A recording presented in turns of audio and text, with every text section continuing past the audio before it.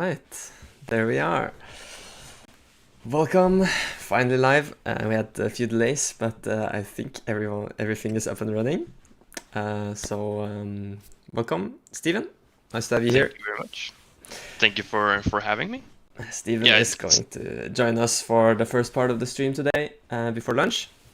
So that's going to be really fun, not being here alone. Happy to keep you company. Yeah. So yeah. That's great. So we are still waiting on some information from the players in Skövde. I have some info. It looks like currently 44 players have enrolled or registered. So that's really cool. You said 44, so it's already a few more at the store. Yeah. Nice. And cool. they are, I think the deadline for registration is 11. They'll have some information, and then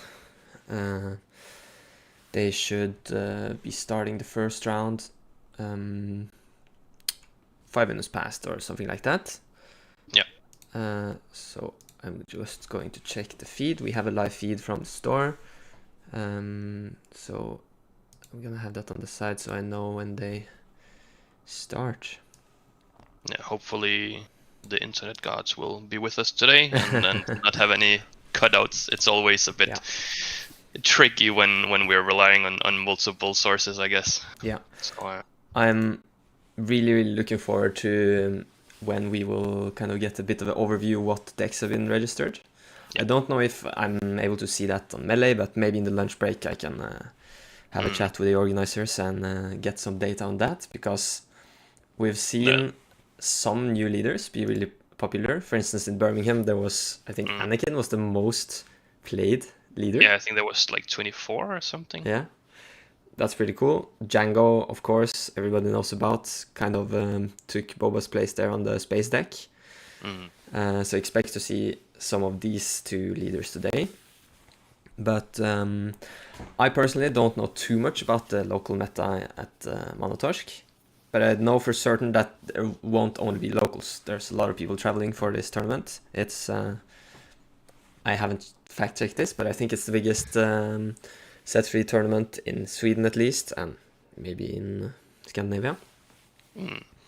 So they have some great prizes. So people have really been incentivized to prepare well. Yeah, it's going to be interesting to see how big of an impact Birmingham might have, if any, of course. Like it's still only a week ago, so will we see as many Anakins and Djangos? It's going to be interesting. Yeah, and especially with a hard control deck winning. Yeah, I think Bosque Blue was pretty popular at the end of set 2. And now with Thork kind of proving it still performs, then I think we might see some today. I for certain know one player that I played against in Copenhagen, actually. He played Bosque Blue. He's also coming to this event. So maybe he will bring it today again. So there will at least be some. Yeah, maybe. So hopefully we will catch some of those games on stream, even though some people say that the hard control games aren't as exciting. Kind of depends what you're facing, though. Like control mirrors, that's for certain. They are pretty... Yeah, that can definitely drag out a bit, but control versus aggro is a bit more interesting for sure. Yeah, definitely. So, I see Noctem asked how many players will attend, and I believe you said 44 registered at the moment, right? Yeah. That's right. So we have a hand. Yeah.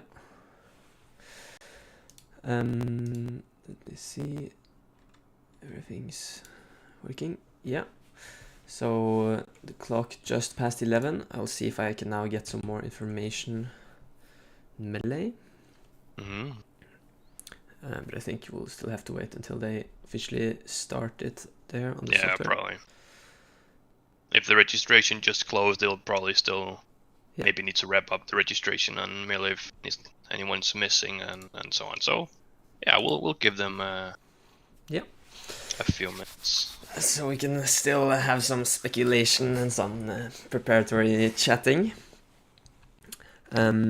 I'm still waiting on an answer if Top Cut is going to be open deck list. Could be really cool to take a look at some lists then. Yeah. But I'm not sure if they're going to do that. But I know for certain they have to. Top 8. Yeah, and there's top. Oh, let me actually double check the agenda. Yeah, I can do that afterwards. So you got the new question here from Piano85. Any prediction on the meta? So we've touched a bit upon it already. I think we will see some Anakins. Mostly because he's a super popular character and a new leader. And personally, I think Anakin Blue looks pretty promising. So I know for certain some people are bringing it. And we mentioned Bosk. Also, probably going to see some Sabines. Yeah, there wasn't as many Sabines for Birmingham as one might expect, and there were a few players like maybe taking advantage of that with the Palpatines and also the Bosk and so on, taking these more control decks. So it's going to be interesting to see, will people like take these risks again? Will people maybe try to answer it now that they've seen people play it, right? It's always fun going from one big tournament to the other, because you just have to guess, okay, like how will people take this into account? What changes will they make? And then what changes will you make depending on that? So it's a whole domino effect, right? Yeah, that's the thing. There will always be kind of a natural progression. We started off with seeing a lot of Django and more mid-range, then more people brought control, and now we might see more Sabines kind of predicting to react against that control. Yeah. But Piano85 answered again, we Euros don't love Sabine as much as the Americans. That is kind of true, so maybe there won't be as much aggro as we expect. But I know, for instance, Victor from the podcast has played a lot of Sabine before. I don't know what he's bringing today, but it wouldn't surprise me if he had tuned his Sabine for this new meta. I believe Adam has also played it a bit. He played it for the Take the Initiative. Yes, that's right. Tournament, right? He played Sabine in the online tournament and managed to win, actually. Only Sabine Green in the Top Cut. So Sabine Green still looking strong. Also, a few people have played Yellow. I think Yellow might have maybe a bit better odds against Django because you have 30 health. So maybe that can help you out in the race. I don't know how effective ECL is in that matchup. But no, and you also have the Falcon to more quickly respond to things like TIE Phantom and so on. So could definitely be a better choice into Django. So maybe we'll see that today. That would be cool. Yeah, that could be cool. Yeah. So we have Noxum trying to predict the top 8 here.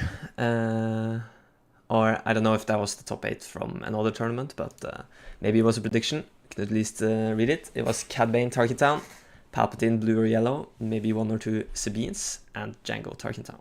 So I think pretty strong predictions. I expect to see some players playing Palpatine, the old one.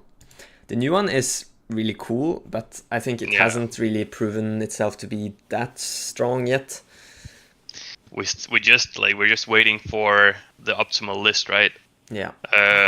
He's super fun to watch. I saw him. I believe it was also some of the early rounds in Birmingham, and it's interesting to see people's take on it. The more popular one at the moment seems to be the blue Chancellor Palpatine. Yeah. Playing Lukes and Snokes and Avengers, going for that late game control as well. Yeah. I think if Palpatine, the new leader, was a blue leader, maybe it could have been pretty good in double blue. Having access to those double blue cards might have given that control shell a bit more of a stretch that it needed to really perform, but I don't know. Yeah, maybe, and then it would also have been maybe a bit more flexible with like color combinations. Blue definitely seems to be the strongest color, at least in terms of control, right? And when you don't have a leader, maybe that's the route you want to go. So then it would be more flexible in terms of, okay, what does your secondary color need to be? Would it be the yellow still, or would it maybe be red? Yeah. that is interesting indeed.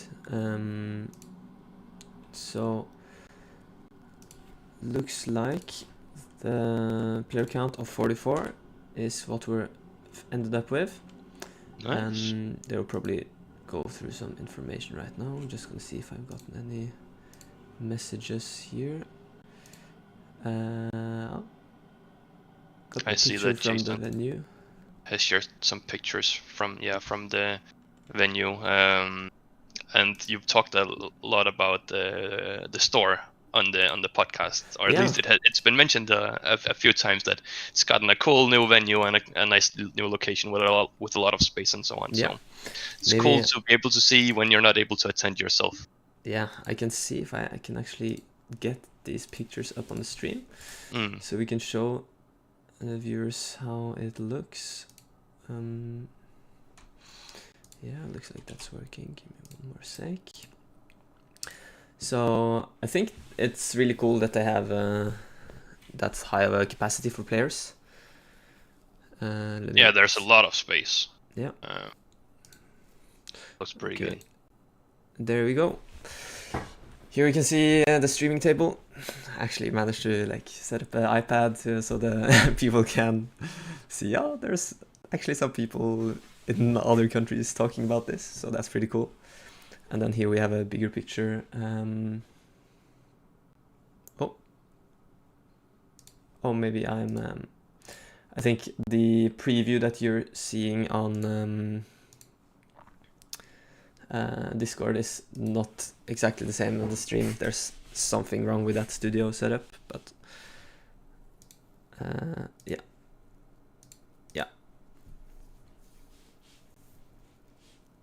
Yeah, that's nice. Yeah, looks really nice. Yeah, and it looks like they have a lot of space for bigger tournaments like PQs, and once we get even bigger stuff than that. Sweden, but I think that was in Stockholm. Yeah, that's right. Yeah. Yeah. So let me see if I can fix this so you can see the same thing I'm seeing. I think that's okay.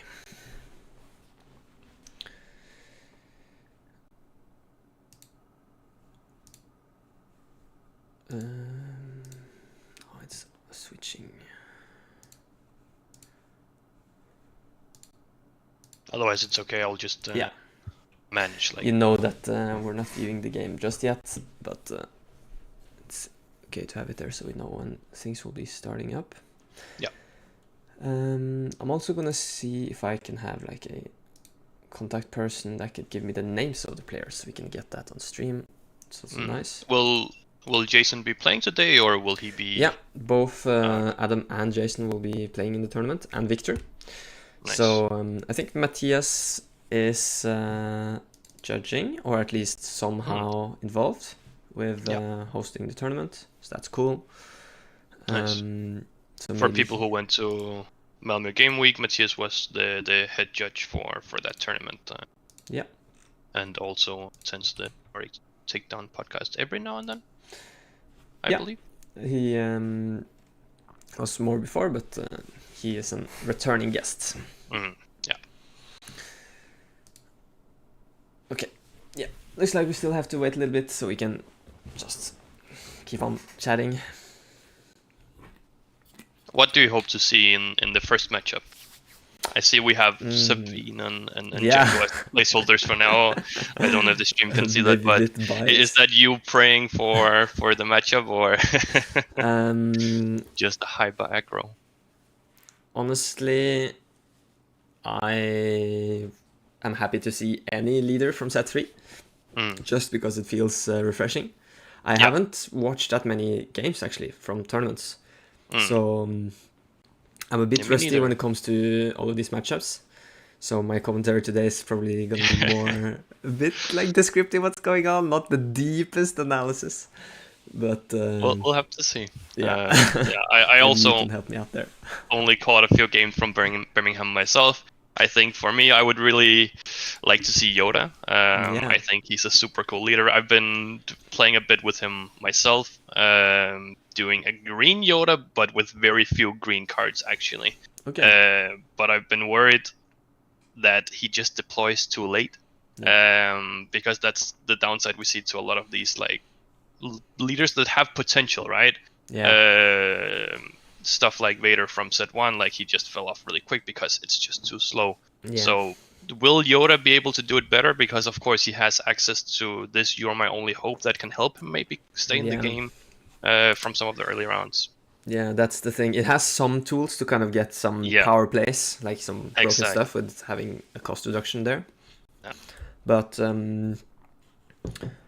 other than that, it doesn't have that many like huge swings. The deploy, of course, is a big swing, but yeah, that can also help clear the board. I've looked at I mentioned Anakin Blue earlier, and Yoda could play basically the same deck if you just go Yoda Red, right? Yeah. But there you also get a leader that deploys one turn too late, and the impacts you will have to have much more control of the board in order to get there, kind of. Yeah. Okay, so I'm gonna have to do some setup now, changing the graphics of what leaders are being played. The players are setting up. And I see that we were just the decks. Some of the decks that we were talking about, at least for round 1, it looks like we have a blue Anakin facing off against ECL Sabine. Yeah, this is gonna be very cool. So might be some quick games here. Let's see if Anakin can keep up with some of the early trades. Yeah, just got the names here. Gonna write that I can't see them on melee. I don't know if you can you switch to the game just while you're setting up as well, because it looks like they're actually already getting started. The dice, yeah, and then you can just keep it going. Set it up if you want.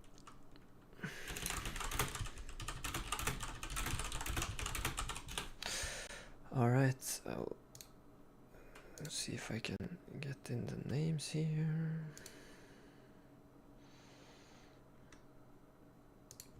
Okay, so looks like Anakin won the initiative roll. That is going to be pretty huge, because Anakin can buff his units, right? So you often want to trade up, and if you have a really healthy unit, you might be able to get a 2-for-1 there, but not unless the opponent has the initiative. Then they can at least get the damage of base. Not going to be as good for you. I'm wondering, like, does the Anakin play the like 1-cost R2? Maybe, yeah. We can only speculate. It looks like it is actually Adam that's playing.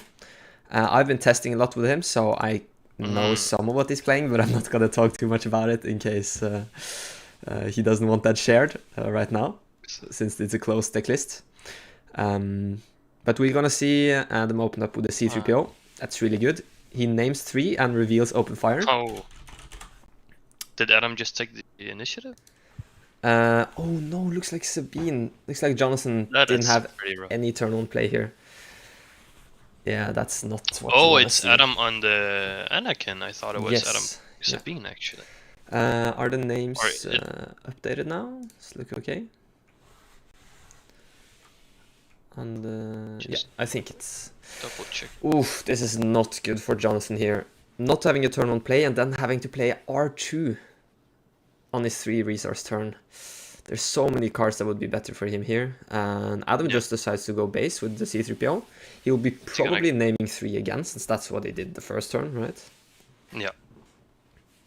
We see an R2 and a Ketsu. Yeah. Yeah, not the greatest. He will just open fire the Ketsu, getting rid of it immediately, trying to keep control of that board.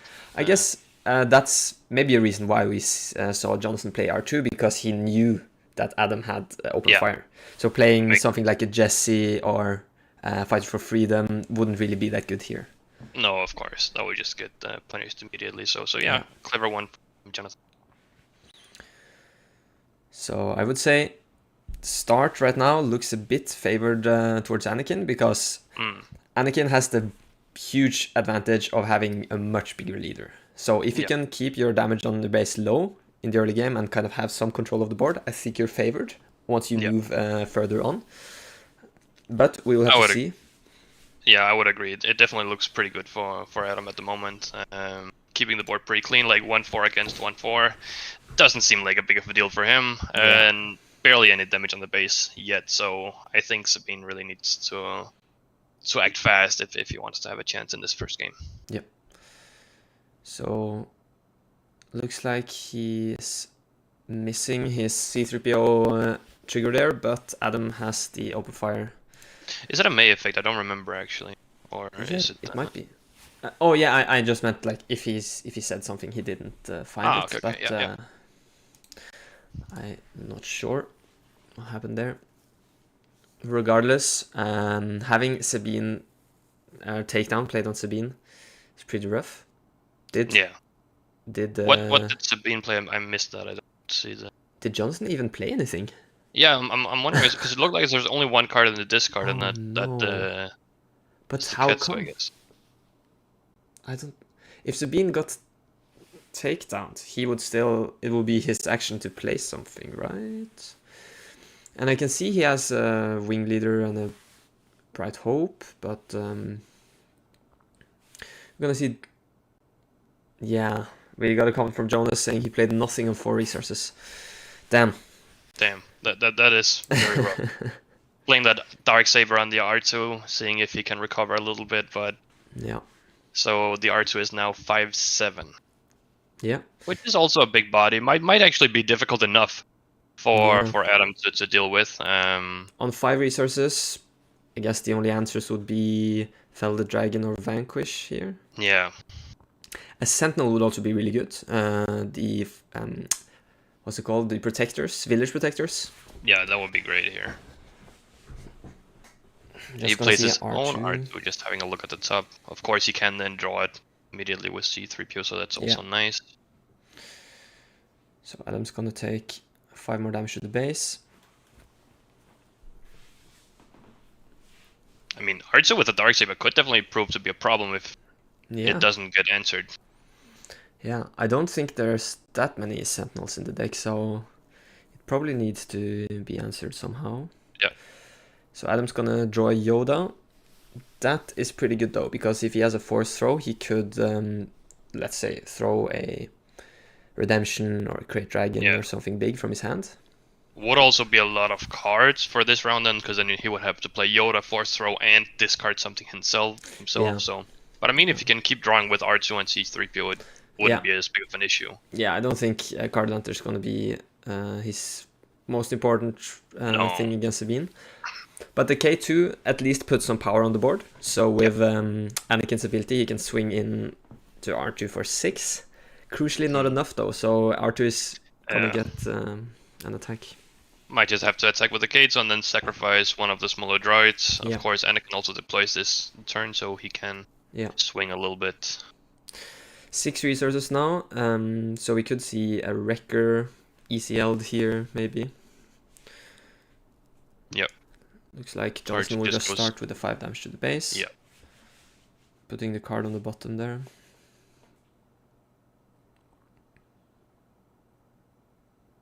Obi-Wan. That is pretty nice when you have this big of a board. Obi-Wan in general is good when you're not playing against yellow. Like bouncing just the worst. But in this case, Sabine will have to defeat it. So you're going to get that to experience. Jonathan does have Wrecker in hand. Is it going to be that one he plays? Yeah. It looks like it, yeah. Will he shoot it? Not. Yeah, okay, of course. I think that's definitely worth it, just getting 5 extra damage on the base. Or, in this case, taking out K2. Yeah. Then R2 is safe for a little longer. Yeah. That's actually, I think, pretty smart going a bit for the long game here. Sacrificing that 5 damage to the base, but trying more to keep control of the board. Yeah, I think that's a great idea. Maybe also he was thinking about how much power to give to Anakin. Because right now Anakin would deploy as a 6-7. But with 5 more damage, then it would be a 7/7 that could just cleanly take out R2. So yeah, now we're just seeing the R2 on both sides just getting powered up, getting experiences to left and right, getting a Dark Saber. Very lore accurate. I imagine that he will just go to base with the R2 and then maybe take the Wrecker with the C3PO, but yeah, we'll see. Yeah, I agree. The best line here would probably be to deal 2 damage to your own base with Anakin, so you could get up to that 7 power to take out R2. Yeah. Oh, he actually sacrifices R2 first. Yeah. That's interesting. Maybe he didn't see the line we just discussed, or maybe he's planning to use Anakin regardless and just get like C3PO attacking base. You can still use Anakin's ability even though it doesn't get buffed. That is true, of course, but yeah. Yeah, but might not have calculated every of the combat math here. Yeah, it's just interesting because that's usually why you would play Anakin, right? To make some of these traits with the ability. So yeah, maybe we're missing something, but yeah, I think if Adam had used Anakin there, traded into Wrecker, he could have attacked both with Anakin and R2 for 10 damage on Jonathan's base. Yeah. That would put Jonathan to 18, having Anakin threaten lethal next turn in 1 action. Yeah. And he would only take Anakin takes 2 extra 5 damage, which is also a lot. So now Anakin might be cleared by another Wrecker, something like that. The board could be even or in Sabine's favor. So I think the line of just putting pressure on the base, yeah, you're dealing 2 damage to your base with Anakin's ability, you're leaving R2 open, but you still have some leeway, some buffer. Like Sabine needs multiple actions. Yeah, because the big difference would be that you could have kept your own R2 on the board as a 3/7 here. Yeah. So that seems like a big loss. Yeah, and that's like my experience from the Anakin matchup is usually you want to try to race, but in this case Adam has taken more of a control of the board, and that plan can definitely work if he has the answers he needs, like Luke to start restoring, maybe some Sentinel in case there's threats he can't deal with immediately. So it's not over, but no, that does actually seem to be going still a bit back and forth despite Jonathan missing 2 crucial plays. Yeah. Somehow he's still in it, and he's even a bit ahead on base. He's gonna timely a Battlefield Marine into the Anakin to clear it. That seems pretty good. At least he had an answer for Anakin, but luckily for Adam, it wasn't something more optimal like a Wrecker. So now Anakin has 7 resources to do whatever he wants with, and the Luke seems like a pretty good play. Of course, frustrating not getting the win plate effect, but I mean, playing it on a clean board without any proper answer is still fine. Yeah. It's a 6/7 against a small Battlefield Marine. I think it will be. And with okay for ECL being down, he knows 100% that it's gonna stay alive. And also 1 timely now, so depending on how many Jonathan plays, like there's a smaller room for ambushing out some of the bigger units. Okay, so Adam resourcing to 8. Didn't quite catch if Johnson is doing the same. Yeah, Adam just going straight to base with Luke, dealing 6 and healing 3. Yeah, just starting to put on the pressure now.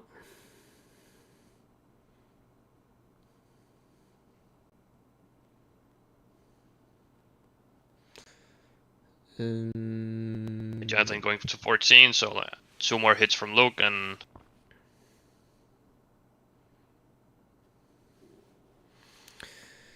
so what cards does he need to actually stabilize this game?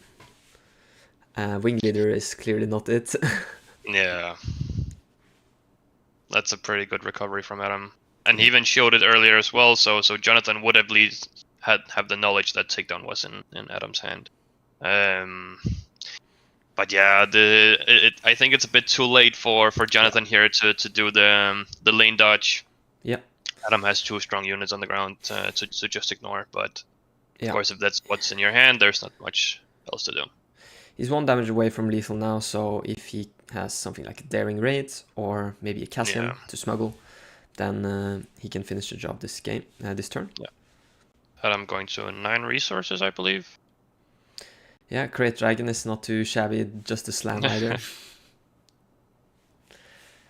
So even though we kind of, at least I personally thought Adam could play a bit more aggressively in the mid game, because of Jonathan's poor start, it didn't really matter. Yeah. So he will just put 6 damage to the base now, putting Jonathan to 5 remaining. Yeah, there's probably not much Jonathan can do here for the first round, but I mean, it did definitely go closer than I expected. It looked like Jonathan actually had a proper chance towards these later rounds. So props to him. If his draws were a bit better after Adam cleared the board, maybe. And then there we have the Cassian being smuggled to deal the final 3 damage for the first game. So Adam takes it with Blue Anakin. Yeah, I think Cassian there is one of the better cards against Sabine actually, because having 3 power means with Anakin you can attack for 5. Yeah.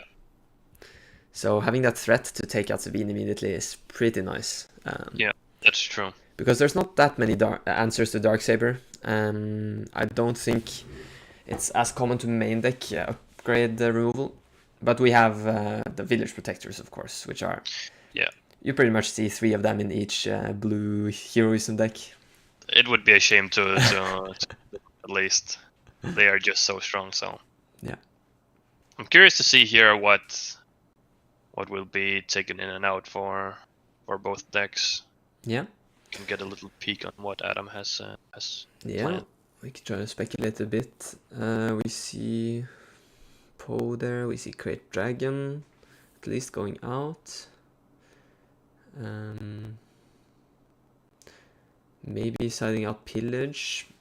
Discard is often not worth it against aggro. No, he took out with at least 1 Pillage, yeah. Yeah. And then just mashing a bunch of cards. Talking about like racing, Anakin's ability to race Sabine, Bravado is pretty good for that line. Like on the 6 resource turn, playing a Village Protector to protect yourself, deploying Anakin, swinging let's say for 7, and then readying and swinging for 7 more, often puts you in a position where you're 1 attack away from lethal. So maybe... yeah, that can be a huge swing for Anakin. And that's also the point where the 5 extra health suddenly matters a bit more. Because those are usually the rounds where Sabine will be trying to close it out in an optimal scenario. So if Anakin suddenly can get that close to finishing the game instead, then you need to try to deal with that instead, perhaps. Yeah. If you don't have the means to close it out yourself.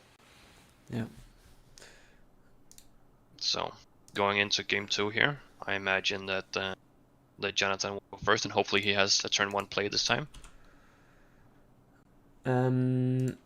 Yeah, that's a must when you're playing Sabine. If you're missing your turn 1 play, you're at a big disadvantage from the get-go. But Battlefield Marine is pretty nice to open with here.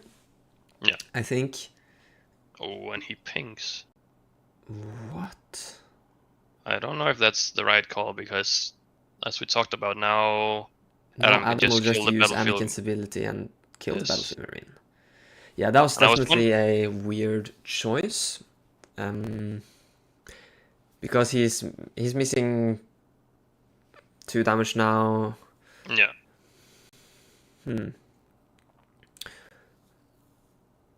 I guess... Yeah, because I think if he had claimed attacks first, Adam would probably still use Anakin's ability. Probably, yeah. So he would take the damage from Anakin's ability regardless. And seeing Yoda being played now is not good for Jonathan. That restore can really make a difference in these aggro matchups. Yeah, and once again, Jonathan not being able to utilize all his resources, just playing this Alliance X-Wing for 2, leaving 1 open is also not ideal. So seems to just be very unlucky with his draws these games. definitely. I think space can be pretty good into Anakin. Depends how much removal they play and how many space units, of course. Units like Concord Dawn, Obi-Wan's Aether Sprite are relatively common. Even like a restored arc. Yeah. But with the red 3 on the board now, he might be able to keep pressuring that space lane.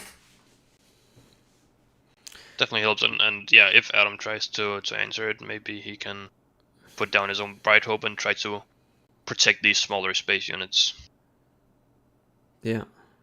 Because Adam might have 2 units on the ground, but I mean they have 1 and 2 power respectively, so not the biggest threat on your base yet, at least. Yeah. The thing is, but Jonathan needs Adam to be wary of playing his own ground units because he can just get them traded, right? Yeah. Sorry, what were you saying? And Adam has no rush right now. Like these units, having restore, I think is actually more valuable than having more damage, because you just want to get to Anakin flip. Like that's so important. He's going to be the one dealing most of the damage on Sabine's base.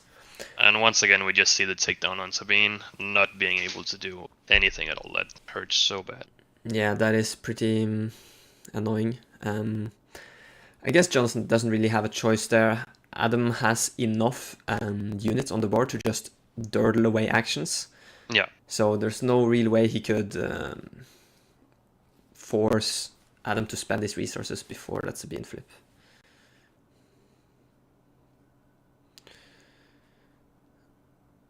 Seems like they're discussing damage on base. Maybe something has been miscalculated here. Maybe one of them missed a Sabine ping, or the raid one. I believe Sabine red 3 only pinged first turn, so the damage on Sabine's base is at least correct. But yeah. And then we go 5 with Lieutenant. Yep. For the Alliance X-Wing.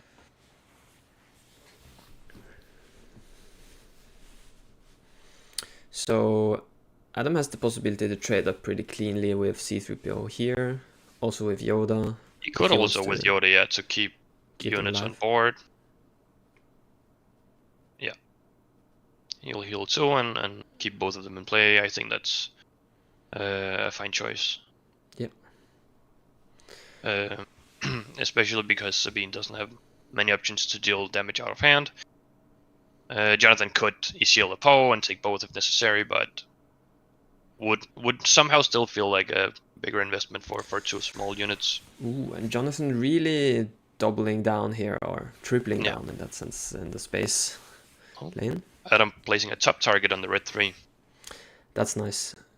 He probably wants to get rid of that unit regardless, and it being unique means you can heal 5 from it. That'd be pretty good. We see a subtle Metal Ceremony, putting experience on both red 3 and the Alliance X-Wing. Oh, I didn't see what the discard was, but I imagine that it was... It was a Bright Hope, exactly 4 damage. Which was what that's needed. rough.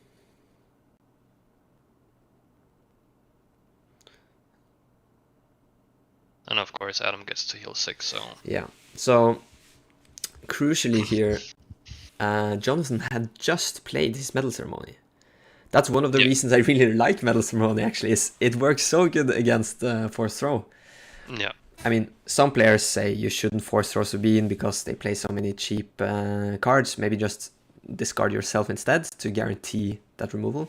Yeah. But I've gotten away with at least throwing a Metal Ceremony sometimes and getting... But I think it was a good call from Adam, because they're going into the later stages of the game, and Jonathan has been playing all of these smaller units, so I would also expect Jonathan to have something big, maybe like a Poe left or a Wrecker for the next round. Yeah. So yeah, still just of course lucky that the Bright Hope was enough, but I think it was a good call from Adam. Yeah, and especially when there's only 1 card left in hand, then it tends to be a decent card. They kept it for a reason, right? Yeah. Yeah, exactly. Here, Jonathan decided actually not to kill the Restored Arc. This enables Adam now to trade and keep his Restored Arc alive. Yeah. And Jonathan going for the Fuck Horse, revealing 3 heroic cards. Unfortunately, there was a Darksaber, so we just get on the base. Yeah. Throws it away. decides to just keep the Wrecker. Yeah. I think Wrecker is nice. Like, it's a card that always needs to be answered, and if Adam doesn't have any removal, he would need to at least trade away his units. Yeah. And of course, Jonathan still have ECL, right? He didn't use it this game yet, so Yeah. Adam needs to be wary of the threat of Wrecker. Problem is Anakin now. Hitting the board, swinging for 7. Which is going to put Jonathan to 14 damage on base. Yeah. I imagine that the Wrecker will just get ECL'd. Oh, ooh, and we see the Bravado that you just talked about as well. 7 getting more damage. 7 more on the base. So that's 21 damage now. And with Yoda going to 23, I think there is no out from Jonathan. And another restored arc. Yeah, I think it should be possible for Adam to deal the last 2 damage here. Yeah, having multiple units that can finish the game means that there's nothing Jonathan can do. Yeah. So that's going to be a pretty clean 2-0 there. Oh, I realized now I forgot to update the scores. Huh. Svenniskompa mentions in chat that Adam apparently forgot to heal a bit with Restored Arc and Yoda. Luckily, it doesn't seem to be that big of a problem for him. Yeah. I think them playing a bit fast here and Adam knowing he can close out the game. Yeah. Maybe it leads to them forgetting some triggers, but restore that's a effect at the responsibility of both players, right? Because it's a I would say so. Yeah. But we see a bit of what Adam brought from the sideboard here. 2 top targets, a Concord, the Bravado. Yeah. Maybe also the takedown. I'm not sure if those were his sideboard as well. Maybe not. So this game was kind of a prime example of how Anakin can deal with Sabine. Yeah. Of course, both games, Jonathan had not the best starts. No, he never got to use all of his resources properly, missing 2 crucial turns in the first game, and then playing like a resource below on turn 3 and on turn 2 and 3 in the second game, with that X-wing and then red 3. Leaving one resource open all the time. It hurts being behind. And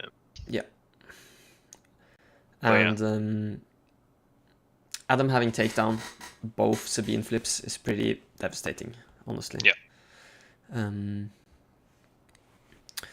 So as the players are starting to pack their decks away, we can, let me see if I can get some info from Melee. I think I might have to wait until the first round is over, then we can see. I'm gonna ask Matthias about if they can maybe give us some info about what leaders are being played. That could be cool. Yeah, that would be nice.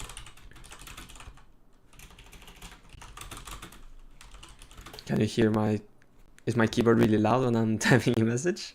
A little bit, but okay. Yeah, I think I sure gonna type too much. Okay. Yeah, some pretty confident wins for Adam here. Adam is also, of course, also a pretty good player. We've seen him a few times. I think he also went top 8 in the PQ. In Copenhagen, he went top 8 in Malmö Game Week with Sabine back then, I believe. So at least he knows the deck that he was playing against here as well. He's been on Sabine for quite a while, which is actually why I thought the names were wrong at first. But interesting to see Adam switch to the blue Anakin. Has more faith in that, perhaps. Yeah. I think Anakin looks really cool. I really enjoyed playing Han Blue in set 2. And it kind of plays the same shell, but it has the ability to play some different units and trade up, like we saw with R2 and C3PO. Yeah, you can afford to play some of these smaller, like, utility units, support units. with the low power, high HP, kind of like we see in some of the raid decks, actually. Yeah. Because you can benefit of the higher health that they have, right? Yeah. So yeah, it was nice to see the R2 C3PO combo come back to life again. Yeah. Was a bit, didn't see it as much in Setsu, because it wasn't as good. But now with Anakin, they might have found a place again. Of course, R2 sees a bit more play, but the yellow droid hasn't been as much in the spotlight. Yeah, I think R2C3PO combo can be really good against control as well. Having access to more card draw and filtering with R2. Also, R2 is just a great unit with like 4 health for 1 cost.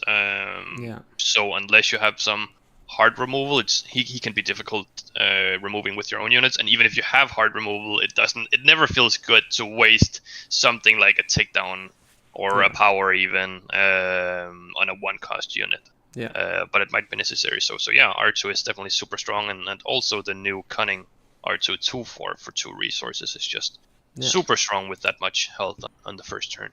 Yeah. I will see if I can check out the schedule again, so we know when round 2 is starting, so people at least know how long they have to wait. I believe it. Yeah, I assume that it's around 12, maybe a few minutes past 12. Yeah. From the schedule it says 12 exactly. Yeah. So we can just continue chatting a bit and then catch a 5-minute break before the next round. And the way the schedule looks today is that we will have only 2 rounds before lunch, and then 4 more rounds, so having 6 rounds in total of Swiss. And then moving on to a top 8. Yeah. I would hope that it's quarterfinal, semi-final, and final. That's not it. Yeah. Nice. Cool. Yeah, it's gonna be interesting to see if Noxum is gonna hit it right with his little with their little top 8 bingo. Yeah. At least they were expecting a bit broader like deck pool. So far we've seen Anakin and Sabine, so at least there's some aggro decks today. Curious to see if there's going to be as many Anakins, if it's going to be as big of a share as we saw in Birmingham. Definitely looking very strong already from Adam's side. Yeah. Like in the beginning, I feel like people were testing every color basically. I've seen double red, playing with like that upgrade, and some guerrilla attack post, doing some crazy combos there with grit units. I mean, no, grit units doesn't really work with Anakin's ability, but yeah.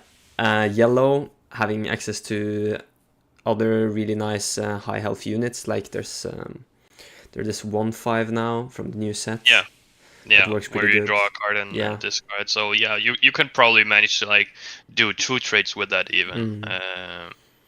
Yeah, and I saw Jason was playing around with the green version, going for like a bravado thing with General's Blade, having plenty discounts.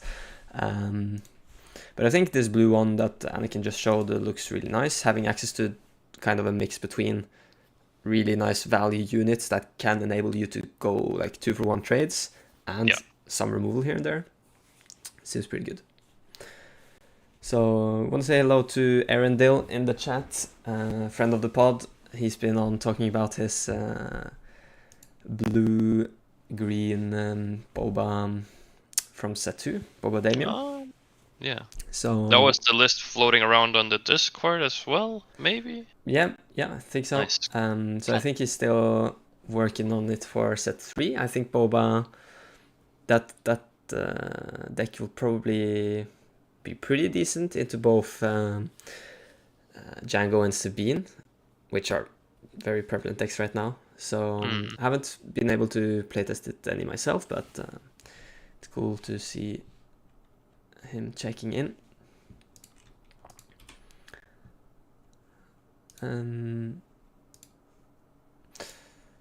All right. So I think then we will take a 5-minute break, and then we'll be back for a quick chat before we start the second round. Yep, sounds good. All right, then I will mute. See.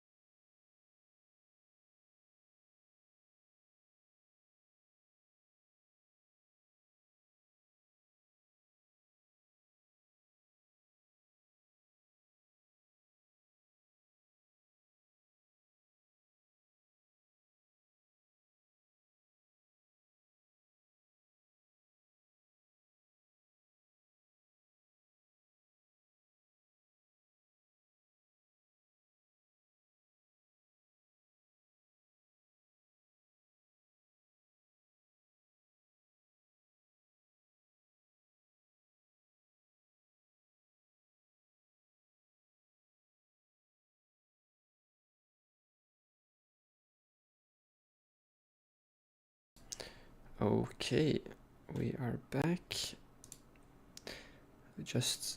Okay, yeah, it looks good now. Steven, you can hear me? Yeah. Great. Yes, here you go. Everything's working again. Nice. So we have gotten some messages from Matthias. We don't have a full overview of the meta, but we have just some pointers of what he's seen while the player submitted. So we can just talk through them before the next round. Yeah. Okay, I'm just gonna have the game so I can see. There definitely seems to be a bit of a spread. Yeah. Some of the expected actors. Yeah.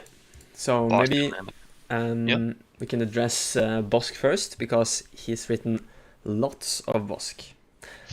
Remember, it's a 44-player tournament, so if there's like 5 of them, that is considered a lot. But I don't know how many that means. But I think it really makes sense having seen Thork win like a 200-player tournament, and it's often motivating to try out the deck yourself. But it's been on the rise for quite a while, right? Especially since the win in Barcelona. Like, it's slowly been climbing. People have been talking about it. Okay, maybe there's something there. Yeah.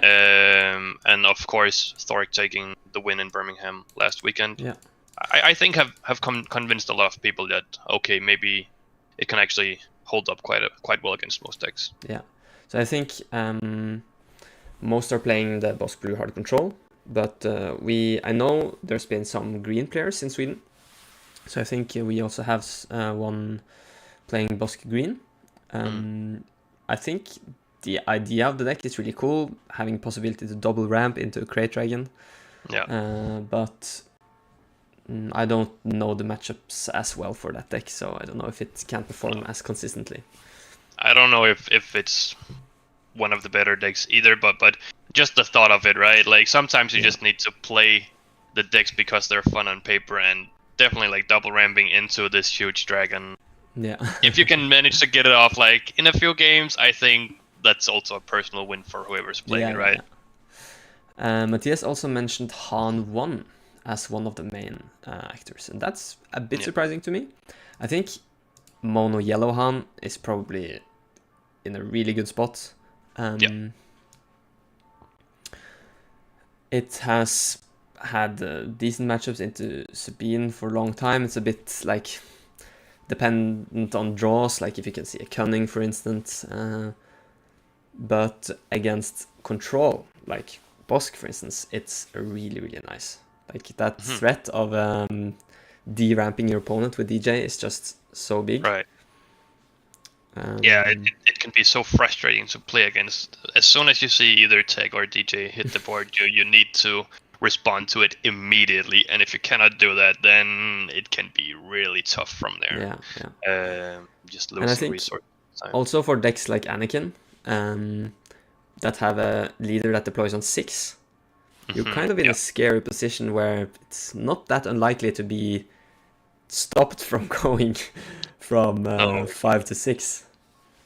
I think, then the takedowns will be just as important as they were against the Sabine, right? Like, just being able to remove them. Yeah, and those Cassians, being able to hit for 5, just taking out DJ. Yeah, that's also true, Especially because that's a matchup I really hope we can see today, actually. Yeah, that would be quite fun. So seems to be a bit less of some of the aggro decks. Sabine, Django, Cat Bane, kind of this like mid-range semi-aggro, I guess.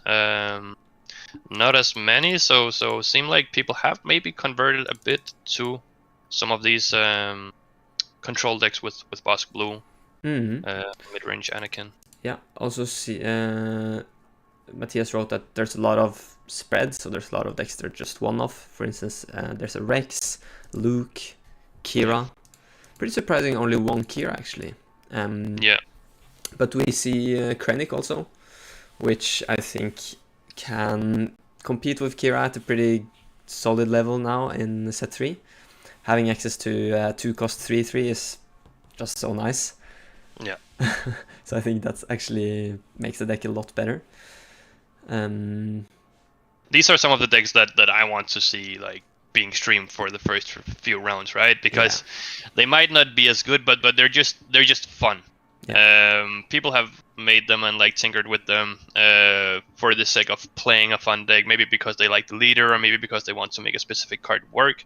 Because no doubt we will get to see more Bosk and more Anakin and Sabine like in the later rounds, and also in the top cut probably. So I'm hoping that maybe we will get something more niche for the second round today. Yeah, that would be nice. I would love to see like either Rex or Luke on stream. I've been playing some ECL Rex just my locals. That looks really cool. Yeah, it's just fun. I played against Rex once with the base that creates 2 droids, and then they played Gore against me, just using exploit. That was insane. Nice. Yeah, but we also actually have a new Palpatine, a blue one. And a blue Palp 1 and a yellow Palp 1. So these are decks we know. They did pretty well in Birmingham, so maybe that has given some people extra confidence to bring them today. Yeah, especially if they also take the chance that there's not gonna be as much aggro. Yeah. Apparently there's still not a lot of Sabine, so maybe it's actually a decent choice. Yeah. I think Sabine has been around forever. So I think it kind of makes sense for people to be a bit tired of it.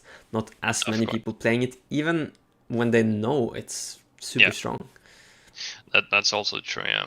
Because if you're playing these long days, playing 6 rounds and then possibly a top cut, you need to enjoy it. Of course, you can take something that might not be your favorite deck or something, but you cannot sit and bore yourself to death, because it's mentally straining having to focus for so many hours at a time. So maybe you're right. Maybe it's just a Sabine fatigue that we're running into. It could be. And I think people speculated a lot of what would happen to Sabine when Boba got banned. Some people said like, oh, okay, the best deck is gone, now the second best will just reign. Like people expected Sabine to be the best. But I think on some level, Boba being gone has kind of enabled other mid-range decks that play pretty decent into Sabine, for instance like Luke Green, to come back. So I guess people don't feel as comfortable on Sabine. We just saw this game, Anakin Blue, kind of a mid-range soft control type deck, really handles Sabine well. And people are quick to state their opinions on, they're so sure of this or that happening. Once something like a ban happens on Boba, but it's difficult to say, because the next best deck might see more play, but as you said, it will allow room for other things to happen, and especially with a new set as well, so many things can still happen, and that was what I personally was most excited about, seeing Boba get removed, at least temporarily, from play. Okay, then what will happen? Like, everything is up in the air. We'll see some new leaders. We'll see old leaders being brought back to life, especially like the Cat Bane Tarkin and the Luke Green seeing some play again. So it's gonna be interesting to see if we get to catch that Luke on stream. I think it's been built many different ways now. Some really focusing on the lightsabers, others more traditionally going for units that are really great to put shields on.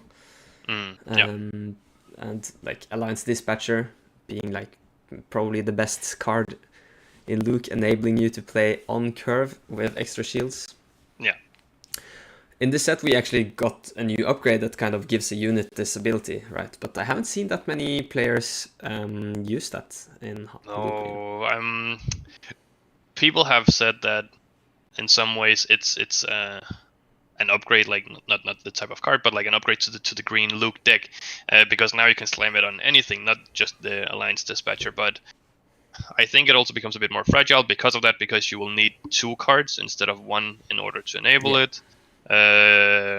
So I think it's a less consistent play than the Alliance Dispatcher. Yeah. But yeah. And since if you want to play turn 1, you can't give a shield to your 1-drop, so... Yeah, the upgrade is one... Is it Cost, 1 cost, yeah. Yeah. So it's clearly not as strong. But... At least not for Luke. Yeah. Hopefully we will get to see like a variety of games on stream. Haven't seen that, or haven't looked that much into how people are building the Purple Blue deck. I played that before and a little bit in set 2, and I think it's fun but a bit slow. So like it would have a very, very tough time into Sabine. Probably still does, but in the new set we at least got some great cards like Perilous Position. Yeah. And that is a scary card for most decks, I believe. Yeah, we also got like Grievous and the Magna Guard in blue. I don't know if they're played, but they're decent cards. Yeah, the Magna Guard proved to be a lot more interesting to me than I initially thought, because if you play it on curve in a blue control deck, you can play it. It has Sentinel, of course, but only for the current phase. Yeah. Then you can play Childson on turn 4, possibly getting a 6/6 Sentinel as the only Sentinel for the time being. Yeah.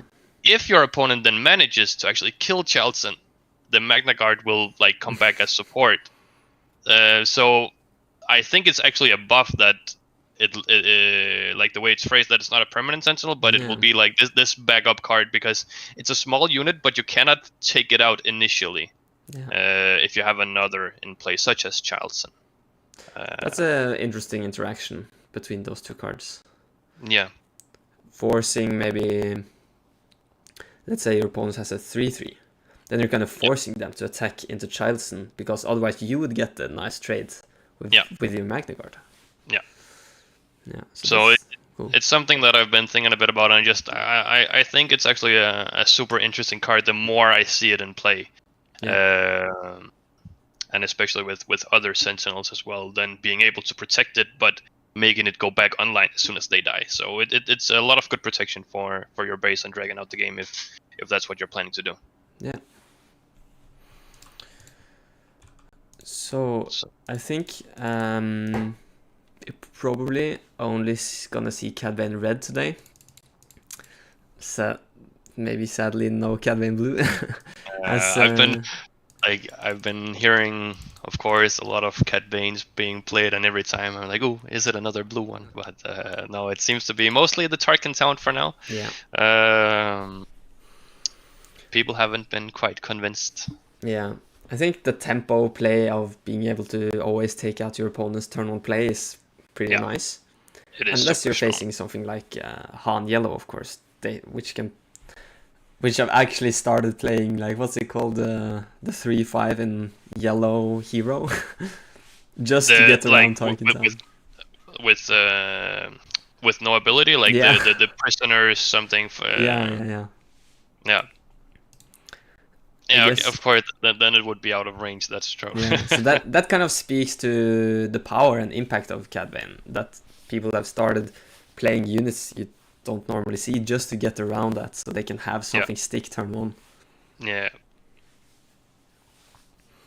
that's always interesting, because you need to find answers to stuff, and that's what's fun about like an ever evolving meta, because then someone will find a new answer to either Sabine or Django or Anakin, and if that gets too strong, that in turn will also have to be countered in one way or another. So it's always fun to see people getting creative with creating the decks. Yeah. And that's why I have hope that the new Chancellor Palpatine or even Yoda will get some nice decks built around them, because I definitely believe that they have potential. Yeah. And they are fun leaders. Don't know if there's any Yoda decks today. We haven't heard so, at least yet. Maybe. But there are 44 players, so maybe Matthias doesn't have the complete overview. No, of course not. But I think there's a local that's playing Gar Saxon yellow. That's interesting.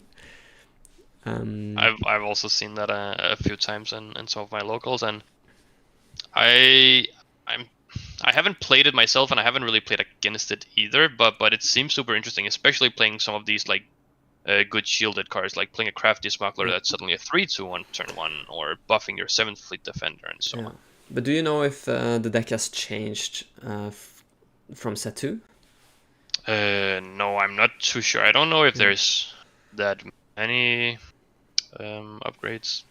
Kind of fun actually if your opponent plays, like if you're playing Gar-Saxon and your opponent plays Perilous Position on you, you only lose 1 power.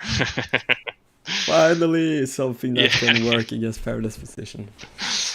So maybe Gar-Saxon will be the answer to the new control decks. No, I don't know, but it would be cool to see it. Another thing that actually kind of states to the impact of Perilous Position is in blue heroism decks, people are now playing Razor Crest. Just to get more Perilous Positions. Yeah, that's true. That's pretty cool. Yeah, and then I've looked at it and I've wondered, like, is it good enough? And maybe it is. I mean, I guess it's a decent space unit, and it also gives you Restore 2, I believe. Yeah. So even if you leave it on board, it will just heal you up quite a bit. Yeah. So yeah, that is a fun addition to some of the blue heroic decks for sure. Yeah. We see a bit of movement around the tables. Maybe we're slowly getting ready for the next round.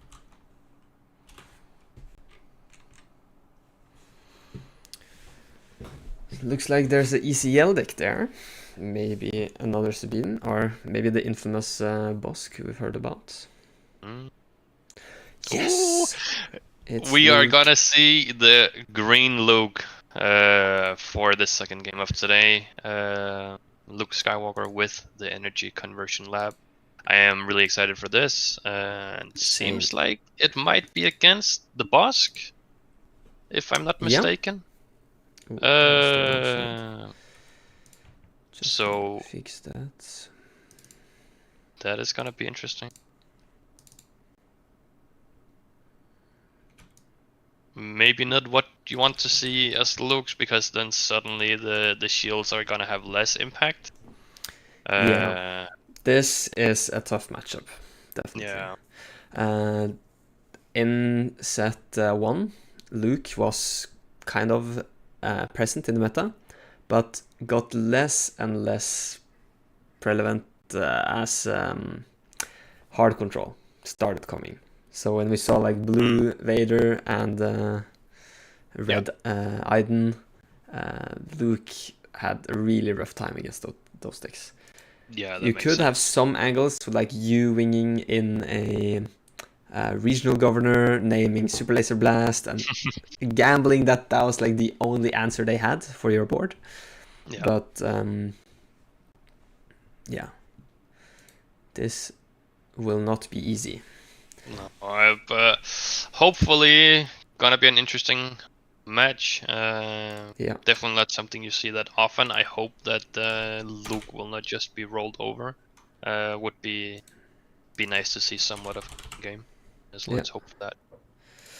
So we have Henrik playing against Piotr for the second round. And interestingly, Henrik is actually playing Energy Conversion Lab on Luke.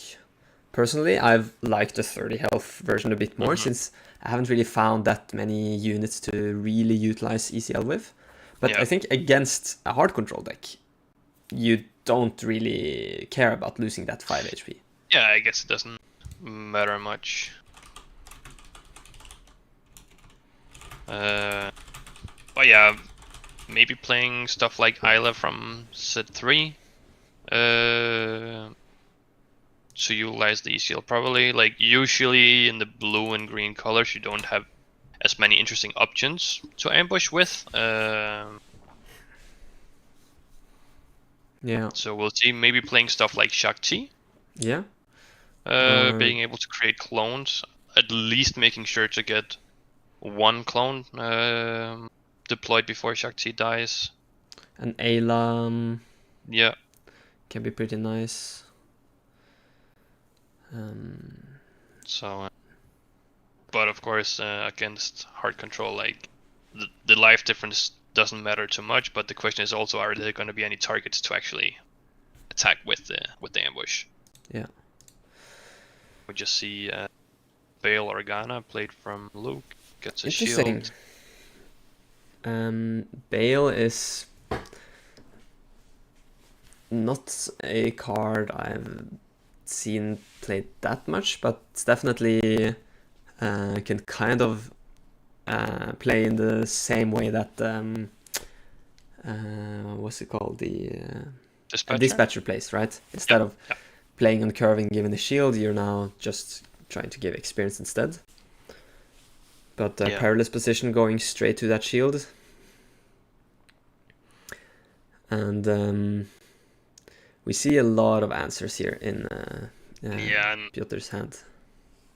Perilous position, takedown, or he played the perilous already. Has a merciless contest as well. Yeah, I think merciless contest is just so big for hard control decks, having access to twice the amount of power of the dark side now. Yeah, more or less. So that's also like the big disadvantage of these decks, like only playing one unit at a time. Yeah. But crucially, merciless contest does not work on leaders. Yeah, that is true. And of course, you would also have to defeat a unit yourself if you would have any on board. But playing these control decks, you don't care as much. You play a lot of events, maybe some upgrades, and then go for the big swingers in the late game, such as the Avenger that we do see in Piotr's hand. Yeah. And Deathmark is a really, really big deal. Like, often a way to defeat or win against hard control decks is just presenting a lot of threats and gambling that your opponent does not have the answers.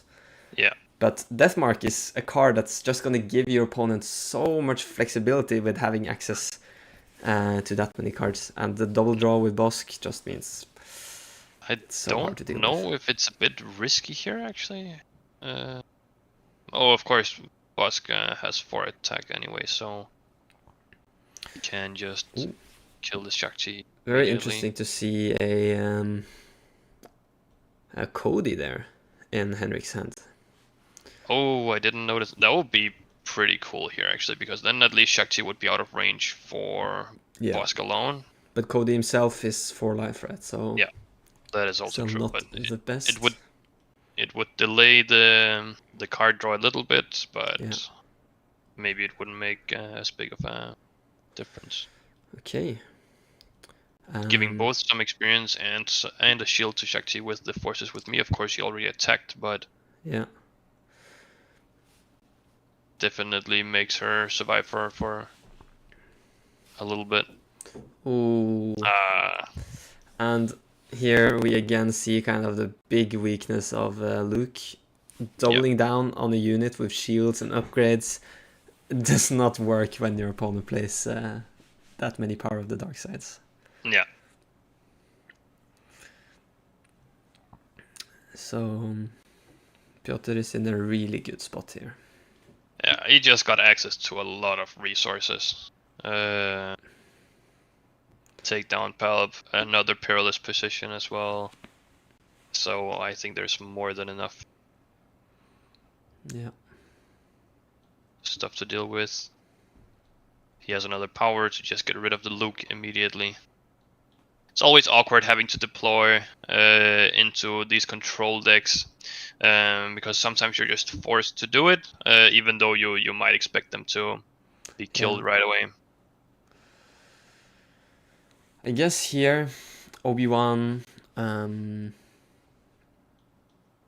is decent because it can kind of block that Bosk, maybe get a 2-for-1.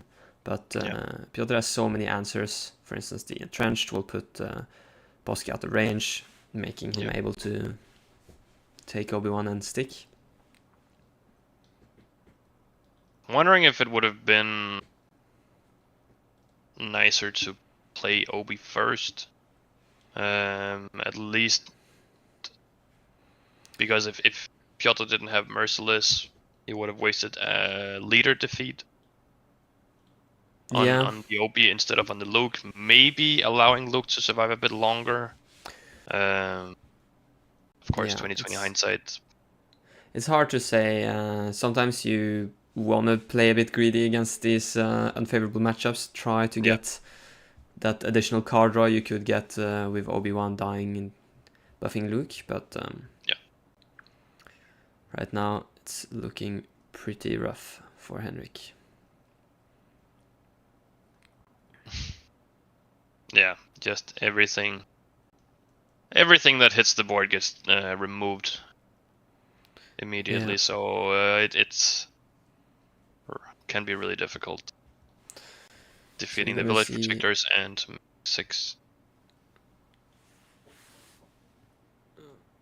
That was one too many, wasn't it? I don't know. Not sure. I think it was alright. Yeah, so Ewing there is pretty sad to see go. That's one of the cards that is pretty decent into control actually, because your opponent would need something like Super Laser Blast or a Snoke to kind of deal with your board going that wide. I think he also lost an Obi-Wan to the mill. I'm sure it was difficult to say.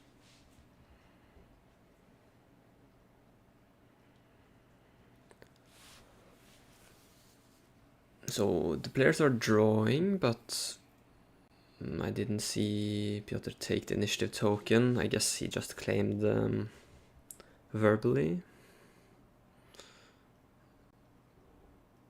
Yeah, I would assume so.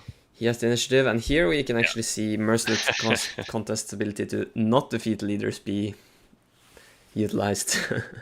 Yeah, that is pretty nice, allowing the Busk to live. Yeah. I believe they are on 8 resources. Yeah. So we could see something like Home 1. Redemption. Not healing anything though. Fell the Dragon is going to answer that. And then Henrik will just take the initiative here and we'll go to next turn. So do you see a U-wing for Henrik? It is going to be something like that that he needs, but maybe it's a bit too late. But definitely needs to try to go wide instead of just having these single units defeated right away. Fortunately, Piotr does have the super laser, so is he just gonna show it, or will he wait? Yeah, maybe Palpatine can kind of handle this. It depends on yeah, that's also true actually. Found. Always nice to get a trench does prevent Henrik at least from taking damage from Bosk. So Piotr is going to have to wait until he finds his Avengers and Great Dragon maybe to close out this game. Okay, Maz. That's a pretty nice start.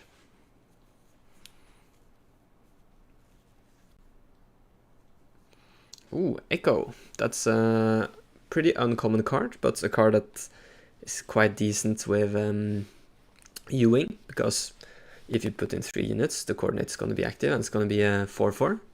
Yeah. Sadly, though, here Piotr can get that buff away very easily with Palpatine, for instance. Yeah, he can clear both Maz, Echo, and take the shield, actually. Yeah. So, yeah, that is very rough for Henrik. Yeah. Bosk has 3 life remaining, so he can survive this.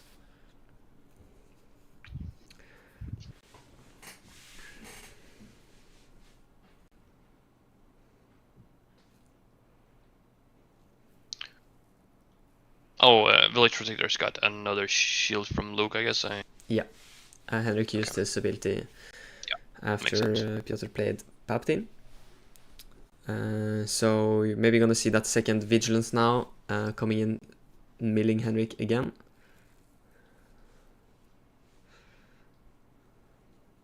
Henrik is not having a good time here.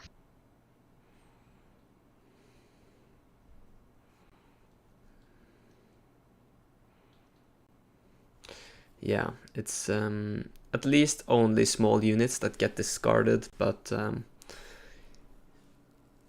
in this position, there's really no way he can take back this game. With the amount of cards in Piotr's hand. Yeah. There's just too many answers. Yeah, and that's why like card draw is actually so important for control decks. Having the right answer at the right time is what's going to enable you to have an advantage. Yeah. So often, if you see something like the Anakin deck we saw in round 1, often what you want to do is just focus on discarding your opponent's cards.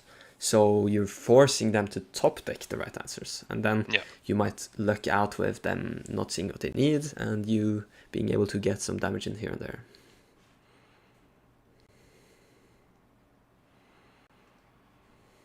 Let's see, is there anything that Henrik can really do? Plays an Akbar, able to deal 1 damage, yeah, but... that's not what you want to see here. We'll just die to Bosk immediately.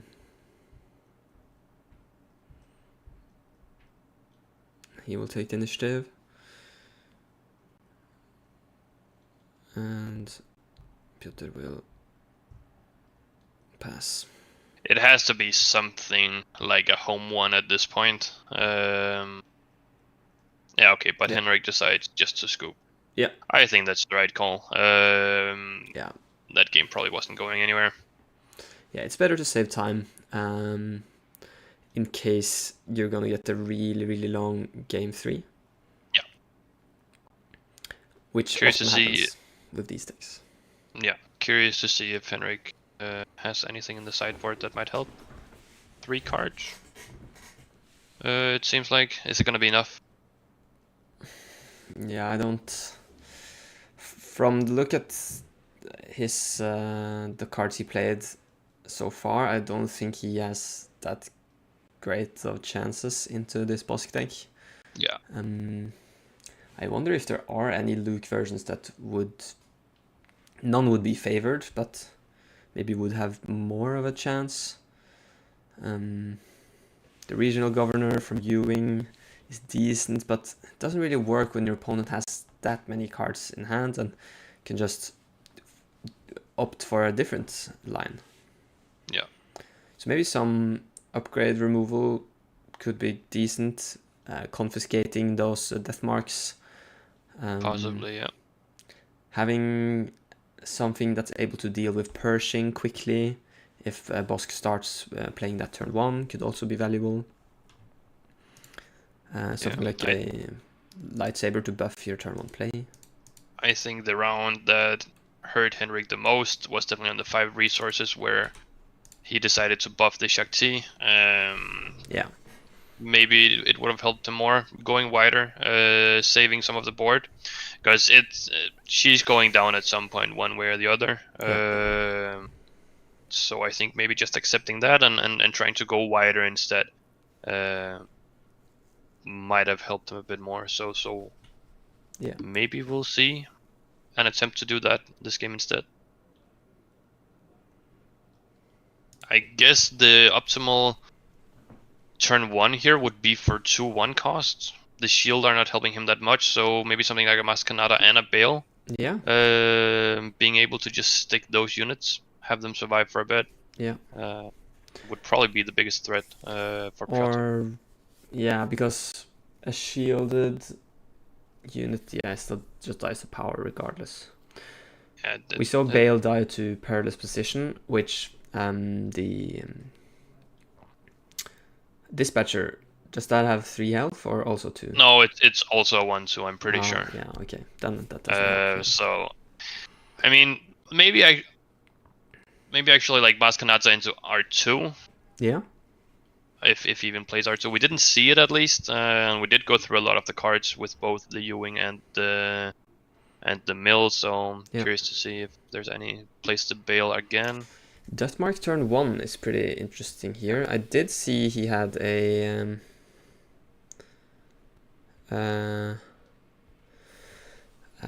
Pershing as well. But being able to ping away the shield is at least good. I think Henrik shielded Bale, and then Piotr pinged it away immediately. Oh, right. I was a bit confused. It looked like he had a Maz in hand, but I guess it was something else then. So I was a bit... he thought maybe wasn't the right line. Yeah, maybe. It's always easy when you have the bird's eye view to figure out what do you think is best, right? Yeah. And here we can see Piotr kind of just stall a little bit, go for the ping instead of perilous position. Ooh. Did Henrik pass? He has like nothing. Oof, that's really bad. The players are really getting punished today for maybe not having a proper curve. I don't know. Yeah. But definitely unfortunate to have it happen this much already. Yeah. This early in the day. So Piotr really has everything he needs. Pershing on the board. No way Henrik can deal cleanly with that. He will get some cards. Deathmark is going to get claimed this turn regardless of what Henrik's playing here. Unless he has sideboarded in some upgrade removal. Ambushing Shakti here, I think, would probably be one of the better plays. I don't think the forces with me is it. Especially not on Bale, but... Yeah. This way he is at least forcing out some removal for Bale, but Piotr has more than enough cards, so it's not... Yeah, and he can even draw more with Pershing. Of course, it's a bit limited, but... Yeah. And if Piotr wants, he can wait with killing Bale, actually, to get Bosk out and get more cards. He doesn't have to do it now. No, of course, because Bale has 3 life left now, so... Yeah. He can just ping it and wait a bit. Yeah, and that's what he's doing. Even though he has the open fire, he has perilous position, he's just going to wait for next turn, get Bosk out, and get more cards, which is probably a good decision. And now is the time Henrik really needs to present a lot of threats on the board. Yeah. But that's the problem, right? Bosk deploying on 5 is so good in handling like this crucial point where you kind of need to take over the board. Yeah, 4-6 is a pretty good stat line. Yeah. Discussing the damage on Bale, perhaps. Yeah, I think it's correct with only being 2 damage there. Yeah. Pershing doesn't hit for much, so that should be fine. Yeah. Because they're just shooting for 1 more. Okay, let's see, Henrik. Show us something big. At least he can now have the time to shield his unit before boss comes out. Yeah. So that's okay. But Piotr has more than enough answers to deal with that. Yeah. Question is now, is Piotr gonna spend some of his removal on the Bale? Or will he just... I mean, he can, of course, just use the removal on the Echo Base instead. Very interesting. Here I would rather just take down Echo Base and then attack into Bale. Yeah, that's what I was thinking as well, because now he just still has to go through the shield. Yeah. He did draw another Deathmark, which is really good. Perfect to play on curve, having 2 resources left here. Yeah. But now Henrik at least has a way of getting in some damage on base. Yeah, it's looking better than the last game. I don't know if by much, but yeah, we'll have to see. Of course, he is a bit ahead now because Piotr will probably use the takedown on the Echo Base. If Henrik had an Obi-Wan this time around, that would be pretty huge. Yeah, and with the Dispatcher, he could also play a Luke. Yeah, that's true. Or an Obi-Wan and give it a shield.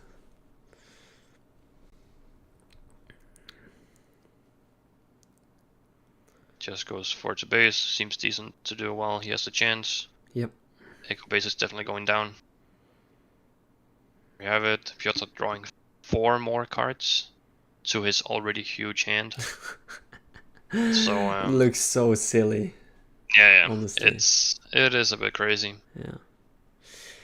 I haven't heard anyone discuss whether like a max hand size could be something That would balance hard control decks a bit. Maybe.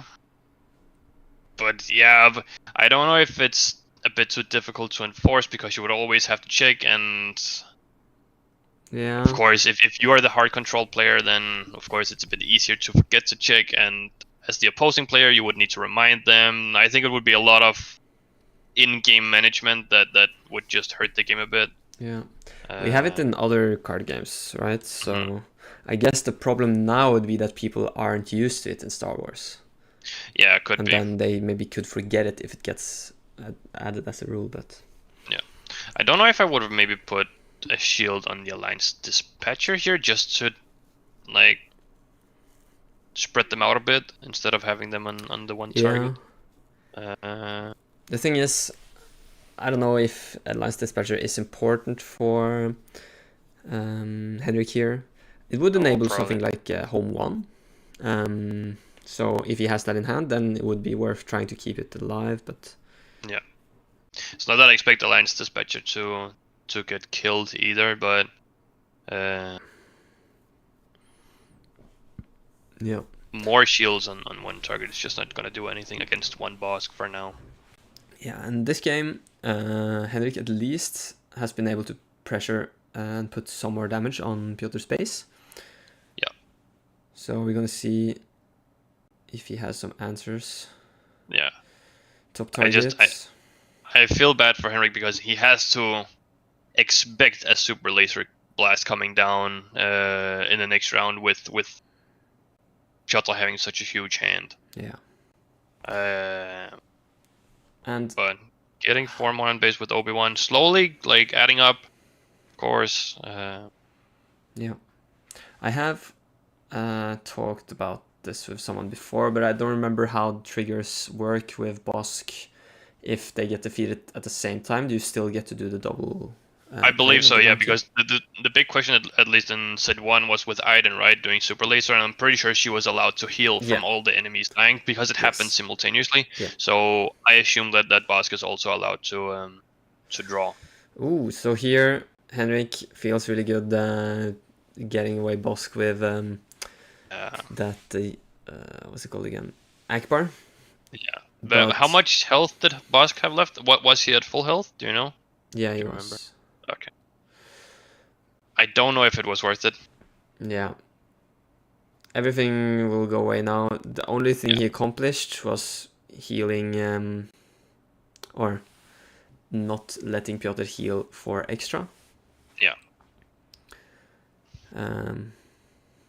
But those units he played, like the Village Protector and an Akbar, it's not going to be that useful into hard control anyways.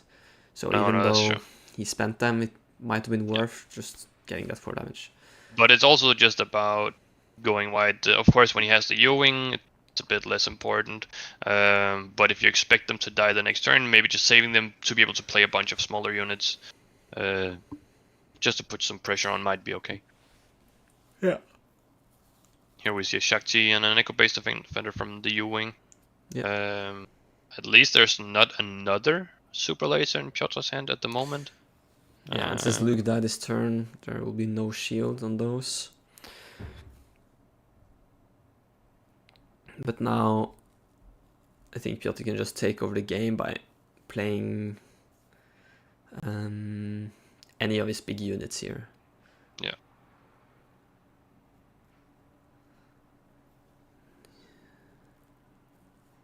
I think Pelp into Snog would be decent here. Yeah, definitely. So yes, some options. I wonder if what's it called? Avenger could be punished. There's not that much in Luke. Like maybe a Felder Dragon could kind of stop it at least, but yeah, it would be a way of pressuring more. But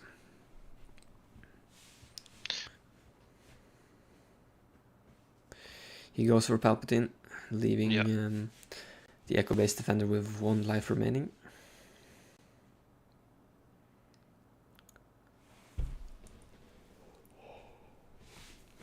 Ooh. Yeah, now Henrik is out of cards in the hand. Yeah, and we can probably expect to see Snoke here, right? Yeah. that will deal with this board pretty well. An Avenger will just remove one of them, while Snoke is kind of putting a chokehold on whatever Henrik can play this turn. Snoke is super awkward for going wide. Then you just have a lot of small units, if they even survive, that basically does nothing, right? Yeah.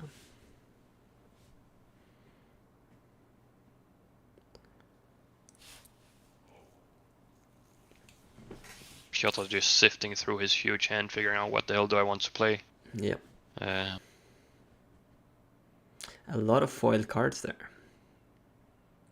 Yeah, and we do see the snow coming down, so of course Defender gets removed, and neither Queel or Roast Chico here has any power left, sitting at a 0-1 and 0-4. Yeah. And yeah, as you mentioned, the Fill the Dragon again. So Palp will overwhelm 3 damage on Henrik's base.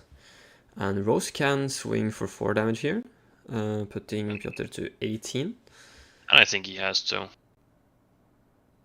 Yeah. This Village Protector is pretty decent. Oh.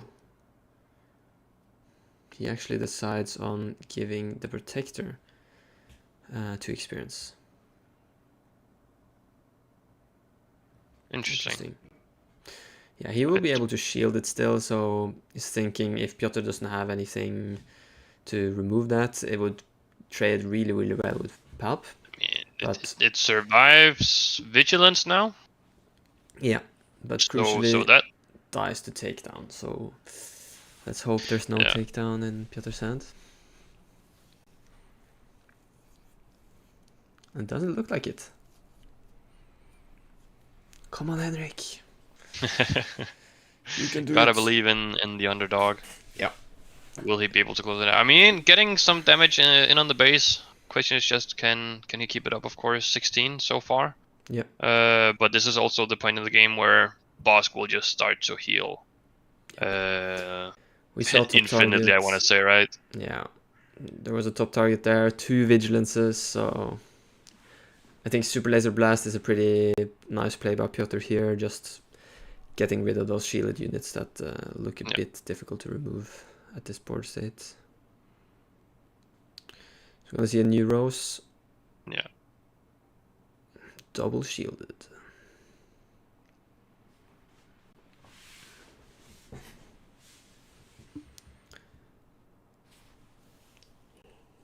And even though we mentioned that like ECL is often decent when you're playing into control, because you don't care about missing the 5 health, against a hard control deck, you're not gonna have many chances to use it. No. So that's pretty rough. Not a lot of targets to utilize these on-attack effects on, so... I guess we haven't seen any Charleston's, which is a pretty common card. Yeah. He has had it in hand, but I guess they were just better plays, yeah. Yeah. So that could be pretty nice, like if you've built up a decent board, your opponent plays Charleston on 4, you claim, and then ECLing in the Ayla to just take out that cleanly. I'm starting to wonder if Henrik even plays like Luke unit. I haven't seen it at all yet. Yeah, this might be a budget deck. It looks like he does play a lot of set 3 cards. So maybe he's a new player that has recently started and kind of mostly uses that part of the card pool. Yeah, definitely possible. And Akbar here is just not gonna do anything except heal Piotr with his top target. So we saw Crate Dragon also in Piotr's hand, which is probably just gonna finish this game.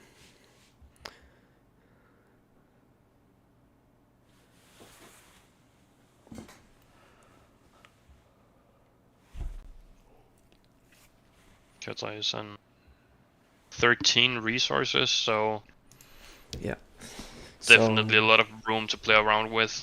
Just gonna start out with power, taking out the Akbar and healing 6. Yeah. In case there are any new viewers tuning into the stream, welcome. We are casting a 44-player tournament from Sweden. and currently in round 2. It's going to be 6 rounds of Swiss.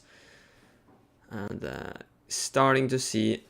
Oh, I was about to say starting to see this game close out, but Fellow Dragon will deal with that adventure, stalling for a bit more. Yeah, but I think you're right that it is probably just stalling a bit here.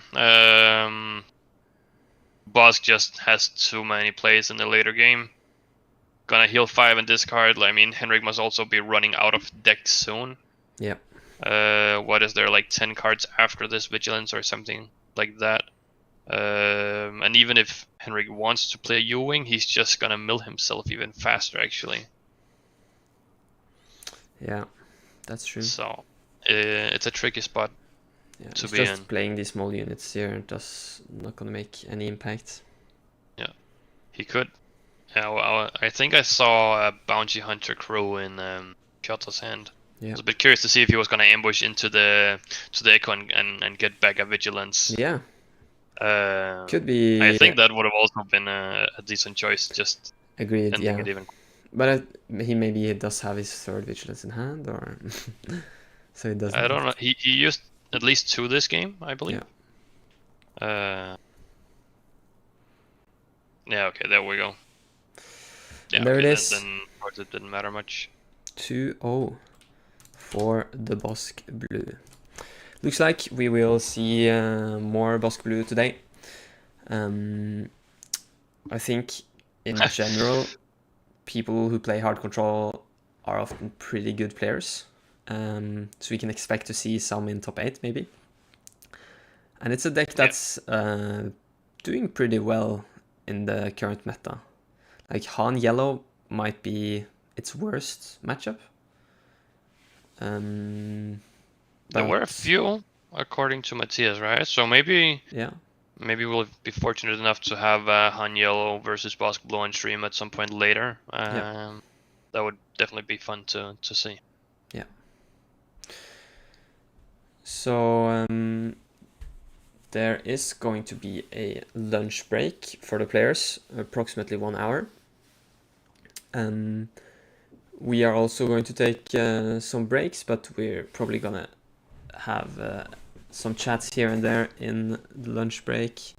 Still haven't figured out if we can maybe talk with some of the guys at the event.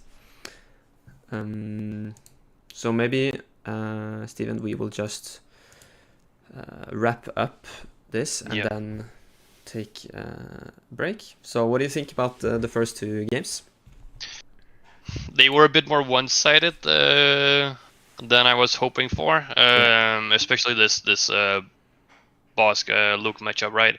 The first game was more because of unlucky draws. We did see Sabine being very unfortunate with his plays by Jonathan, I believe. I think that would have been closer had he been able to play some more optimal cards and being actually able to play cards in the first game at least, and being on curve in the second, I think would have helped him a lot.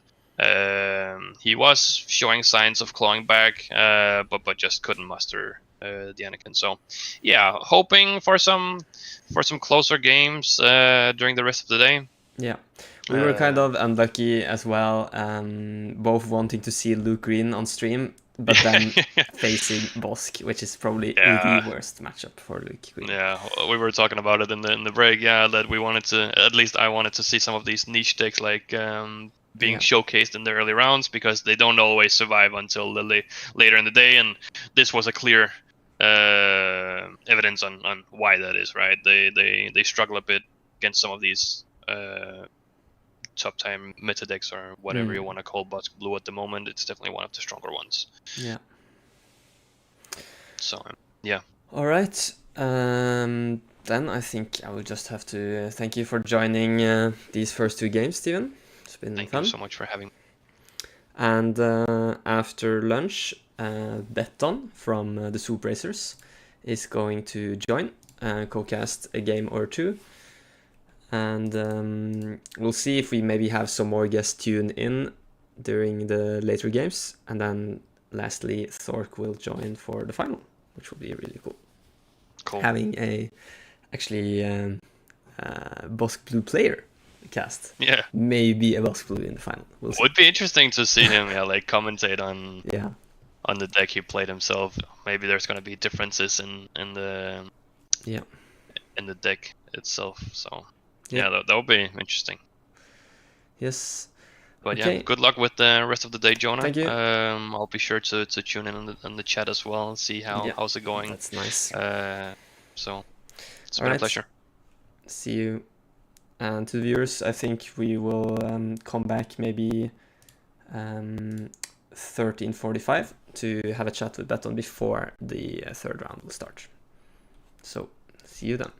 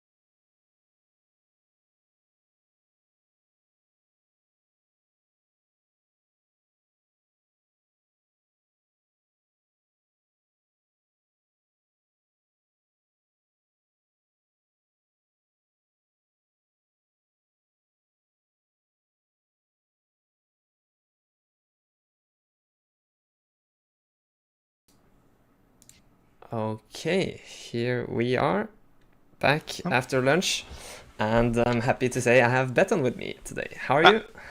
I'm fine. Hello, everybody. So in case any of you guys don't know Beton, you're one of two content creators from the SwoopRacers, right? We are the Polish team. So not only making a lot of content, but also performing on tournaments consistently. At least at least for now, Yeah. our record is quite good. Yeah, that's really cool to have you along here. Yeah. So in case we have any new viewers, today we are casting the Manatorsk Cantina Brawl. There's 44 players down in Skövde in Sweden. So I think so far the biggest Scandinavian set 3 tournament we have for Source Unlimited. It's cool to see them hosting some bigger tournaments now in the kind of off season before PQ season starts again. Yeah, it's always really nice to have the tournament streamed and to allow people to see how the meta develops. Yeah, and it looks like some of the participants have been kind of inspired by what we've seen at Birmingham, for instance. In the round 2 we saw a Bosk Blue, so that's been pretty strong, and I think there will be more to come. Yeah, Torque definitely popularized the deck. Yeah, but even in Birmingham, between me and Sip, we played like 4 Bosk Blues. Yeah. So yeah, the deck is definitely getting more popular, and I think it's for good reason, because there is really hard to counter Bosk Blue and Django at the same time. Yeah. I see. So. Yeah, that's an interesting take, because when you bring a deck, you can't just focus on one, right? You have to consider the whole meta. Yeah. Yeah, because like before Birmingham, we were trying to find a deck that beats Sabine, Django, and Bosk, and we didn't find any. Damn. So we decided to run run Django. Yeah. But like cater the sideboard to beat Bosk Blue. Okay, interesting. And that's very interesting to have you here actually with that insight. So. Do you have any cards to share from sideboard that were crucial for Bosk? Palpatine unit is by far the most important card versus Bosk Blue, because Django has a really big issue with Snoke, because whenever Snoke is enters the board, it's basically game over. Yeah. So having a unit that not only kills it, but also poses a threat that needs to be dealt from the Bosk side really swings the matchup. Favorably to Django. Yeah. It's still a really hard, even if you sideboard all the cards we added, so Fang Fighters, Palpatine units, and the anti-heal ships or wolves. It's still not like, oh, it's an easy matchup, but it's definitely much easier to handle, and it's mostly because the way to beat Bosk is to kill all his big threats.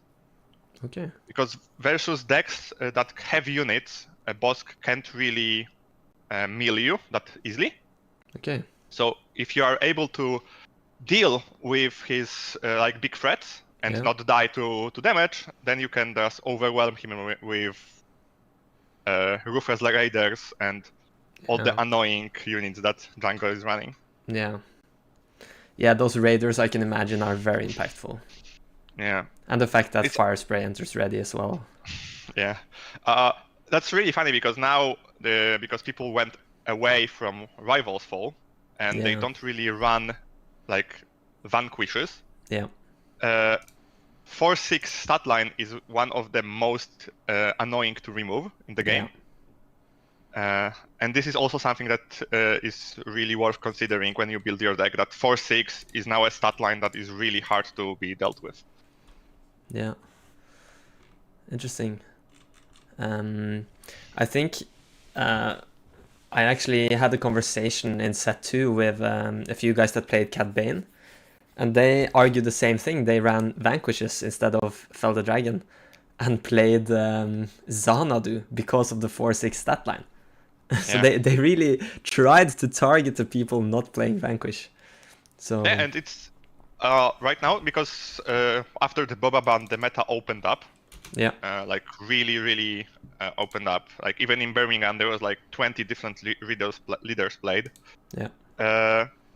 You can't really laser focus to just beat the most popular decks now. Yeah. And that's so really far interesting. Yeah. It's so far kind of what we've seen today as well. I haven't got a full overview of the meta, but I've heard with one of the judges that it's kind of a big spread. Let me see if I can find the notes. It was, I think the most popular decks were Han Yellow, Bosk Blue, and Anakin. So the Han first Yellow, Han, yeah. Han 1 Yellow. Okay, yeah, that makes sense. That makes sense. Yeah, and of course some Sabines and let me see, Cad Bane Target Town, Django Target Town, of course, and then a lot of one-offs like Luke, Kira, even the Rex, like a bit more of the casual, and some Palpatines. Yeah, we were extremely like surprised that in Birmingham only 9 players brought Han 1. Yeah. Because this deck is still extremely powerful, even though it has a little bit unfavored matchup versus Django. It's the best counter to card control in the game, so yeah, I think we will be seeing this deck much more. Yeah, it's probably a natural reaction to if Bosk continues to rise in popularity. Yeah. I also think because people, like when they were building Django, most of the deck lists were extremely greedy. So like Daring Raid, all the 1-drops, they just didn't care about beating hard control. And now, because of the Bosk, you will need to adjust it a little bit to like be a little bit more like versatile. Yeah. And then his matchup into Han will be weakened because of that. So yeah, I think the meta will be shaping up. Like in every set for now, there will be a lot of changes. What will be the strongest deck?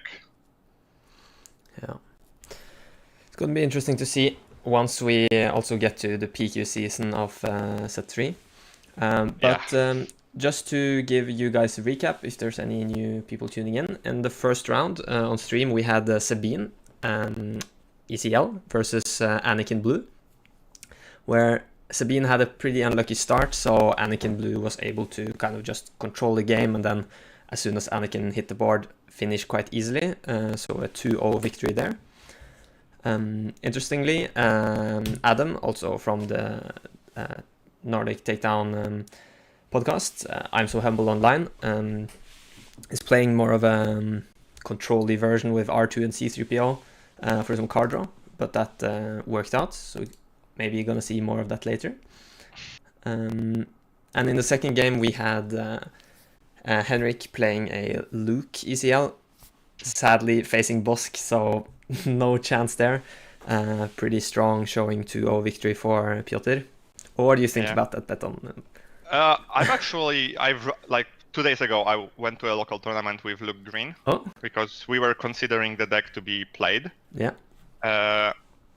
And yeah, it has definitely a really hard time versus Bosk Blue before sideboard. But if you cater your sideboard with like Tex, Spark of Hope, and Home Ones, Bosk has a really big issue killing Tech 9 times. Yeah. And you can snowball the game from there. Interesting. So it's definitely not unwinnable, but yeah, I would definitely see Bosk being the favorite in this matchup. Yeah, I think the Spark of Hope line, just to kind of get cards back, is actually kind of interesting. I played around with Hunter for a couple of days just for fun, not it being a competitive deck, but there both Spark of Hope and Marauder was kind of tools to get threats, just continue getting them back. And I didn't think of that card to be used that way. I thought of it more like as a ramp tool. Yeah, it's really weird because like it's the cheapest ramp we have. Yeah. And at the same time, because something needs to die, it's really awkward to play. Yeah. Because you can't really reliably play it on turn 1. Yeah. And on turn 2, you would need to run a lot of 1-drops to like benefit it better than resupply. Yeah. But now, because of the smuggle cards and the way that it can be used like as a resource to also gain something from, I think more decks may try it in the main. Yeah. But we don't really see, as of now, a deck that uses smuggle and is heroic. Yeah. Yeah, it's more like we have a few cards that are like great additions into any deck, but not really Cassian. a smuggle deck. Yeah, exactly. Cassian is the main. Like that card is really, really. Yeah. It's the most versatile card I think in the game. Yeah. With amazing stats. Like 3/5 for free is just the premium stat line. So yeah. Yeah, I could probably get behind that statement. And it's actually kind of great in Anakin. First, when I looked into that deck, I didn't consider it. Looked more into other 3-drops, but the fact that you can, for instance, into Han yellow, Han 1, then you can just smuggle Cassian, and then they can't DJ you anymore because you can attack for 5. It's like it's I think people also went away from Han 1 because Anakin is so popular. Because it's really hard for Han to beat Anakin. Because neither his Han unit nor anything in his deck kills Anakin when he deploys. Yeah. And his ability to kill all his threats on the ground makes it really hard to like tempo him out. Yeah. That was actually the second biggest surprise for me, that like Anakin was the most popular leader in Birmingham. Yeah, but at the same time, it underperformed. Like, really. That I actually expected. Yeah. Okay. So you're not that big on the deck, or are you talking Han Blue or? Yeah. The most popular was Han Blue. I think the deck is really fun. It's really good to play, but it struggles a lot with a slower decks that run removal. Yeah. Because you run a lot of low attack cards that can trade up, but it's really hard if you can't trade up. Then you just run really low damage. Yeah. And if you run anything that can kill Anakin, the deck really struggles to finish the game. Yeah. But I definitely need to test more on because I think the blue-red heroism now has 4 leaders that can be played. Yeah. So like Han 2, Rey, Anakin, Yoda. Yeah. And even Chirrut, if you want to be like hyper aggressive. Arguably, yeah. So, and I think that the shell is really, really important. I think in the vacuum, Han 2 should be the most powerful of them. But now we have a Tarkin Town meta, so he can be played. Yeah. That's a big problem for that deck. Yeah. We really wanted to play Han 2 ECL. Like, because it was me and Sip favorite deck in set 2. Yeah. But yeah, the amount of Tarkin Town in the meta is so high, and it's a really, really big problem for the deck. And Catbane is almost automatically lose. Yeah. So yeah, we decided to just stick with Django at the beginning, but now I think in the tournament that to come, I think Bosk Green can be really powerful. There is actually one Bosk Green today.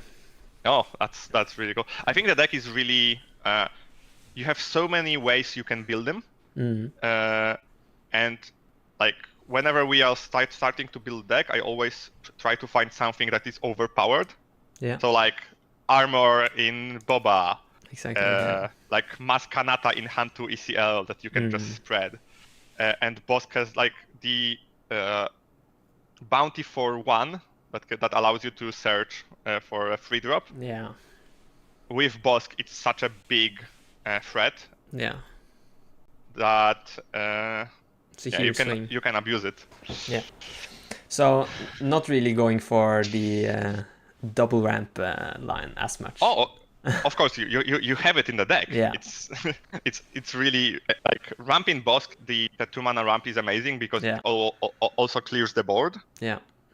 But I don't think on relying on ramp is such a good idea. Yeah, agreed. Because the deck doesn't okay, you can play a dragon, but even dragon will not clear the board.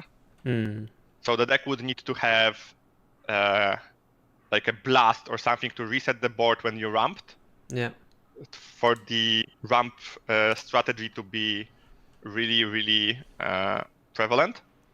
But having an option to and just playing Palpatine or Maul 3 turns before your opponent is still really strong. Yeah. So like right now we are just testing how much early game you need to have to beat Django and Sabine. Yeah. And what endgame you can possibly squeeze there to just win other matchups. Yeah. I know some of the Swedish players brought Bosk ECL actually to the PQ. What do you think in green on the ECL versus the 30 health question? I think it's like because green has the access to like Star Viper that really helps versus Sabine. Also the 5/5 overwhelm that gets +2. That was really prevalent in set 1. But I'm not sure what version is better. Yeah. Like both has. I think it will be mostly dependent on the meta. Yeah. For the moment, I'm looking at the 30 HP. Yeah. Because ECL doesn't give you anything versus Django. And true. Loss of 5 HP is a really big on that matchup. So as long as Django is like the most played competitive deck, I think the 30 HP is the way to go. And it looks like we finally have a pairing actually, and I am really stoked to see this matchup. Yeah, that's one of my favorite matchups. So maybe you could just talk us through a little bit while I change the pictures here. Yeah. So we have Han 1 Canning, which is one of the, for me, still one of the strongest decks in the meta, because it's extremely versatile. It can go aggro, it can go into stealing resources. It almost always has something to play because of the smuggle. Versus the deck that I think got the most out of set 3, so Krennic ECL, because he got the Attaché, so a 2 mana 3/3. Huang is also really big upside from the deck, because outside of like ramping and Death Trooper that you didn't really want to play on turn 2, the deck struggled with Sabine, and Huang is a big helper in this matchup. But I'm not sure what leader is actually favorite in this. I think if it would be Krennic 30 HP, I would say Han is favorite. But ECL gives you a lot of ways to deal with the Han unit. And this is the most important part of playing this matchup. If you can stop Han from deploying and like doing the 7 mana 2 turns before a turn, it can really slow him down. And the deck doesn't really have much late game. So if you manage to go late, you should win versus Han. Yeah, but we need to see. Yeah. I already see that Krennic got a really nice hand because nice. I saw double ramp. So, but we need to see if he have a turn 1 play, because even with double ramp, I don't think you can keep a hand when you don't play anything on turn 1. Okay, it looks like I've finally gotten the names here. This is actually Victor, a friend of the podcast, playing Krennic. He's actually been on Sabine for previous sets, so it's kind of cool to see him pivot over to the blue-green villainy shell. Yeah, and then I think Sabine. I thought Sabine will be really underplayed this set, but you can call me. I'll definitely change my mind with his list in Birmingham. Because when we started testing with him, like Sabine was underperforming, and he said that he may play something different. Yeah. And I thought, oh, if he is playing something different, that deck doesn't have a place in the meta. Yeah. But then he like created the deck list with Uralen and Home Bright Hopes. Yeah. And the deck like managed to beat Django like about 50% of the time. And if your matchup with Django is 50%, Sabina is favorite versus everything else. So yeah, that's really good. Okay, let's jump now into the game. We see Victor having the initiative, starting with Pershing. Pretty solid start here. Yeah, it's Pershing is an extremely powerful unit, especially versus decks that need to spend at least 2 attacks killing it. Yeah. And I think it's a really good play to use Blaster here by Han player. Yeah. And I think going base is the better choice because ECL only has 25 HP, so you are like 1/5 of the way there. That's actually quite significant. Yeah. Of course, it's scary if your opponent runs Power of the Dark Side, but because he drew first, and I think he drew the Power of the Dark Side from the Pershing. So. Yeah, this is really good for Victor. Just get rid of that immediately. You can still resupply if you want to ramp, but he might decide not to. Yeah, I think right now it will be really hard to get. You dealt 5 damage, so you are like closer to finishing the game. But and still, it was a correct play to go face because if Krennic didn't use Power of the Dark Side as a first action, he may not have it. Yeah. Okay, so Han is going for a 5 resources play. Okay.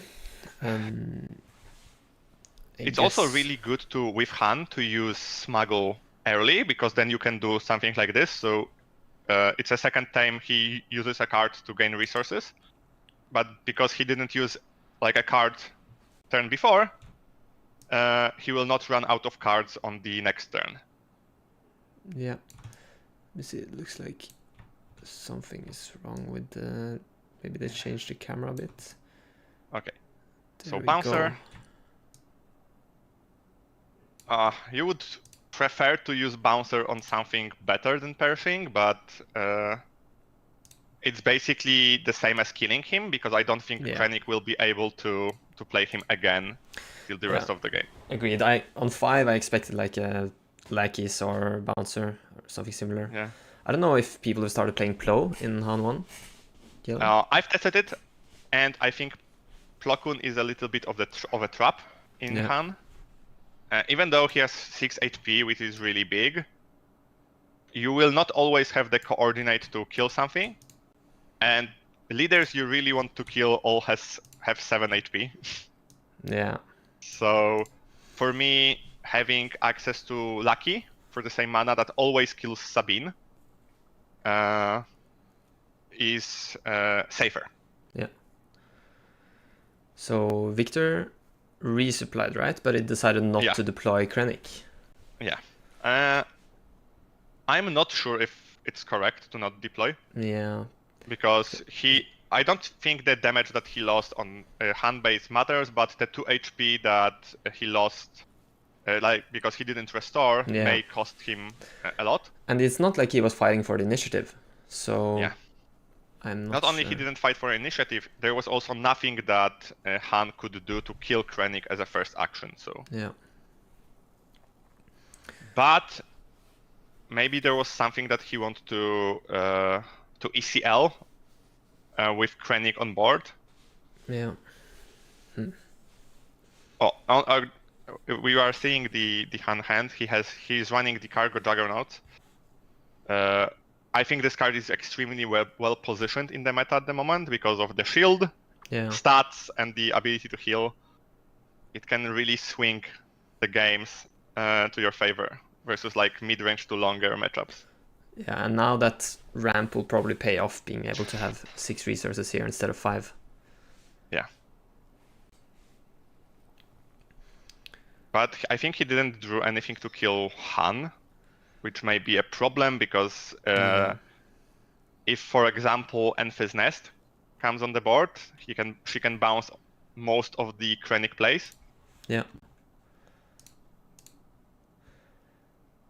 So we got a question here. Hello from Italy. How's the tournament going? Is this table 1? I do think it's table 1. Both Victor and Philip won their first 2 games, records being 4-1 for both.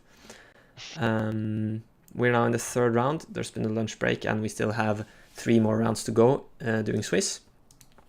And then there's a top 8 cut. Yeah. Okay, so Victor decided to ECL Juggernaut. It's a really niche good interaction with shielded units and ECL, because you can deal the damage and then shield. Yeah. And Han decided to sacrifice himself to deal some damage into Krennic. Probably because he wants to finish it off with the Han unit here, right? That's more, Yeah, so he needs to get Krennic damaged. Yeah. It's also really funny because of Krennic's ability, Cargo Juggernaut cannot be bounced back with Enfys. Oh, yeah, that's a big deal. Neither with Cunning. Yeah. So, yeah, but sadly swinging only for 5, so it does need to draw an answer for this Han unit. A Barrage would be sweet. But Barrage would be perfect. Like, Barrage would probably almost finish the game.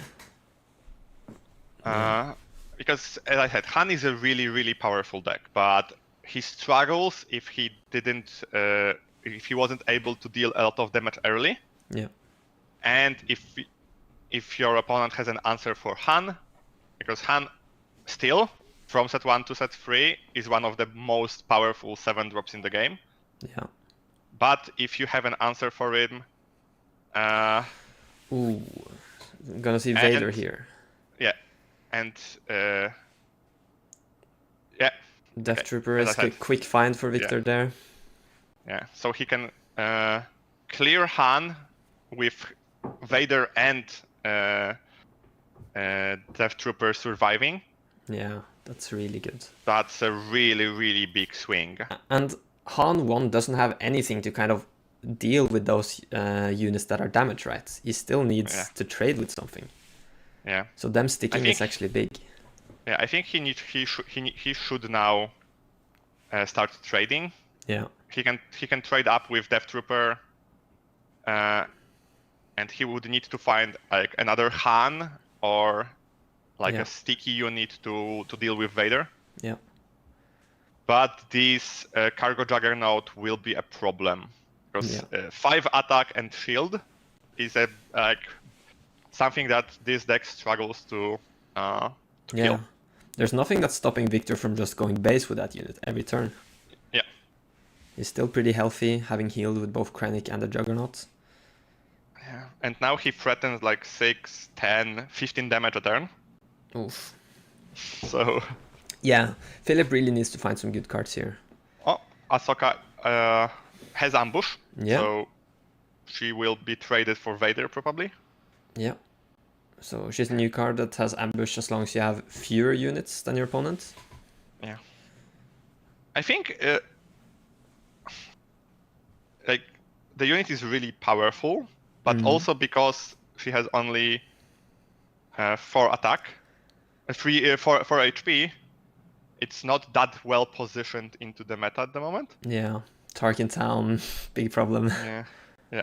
Also, there was a little bit of a misorder because, as I said, Bouncer could have attacked before to kill with Death Trooper. Yeah, but would he still have the ambush on Ahsoka? No, but... yeah, Victor would probably trade back. I don't know, maybe. Yeah, you wouldn't have ambush on Ahsoka, but you could still play her and trade the next turn. Yeah, you would lose a little bit of damage, but... in the end, you would have more units on the board, and I think for now, Han really needs to focus on like getting the board back. Yeah, efficient trades. Yeah. And I think in the previous turn, Victor decided to take out the Cantina Bouncer, right? But do you think that was the right decision? Because now the shield's gone, and that is now weak to a, let's say, Han unit. Yeah, Actually, I think it was a. We don't see his hand. Yeah. So Ooh. I think, as I wanted to say, if he has snow, it might be a correct play, because you really want to secure safety of Snoke. Yeah. And because like right now R2 will not do any damage, but Bouncer deals 1, and if you like surprise strike, you can deal 4 damage to Snoke, and then finishing him off is a possibility. Ooh, and okay, playing tech here. Yeah, playing tech. That's not doing anything, right? That's just saving some damage on his base. Oh, there is a mistake, because Cargo shouldn't die. No. Oh. Sadly, we don't have a person responsible to talk to. Yeah. I guess I could try to text, but... Yeah, because unit loses all units, enemy units uses 2 HP and 2 attack. Yeah. So tech shouldn't be dealing any damage. And that's why I was kind of skeptic against that tech play, because Victor could just take both of the Philip's units out, right? Yeah.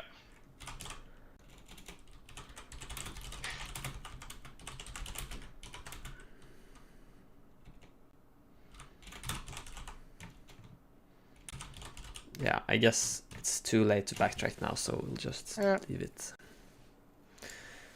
I don't think it will change the outcome of the game. Yeah. Because I don't think there is anything in double canning that can really kill Snoke. Yeah. One thing that comes to mind is if you have 6 different costs in your discard pile, a Fennec could work, but it's not that common to main deck. Like Fennec, even with 4 different, will trade. Yeah. It's still okay. Yeah. The way that we found also that can work is if you have 7 resources, you can change of heart and exploit the Geonosis Patrolcraft. That's interesting. This is also a play that, because of the interaction with exploit and change of heart, I think Dooku Yellow can be a really powerful deck. Yeah. Okay, now they luckily remembered the -2. Yeah. I think a lot of people remember the -2 health, but -2 attack, because it comes less often. Oh, that's a card I'm not used to seeing. Yeah. I think it's mostly played because 3/4 stat line in space is really good. Yeah. Do you remember what the ability does? You can attack with 2 droids. Okay. And it's an action, so you can do it even if you played it this turn. And I'm not even sure if it's... I will need to check if it's once per turn. Yeah. Let me check. Because But I think it is once per turn. Yeah, if it wasn't, it would be a really powerful ability. Yeah. Victor, even though he lost his Cargo Juggernaut, we had a comment here, Mephisto, Cargo Juggernaut just said, "Goodbye, cruel world." Even though he lost that, his board state looks really solid here, and I don't think Philip will have many answers. Yeah, the ability of the Magna Guard Wing Leader is attack with a droid, then attack with another droid, use this ability only once each turn. And is the card itself a droid? No. Okay, that would be nice. It's a Separatist Vehicle Fighter. Okay. So we see... I don't think he's playing it for the droid ability. Yeah. But, that's really important, you still can use it. Okay. And sometimes wasting an action without passing is really powerful. Yeah. Now, I don't think that even if Philip would have the perfect draws, I don't think there is anything he can do to get this game back. So Philip had the Enfys Nest here, bouncing, Pershing, but Victor just answers with the Avenger, and that's game over. Yeah. Yeah, and Enfys also is with Snoke is on the board. Enfys is much weaker because she can only bounce 2 AHP units, 2 attack units. Yeah, that's big. Yeah. Okay. So moving on to the second game, do you think there are any like really crucial sideboard cards that might change this matchup? I try to remember what hand can run in sideboard. Yeah.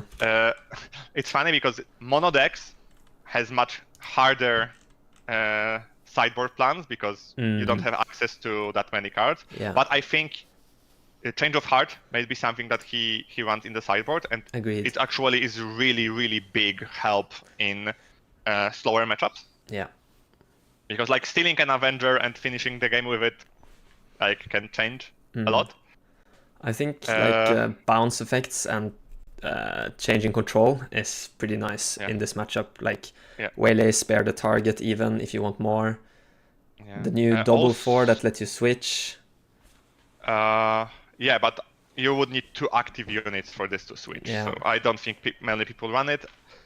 I think Fennec. If some people play Fennec in sideboard. Yeah.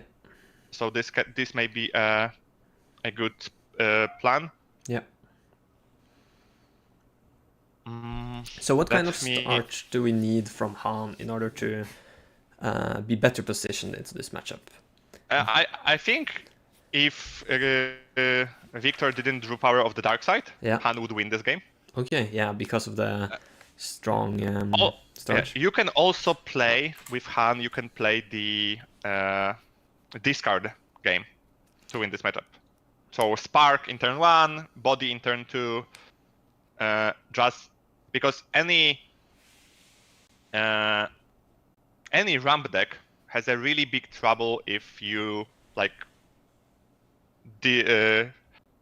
discard their like mana plays. So for example, if you discard their mana, it's really hard to play on curve, and you can just abuse the fact that he missed the whole turn of playing. Yeah. Because for example, if you have a 2-drop, 3-drop, you really want to have a 5-drop. So you will not be like resourcing in the way that allows you to play a 4-drop. So if you discard the ramp, then you may just play a 2-drop on turn 3, which is like puts him well behind. Yeah. The second part is you can also play Tech DJ combo. Yeah. Okay. Let's just take a moment to see what happened here in turn 1. Victor, I saw him actually resource the Royal Guard to play Inferno 4 turn 1. Do you think that's a good line? I think it's correct because he already had ramp in hand. So I think it's correct because you want to find your big threats if you already have ramp. Yeah. Also, a 3/3, even though it's really powerful, Han can always play a 3/4 or 3/5 on turn 1. Yeah. So it's not that strong. But yeah, Millennium is a really good answer. But I don't think is the answer that matters that much. If he does, because if you will only play space and you will only try to remove or bounce other things, it's really hard to deal 25 damage. Yeah. And for example, versus Sabine, killing their ship is almost a win. Versus Krennic, it's not exactly the same. Yeah. Yeah, because Krennic can resupply, and then next turn, even though you're dealing 3 now, Krennic will heal 2 every single turn. So yeah, but this is a card that actually can change the matchup quite a bit. Yeah. But I saw Traitorous in Krennic's hand, so ooh, that's a great answer. I'm not sure if he put it on top because it was from the Inferno 4. Maybe. But like taking tech here could be a really, really big swing. Yeah, and Han decided to put Millennium back into his hand because he wants to have 5 mana for DJ. He kind of has to, right? Even though he didn't have DJ, he kind of has to play that bluff. Yeah. He might have had DJ on resource already. Yeah. But even in the case where he doesn't, he kind of has to force Victor. Yeah. And there we go. but now there are few plays that you, because if you like some hands also play bamboozle in sideboard. Yeah. So I think if he bamboozled now, if he I don't know if he has it in the deck, but playing bamboozle for 0 and DJing, I think would almost guarantee a win. But he so could this is DJ. Oh yeah, you can play bamboozle for free. And this is a really, I really like Traitors as a card. I think it's a really powerful card. But now in the game there's so many answers. Yeah. That it sometimes is really hard to play it correctly. Yeah. Okay. And I think playing the Cunning now was a really, really good choice. Yeah. Because you basically went 2-for-1 with play Cunning. Krennic is only on 2 cards. Yeah. And next turn you will be able to like resource with Han, go a 7 mana turn, and unless you go like you will die to another power of the dark side, which is a possibility. Yeah. At least like Gideon could be an answer to DJ, so discarding that is pretty okay for Philip. Yeah, I actually, if he had Gideon, I think playing Gideon was much better than playing Traitors. Yeah, just ECLing it. Yeah, because it would have 6 attack, so Han wouldn't be able to deploy next turn, and it's safer because you're definitely removing the card that Han played. So Traitors was just more risky play. Yeah. Because more punishable. On the other hand, having Tech as a Krennic would be really, really big swing, because then you wouldn't need to like matter about cards. Yeah. Ooh. Yeah, this is a pretty lousy turn for Philip. Yeah. I think he's scared of power of the dark side, because and playing it safe may be a good idea, because I saw he has a surprise strike on hand. So maybe he will deploy Han and kill Krennic. Yeah. But Krennic again has Cargo Juggernaut, which Victor he will is passing here. He passed, and now he ECLs Cargo. Yep. To deal 4 damage to Han. Seen this one and before. Now we will need to see if Han will kill Krennic. I think he will, and I think he should. Yeah. So he's trading again. Yeah, but this game again doesn't really look that good for the Han player. It looks much better than the first one. Oh, and Han has a really, really good hand. Yeah, I see Cunning and Han unit. Yeah. But again, a shielded unit is a little bit a counter to Han. Han unit is a great card, but not really on this board. It still trades with Cargo. It's like, at the worst it will be 1-for-1. Yeah. And he has Millennium Falcon on resource as well as DJ.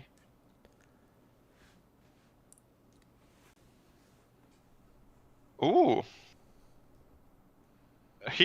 At some point he put body as a resource, or maybe it was from the top of Han, because I don't think he would have not played in the matchup. Yeah. Especially that Krennic doesn't run that many events, but every single event he runs is extremely important. Ooh, and now Overwhelming Barrage will make Han unit a bit I think awkward. now Han could just play Cunning, tap and discard. Yeah. And it would be beneficial for the Han player, because you used like card 1-for-1. Yeah. And then you wouldn't get to attack and still loses a card, and you only have 2 cards in hand. So he also have body that he can play afterwards. Yeah. Yeah, and this is the play he's going for.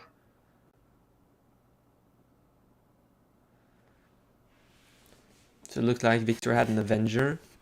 Yeah, Could and be pretty big to get rid of. Now it's really the if he hits Avenger. No, Vader is a better hit than Avenger. But yeah, Avenger and Vader. And now a really hard choice if you want to resource Han and plate body. That's risky, yeah. Victor only having one card left. I don't think I would have done that in that position.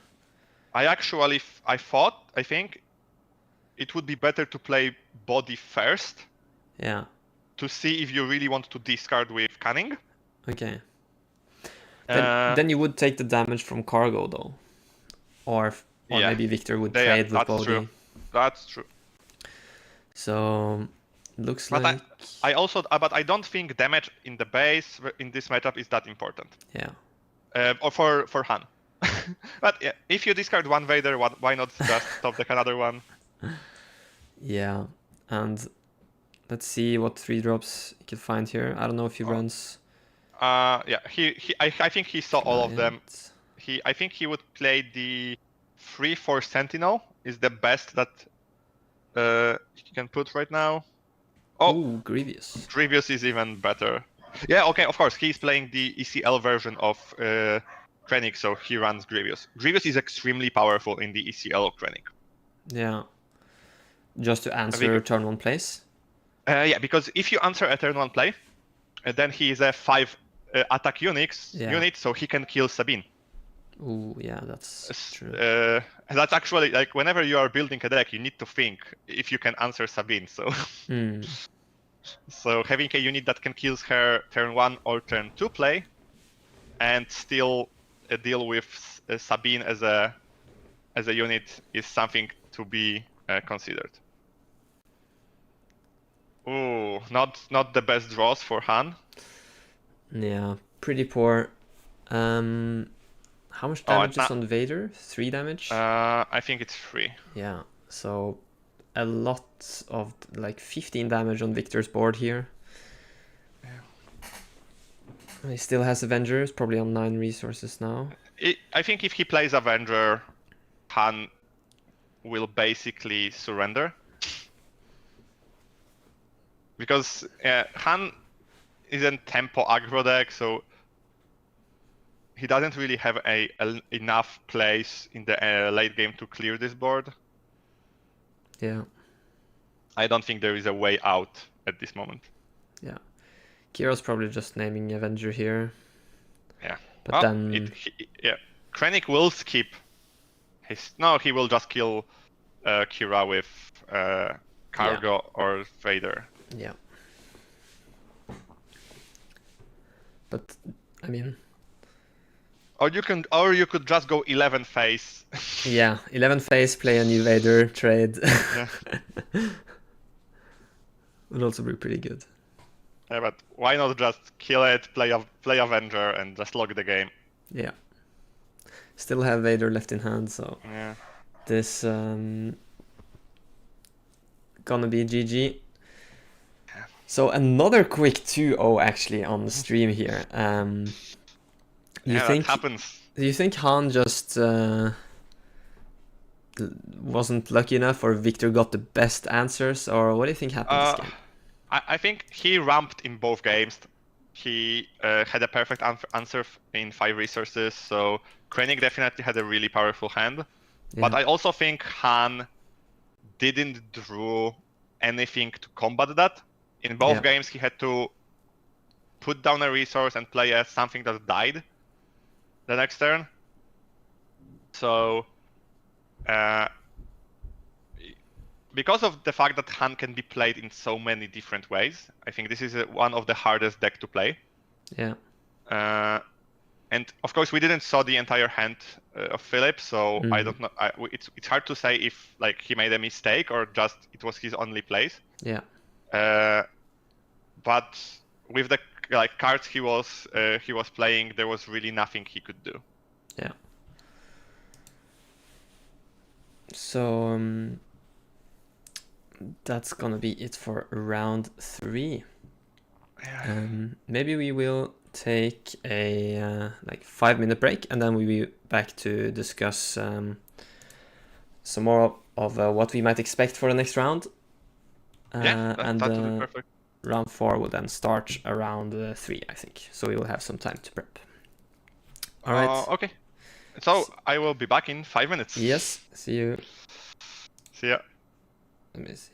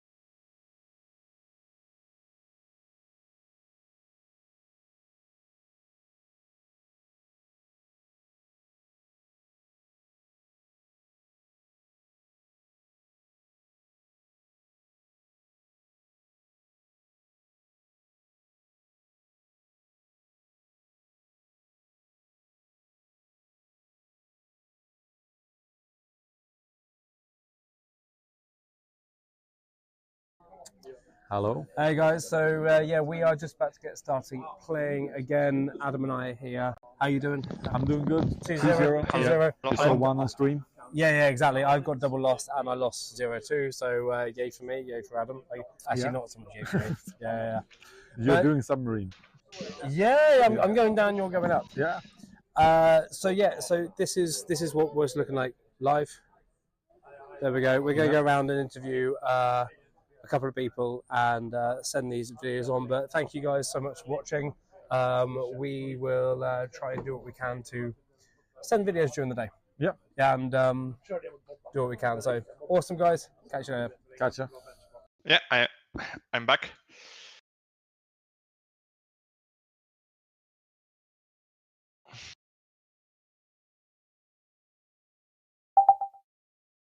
Okay.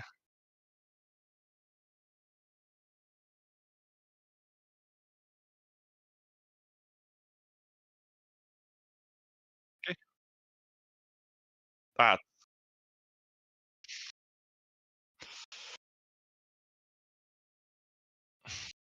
Yeah, the place looked really cozy to play, like a nice store.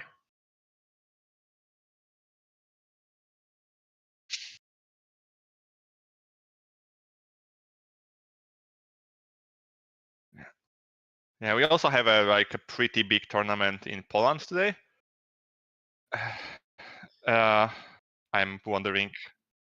Yeah, I want to just check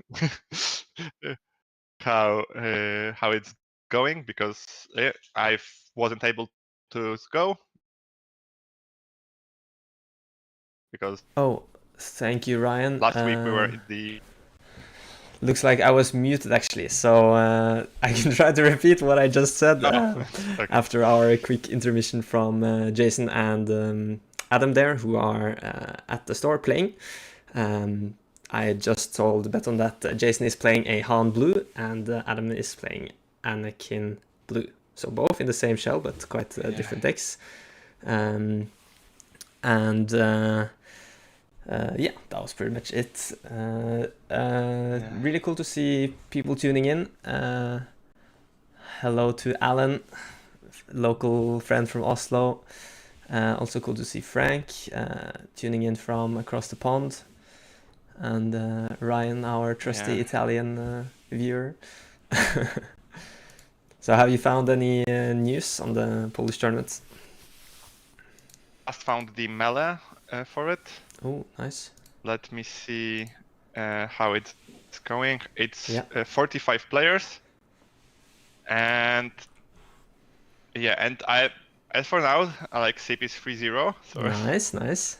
Is he still on Django? So I'm actually not sure. Oh, because he said he will be deciding between Bosk and Django. Okay, yeah. Before the game, but he didn't reply. Gonna be interesting to hear. Okay, he replied. He just replied. He said he stuck with Django. Yeah. Probably a good choice for this tournament. Stick with what you know. We didn't really had much time to play this week, so we've only eliminated Luke as a possibility of the deck we are going to play. Yeah. Okay, so I see we are now 30 viewers, so thanks for tuning in. Gonna give you a quick recap of what's been happening today. We've casted 3 rounds, still 3 rounds to go for the Swiss. We just saw Philip play a Mono Han 1 against Victor playing a ECL Krennic. It was a pretty, I would say, dominant showing from Victor there, going 2-0. So looking forward to see maybe Victor and Adam facing off in the Swiss. Could be cool. that would be really cool. Yeah. To see. I haven't played that much Anakin into the blue-green villainy control shell. I've tested this matchup quite a lot because we were considering Krennic to be the deck to play. Yeah. And I think it is still Krennic favored. Because he actually has an answer for Anakin. And it's really hard to aggro Krennic down. Yeah. And especially the list that Victor is running with Pershings, with Perils, Yeah. think should be a little bit favored. But I still think it will be much harder than this, like the match we saw today, like before. Because like Anakin is such a big threat whenever he comes online. I think it's important to play Rivals Fall into Anakin actually. Like that just counters the deck. Yeah, but that's the fact. Like Rivals Fall is a really good card. In the matchup that it's really important. Yeah. But little caveat there.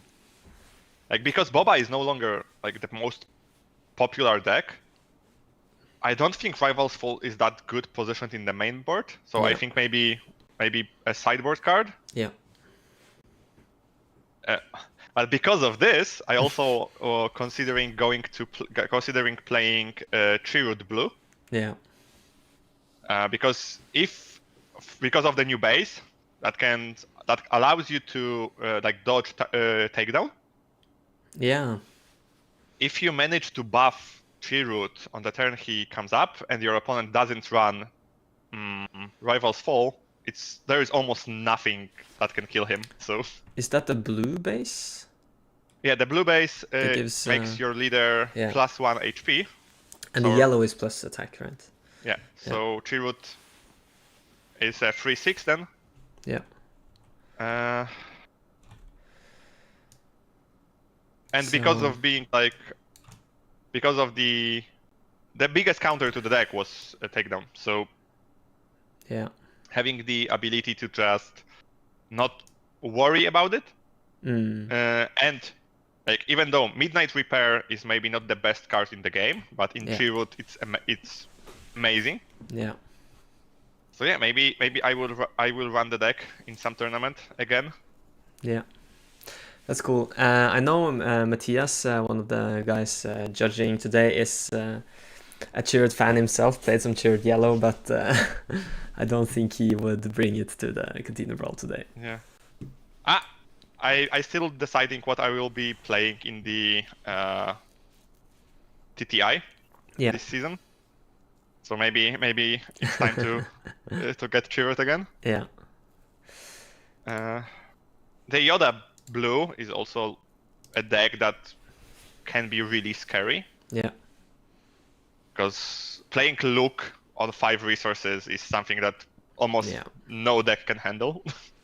Yeah, the resource cheating there is kind of the ace that Yoda got.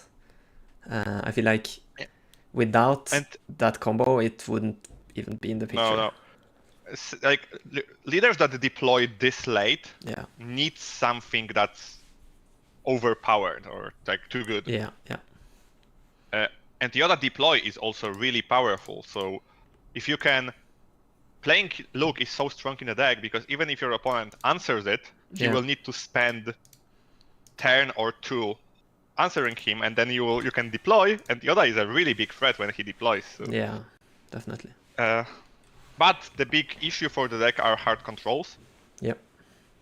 Because your like blue units are not the best early game. Your early game is just the thing that like slows you down too much. And I think at this moment we are in the meta that early game is something that's the most important part of the game. Yeah. Because Tarkin Towns, tapping with Django, and like Sabine that can kill almost any early unit with ECL. So just to give some information to you guys, we started the 3rd round like 5 minutes past 2. So I think in less than 10 minutes we will start with the 4th. So Yeah. don't go anywhere. Stay with us and let us know in the chat if there's any questions or any topics you want us to discuss while we have a chat in between the rounds. Maybe give some predictions if you have any ideas who's gonna finish in the top 8. Yeah. I think Hyperspace Cube said that he's rooting for Krennic and Cat Bane. Nice. I'm actually the same way. This is the two decks that, yeah. Even though Cat Bane was my downfall in Birmingham, because I lost to Oliver that was in top 8 in the last round, which put me in the 12th spot. Yeah. But I think the deck is really fun to play. Yeah. And even though it's not so fun to play against,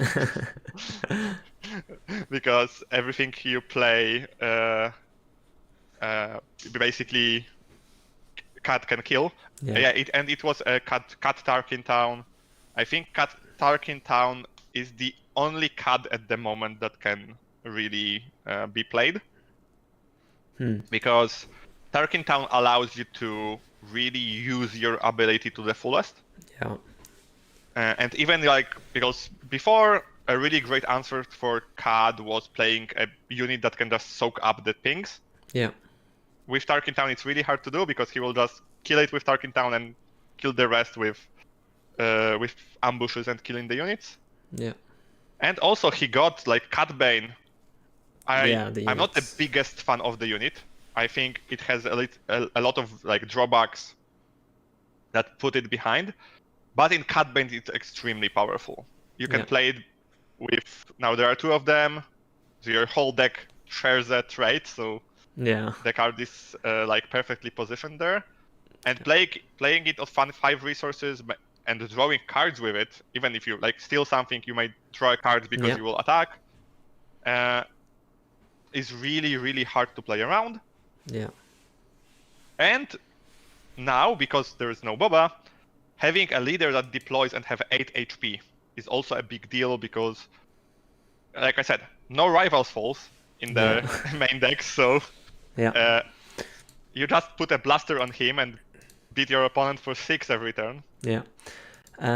Actually, this morning before lunch, we had Steven from Copenhagen on. He's one of the 2 guys that played Cad Bane Blue at Malmö Game Week.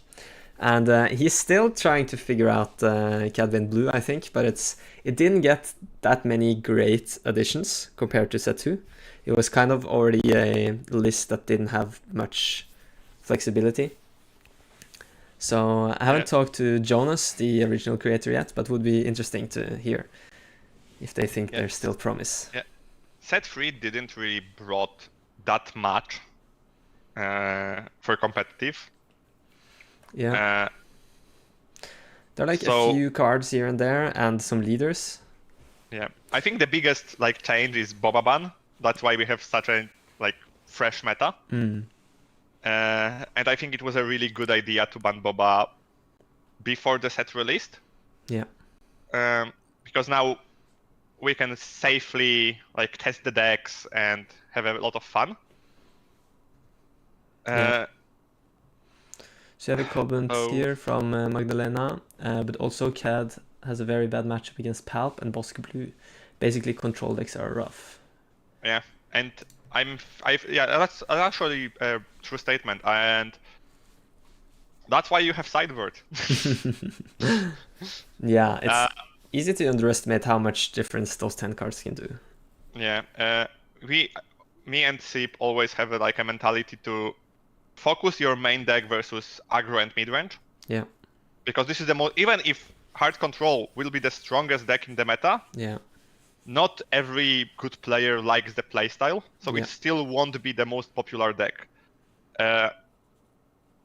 And it's better to win versus the Sabines, Djangos that you will play the most. Yeah. And then if you focus at least 7 or even more cards in your sideboard versus Hard Control, we have such powerful answers now to Hard Control that you can beat it.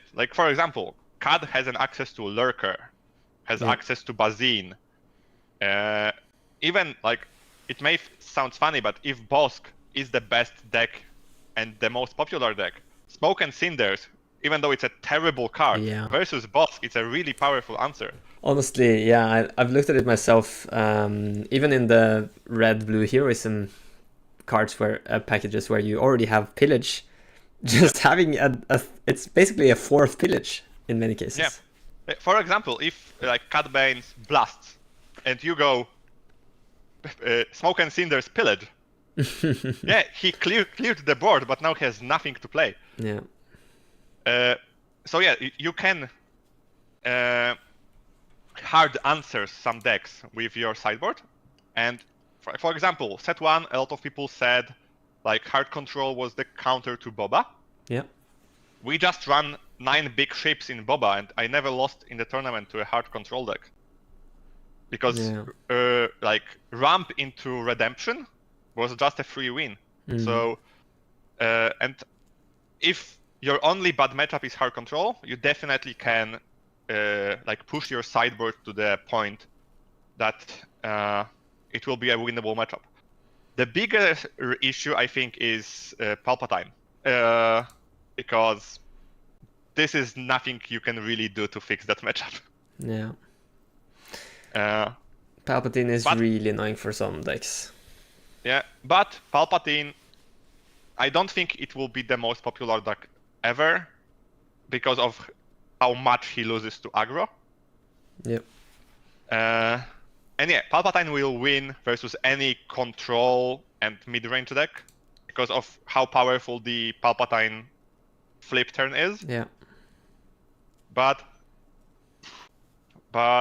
winning versus Sabine if you don't have a leader for like 8 turns, maybe too big of a problem. Yeah.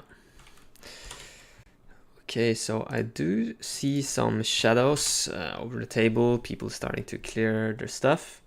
Okay. Maybe we've got new seating soon. Yeah. Let me see. And I do see we have gotten some videos, some interviews from Jason. So maybe we will play one of those and then we will go to the table. Let me see if I can set this up.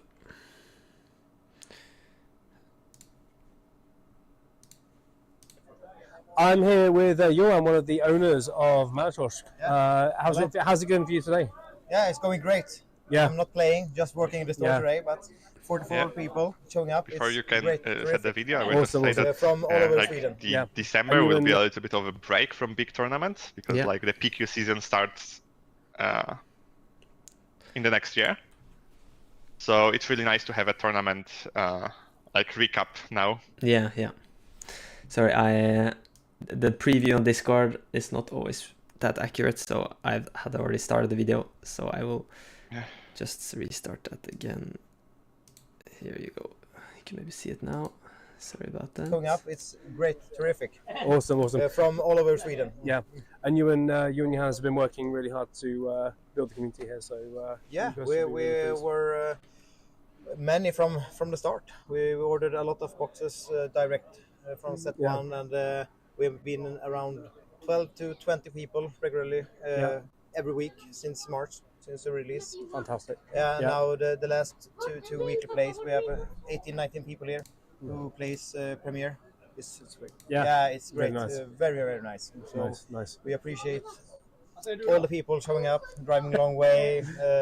So and people are coming from today from Stockholm, from Malmö, from Uppsala, everywhere around as well. Great. Nice. Great. Thanks a lot. Thank you. Nice. Then we have a second video here. Hey. Yo, so I'm here with Stefan, one of the local players. We've been playing since the beginning here. How's the day going for you? I'm 1-1 and it's okay. I met Bosk Blue from the start, so it's a hard. There's like hard 7 matchup. Boss Blues here today, 7 or 8 of them. It's a lot. So it's going to be a long day. Yeah, we could say. it's a fun day. What deck are you playing? Quinlan. Quinlan Yellow. Cool. Are you 1-1 now? Or? Yeah, I'm 1-1. 1-1 now, yeah. So Nice. It's a fun guy to play, so I'm happy. So we'll see how it goes. Nice. So now Good stuff. all afternoon, 4 games left. Yeah, pretty much. Awesome. Nice one. Thank you. Thanks. Yeah. Yeah. Ah.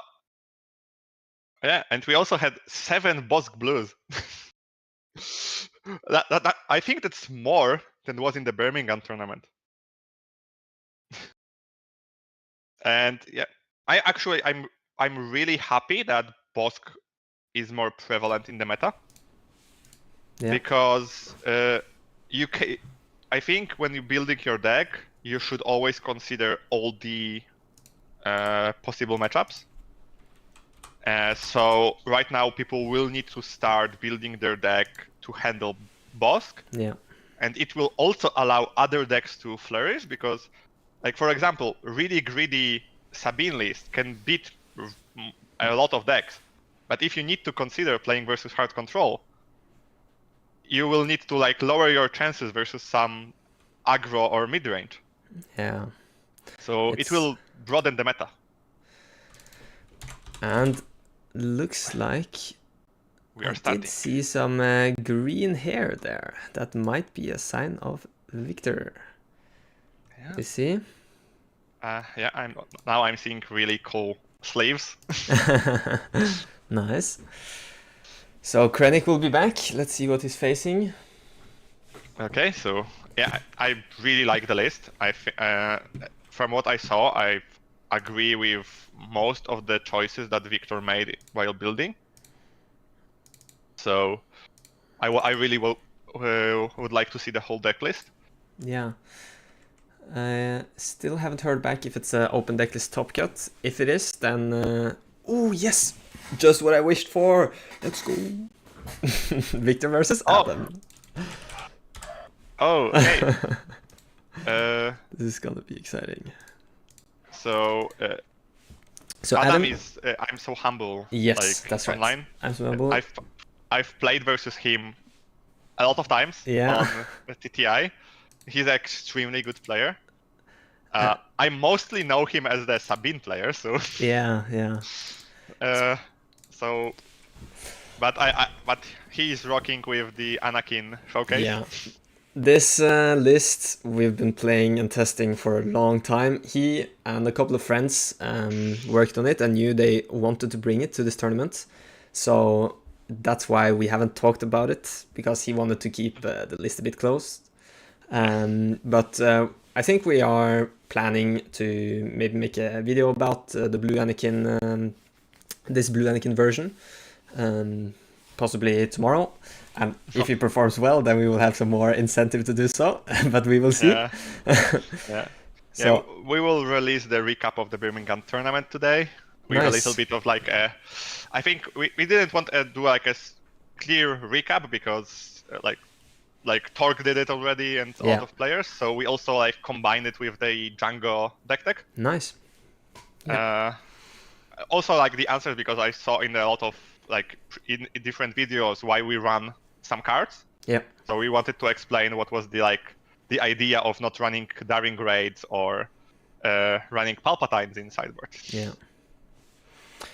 Okay, so this I'm looking very much forward to. Adam, this Anakin list is not the combo-y lightsaber bravado thing that has been going around a lot. It's more like a control-y list, having the R2s and the C-3POs to draw cards, trading up. I think it's the correct way to go.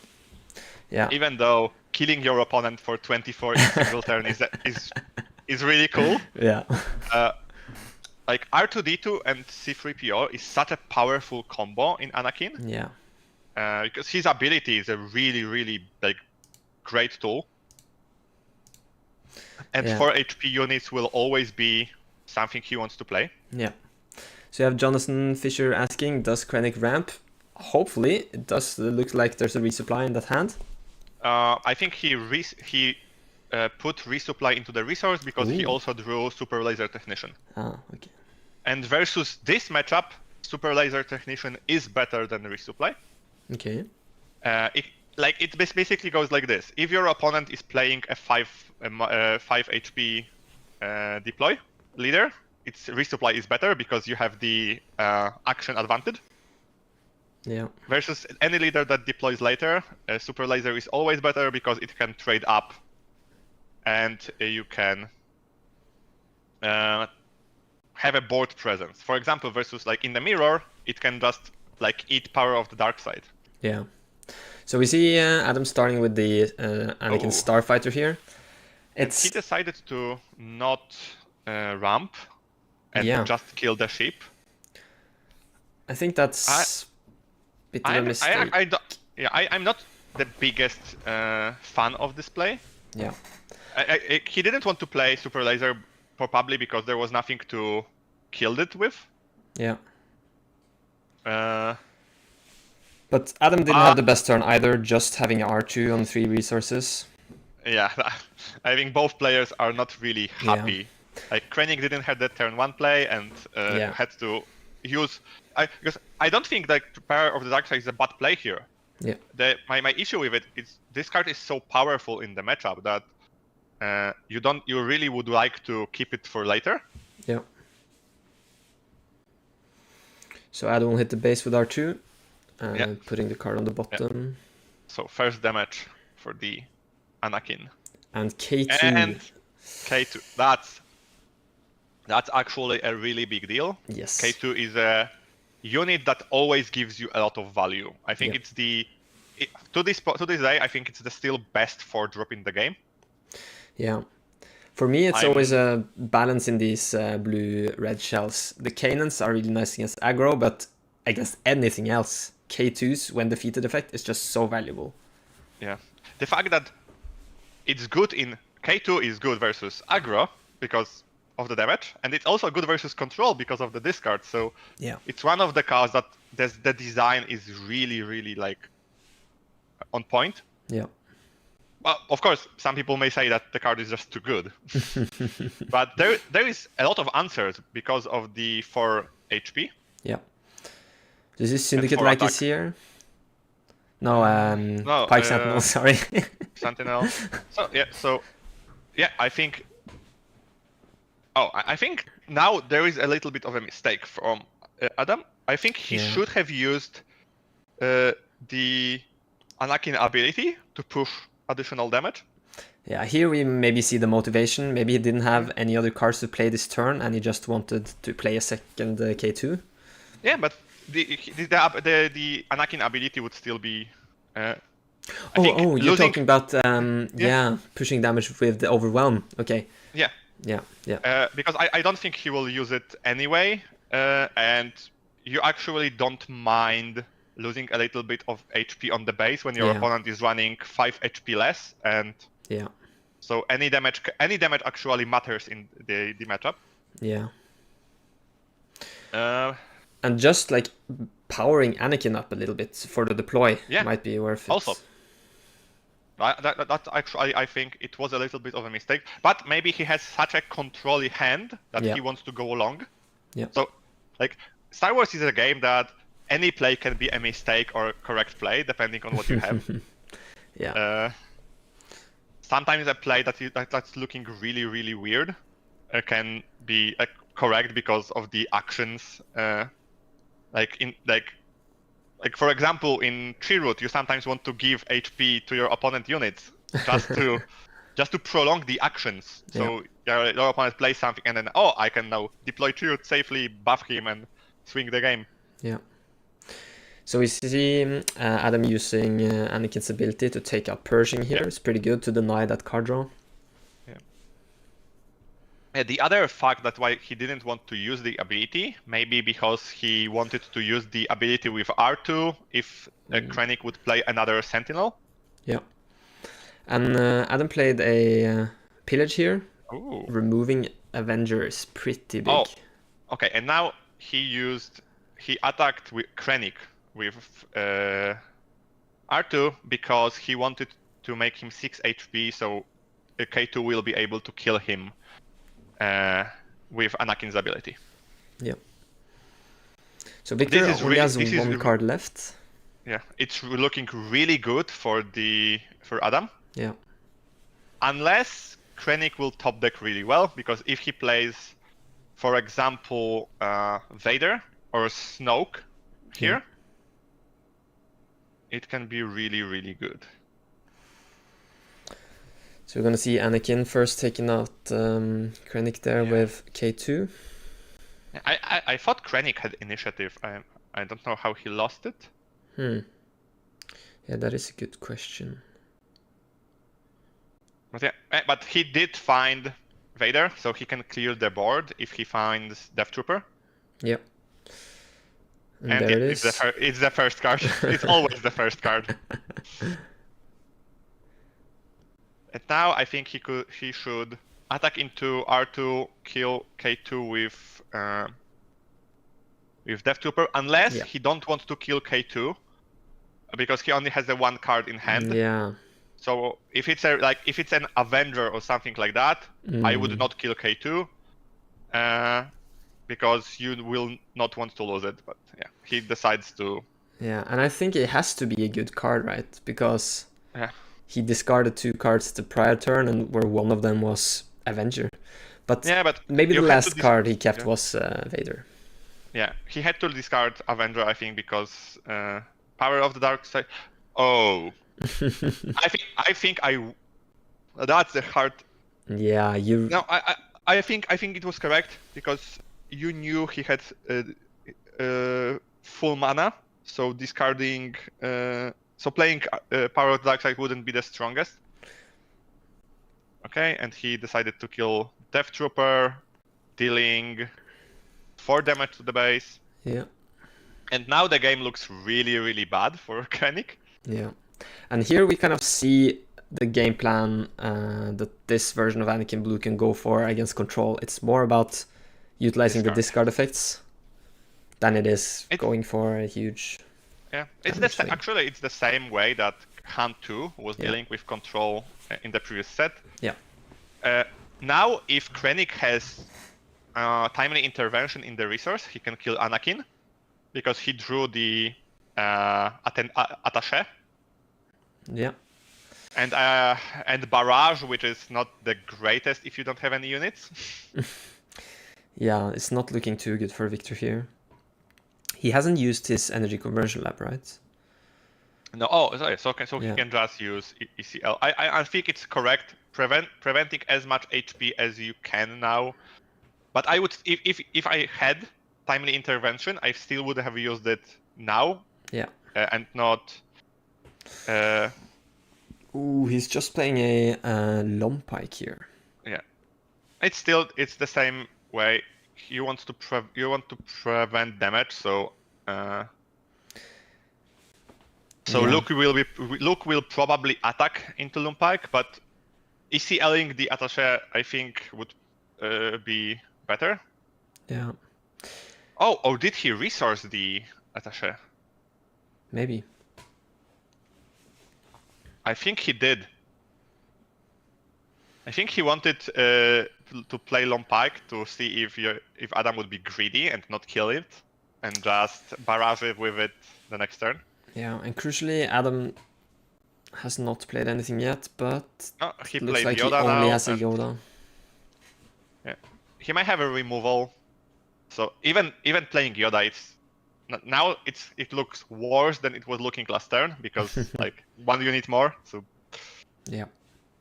And Yoda is actually a really powerful unit, because the draw makes it always go at least 1 for 1. Yeah. Looks like Victor decides to just surrender here. He would have to draw Vader into, I think, Avenger, or Snoke would be a really, really good top deck to stabilize, but yeah. Barrage is an extremely powerful card, but it always has the issue that if you don't have anything on the board, it's basically a win more card. Yeah. That's the thing. Okay. Krennic is, as I think, putting every single late game card he has.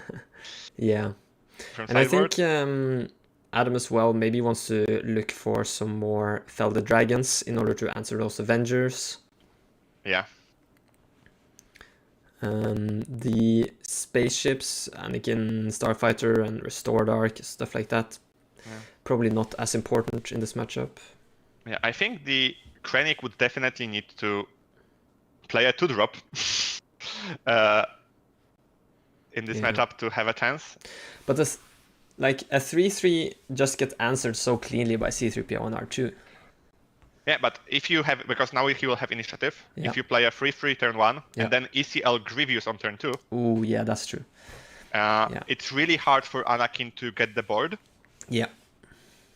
That's why I actually really like the ECL version of Krennic. Yeah.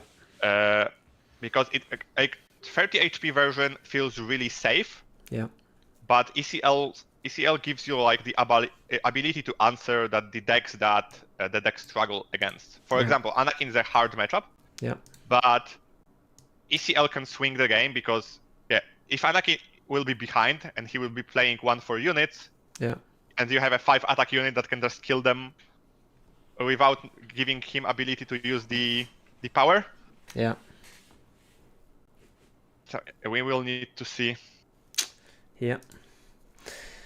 So let me update the scores here. First game going to Adam. I think in this matchup I would toss a little bit of the mid game for Krennic.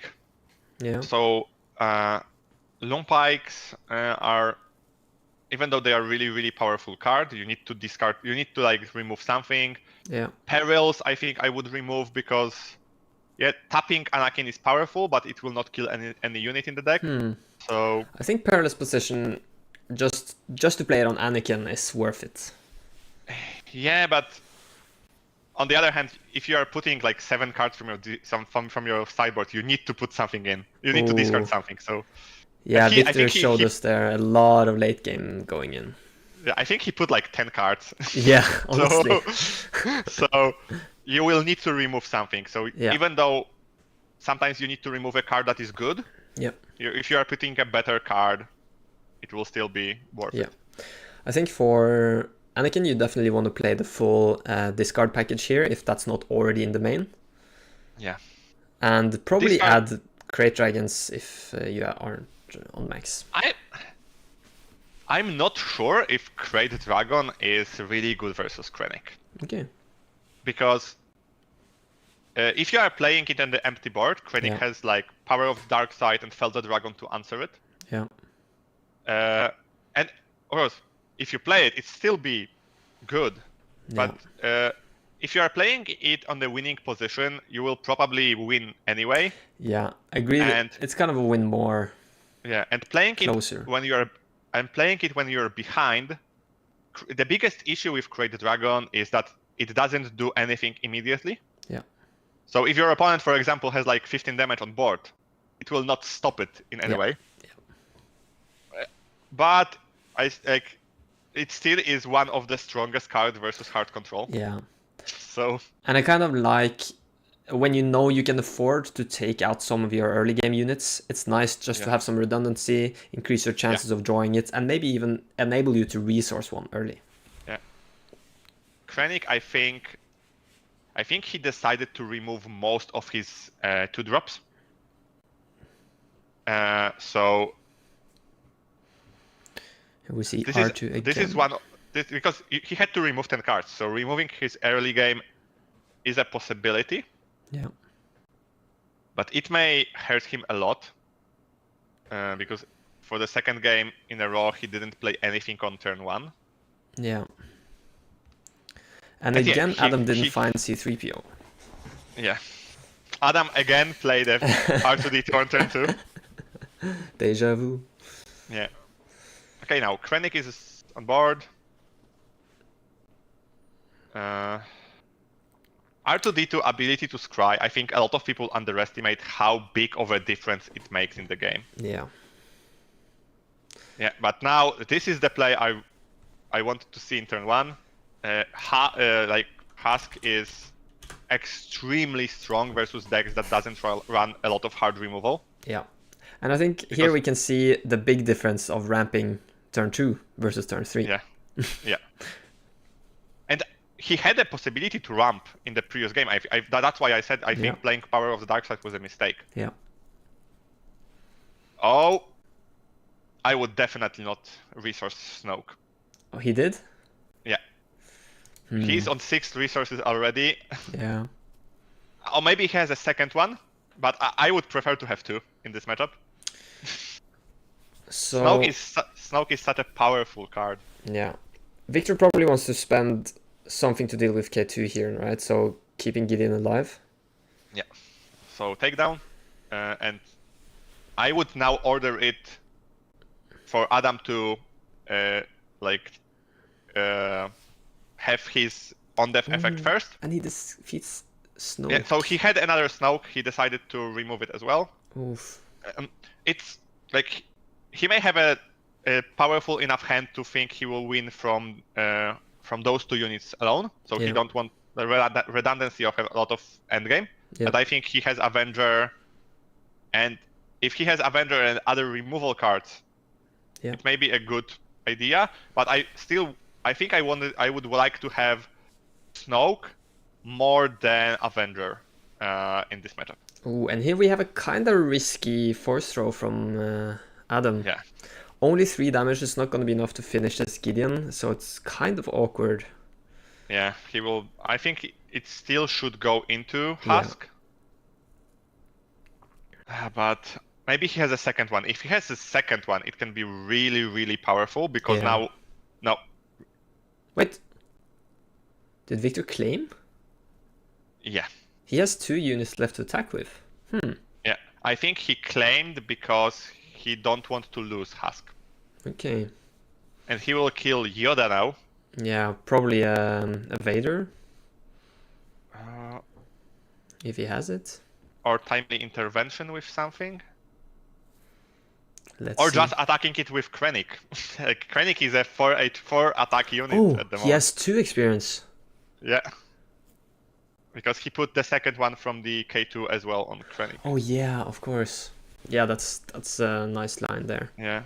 And now, I think now I would buff Husk. Okay. Because the one... because it's a turn that Anakin deploys. Yeah. So then Husk would have 7 power. Yeah. And it would be able I to always kill forgot Anakin. that extra power from Krennic's ability. Yeah. Okay, but he would die anyway, so... Yeah. So this is a moment, like, even though I think putting it on Husk was correct, it turns out not putting it on it was better. Yeah. It's always difficult to know how it's gonna turn out. Okay, see, we have 47 viewers now. Welcome, everybody. Thanks for tuning in. We are currently... Oh, not round 3. I forgot to update. Round 4. Yes. Round 4 of 6 Swift rounds. And we have Beton here co-casting with me from the SwoopRacers. It's been a pleasure so far. Thanks for still having me. Yeah, so go out and check out their channel if you don't know them already. And if you're new here, then that's great. Timely intervention into Death Trooper now. And I think this is the moment when you put the damage on Krennic and you really want the Death Trooper to stay on board. Yeah.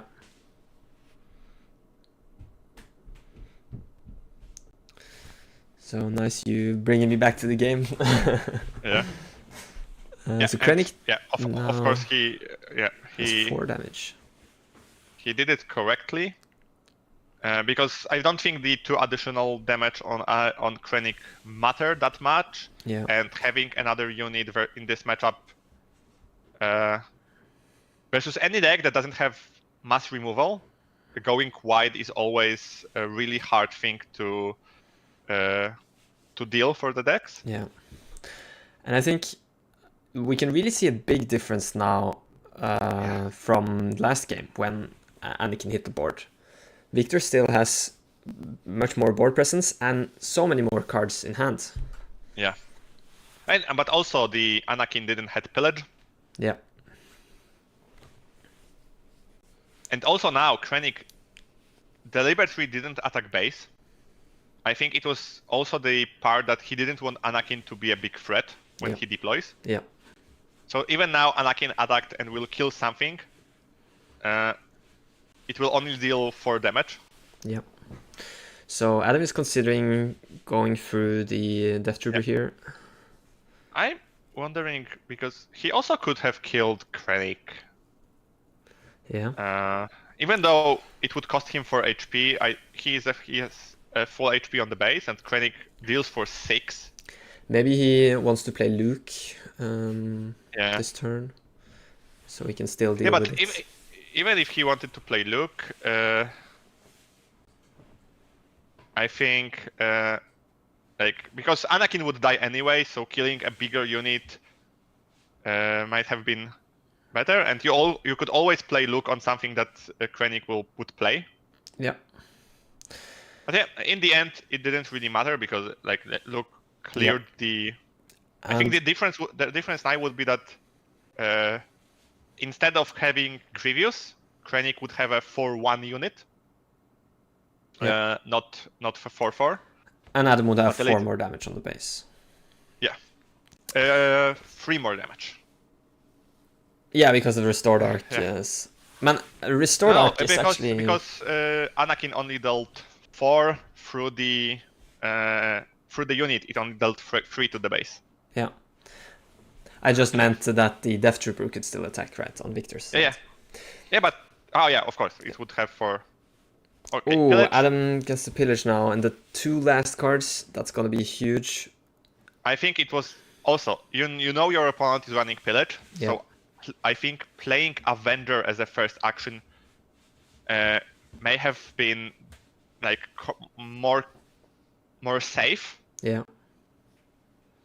But on the other hand, he didn't really want to get 6 damage into base when he already has that many. Yeah. And in the worst case, if Victor played Avenger, Adam could still answer with pillage and then fell the dragon. Oh, okay, and Krennic now top decked 2 dead cards. Ooh. This is not good. So I think if he doesn't have anything on Smuggle, I think the game is close to the end. Oof. Okay, because now top target. So I've got the message from the judge that the other top tables are Han 1 yellow versus Sabine, and the third table is Anakin blue versus Bosk green, so also doing well. Oh, that's really nice. And then the fourth table is Bosk blue versus Cad Tarkintown. So a lot of decks we've talked about today. Yeah, Cad Tarkintown versus Bosk. I think I know how the meta will end. But yeah, so Victor just plays his top target here. Do you think that's the right decision? Or he didn't have anything else to play, so yeah. But yeah, I'm just often thinking just keeping a dead card in hand is maybe better than actually playing it. So we had a question from Warmax. But he also have 16 damage on base, so he will really need to start healing if he wants to get. I wonder if he plays Blast. Okay, I think the game is over because Krennic top decked nothing. Yeah, and so we kind of see the big impact of pillage yet again. Yeah, but also the other thing, I think the resourcing Snoke and discarding Snoke was a really big, hurt the Krennic player a lot. Yeah. Because Avenger is a really powerful, but it's 1 turn later. Yeah. And if he would have played Snoke, it would be much harder for the Anakin to went back into the game. Yeah. And there we have the handshake. Oh, okay. Anakin had a perfect hand anyway. Yeah. Those Felder Dragons are just so good once Avenger hits, gets answered immediately. Yeah, Luke is such a crazy card. Yeah.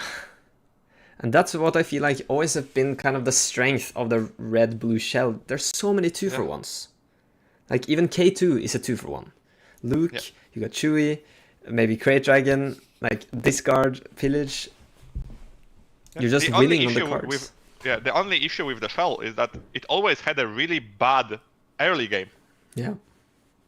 Turn 1, turn 2 plays, but now we have Yeah, and not that impactful of a leader deploy. Like Ray Red, I feel like her problem was her deploy was not impactful enough. Yeah, the heal was impactful in some matchups, but stat line was Yeah, if you deploy Ray, you get the ECL record, and what do? At least Anakin, he trades back. When you deploy him, he's a 6-7 often. Yeah, or 9-7 or. Yeah, but you're still sacrificing something. You still have a leader that deploys on 6. I think it's a really, really big problem. Because some leaders will abuse the fact that they can deploy before. Yeah. And for example, if your K2 or won't go 2-4-1, because they still like. If, for example, if you play K2, your opponent just bounces it, or it will not be able to trade. Yeah. Because, for example, if you play K2 and your opponent plays Kanan, it's actually really hard for K2 to have any impact. Of course, in Anakin, you can just trade up. In Anakin, K2 is even stronger. Yeah. But I think the deck is really fun to play. I still would like to see the matchup when he takes on Django. Yeah. Because in our testing, Django just steamrolled this matchup. Yeah. And also had like the ship, free ship that doesn't allow to heal. Yeah. Anakin doesn't really have any simple way of dealing with the ship. And if you can't heal with Anakin, it's becoming a big problem. Yeah, I think some tools that Anakin could have against Django are, of course, Conquer Dawns and Obi-Wan Aether Sprites, but also like open fires, just to get rid of those cards, or Perilous Position. So I think there are possibilities for Anakin list to handle Django well, but it definitely needs a playtesting, and you need to know how to play it. Conquer Dawns, even though it counters the deck, have a problem that it dies to a ping and Tarkin Town. Yeah. So basically, you need to have 2 to have a big impact in the matchup. Yeah. I think the big unit that helps in the matchup is actually Yoda. Okay.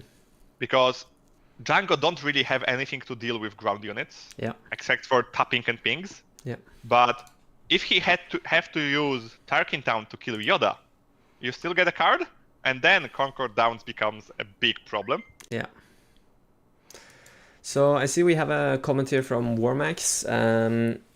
The deck lists are sadly not available. We don't have them either. But we'll see if we can publish some of like the top results deck lists later on the channel. And we have just now finished round 4, so there are still 2 more rounds to go before we go to the top 8. Yeah, I think I see the comment from Jonathan Fisher that says that the problem with Snoke is that he clearly that he dies really easy to Luke. Yeah. But for him to die to Luke, something needs to die. Yeah. And when you play Snoke, you don't really care about enemy units, you just go face. So your opponent will need to trade into your unit to play Luke to kill Snoke. But then you have the whole turn to answer Luke. Yeah. That's why, even though it is a clear kill, but Luke will kill anything in this deck. So yeah. It's not really the fact that you answer it, because, for example, he still had the 2 free ship. So even if he played Avenger, Adam could just swing his Restore Arc into Avenger and kill Avenger with Luke. Yep. That's why I think putting both Snokes away was a mistake. Yeah.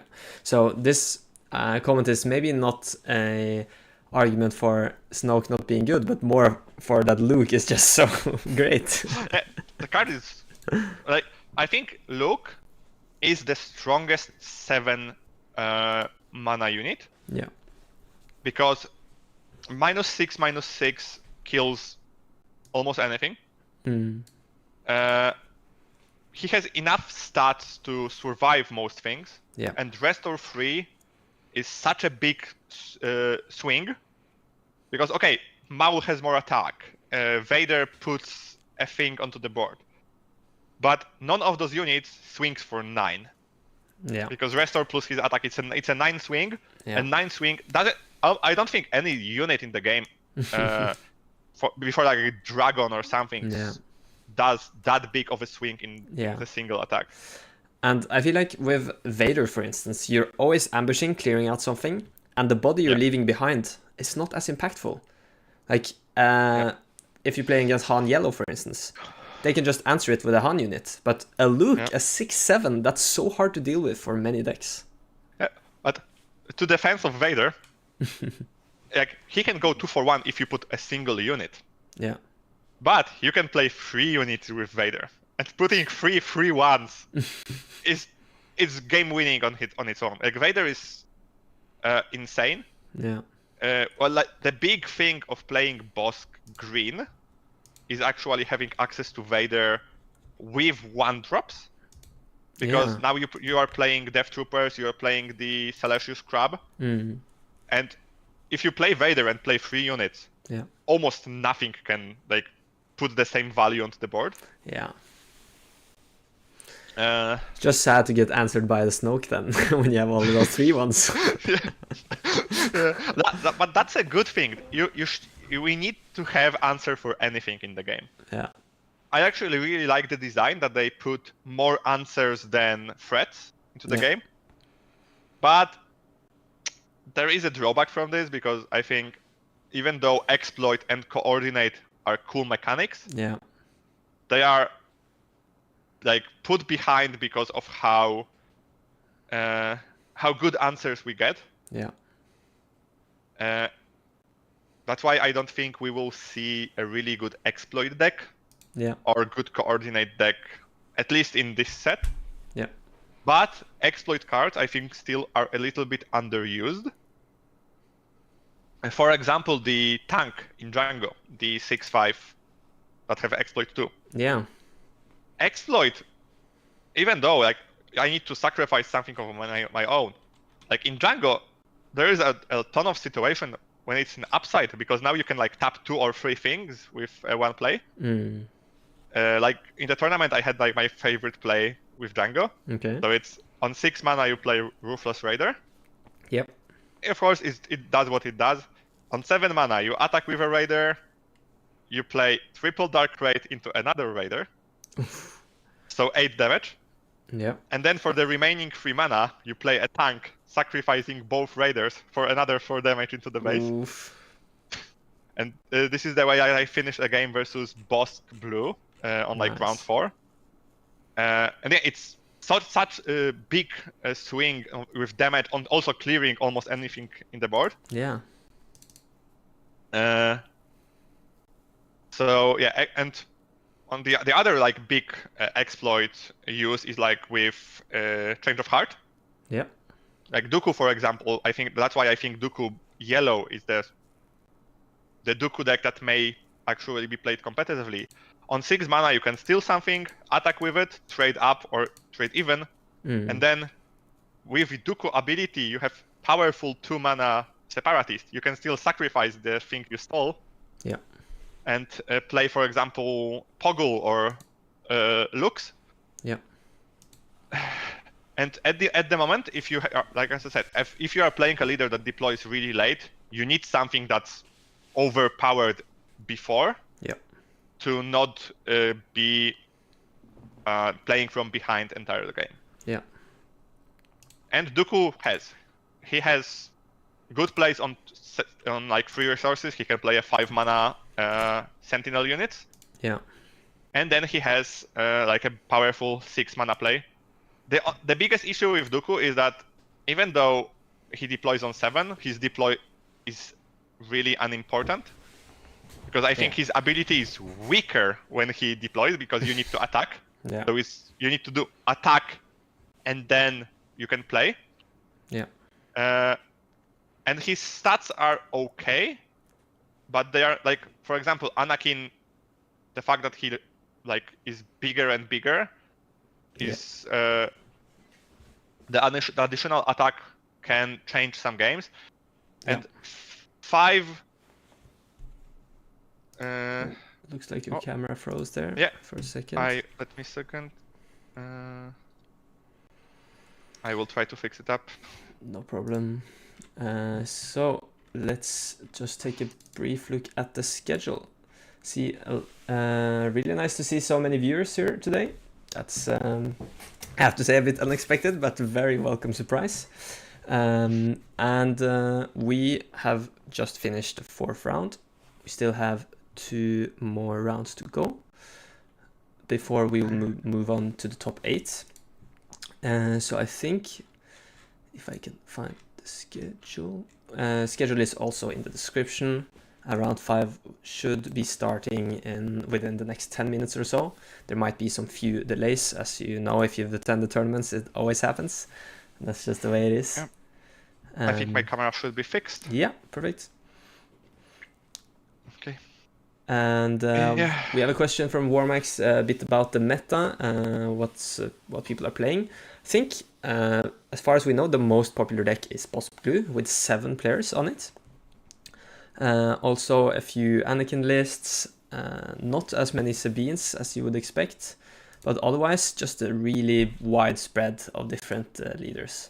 We've heard about Han Yellow, Quinlan Yellow, Palpatine Blue, Palpatine Yellow, even the new Palpatine with the blue base, a green Rex, a green Bosk, so really big spread. Also only one Kira, that I'm a bit surprised. I thought Kira would, because a lot of people really like that deck in set 2, they would maybe try to just stick with it for this one. Yeah, I think Kira had a big problem, because if the heroic aggression deck are popular, this is the worst matchup for Kira. So, and now we are seeing a meta when Anakin is more popular than Han 2 was in the previous set. Yeah.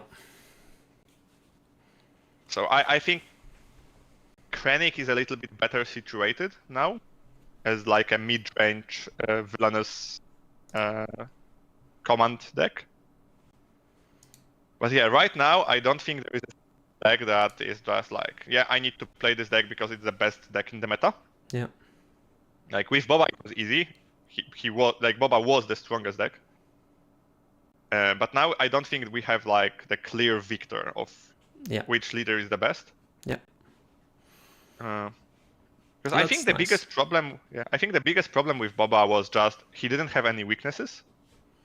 Like he was good early, good mid game, had a really good end game, had overpowered play. Like for example, Han is strong because he can use 7 resources on 5 mana. Yeah. Boba could use 8 and had better stats. Yeah.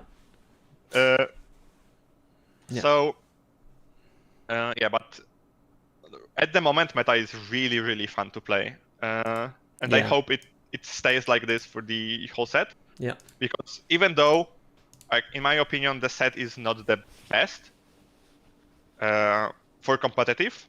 Yeah. Because you want to see more of the new cards in meta decks? Or... Yeah. I think that just overall cards are a little bit too weak. Okay. Like even the legendaries, I think a lot of legendaries were a big miss. Like mostly the coordinate and exploit ones. Yeah. I think exploit was a little bit overcosted as an ability. Yeah.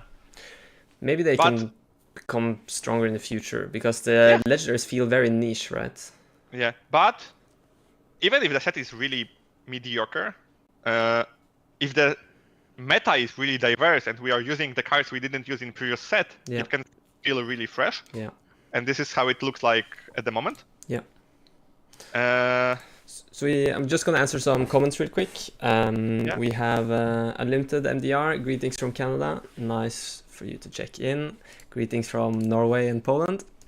And Boss Green has not played on stream, sadly. Maybe we will see it.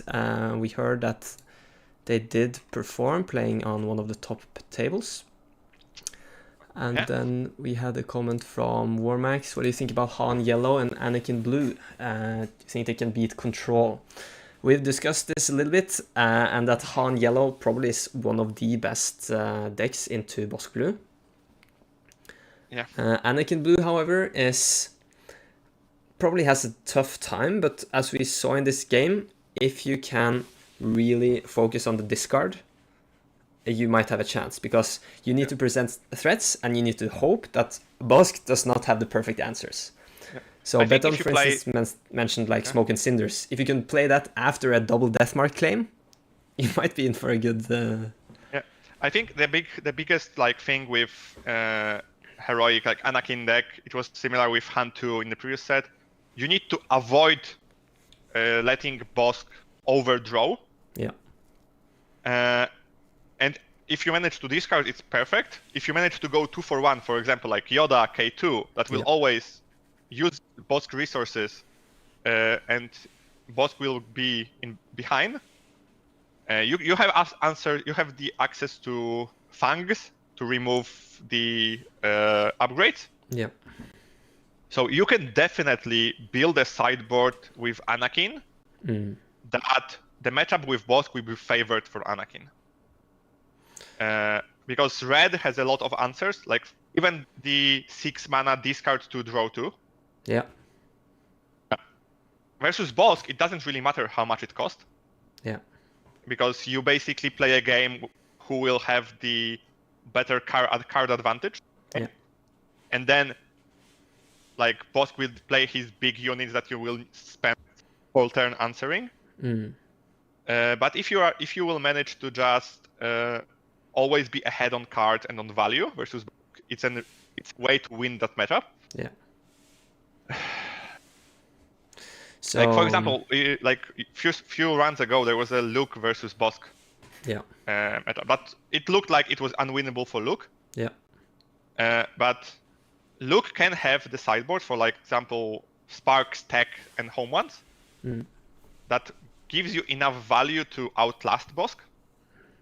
So even in the matchup that is really hard, you always have an ability to sideboard versus hard control. Yeah, I agree that to some extent you can always increase your odds, but whether or not you can actually be favored, that's another question. That's true. Like, but of course, if Bosk has his best hand, so like Power of the Dark Side, Child Sen, and then go straight to double claiming with draw. Yeah. It's really, really hard to beat. Yeah, it did. But Bosk often also has a hand that it's really awkward for him to remove something. So like hard control at the moment, I think, is a really, really powerful deck, but it's not overpowered at all. Yeah. So I see we've gotten some messages from Jason. He's done some more interviews and some tours of the shop, and he's wondering if we have any questions we want to ask them who are there in person. So let us know in the chat if you have any questions to Adam and Jason. I can see if I can show you guys the videos. So it's just going to be a minute. Here we go. We have another interview with Jason. Oh, is there sound? There we go. Yeah. Cool. So I'm here with, what's your name? Felix. Cool. And you are from? Blekinge, but here I'm local. You're one of the local players. Oh no, we haven't actually played together on Thursday. I guess you come down Thursdays. Yeah, I come down Nice, Thursdays. nice, yeah. Oh, nice one. Cool. So Felix, what you're playing I think Gar Saxon. Gar Saxon, the most budgety I could find. Nice, nice. How's it going for you today? Pretty terribly so far, but I live on cope and hope. So. I mean, I'm 0 for 2. Hello. Yeah. I'm at a double loss of a 0, so I mean, I'm doing as bad. Yeah, me too. But I have hope. You know, the first 2 matchups they're gonna win all their games from now on, and I'm gonna win my 4 and then top cut, no problem. Top cut, awesome. Well, I've got the same plan, so we'll see in the final. Yeah, I think a lot of us have that plan. So maybe there's some tough competition. Then we just got to bring down Humble. Yeah, RNGesus will decide. Awesome. Nice one. Thanks for Thanks for your time. Good luck for the rest of the day. Yeah, thank you. Nice. This seems to be recorded in between in the lunch break. Then we have a little bit of a tour of the shop. You can see how it looks down at Manatorsk in Skövde. Yeah, I've actually guys, because he mentioned the player was playing Saxon Blue. Yeah. Saxon Yellow. Yellow. Yeah. I've tested this deck a lot. Yeah. It's really fun to play. It can have such an explosive turns. I think it's still a little bit lacking on 4 and 5 resources. Yeah. But yeah, it's definitely a deck that can surprise a lot of people of how much damage it can do. Yeah. Really early in the game. So is this in set 3? Is it still kind of space focused or? No, I think Gar now should be mostly censored around shields. Yep. So because of the Tarkin Town meta, you need a lot of shielded units. Yep. So Smuggler, Evazan, 7th Fleet Defender are, with Saxon ability, are extremely big threats. Yeah. Because they can trade up, they can push a lot of damage, and now the one card that was added in the set that for me is really plays really well into the deck is the 2 mana upgrade that doesn't allow your opponent to attack into your unit. Yeah, the yellow one. Yeah, because if you played it on your leader, he's basically a 7/7. Yeah. That your opponent, if they don't have a Rival's Fall that we establish is not really being played right now, it can be an extremely big swing. Yeah. The issue with the deck is that because you have to play like Evazans and a unit that are a little bit risky. Yeah. You can struggle against Sabine. Yeah. But yeah, the deck is definitely playable. I think it's around a B tier. Yeah. But I think we still will see at least some people who will bring it to PQs and perform like well. Damn, interesting. Because I think in the set 2 we had a top 8 on PQ with Saxon. Yeah. And I think he only with the Boba ban he only got a little bit stronger. Yeah. Okay, interesting. Let's now check out the tour of the shop. So we have another 2-minute video, and then I think we will soon get ready for the 5th round. Yeah, it's I will just grab Daddy. for something to drink, and I will be right just back. Here we've got about 10 minutes left of round 4, and I thought while we are here, we'd just give you a little bit of a look around. Oh, sorry, I realize we are on the wrong scene. There we go. Let's restart that. Hey guys, so it is, it's Captain here, it's Fun Daddy. I am just here, we've got about 10 minutes left of round 4, and I thought while we are here, we'd just give you a little bit of a look around the room so that you can see what we're doing and where we're at here at Manatorsk, which is hosting Cantina Brawl. This is their own event, by the way, if you didn't know. So we've got the bottom tables down here. So this is where I've been for the last couple of games. We've got our middle tables. Here we go. This is the table, and then those people. This is on mute as well during the games. Then we've got the top row in the middle, and then the other row here on the judges' table over there. Are you guys interested in coming down to Manatorsk? We have this whole room is play area, big library of games over there. See, Humble is there. I'm back. Getting ready to Great. this next round. Still have 1 minute left of the video. Oh, Digimon and stuff. it's really nice to see how the stream is looking. Big area of. Yeah. Venue looks really nice. Warhammer, biggest Beal over here, and this is only the basement. We're going upstairs to the entrance level to the floor. We have card games, Magic over in the corner there. Obviously, it's the Star Wars. There's a good amount of stock in there, both Shadows and Twilight. And a big collection of accessories, Pokemon.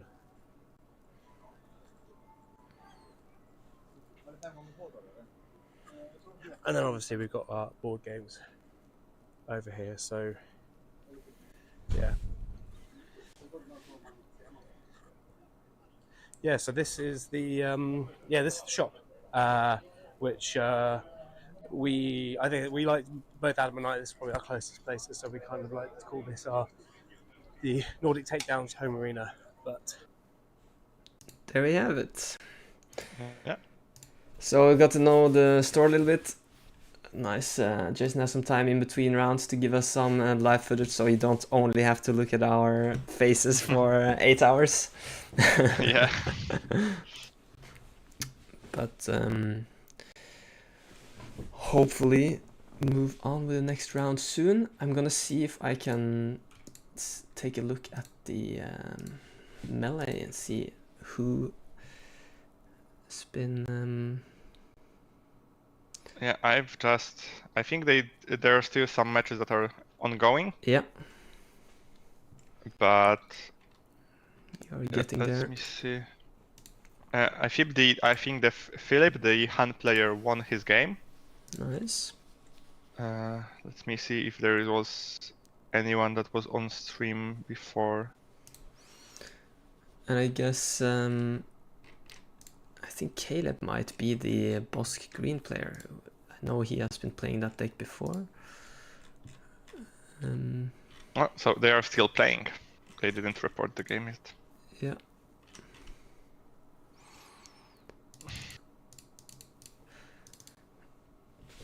Alright, so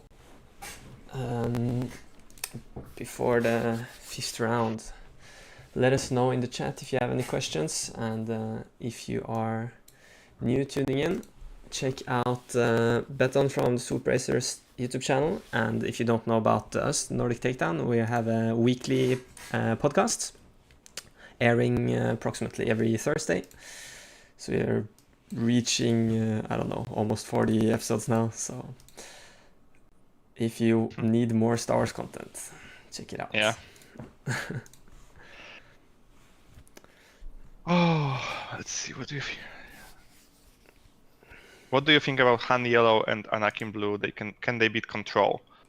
We already talked if Anakin could beat, but Han Yellow I think is the best positioned deck to beat Control. Because if you manage to play DJ, even for 7 mana, because it locks Bosk from playing their big units. Because even if you still on 7, you are locking them for a 8 mana. Yeah. And if you manage to do it more than once, you can just overwhelm them with board. So this is one of the reasons that Han definitely is one of the hardest matchup for Bosk. Yeah. And with bounce, it can be kind of nice against those death marks too, right? Yeah, I like Han has a perfect answers. Like you can play Sparks to see the hand. You can play Body Rooks to remove the removal.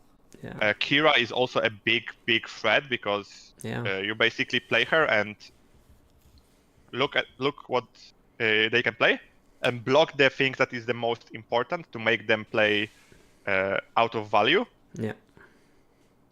And then you have still the tech DJ combo. Yeah. The only thing with Han, I think Han players sometimes play too risky versus Bosk. Yeah. You can always wait versus Bosk players. Play tech and DJ on the moment you know he will not have an answer or he already used an answer.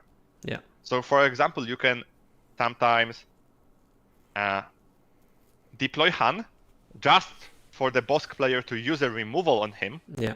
So then you can play a DJ for free, without being answered, stealing a resource, and then even if they answer the DJ, you still got so much out of the exchange that you can just abuse that interaction in the further turns. Yeah. So, and like Bosk is the deck that needs to choose what removal he runs. Right now, they choose to run a lot of -2/-2 cards to handle Django. Yeah. And some of Bosk don't run the 4-strokes in main. And 4-stroke was a really good answer versus Han because it kills all the important units. Yeah. But without it, it's really hard to answer Tech and DJ for cheap. So yeah, this is definitely one of the decks that can keep Bosk in check. And it looks like we finally see the players sitting down. I do see a Django there on the side. Okay. So I'm going to switch over to the game view. The names are currently wrong, but we'll be informed shortly. And you're gonna just have to excuse me for 2 minutes while I quickly go pee. And then maybe you can talk about the matchup if we get to see the other decklist. I see the comment about Anakin Yellow. It is really great in testing. I think the deck is really fun to play, but if you run that many discard, you can run into the problem of losing to the decks that play smuggle cards. Because every single discard card, even if your opponent discards, if they still have something to play, you can fall really behind, and the deck doesn't really have much answers if you are behind. So, for example, if you even pillage a deck to 0 cards, and if they, like, for 5 play Cassian from the resources, the play overall is a -1. So for me, it's a little bit hard to build Anakin Yellow in the way that I still have the access to discard, but I not only rely on it as a strategy. And I think the yellow also has the issue that it struggles against aggro, because without blue, you don't really have any way to heal. And because of that, you will need to like spend a lot of time building the deck to fit the meta. But I think it still may surprise us how powerful the deck is. Oh, I see. Been talking about Anakin Yellow, or yeah. And I still don't see the other player what they are playing. So we all need to wait to see. Like, Django doesn't really have that many bad matchups. Yeah. The worst one, I think, is Bosk Blue. Okay.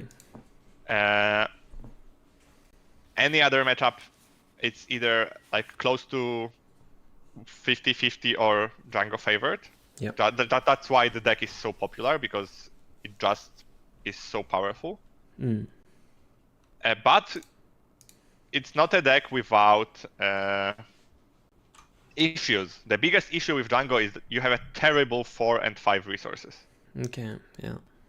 You almost always don't utilize all of your mana on those turns. That's also why the tank is so important in the deck, because you can play it for 5 mana, and why triple dark rate is so important on 4 resources. Yeah. But yeah, you can't really rely on having those cards every single game. So yeah, that's the thing. Sometimes on 4 resources, your best play is just to play a free drop, which is not really what you want to do if you are going versus the other value-oriented or tempo-oriented deck. We see a custom mat here. Yeah, and yellow, Han Yellow. Okay, so we are. We are seeing the Han player again. Probably is, right? Since we're looking at the top table. And it's Anakin Blue, so. Again. And I think it's a different player this time. It is a different player. I know. No, but it's the showcase and the red sleeves, so probably it's I think Yeah, I think we are having the two players who are already on stream. Yeah, but they didn't play each other on stream, right? Or am I suffering? No. They both played. They both played Victor. Yeah, now they're meeting. So this should be Philip then, and we have Adam. It's hard for me not to root for the Han player. Like, we share the same name, so. Nice. But actually, I'm not. This is one of the matchup I'm not entirely sure who's favorite. Okay. Because I think both players can utilize their strategies really well. Yeah. I am of course biased in this because I've been testing Anakin a lot with Adam, but I do think if Philip doesn't get a lot of DJs out, I think Anakin should be favored because you have so many tools and just great 2-for-1s that you will kind of just outvalue. As long as you progress the game, you will just outvalue. Yeah. I think the big issue for Anakin can be bounce effects because, for example, if you play a K2 and Han plays Cantina Bouncer, it's a really big swing. Yeah.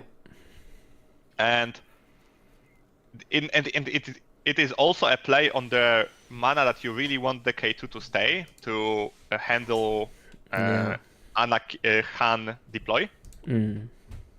But then Han doesn't really have an answer for Luke. Yeah, and that's a big deal. Yeah. So you just need to get there. Yeah. Oh, okay. The best answer for Luke is also you can discard this from the hand. Yeah. But yeah, we will need to see. This is also the matchup that Han can go extremely aggressive. Yeah. Because if you manage to dodge the arena on turn 1 and go like Blaster turn 2, Bouncer turn 3, you can like deal 15 damage out of nowhere. That's true. In 3 turns. So yeah. So Adam would really need like a takedown or something early. Or an open fire if it's on the Ahsoka units, for instance. Yeah, I think in this matchup, Anakin should definitely look into a ground unit because Millennium can handle almost any space unit that Anakin have early, and 4 HP units are hard to be dealt with by Han. Yeah. Okay, here we go. Yeah, I think the best play for Han turn 1 would be something like Ezra to keep the card advantage. Okay, or L3 is also really good because it can be killed with and Anakin ability. In this list, you basically always want to name 3, so Adam is successful finding a tech on the top of his deck. Yeah. That's a pretty good start there. Yeah. That's really funny. I really like C3PO because you can always say, okay, I need just a card, so I will say 3. Yeah. But like in the later stages of the game, you can a little bit risk it. So like if you really need an answer, like okay, I need the Vanquish I have, so I will attack A5. If I draw it, perfect. If I don't, an additional card wouldn't really help me anyway. So, So that's a good point. Like really, really good players can really early tech coming from Philip here. And I think you need to use C3PO to deal damage to tech. Yeah. So I think maybe the sequencing there was a bit off. I think if he would say pass, Anakin would just take initiative. I mean, you could also just like smuggle, put tech down with Han and then playing it out of smuggle, maybe. I think it would be better because because you would put it on Han to have an answer to do something with C3PO. Yeah, but at least now Philip has the initiative, so maybe there's something he can do here. But I think this is a pretty good start for Adam. Yeah. Okay.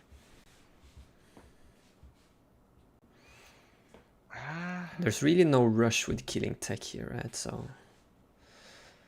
Yeah, you would still need to wait, but what he did now, it's really dangerous because if Han has cunning, it can be really tricky to stop DJ next turn. Because you just need to survive this turn and. But what's the cunning's gonna do here? You just tap. And Anakin either does not spend 4 resources or waylay. I thought because now if Anakin does anything with their mana, Han will be able to play DJ. Yeah. But then you can kill DJ. Exactly. There's a lot of units, like as long as you have 3 or more power, you can just answer DJ. But still, now you like that's the way you can still play the DJ. I think maybe in that situation there, Adam should have just used Han, maybe traded with C3PO immediately on tech, gotten the extra card drop, possibly. But there is a bigger problem, I think, because now we are on 5 mana, right? You called it Cantina time. I mean, this tournament is called Cantina Brawl, so a Cantina Bouncer would only be fitting.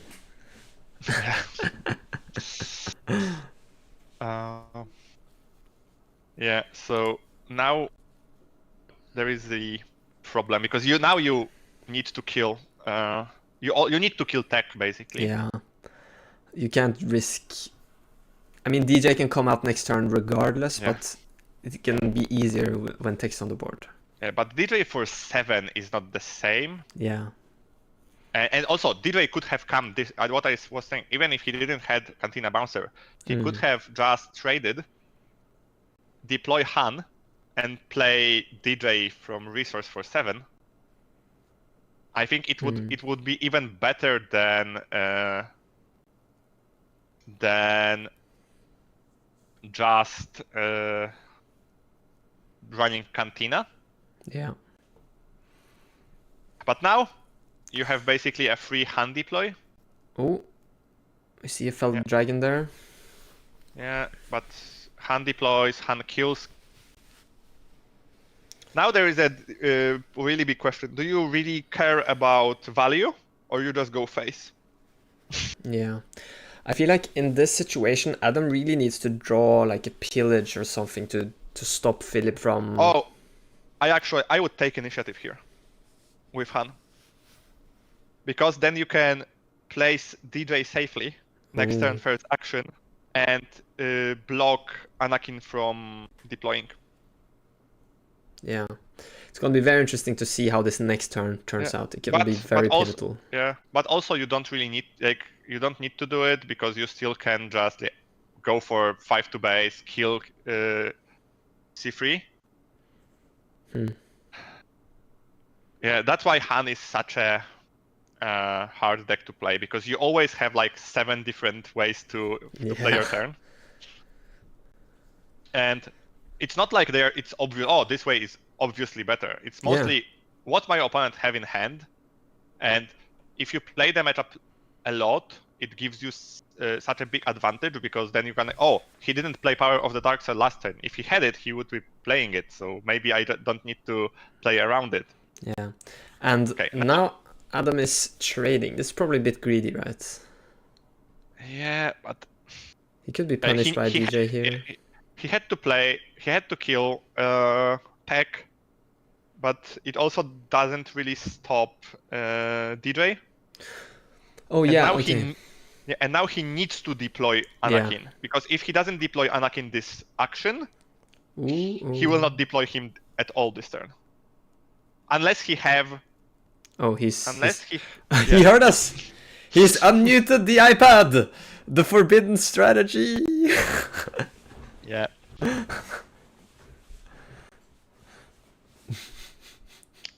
Yeah. Okay. Now it doesn't actually look that bad for Anakin. Yeah. Because Anakin is a 7/7. Yeah, this is pretty crazy. But and 18 damage on base. he needs to respect that. So he needs to take back the board quick. Yeah, but not really. If you deal 7 into face now, Luke is on 15, and you have more damage on board. Yeah. Because the ship is also dealing 4 at the moment. Yeah, that's the big strength of Anakin, that he's one of the few leaders that can like be behind on HP, but still race so much better. Yeah. But we saw that Philip has Canning in hand, so I actually racing him will be extremely hard. Yeah. But Cunning is kind of awkward for Philip here, right? Because he's on 7. Yeah, this turn it's bad, but next turn you can just tap. Looks like he passed. Oh. And yeah, it was a safe pass, because if Anakin didn't attack, even if Adam would have claimed, you really would be happy to not. Enfys. Okay. Is Enfys actually good? I think he maybe passed to see if Anakin wanted to attack, and then he could DJ possibly. Yeah. But he also had Enfys as a really great second option. Yeah. But now Enfys dies. So. Do you think this trade is correct? Because now Philip can take out Anakin. Yeah, I'm not sure. Yeah, it's a difficult. He was scared to run Yoda again, but no. I personally I would race at this point. I would go face. Yeah. And I feel like that right there is kind of a. And we knew that he has Fell the Dragon on hand, because he showed it. Yeah. So he had an answer for Enfys, and this deck doesn't really have that many late game cards. So removing Enfys would have been a really big swing next turn, and now he would be facing another 7 damage from Anakin. So I actually think killing Enfys might have been a little bit of a mistake, but the big we will see how it turns out this turn, basically. Yeah. And I feel like this is kind of a difference in the way people have built Anakin. A lot of people focus more on getting him out and then really starting killing your opponent, while Adam's version is a bit more control-y focused. Yeah. Yeah, and I think it's good because like this colors has a really powerful endgame cards, like Dragons, Redemptions, Lukes. But versus deck like Han that can basically provide tons of damage from nowhere. When you are on less than 10 HP, you really want to even the playing field. Yeah. Because even if he would clear everything now, it still isn't really easy to remove Cantina Bouncer. Yeah. And Adam is because, dangerously low now. For example, if now he plays Blaster on Cantina and go 5s into base, that's 27. Even that's 27. Even with Yoda heal, it would be 25. So if you don't have an answer for Cantina Bouncer, you just lose. Yeah. That's maybe what we're gonna see right here. Yeah. But Adam does have the Fell the Dragon, so that would work. Yeah. But then you need to kill Han, because Han yellow runs so much damage, like surprise strikes, blaster, that you should always expect at least one in the turn. Yeah. Ooh, right Adam really needs like a village protector or something here, because village protector would be a nasty card. Philip has so many units. Yeah.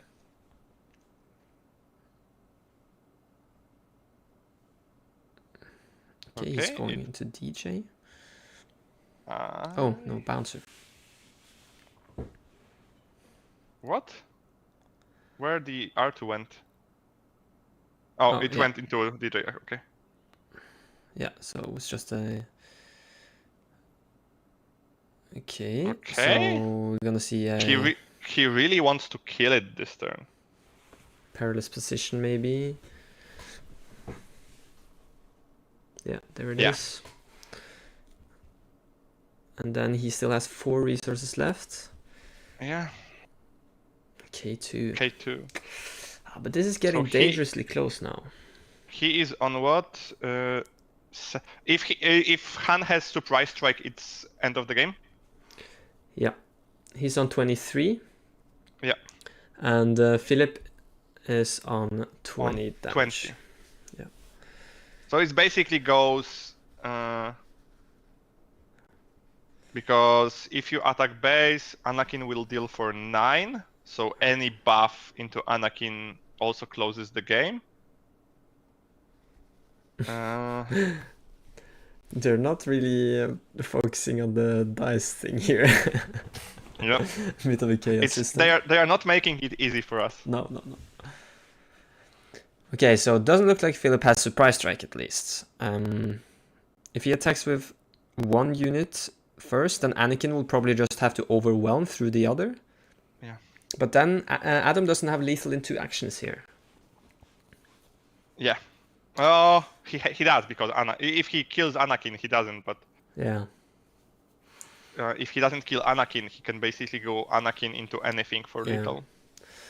Yeah. But right now, let's say Philip goes base with Han, then Anakin. No, I mean Adam would probably have to answer with Anakin. I think that we saw Philip had Cunning, so Cunning tap bounce K2. Yeah, that's good. Would be almost guaranteeing. Hopefully he hasn't resourced that card. Sometimes you have to with Han. Yeah. And I'm not seeing it on hand, so I think he had to resource it. There's a Plo Koon, a Bodhi. And Han unit. None of those 3 cards you really want to have. I guess Han unit into Anakin is not too bad. But you would still die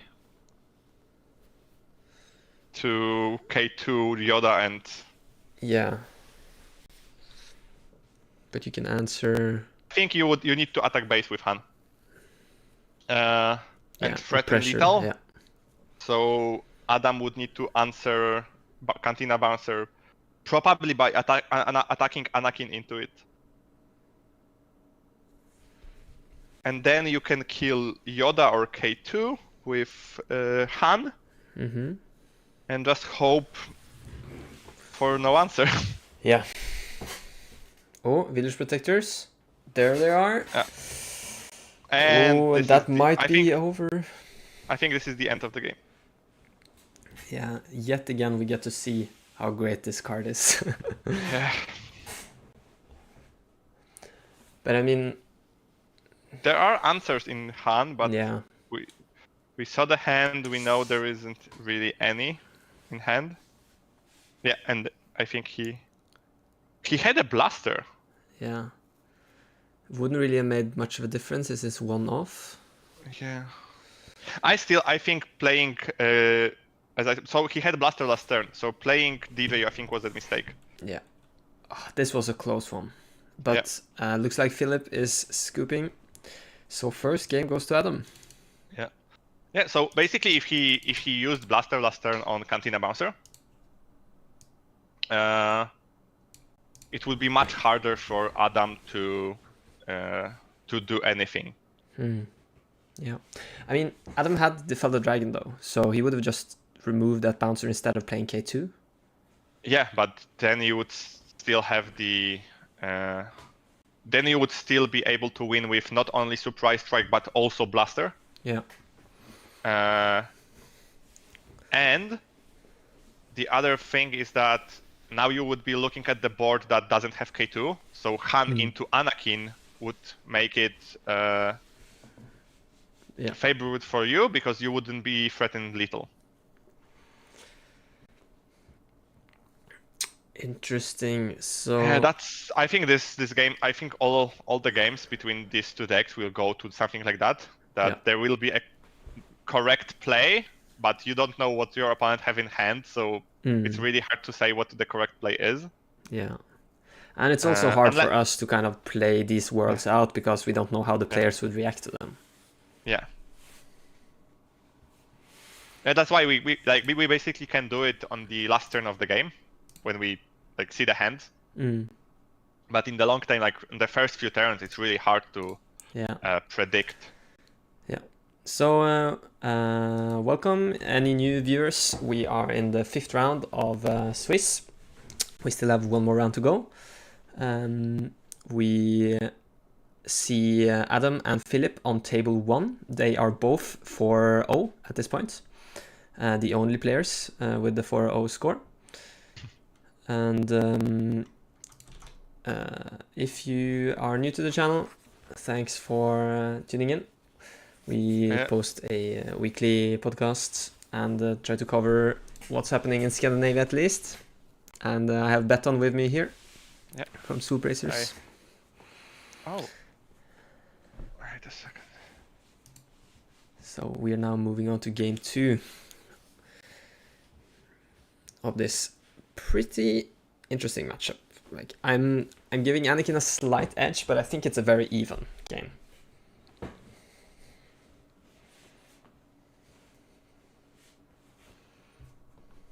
Okay, but then I think it's a different Han than we had.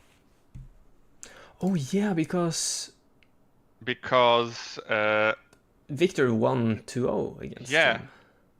So before we had... it's a different one, yeah. We had the other player. Yeah. General Phil, I think. Yeah. Yeah. Yeah, that's... You're right, yeah.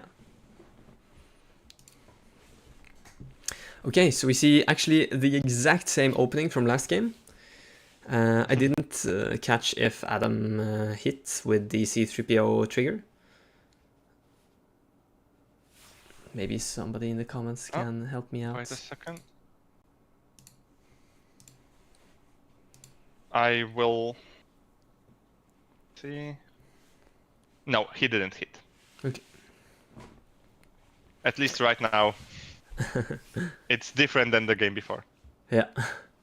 And it was really surprising to me because Han also had a way like he resourced R2D2. Okay. I actually think it's correct to play L3, but the L3 also has the ability to be played from Smuggle, so you can more like safely use the Han ability. Yeah.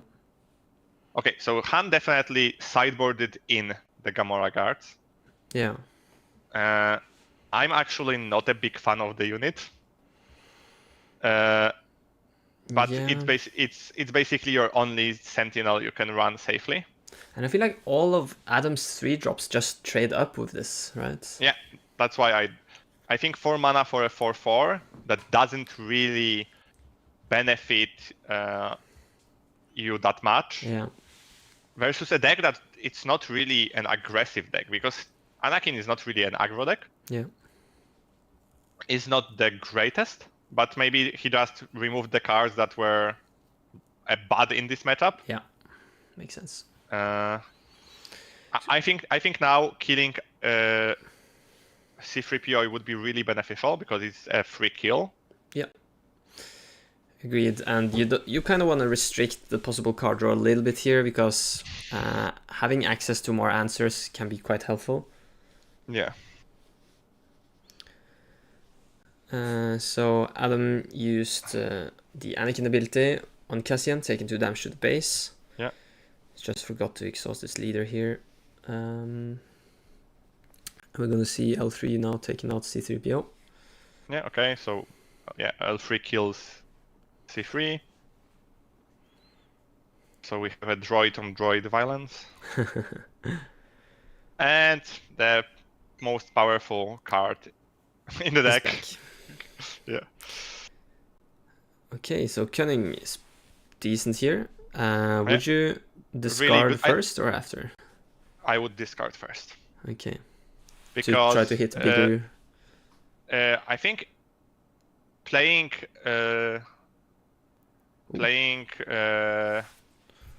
villagers on 5 resources doesn't really allow you to play anything else with it that is impactful.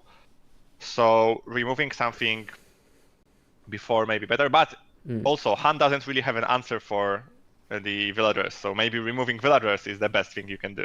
Yeah. So we saw Philip actually make Adam discard a top target there. So that, I think, came in from the sideboard. Yeah, definitely. I don't think you run this card in main. Yeah. I'm not sure if I really like it as a heal option. There is so many heal options in those colors that I'm not really sure that heal that requires 2 action is that good, but it is the cheapest heal in the game for the amount that it heals. Smooth out the curve a bit.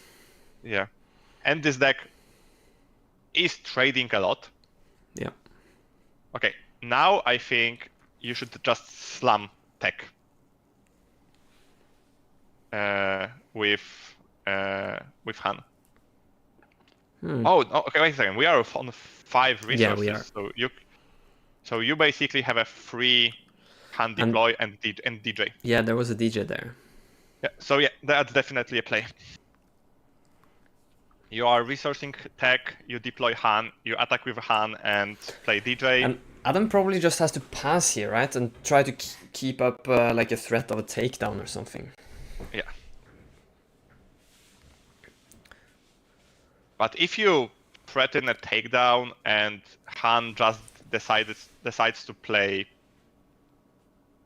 like Enfys Nest. Yeah. Oh, he goes for check. That's weird. Okay. Okay, it eats the takedown, so I guess it kind of worked, but... Yeah, so like, Anakin had the answer, but what? Unless you have another tech. And you could, because I think he put one down.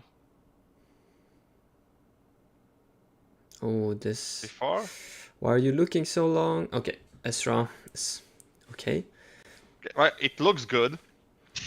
Like, you have 2 units, your opponent has 0. Yeah. But your opponent will deploy Anakin. Yes. So we're probably gonna see the same type of like game of chicken this turn, right? Where Adam probably wants to deploy and then just... Yeah, and this is the problem. Oh yeah, this is good now, because now there's Ferrous no DJ coming. Yeah. At least this turn he will not come. And you basically play whatever you drew, you play it, unless you can't.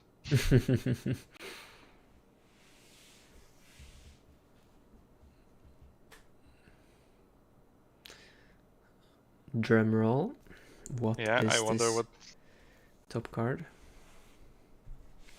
Because we saw he has a Millennium Falcon in hand. But I think whatever it is, unless it's it's probably a buff card. Yeah. Some situational card that doesn't really work right now. That's why he left it on top. So Adam's just gonna slam Anakin here. And that should be a 6-7 now, so pretty big. Open fire. There it is. And that's I think more of a uncommon card. Yeah. That for some reason a lot of people don't play. I guess open fire in Anakin. Yeah. Yeah, it's a really, really powerful removal. So what do you think about Anakin going through Han there? I think it's correct. Because it's only 2 damage to you, and giving Han additional resources is... Like, yeah, you basically could kill it next turn to not allow them to play an 8th drop, but this deck doesn't really run 8th drop, so... Yeah, the problem now is we see Philip having Han unit to answer. Ooh, luckily Adam has the second open fire, taking out Ezra. That's really good. Yeah. That's why I actually think attacking with Ezra as a first action was better than killing Anakin. Yeah. So going base. Because losing that 5 damage is actually bigger than the fact that Anakin would attack back. Yeah, so you kind of sacrifice 8 damage on your base to get 5 on your opponents. Yeah.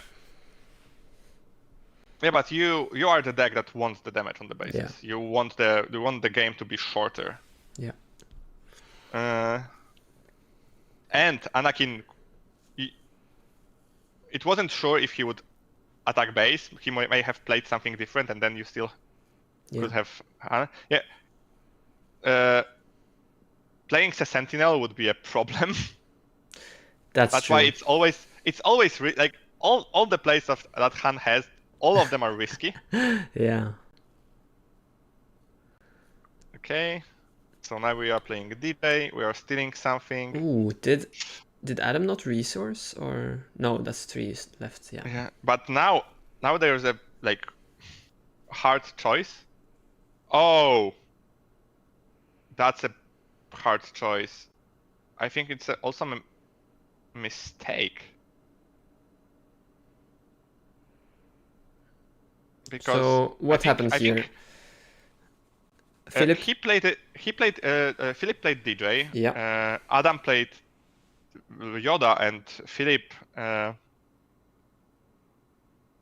took initiative. Oh, he took initiative. But he should have put his Kira as a resource from Han to destroy the, and it would go around. Yeah. The force throw as well. Yeah, so this way. Now there is a big problem. Damage. I think Han was in the lead, and now it basically is equal or worse for Han. Yeah, I think the village protector just made such a big difference here again. Just blocking Han unit completely. This is one of the matchups that Enfys Nest is extremely powerful. Yeah. Not only because of the bounce ability, but also she has Saboteur. So dealing with the Sentinels is easier. I've totally forgotten about that.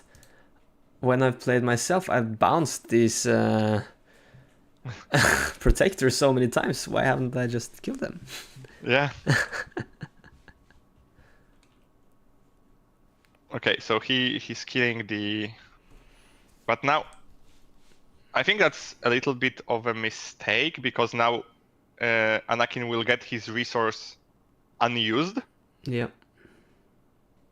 And if he spent any mana, it would have gone... Looks like Adam doesn't have that many cards. Yeah. Are we gonna see a new DJ? Yeah. Okay. And takedown. Okay. Yeah, that's how it goes. Back and forth.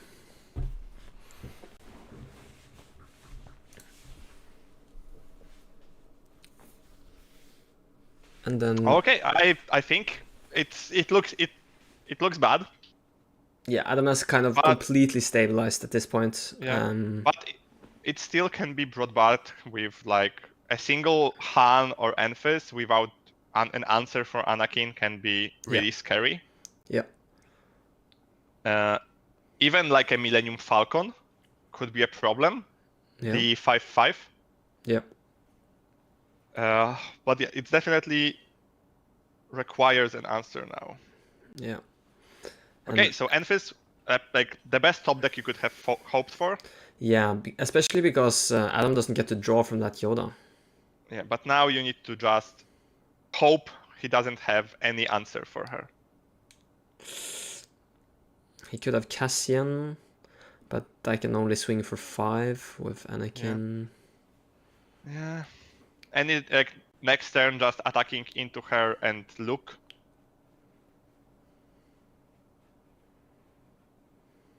Okay, so Looks he like Philip will put down a resource. resource.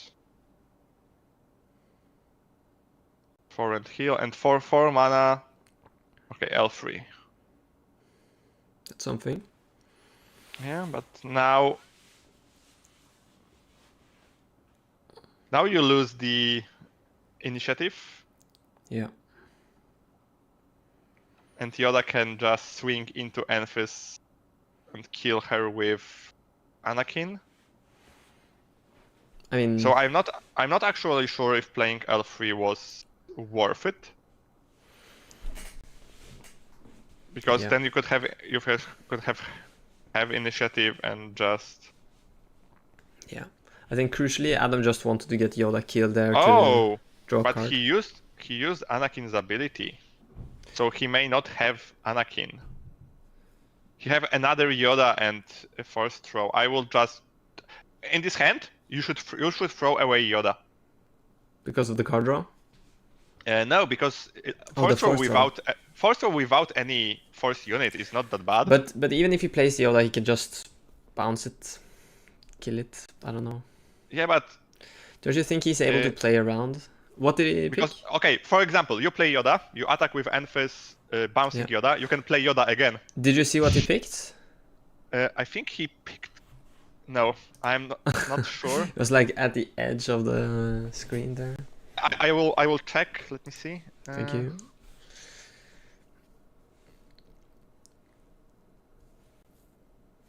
No, I've watched the replay. I still don't know what he picked. Okay, we can only see he did it so fast that I'm not sure. Let's see if I can read the discard pile. No, that's too difficult. Oh, discussing something.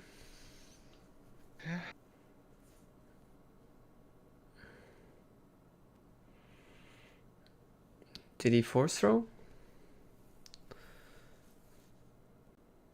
Yeah, Alan writes in the comments he think it was Yoda. Looks like it. Yeah, I think. Okay, now Enfys is a really, really big threat. Damn. Because now she can bounce anything. Oh, true. But Luke top deck. Let's go. Secures the game for Anakin, I think. Yeah. I'm really surprised to see how impactful this Enfys was. Yeah. I think she is the biggest. She is the biggest thing in this matchup. Because I think this is one of the best units if it is unanswered, but the problem is it's not that hard to answer her. Because even Perilous position makes her really, really worse. Yeah. Not now, because now she would still be bouncing anything. Yeah. Wondering what they're discussing here. Philip has yet to draw his cards, it seems. I think they are discussing initiative. Yeah. Okay, so Anakin player Adam didn't top deck Luke, because it would be definitely the first thing he does. Yeah. And now he is dead to another Enfys attack. Yeah. So if he didn't draw any answer to Enfys, this game is over. But he did drew something. I think playing the bouncer is correct. Should more correct than playing. Oh, he has a bouncer in hand? Yeah. Yeah, I think so. We're getting rid of that force unit. Mostly because you know your opponent has a force throw, so now you kill your own Enfys. Oof. With your own card. Oh, wait a second. He killed Tech.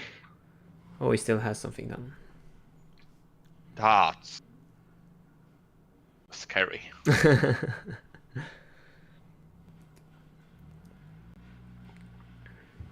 Yeah, and the Cantina Bouncer here nothing on resource. Would have made this game much better for Philip. Yeah, I think it's scary because now you can attack with L3, and then Surprise Strikes gives you lethal. Oh, he's claiming. Bravado. And then Bravado. Yep.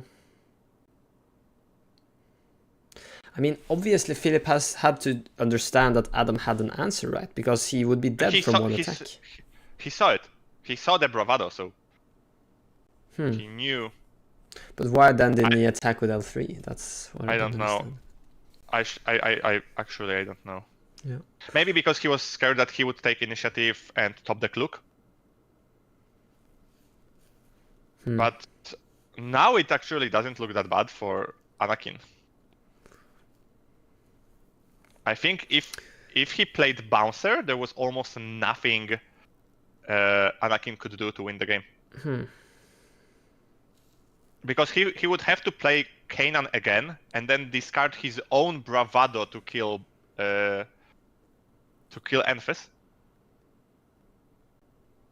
Yeah.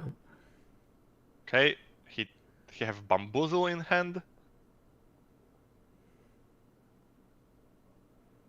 He is looking for anything to play, but there is nothing to be found. So he basically needs to take initiative. Yeah, I mean, getting 3 damage to the base here is not too bad. Not again! Every time this Village Protector hits the board, it just looks worse for Philip. Yeah, now there is Bamboozle to answer a shield at least. Yeah. But yeah, it actually looked lost now for Han. So he did top deck another Enfys. Oh, no, another Enfys. Another Enfys can be huge. It's definitely a play, and I think you should bounce tech. Yeah, because the protectors would just be replayed. No, you need to bounce protectors. Because then you are threatening lethal. But then now basically anything you bounce will be replayed. Yeah. But you have Bamboozle in hand. You should have bounced tech. Because now, if Anakin has any answer for Enfys, you can play it from the resources. Yeah. And you still would have an answer for. But Philip knows that Adam has to replay. Unless you don't have any mana to play. No, you definitely have mana to play the. Is it Bamboozle or is it something else? Maybe it's something else and I just... It's you who's bamboozled. Yeah.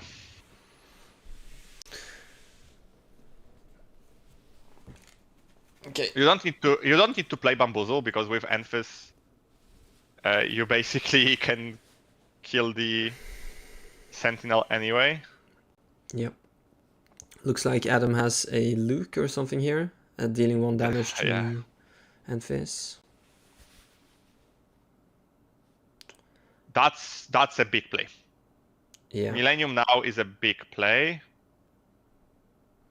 Because now you have 3 big threats. And if Anakin doesn't have anything in the resources to play to like stabilize, it again looks not the greatest. But yeah, look is what you need. Yeah. That restore next turn. Yeah. Look is always what you need. Yeah. Kind of our big learning from today. Looks pretty good. And he claimed.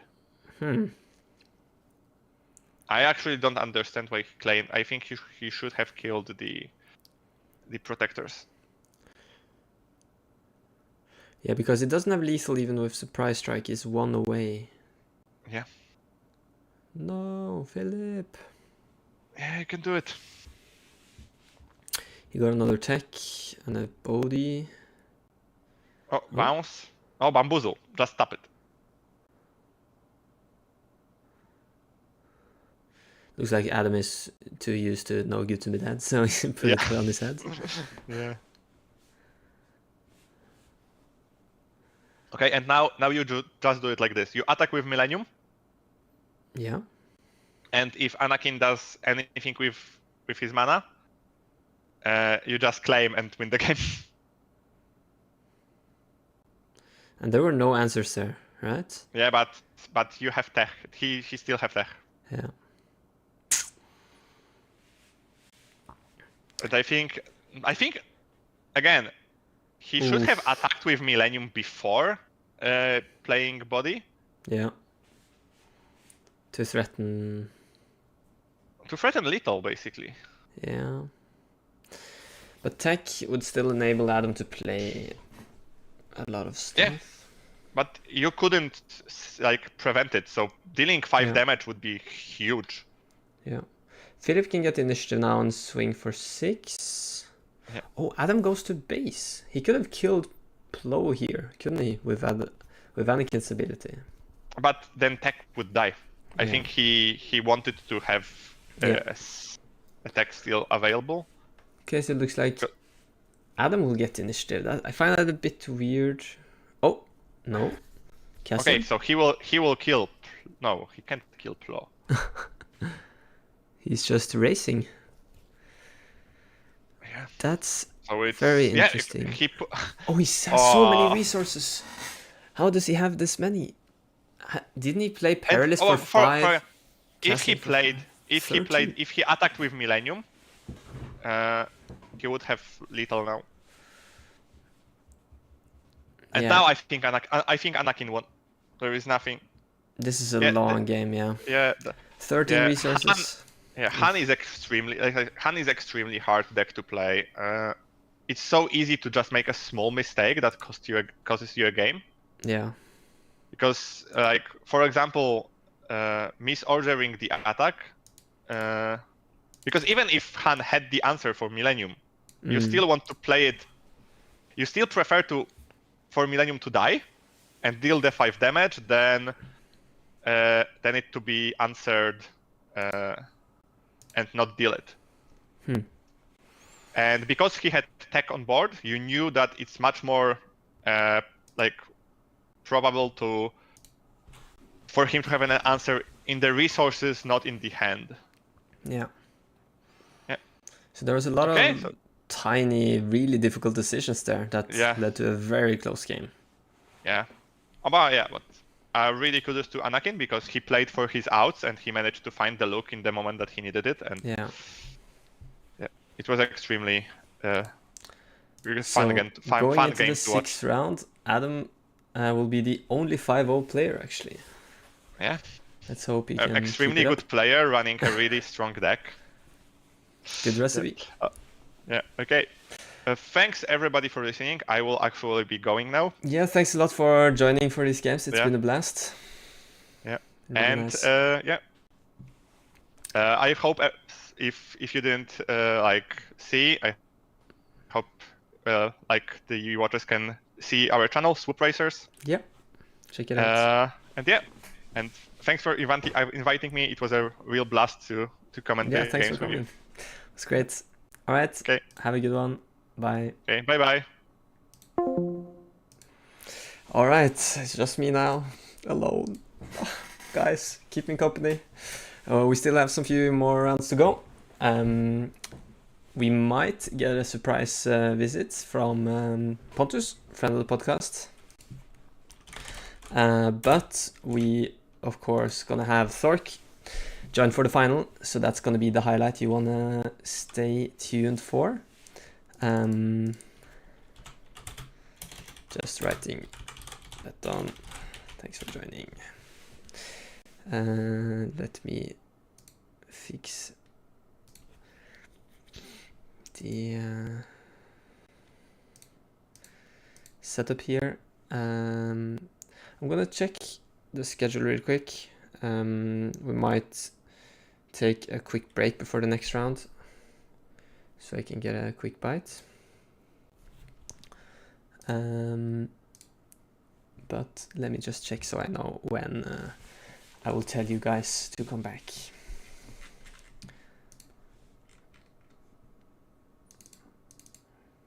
Yes, we are already a bit over schedule. Check on the games.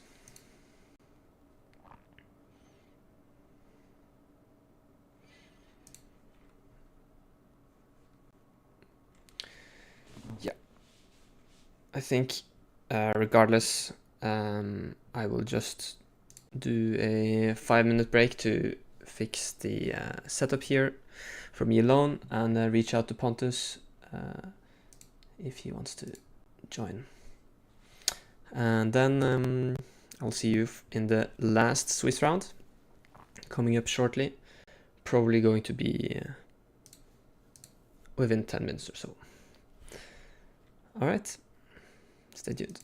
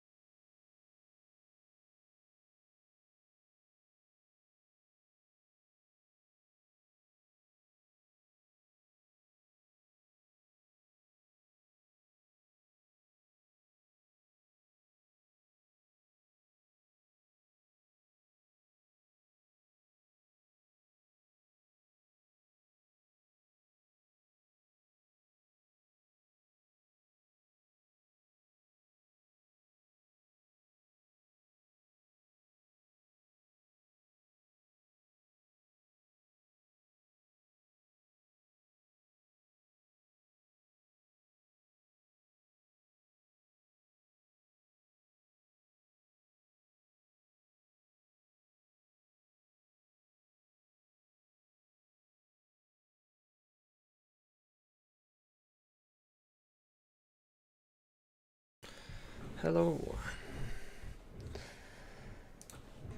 Some people still hanging out. It's great to see.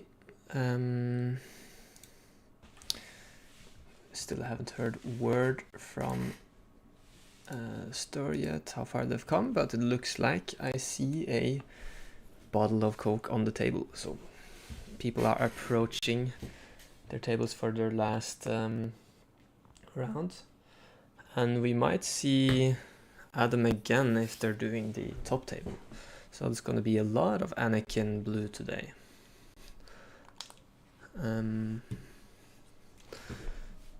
Final round of Swiss. Let me update the graphics here.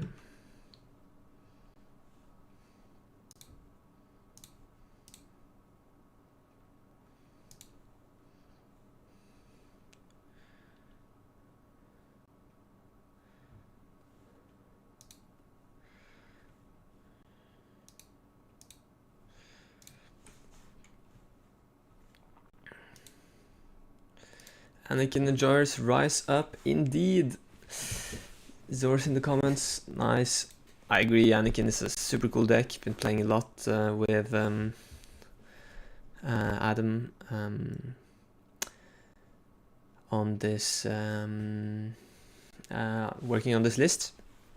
But it looks like we might see two different players. Philip, the one we just saw playing his Han yellow, facing off against Victor. Maybe they thought to put like the second table on stream instead of table 1 because of the because having seen Adam so many times during the day. So it does get tiring playing on stream all the time. Let me just update these graphics and then we should be good to go. We have seen this matchup earlier today. I think it was round 2, where Victor managed to display a pretty confident 2-0. But now we have a different pilot and probably also a different version of the list or the deck. So let's see how this goes. Just changing the pictures here. And Philip will not be playing himself, he'll be playing Victor. So Victor is rocking the ECL Krennic list. It seems pretty nice. In both of his games we saw, for instance, a Cargo Juggernaut being ECL'd as pretty strong play. Hard to deal with that as like a 5-2 shielded, for instance, after having attacked into a Han leader. So this is gonna be a good game. I'm probably gonna tone the commentary a bit down now, so I also have time to eat a bit in between the plays. But I won't be leaving you guys.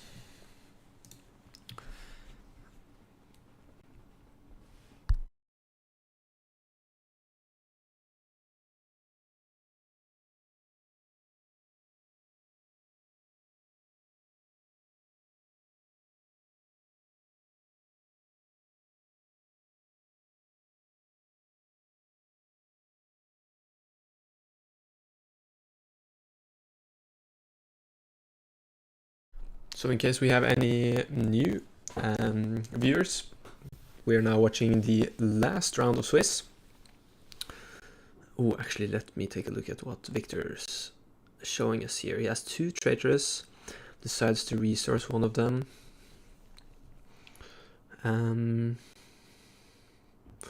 Also has a Snoke, I believe. Yeah, he's gonna put down the Snoke as well. And we do see a Bodhi Rook on Philip's side. That's going to be pretty strong against Victor with a lot of great non-unit cards.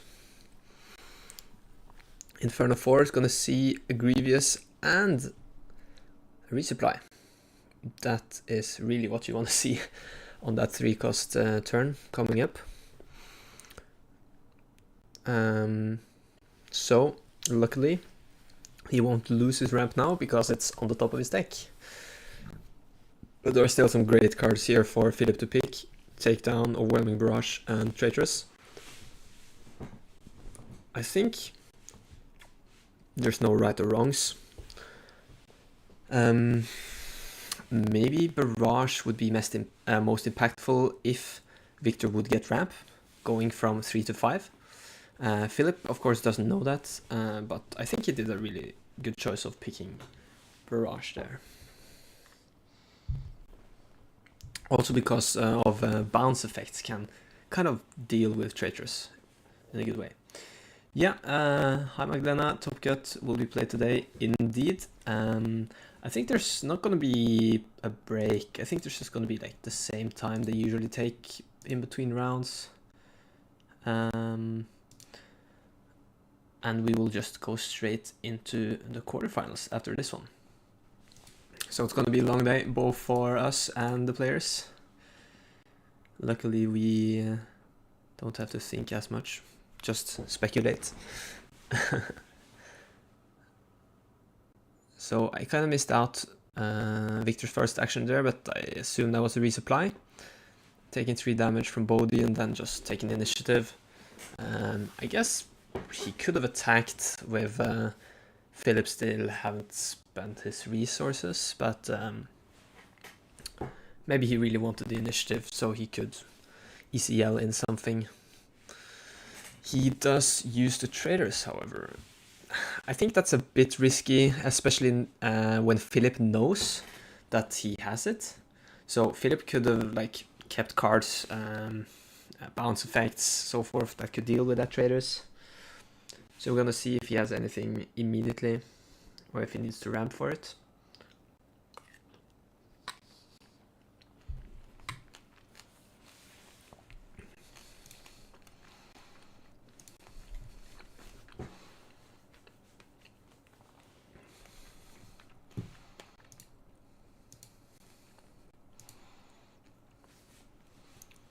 So Philip will actually surprise strike.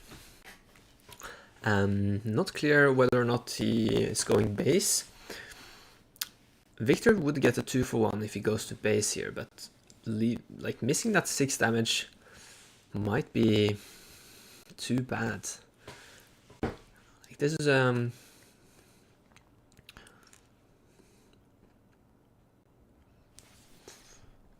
it looks like Victor is taking the damage, so Philip did decide on base.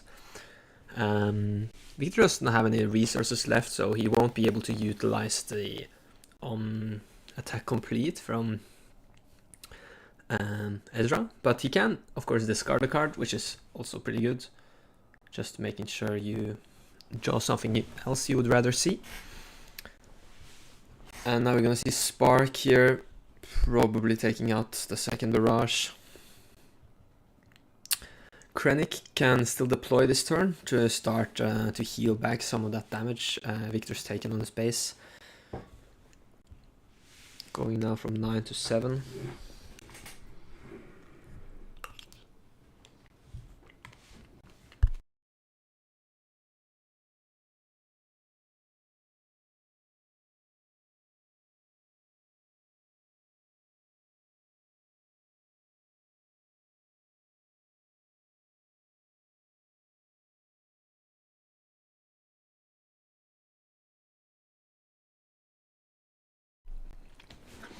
All right. So Philip started off using his Hound ability here just to go to 6 resources, while Victor is hitting the base, looking at his top card. I didn't catch what it was, but we're gonna see whether he wants to play it, discard it, or just let it be. Yeah, it's a Super Laser Technician, so if he has better cards to play, then there's no real reason to play that right now. We did see a takedown earlier in Victor's hand, so he doesn't have to be that afraid for something like a DJ. Just going to the base now, looks like 10 damage there, a bit tough to read.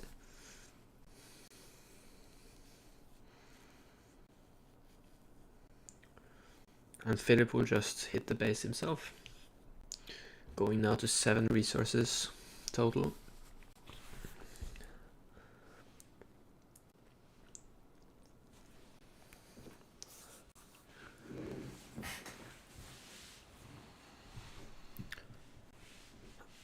Right, time to smuggle. Philip knows DJ is not going to be that impactful here, but the question is if he has anything else, any other options. Looks like he only has 1 card in hand. Kind of typical for Han to run low. Okay, he's going to go for Spark. Probably picking Takedown here. And we see another one of those spaceships. One got discarded earlier from Ezra. So Victor's kind of unlucky here with his draws.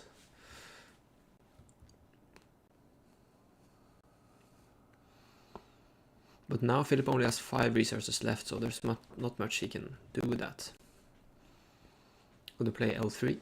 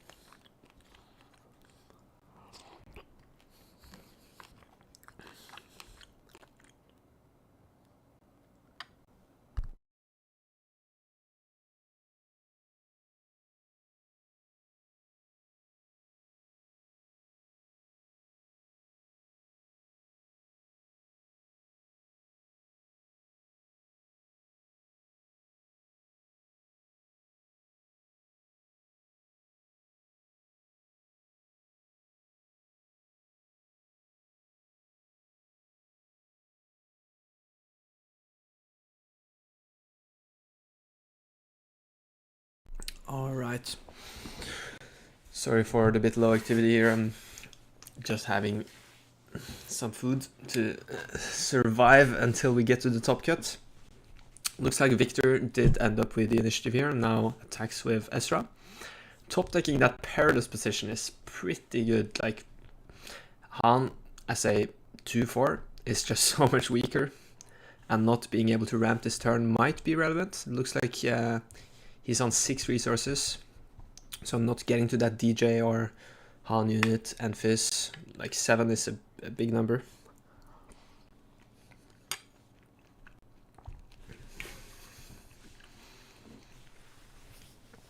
So she's just gonna use the DL44 blaster on L3, going 4 to base, putting Victor to 13 damage now, while Victor will be able to attack, and it looks like there's 18 damage on Philip's base. So maybe this is just gonna be a race. Gonna see if Victor is able to kind of take more control of the board, or if he's just gonna go for it.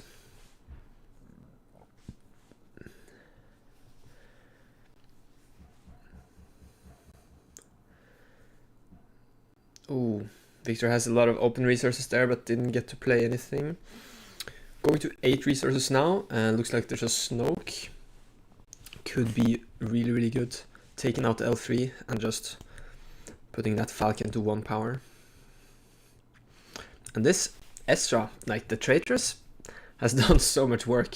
When you played it on 5, I was kind of skeptical. I was like, okay, this can be easily punished, but it's really worked out.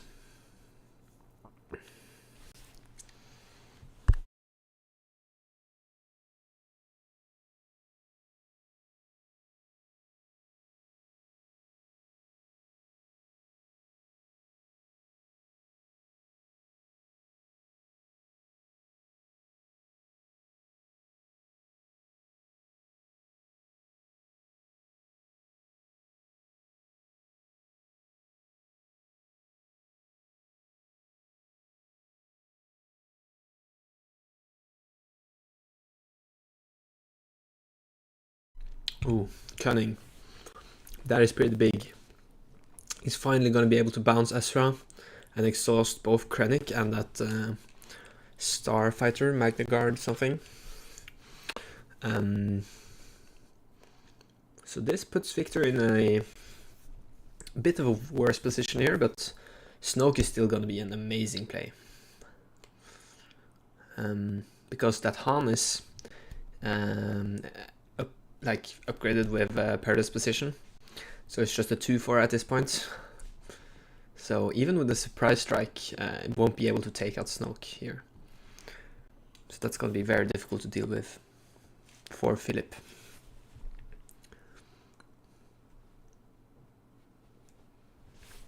And if you're tuning in just now, this is table 2 of the last round of Swiss. So we had I'm So Humble, Adam, the only 5-0 player.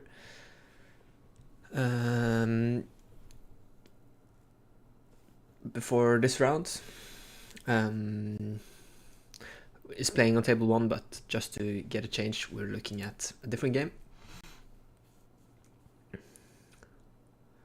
And looks like, what did I miss? Philip just claimed. With 22 damage on his base, it's looking pretty good for Victor. Philip would need another cunning or something here, and looks like he did not draw it, so he just decides to scoop. So we'll move on to game 2.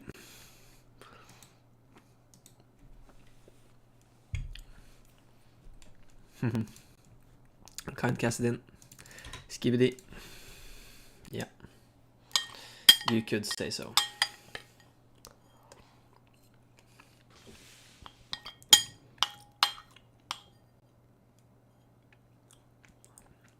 Actually, Snoke doesn't work on leaders, Magdalena. So Han doesn't. It's not affected by Snoke. It only works on non-leaders. But yeah, SWU Oddball, really agree with you here. The Perilous Position top deck from Ezra was huge. Was so good for Victor.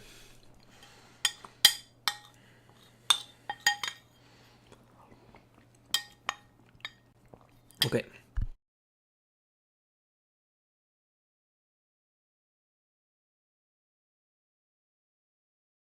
So if you were here earlier, I think it was around 3 or something, we discussed with Beton a bit on what you could side for Han. And Fennec could be a really nice answer to Snoke. It's kind of the way Fennec works is she has an on-attack ability that you can deal 1 damage to the defender for each different costs among cards in your discard pile. So it's pretty hard to have 6 different costs, but you only need 4 in order to actually just trade. If you have 6 though, you can really get a 2-for-1 where you just take out Snoke and your Fennec still survives. But could be other answers as well. I think Waylay and the basically Waylay, the heroism one, are both great answer to Snoke. Juan Vanilla just cracking me up with this comment here. Yeah, I'm glued to this chair, man. Sitting here 12 hours, just have to talk about Star Wars. No, but luckily I've had some co-casters here with me today, so I don't have to do everything myself. But as I was saying, Bounce is also really good against Snoke and other difficult big units that Han can't handle. And Change of Heart. Like, Change of Hearting a Snoke, maybe killing some of your opponent's units due to that effect swapping can be enough to close out the game. And we've seen many of these Han games be really close. Like, it's always down to a hair. This one really wasn't, but yeah. So I think maybe there could be some nice sideboard cards coming in here.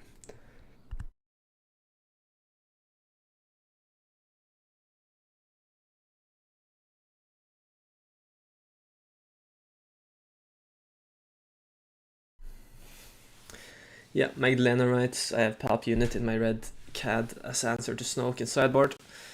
That's a really, really nice answer as well. Both in Cad Bane and like even in Django.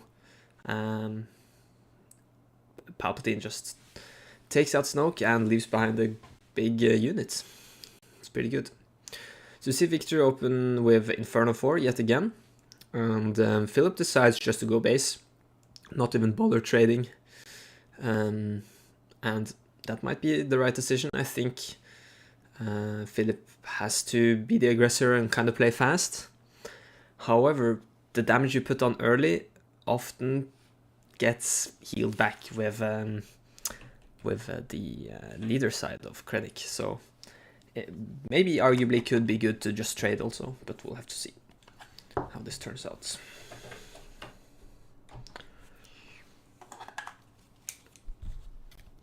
So looks like Victor decides to use ECL here on his Death Trooper.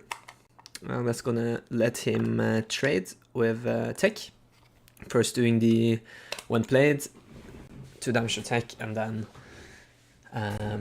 ambushing in for 4 more.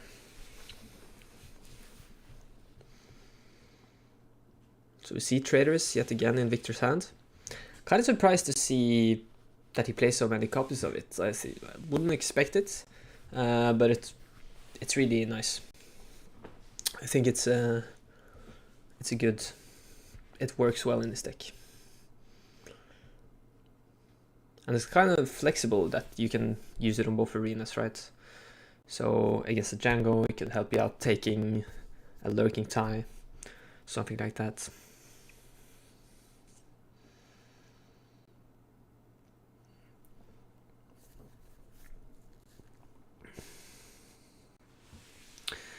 So Philip continues to go face now. 9 damage on Victor's base. 4 resources now for both players. Victor crucially did not ramp this game, played the Death Trooper instead. So it's just gonna answer the Good Morning Guards here with a takedown. And if this continues, if they just go 1 for 1, Philip is gonna get kind of the edge in this position. Oh shit, I realize, shouldn't Philip have paid for Falcon, guys? Ooh. Or did he use Han and then smuggle out Tech? If he did, then everything's correct, but I don't remember. Maybe you chat know if he used Han to smuggle out Tech last turn. Yeah, I mean, now he paid for Falcon, so he's probably doing the right thing, and I'm just not paying attention. So 12 damage on Victor's base. This game feels so weird. We're just seeing these 2 space units just like fly past each other, like waving to each other, shooting on each other's bases. Okay, Neman helped me out here. He used Han. Thank you. So every rule was followed. And Victor deploys Krennic, finally, starting to restore a bit of that damage. And he actually attacks Han. So why does he want Han to have 4 life left? Maybe he's gonna use ECL. No, he has already spent it. I thought he could maybe use like a Gideon Hask to take out Han, but he has already used this ECL on the Death Trooper. Maybe he wanted to barrage for 5, I guess.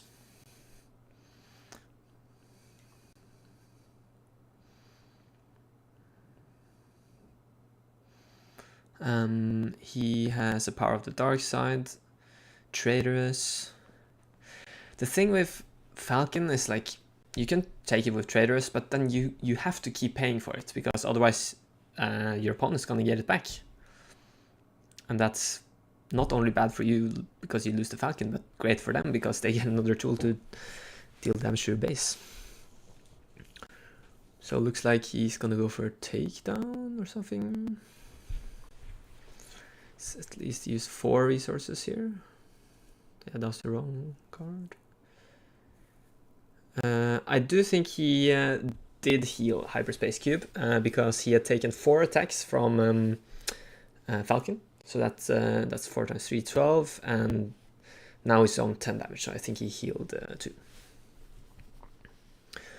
We're gonna see another Falcon, the original one, be smuggled in here. So we now have a very lore accurate representation, multiple timelines battle.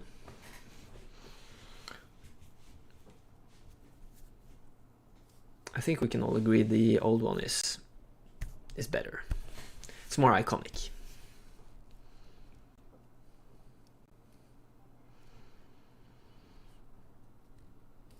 I do think Han Solo movie is a bit underrated though.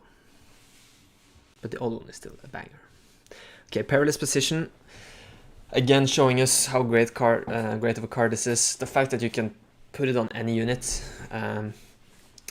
I somehow feel it's a bit strange. You put this guy that hangs on a cliff and you use it on a ship. It's like, how does that work? But I guess you put the ship into a perilous position where it's flying into a maelstrom or something, and it's problematic. So Falcon will continue to hit the base, and Power of the Dark Side is gonna take out either unit here. Looks like Philip will choose the big Falcon. No. Magdalena, imagine ship hanging on the cliff. Ugh. Yep. That's what's going on right now.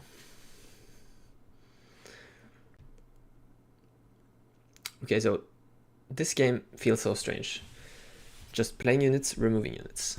It's very different to the earlier Krennic games we saw, which was much more unit-based. Victor kind of ambushing in with his cargo juggernaut, playing Vader, so forth. We need to see Victor play some big units soon.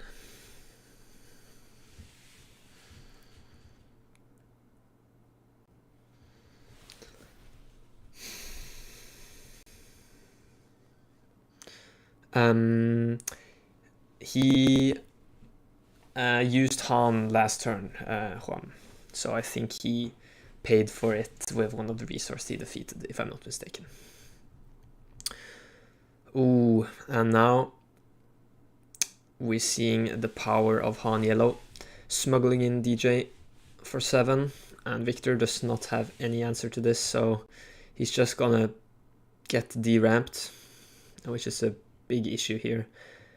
Just mentioned that Victor kind of needs to get his big units out, start to take over the board, get some board presence, and he needs resources for that. But a Traitorous is pretty good, taking DJ. But if then, let's say, Philip plays a Cunning, bounces DJ back, buffs Falcon, next turn smuggle in DJ again, like it could work, but it could also go the complete opposite way. There it is. I am the Foreseer, or the, what's it called? Fortune Teller. And Victor has nothing. He just attacks in for 2 on Falcon. He really needs to filter his deck. Puts the Grievous on the bottom. I think it was a Snoke on top. But he's been unramped, so I think he's not going to be on 8 resources next turn, is he? This is not looking good for Victor. Maybe we're finally gonna get a game 3. Has all of our games today been 2-0? I think so, actually. Or am I just forgetting something? I might be.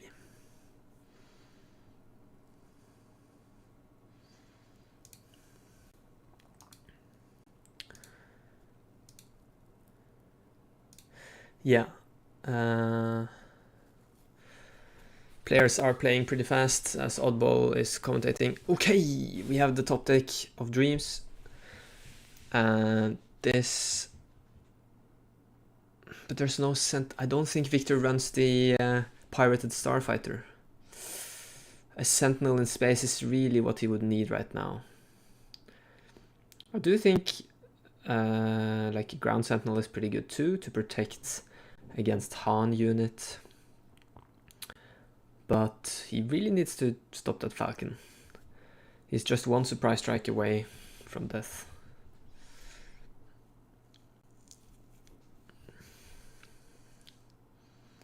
Really shuffling those cards. Luckily the DL44 blaster does not work on vehicles. So yeah, Victor will be forced to claim here either way. And then Philip might have something more in store for us. There it is, Han unit. And now the only thing that could say victory is barrage, right? Barraging for 8, clearing both of those units, but he doesn't even bother drawing, just scooping.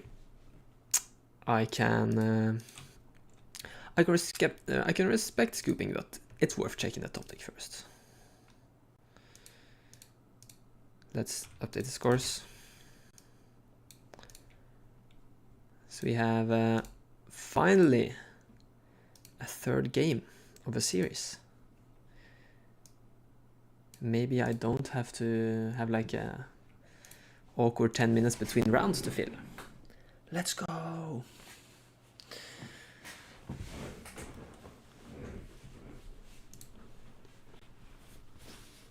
Okay, I didn't see if they sided any more cards.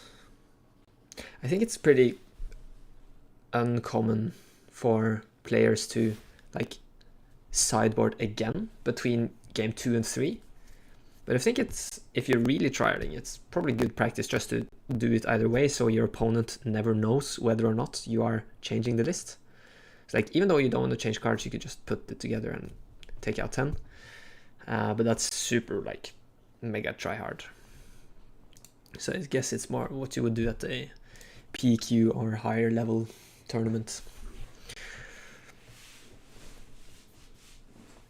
So we see, I believe this is the first hand. Philip is keeping it. Victor is as well. I didn't see any ramp there. And crucially, that's what happened this game. Victor didn't ramp and lost. Or did he? No, I think he ECL'd the Death Trooper, right? Yeah. I don't remember. It's been a long day. Kind of crazy to me that we still have 68 viewers. How are you guys holding out so long? Or maybe you're not the same people actually. If there are any new viewers tuning in, thanks. It's really nice to see so many people here today. I have the honor of casting remotely from Norway. This is a tournament at Manatorsk in Skövde in Sweden. And we have some of the podcast participating, and Matthias, friend of the podcast, judging, and me, who lives far away, casting. So it's been a blast. If you're interested in more Star Wars content, subscribe to the channel. I think Adam and I will post a deck tech about the Anakin blue list. We've been working on it basically since pre-release. Also with Tobias Lind and some more of Adam's friends. And a lot of people have picked up the deck by now, but it's kind of different to what we're playing. So it's also really cool to see Adam go 5-0 with it today. So hopefully he's gonna keep performing in the Top Cut and we maybe see some more games. Hey John, cool to tuning in from Chicago area. Always wild to me that the internet is connecting us all over the globe over these silly cards made from a fictional world. Not made from, but yeah, you get the point. Really nice that you're here. Okay, I'm gonna try to see what's actually happening in the game now. So we had Bodhi take out maybe that Power of the Dark Side. I don't think Victor used his ECL. Doesn't look like there's a marker there on the base. So going into the 5 resource turn now, a second Death Trooper is going to be really nice to clear out. Yeah, I agree, Alan. Haven't seen a single Jar Jar today. SMH my head. Yeah, but the second Death Trooper is really nice. Like a 4-1 is like a yellow Han can't clean up those units. He has to trade with something. So they're gonna be useful. And now a Sentinel. This is really good. But we're gonna see Han deploy this turn. Probably a DJ, just putting Victor back to 4 resources. Or a Han unit. Could also be good. Enfys. Hey, J Tatum Lover. There are no rounds of Swiss left. This is actually the final round. And then there's going to be a top cut. So basically 3 games more, top 8. And I don't think there's going to be a break. So we'll just, as soon as the judges have called the pairings, everything's ready, then we'll get right into the top 8 game. And stay tuned, because we're going to have Thork, big content creator and Birmingham winner, join in for the final. So that's going to be very nice.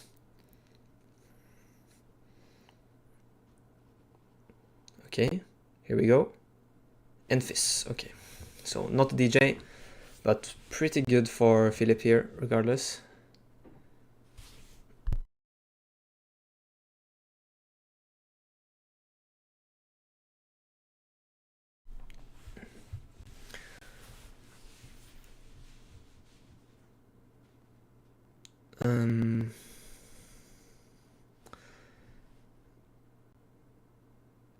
Did Victor attack? Or no, he just claimed. See some 10 damage on his base, while Philip has still yet to take any damage. This is actually going to be an exciting game. It's pretty hard to see who's in the lead. Wouldn't really see anyone's favored right now, but Victor has a lot of cards in his hand compared to the last games. And he decides to ECL Death Trooper. So that's going to deal 2 damage. Oh, some static noise. Thank you, Simon, from the feedback. Is it very noticeable? I might just have to turn down the gain. Probably the sound coming from my computer. Yeah, let me know if there's... Yeah, it might be a bit better now. Yeah, so we saw Victor use ECL there with Death Trooper. First dealing 2 damage with the when played, 2 damage to itself, attacking for 6. And then Krennic kind of cleaning up Enfys. Falcon is gonna be kind of a problem.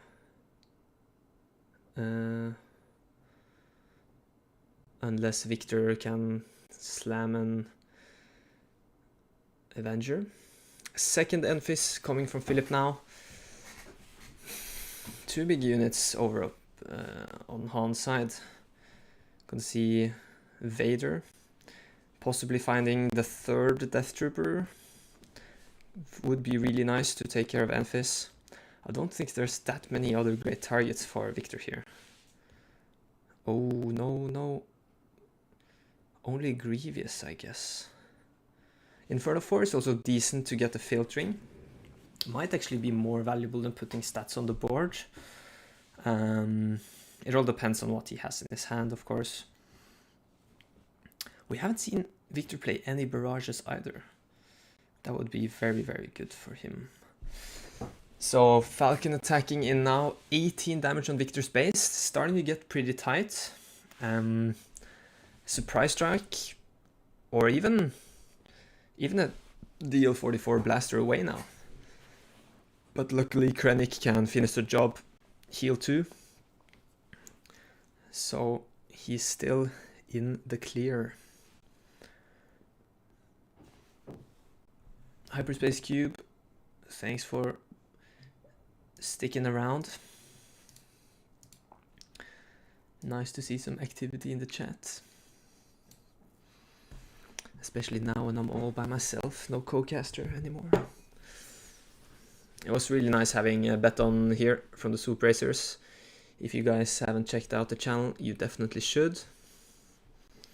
And if you're new to our channel, we have a weekly podcast airing every Thursday. And we are like approximately 4 people rotating a bit who's in the podcast. So that's a very like conversational, casual, Stars Unlimited weekly thing.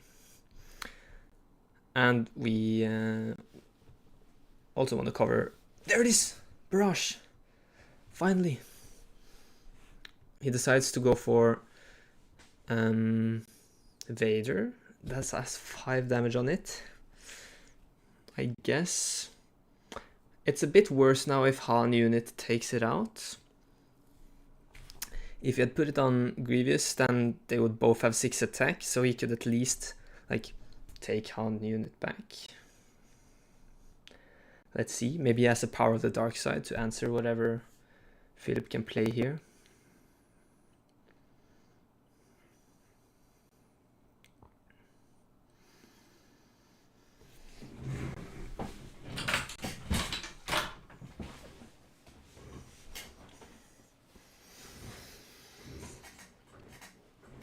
Oh, really thinking about it, doesn't seem like there's many great options for Philip. Just be smuggling in L3. Is he out of cards? Or has he just put his hand to the side? Ooh. Victor is going to the base. Hopefully he has something for L3. Because he's on 21 damage. And Tech now is gonna... Oh, Snoke in hands. That's big. He's drawing cards, so he claimed. Okay, that's good. SW Oddball wrote Snoke in hand there, so 8 resources now for Victor. Could take out L3 and put Tech down to 0 power. Thing is though, surprise strike from resources could still be 3 damage. Then it's gonna get pretty close here. Let's say a surprise strike from the resources on Tech, and then a Falcon from hand. That's game. Ooh, an Avenger. Ooh, this is so close. Victor is so... He's almost taking control of the board, but Han could have some tools to just get those last damage in. And I don't think Victor plays Vigilance. Like, healing 5 would be so big. He plays Cargo Juggernaut. That could be really nice. That would be a perfect top deck. The thing, like, yeah, Philip has more access to stuff now with Tech, but they cost extra, so I don't think he will be able to play enough cards to win now. So maybe Victor can get some great top decks here.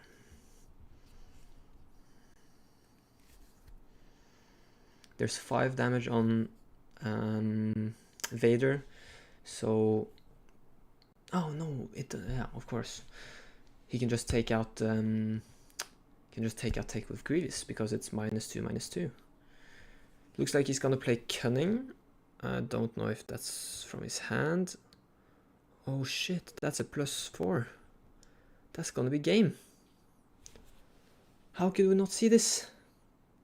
The Cunning smuggled in from the resources, tapping both Philip's units. No, that's so big. So Victor actually if we would have just attacked Vader into tech, maybe would have survived. Because I think the cunning was from the resources, right? Yeah, there we have it. I don't know how to pronounce your name. Staberec Mark. Calling it cunning is a win. So maybe, yeah, if Victor would have taken out tech first with Vader, maybe taken 2 damage back from L3, then played Snoke, or played something else. Damn. Crazy. I really hope, yeah, I do think Victor will still be in the top cut, so we will see more. Maybe.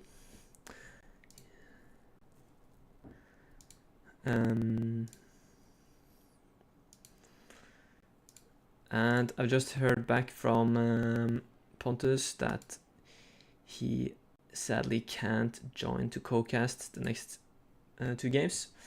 So it's just going to be me here for the quarterfinals and semis. And then we will have Thark joining us for the final, which is going to be great.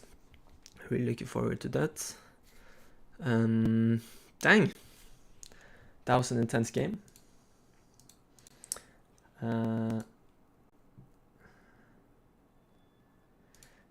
Yeah, SWU Oddball commented if he would have killed Tech first, then a Hotshot Blaster on L3 would still have made Victor lose, so probably playing Snoke there was correct.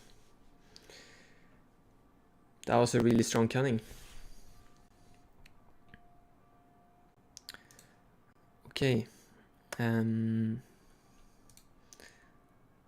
Let's check the schedule. 17:55 my time. Maybe not yours. Yeah, so I think we will just start with the quarterfinals as soon as people have finished around 6.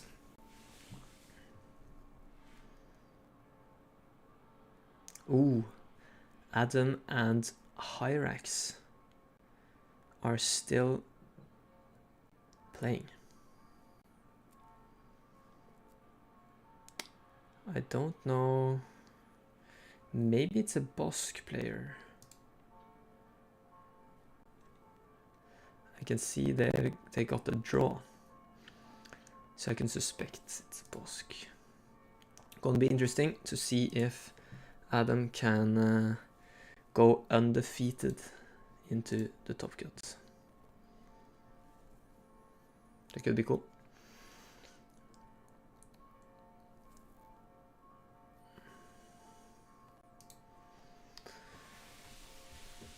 Yeah. You could possibly tell it's been a long day, long stream. So I'm gonna take a break until I hear back from the hosts that we are ready for the next round. If you're new here, I can maybe show you some videos. Jason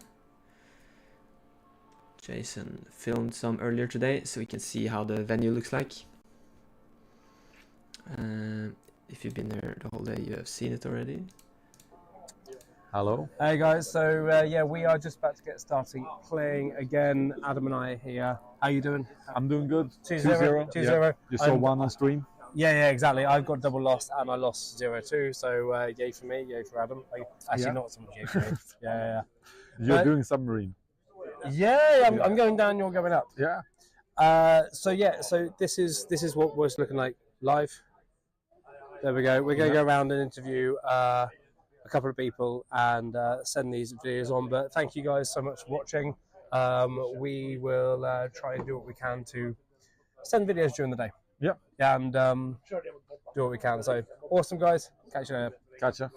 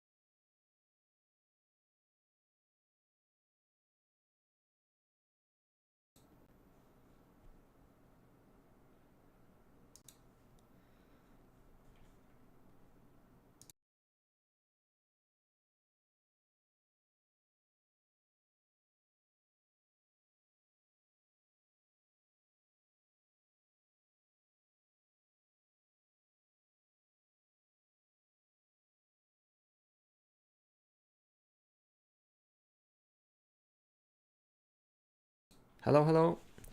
Good to be back. And it's almost time for the Top Cut.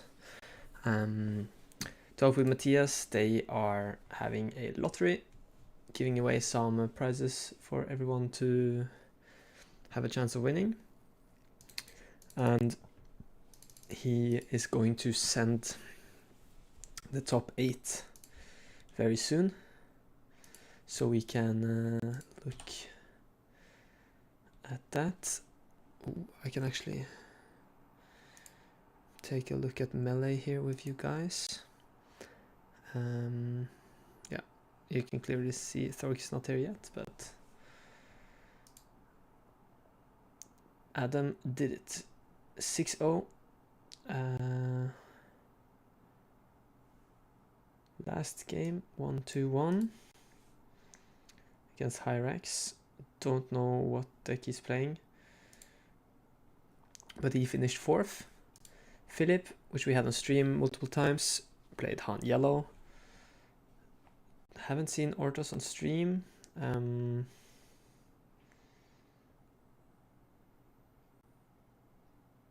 Don't know what he's playing. And then we have Victor, also been on stream multiple times, playing Krennic. So I think there should be maybe some Palp, Django, Bosk among these. We will see. Could be a Cad Bane too. But I will get notified shortly. Where is Steven? That's the big question, Born. In case you weren't here this morning, Steven joined me and co-casted the first 2 games before the lunch break. Hello, Hannah. And he sadly had to go. He was busy. But then after lunch, I got the pleasure to co-cast with Beton from the SwoopRacers. So if you weren't here for any of those games, feel free to just go back and watch. We still have a few minutes before the Top Cut will start. Of course you're not... Oh, sorry. I'm still on the wrong scene. No, I'm not. Yeah. So it's just me for now. Gonna cast the quarterfinals very soon, and then semis, and then we'll have Thork join us for the finals. So it's approximately going to be 1 hour for each of these. Let me check the schedule. I don't remember if they decided for a 75-minute Top Cut. Yeah, so they've scheduled exactly 75 minutes with no leeway. So that's not gonna work. I assume it is 75 minutes for the Top Cut. And then we're probably just gonna go a bit over schedule, which we already are. But hopefully the games will finish faster and we can save some time. So let me check. Still no activity on the table. What deck did 6-0? That was Anakin Blue. So a deck that has gained some popularity. In Birmingham we saw it be the most played, or Anakin was the most played leader. But Adam, I'm so humble on Discord and online. We've been working on this list together for a while, and it's quite different to the Anakin Blue that has been going around, more focusing on like lightsabers, bravado.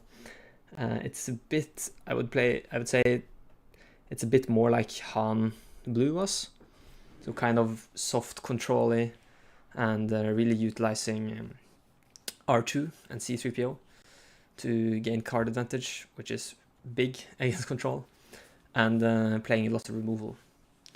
So kind of just dealing with the board, getting 2-for-1s because you can trade up, and just winning because Anakin's flip is so impactful, and you have Luke, you have Crate Dragons. So that deck been doing pretty well. If you want to see Adam play some games, you can check out the first game today.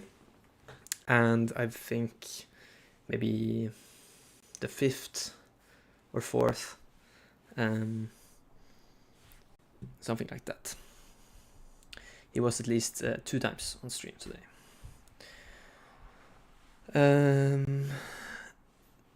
So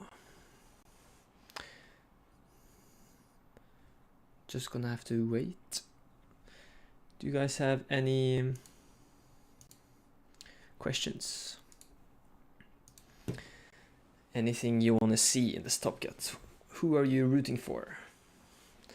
What deck?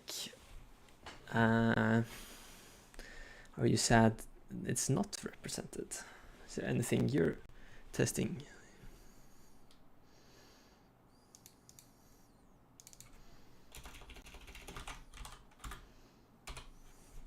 Okay. I have finally gotten the messages from the judge.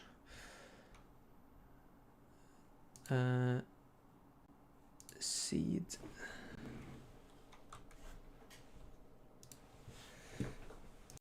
So I've gotten a print of some lists. I'm gonna have to try to map out which belong to which. Give me a second. I'm seeing a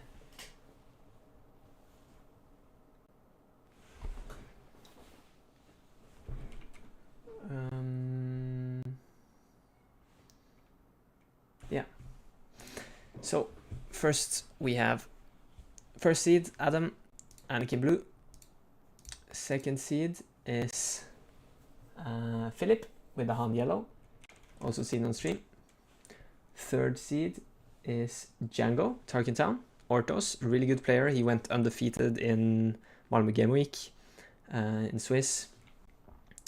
He played Boba then, so kind of Django is at least very familiar if you tried Boba Red.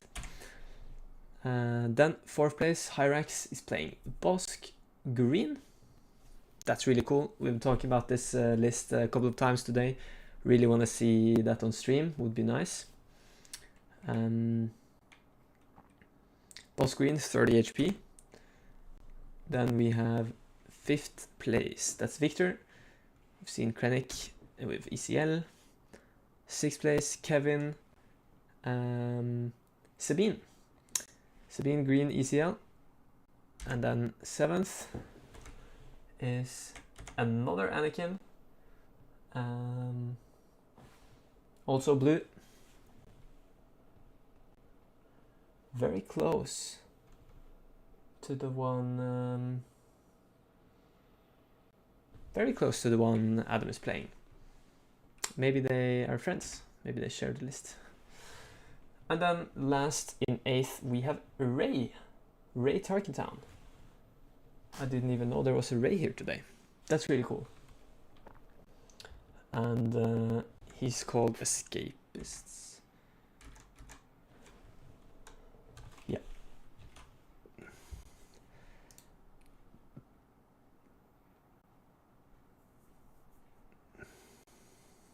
I think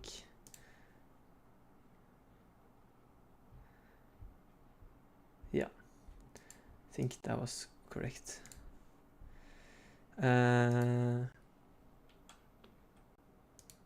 Yeah, one Django in Top Cut. Hi Jonas, nice to tune in. I see the players are starting to put some deck boxes on the table. We're soon gonna get started with the Top Cut. Anakin Blue is the only 6-0. No control. Actually, control was the maybe most prevalent. There was like 7 Bosks and 2 Palps. There was also a CAD Tarkin Town. It didn't reach the cut, and we had one Django going 5-1. So 3rd seed. So I don't know if we're gonna still look at table 1. Adam's been on stream quite a lot today, but we're gonna see that very soon. So in case you're just tuning in, this has been the Manatorsk Cantina Brawl in Sweden, Skövde. And there's been 44 players competing in 6 rounds of Swiss. And now we're going to move on to top 8. So really looking forward to see these last games.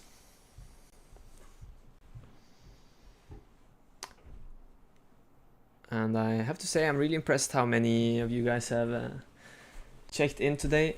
It's been super fun for me actually having some comments to respond to, and it's been a blast co-casting. Where can we see the top 8 deck lists? The deck lists are not published anywhere, but we can probably get those out afterwards. The thing is they're not submitting with like a SWU link or anything like that. It's kind of a deck form, so we'd have to take some time to translate them over to a more readable format. But I do think it's looks like there's going to be open deck list for the top cut, since I can see Adam here has presented his list.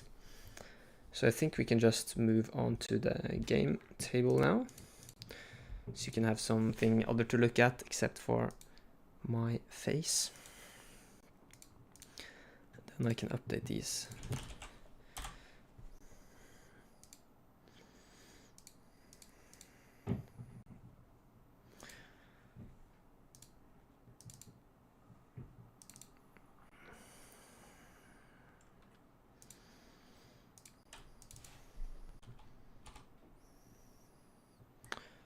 Okay. So Adam will be facing Ray. Emil Friman. He is the 8th seed. Got in with a 4-2 record and some good tiebreakers. We had a lot of 4-2 players actually.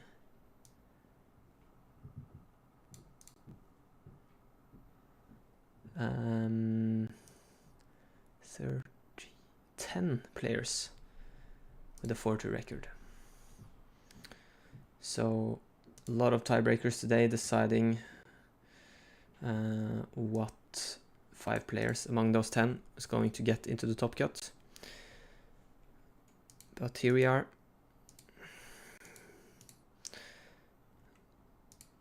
So let me change the names.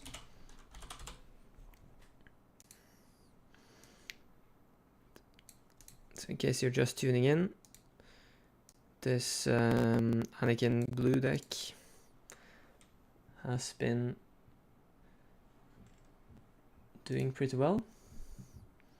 Haven't been facing a Bosk blue, however, I think, which is the worst matchup.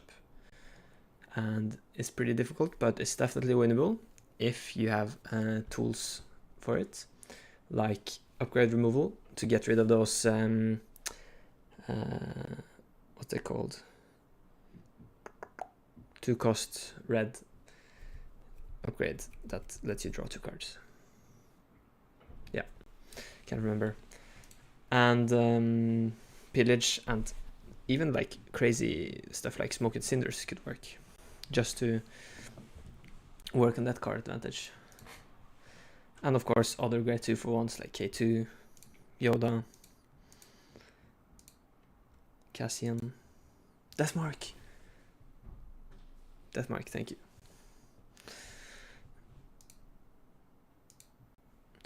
Okay, so it looks like they're just reading each other's lists. I believe they won't have them available during the game.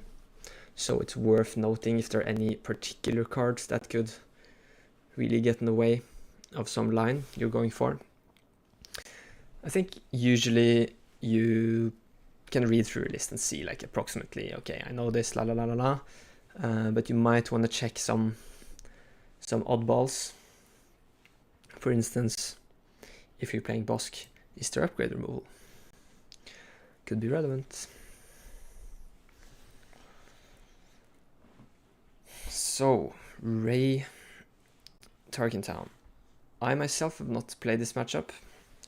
I would say the big difference here is that Anakin is more of a threat when he deploys. Ray is impactful, like the restore is really big. The 3/7 body is okay, but Anakin often can deploy as like a 6/7, and getting a few attacks in at that stage could finish games, and in many matchups that's where you either win or lose, around 6 or 7 resources. But I think this one is going to drag out. Probably not going to be quick games.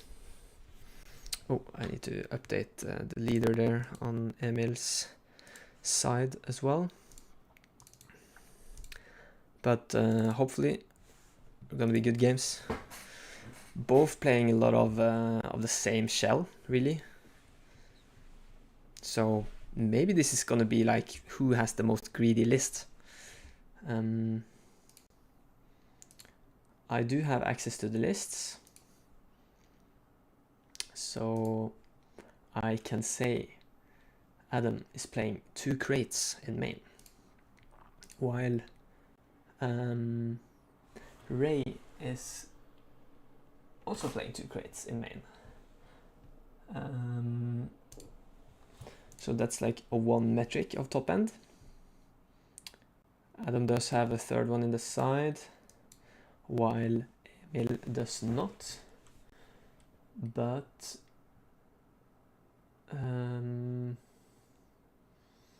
yeah, it looks quite similar actually. A bit more Obi-Wans on Emil's side. Those could be pretty good in this matchup actually, because there's no bounce here, so those when defeated triggers can be really useful, especially if you can like buff up Ray even more.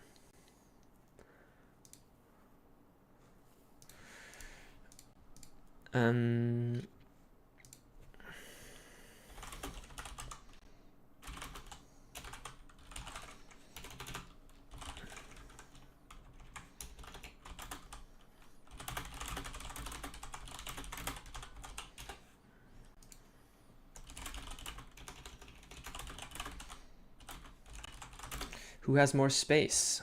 A question from Bryce Stevenson. That is a good question. Let me see. I just need to text.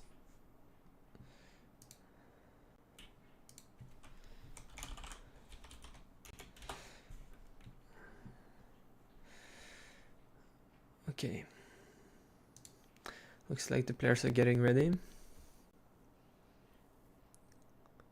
Didn't see what Emil Mulligan there. Does play a Fang fighter. I would say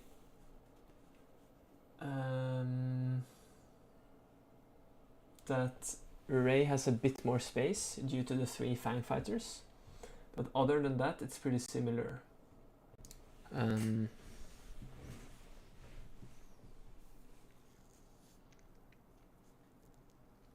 So we're gonna see Adam opening here with the Anakin Starfighter. Emil not having a turn 1 play, but Yoda I would say is pretty good in this matchup. He's answering with the Concord Dawn. It works really well here. Adam's just gonna be forced to trade up with the Starfighter, taking 2 damage to his base.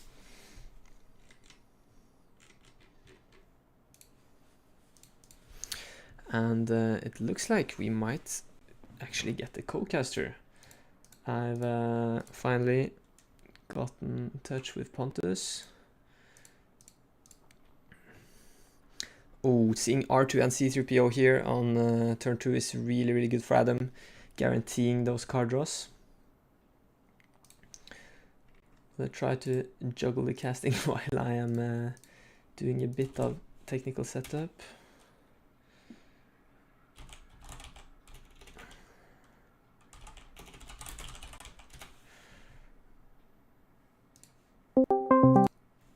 Sorry about that. Hello.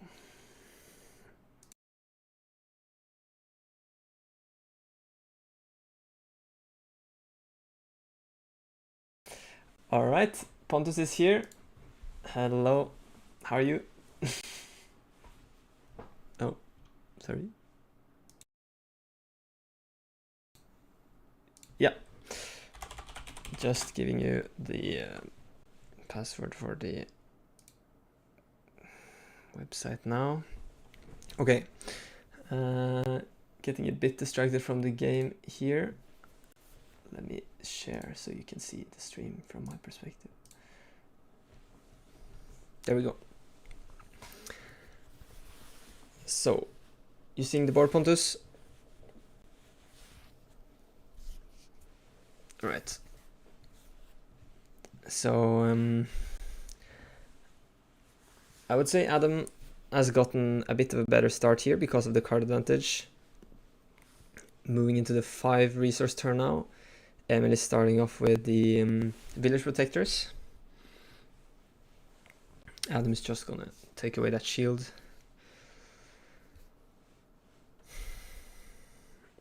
And Emil is gonna restore his base, going 3 damage to Adam's base. And honestly, I think like damage on Anakin's base at this point is not an issue at all. It's just gonna make the flip even stronger.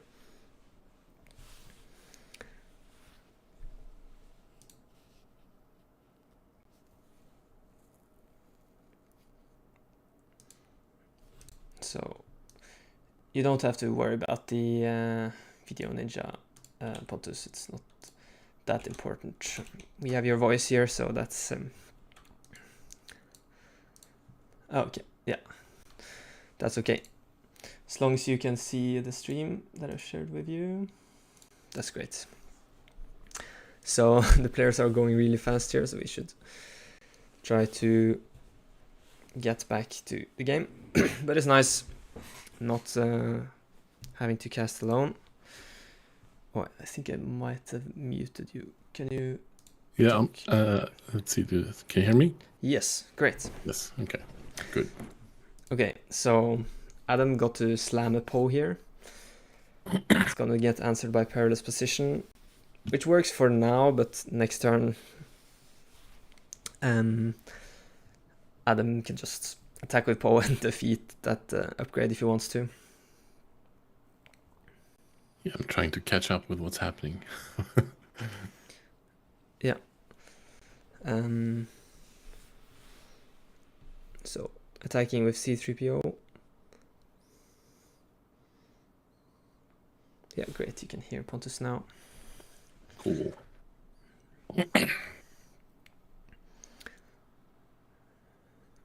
So both players could deploy now. Ray's technically safe, but it's not really that great of a board state to deploy on. Not really, yeah. Poe can just one-shot Ray next turn. Yeah. And doesn't really do anything against Anakin. Gonna see Perilous Position. Wow. That's a big one. Nasty. Yeah. Yeah. Crucially putting Ray to 4 health, so Adam can just clear Ray. Yeah. With no That's consequences. a huge deal. Yeah. And the thing about these heroism matchups is, since nobody's playing Super Laser Blast, you just keep on spamming units. Yeah. So Adam having this big of a ground arena is probably gonna give him the lead he needs to just keep snowballing this game. Yeah, there's not much you can do from Emil's side actually, really. Yeah. Gonna be a tough one to turn this around for him. Yeah. Yeah.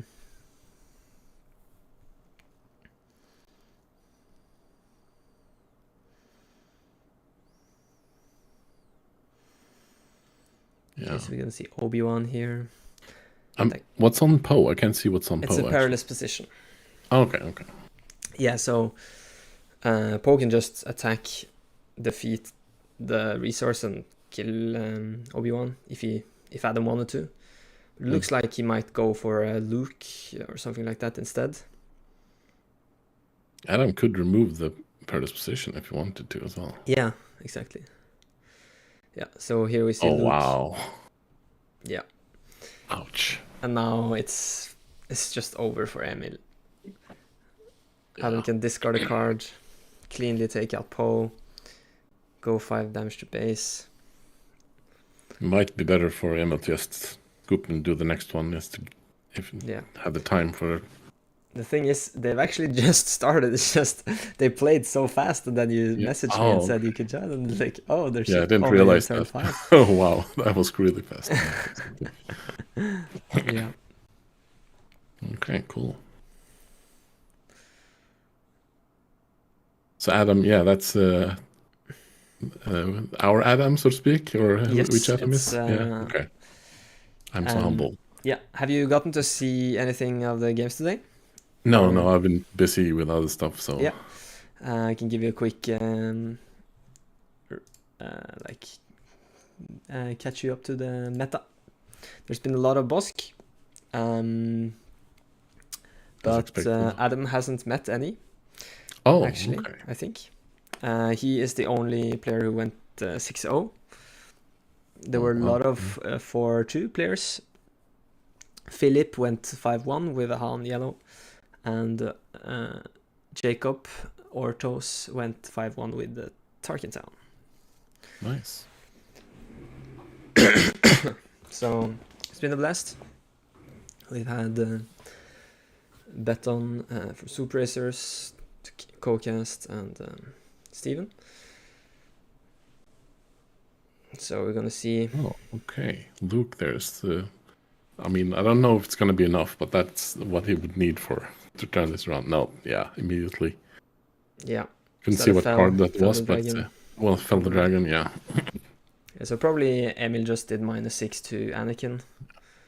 Yeah, Adam has been drawing so many cards with the R2 and C3PO, so like I don't know if I don't know that you could do anything against this, honestly. Yeah. With the board state and the number of cards he's getting. Yeah. Yeah, I think it's probably. I would probably scoop and just give it a new try with the MLP, where he. I mean, if I was playing this, everybody's different, of course, Yeah. But just like, how do you catch up with this? Just have more time for the next game instead. Yeah. I think. Yeah, and that's what he's doing. Yeah. All right. Let's see. Yeah, he's pointing out the C3PO and R2-D2 there. Well, yeah. So I think maybe the reason the video Ninja didn't work is because you have your camera enabled on Discord. Oh. So if you try that again, we can get you on the stream. Let's try. How do I do this? Join with camera. Oh, then I need to disable the mic here as well, probably. No, that's okay. We don't need a mic through that. Okay. Just to get you into OBS. Oh, so there we go. Start. Adam takes game 1. Great. It looks good.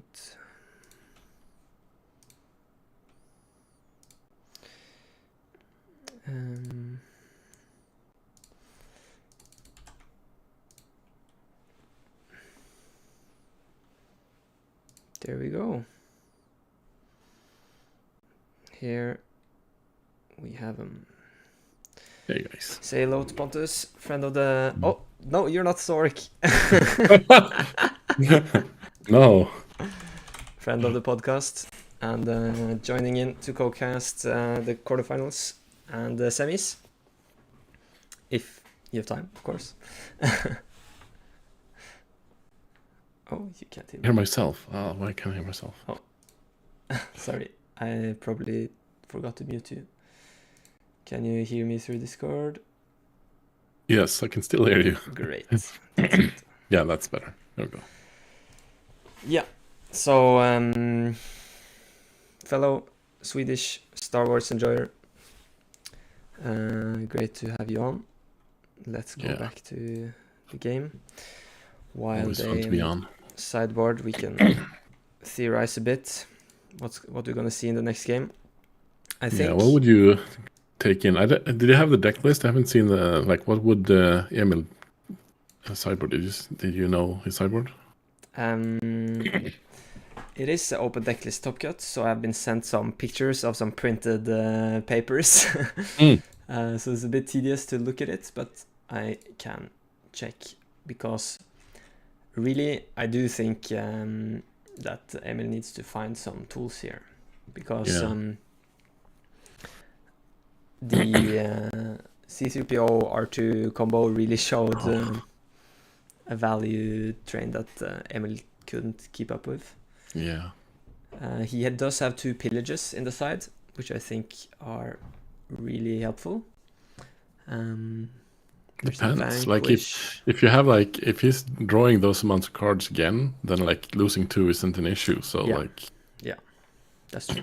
It really depends on when he can get access to it, so to speak. If you can get it early enough, then yeah.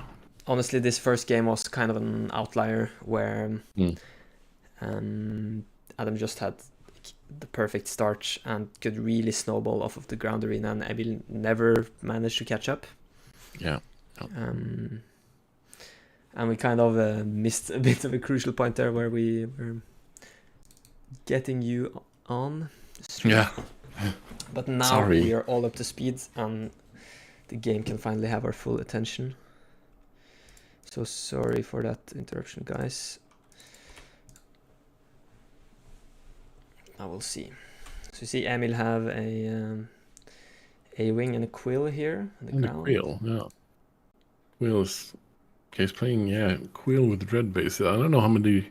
I didn't see his lists, but he needs to have a fair decent amount of red cards to get a use for that Quill properly, but... Yeah. Oh. Adam missed his turn on play. Damn. Oh. I look away for 1 second and... These guys do play fast.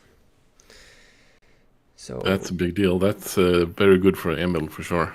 Yeah, I think there's no point buffing Quill here, is there?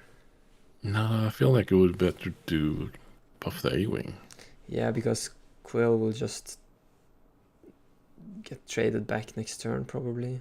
Yeah, because you can't get it to 5 hit points. And that there, discarding Rival's Fall is actually a big deal. Oh, was Rival's Fall? Because Anakin is such a big body that you need something to deal with it. Yeah, we do see a perilous position in Emil's hands, and that also kind of works. But the Rival's Fall is often a really nice, clean answer to... Yeah, that would have been a nice to have for sure. Yeah. So yeah, there we see the wasted experience on Quill. Yeah. As expected, Adam just trades back.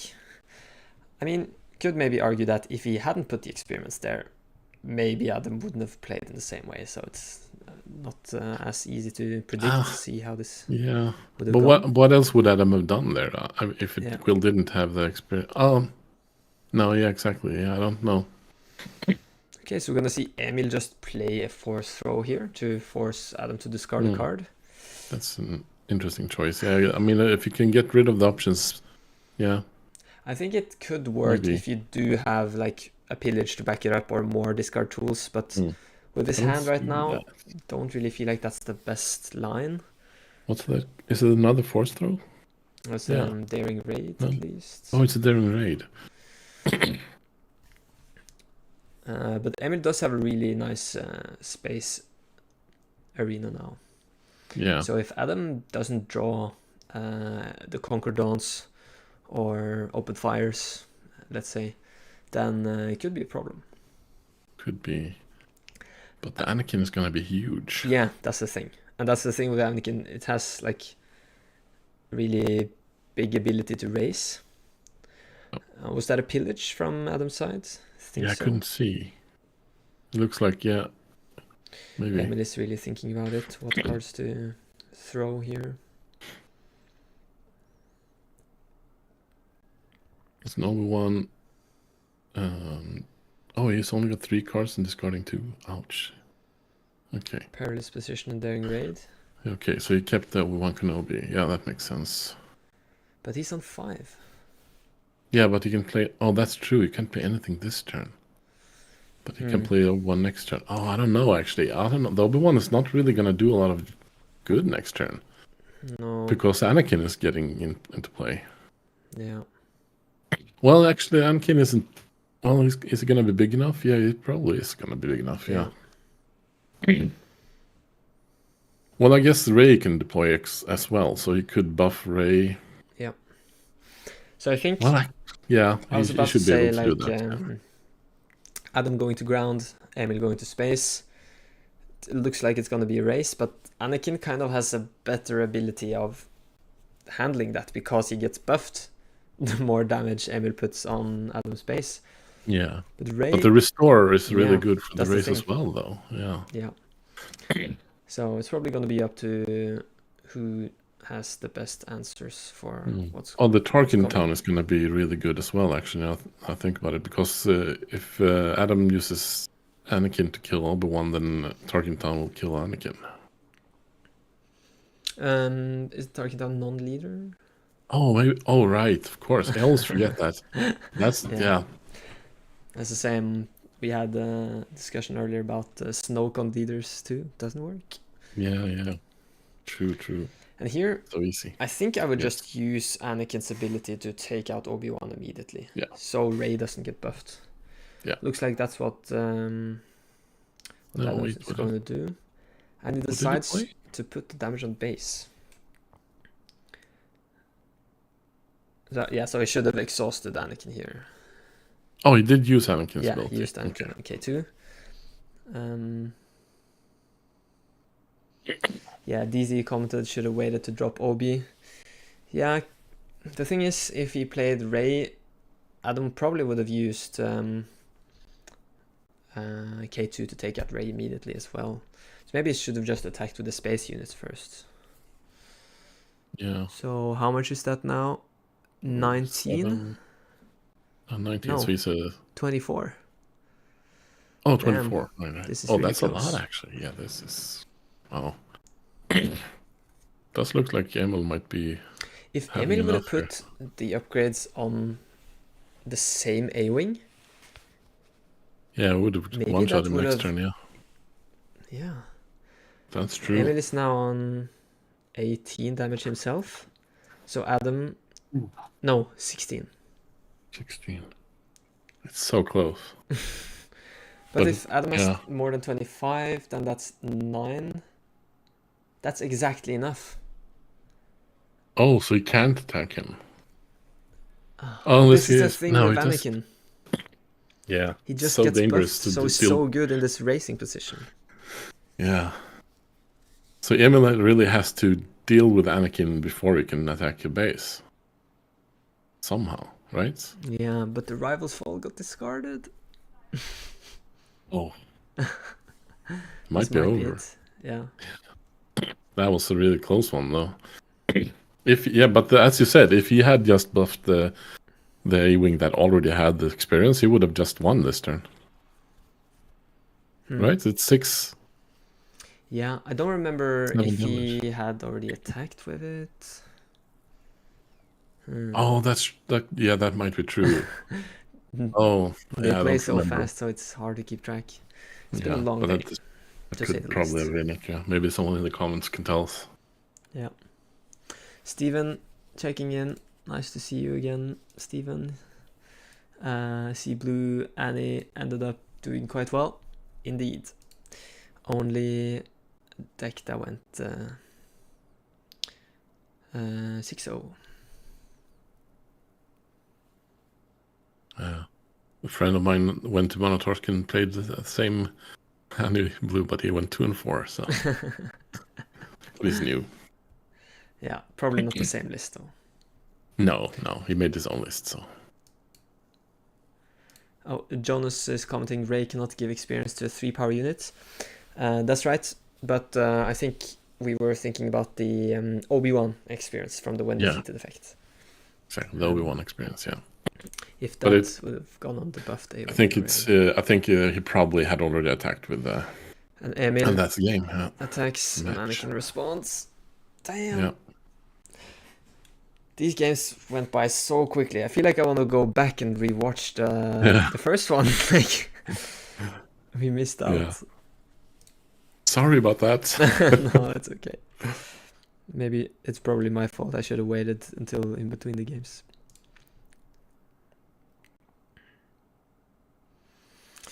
All right, Adam moves on to the semi-finals. I want to see if I'm able to actually go back and watch it. You can scrub back in the YouTube stream, I guess. It's gonna be really meta, streaming our own stream.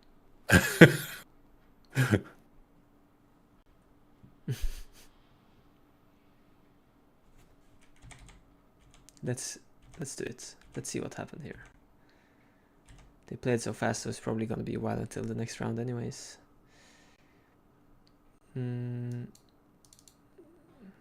see how I do this. Okay, we can go into the other scene while I just fix this.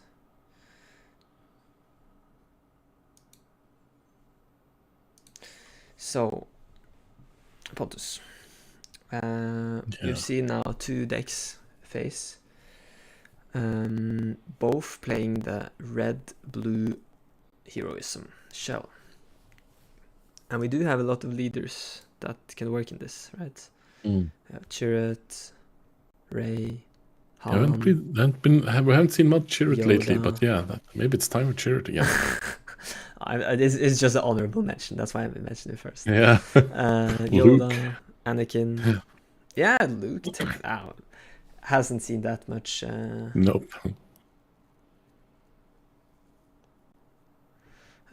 Play. Yeah, I see some comments here. Always tell me the answer. Writing, dang, overseas for Ray. Yeah. I think Ray does have a pretty decent chance. Oh, could come from Bryce. Finn, even, in a in the blue-red shell. Kidding. Maybe. Who knows what happens in the future? Right now, it doesn't feel like Finn has the cards he needs to be really competitive, but who knows? Okay, let me... Okay, so I wanted to ask you, what do you think about these decks? Have you played any of them? Do you think they're fun, strong? What makes Anakin better than Rey, if it is better? I haven't played. I played a little bit of Rey, and I do like playing her, but it's I don't really play a lot of red, really. Yeah. Honestly. Yeah. So, but I do like her ability. Her ability suits my playstyle.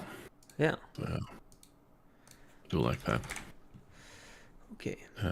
I played against Anakin in the with my friend who went to this very tournament. Yeah. That was a very interesting game. Few games. Nice. But I have to say, it doesn't really suit my play style. Yeah. I prefer I like green and yellow mostly. I play a little bit of blue, but okay. Have you played them? Yeah, I played a lot of Han Blue, and in the set 2 meta in the beginning, and before I moved on to Boba Fett like every other. Oh, such a shame. No. And then now I've played a lot with Anakin. Went 7-1 in the TTI online season. Oh, nice. So probably gonna play it more, and I really like the deck. But got a comment here. Method Eriksson. No, doesn't have to. Oh, asking if we can show the raw decklist in the stream. just the text of the printed sheets. We could probably do that for the next round. But I hope first, they digitize the deck lists for later on. Yeah, I don't think anyone has time to do that right now. Yeah, no, of course not. Yeah. We can probably see if we can fix it so people can get a hold of them. But I've now gone back to the stream so we can see what happened in game 1 while we were busy not paying attention. My fault. So I should probably have like a warning. This is not live. This is recap, actually, Adam 120. But in case you guys are actually here with us, you know. So we can just watch this back. Adam started off with a spaceship. Emil missed his turn on play. So that's already a big disadvantage for Ray here. Are you? I can't see this. Oh, yeah. Video. Sorry. Now you can see it. Yes. So Emil answers with the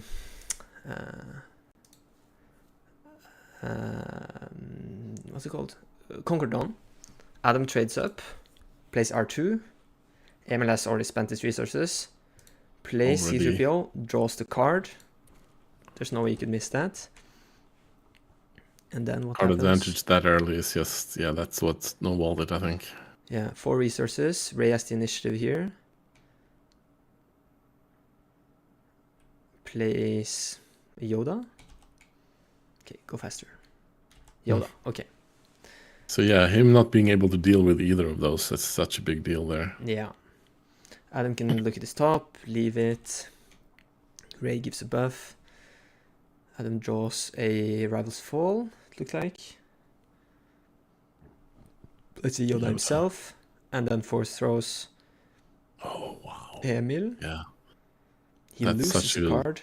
So not only is Adam now up 2 cards, Emil is down 1. So there's basically a difference of 3 cards. And his Yoda is almost dead. Yeah, Emil didn't play a turn on play though, so it's just a difference of 2. But still, Adam has much of a bigger board. Yeah. And I think now we're reaching the time where we kind of got into the game, right? And like, okay, what's going on here? Okay. Yep. Yeah, so Emil plays the Defender. Adam attacks it, yeah. And from here on... I'm wondering if from here maybe it would have been right for Emil to use the targeting down on R2D2 almost. But it feels so bad. I mean, just for the card advantage, like, I don't know, it just feels bad to do that on a 1/4 with 2 damage though. So yeah, it's a hard one. Yeah. We have a comment from Link TCG. Any Django in the top 8? Yeah, 3rd seed. Played 5-1. Don't know what... I can see if I can check what deck they lost to. Don't have the deck list in Melee, but yeah, lost to a Han Yellow, I think.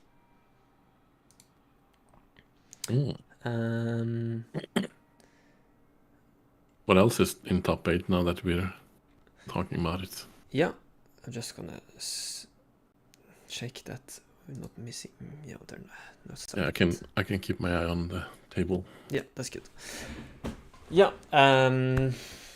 So going from top to 8th, we have Anakin Blue, Han Yellow, Django Tarkin Town. Han 1 yellow, by the way. Yes, Han 1 yellow. Yeah. Django Tarkin Town on 3rd. 4th is Bosk Green, 30 HP, if I'm not mistaken. Let me just double check that I'm not saying weird stuff. So I see a deck on the table now, but I haven't started playing or setting up quite yet. No. Is there a... Yeah, okay, great.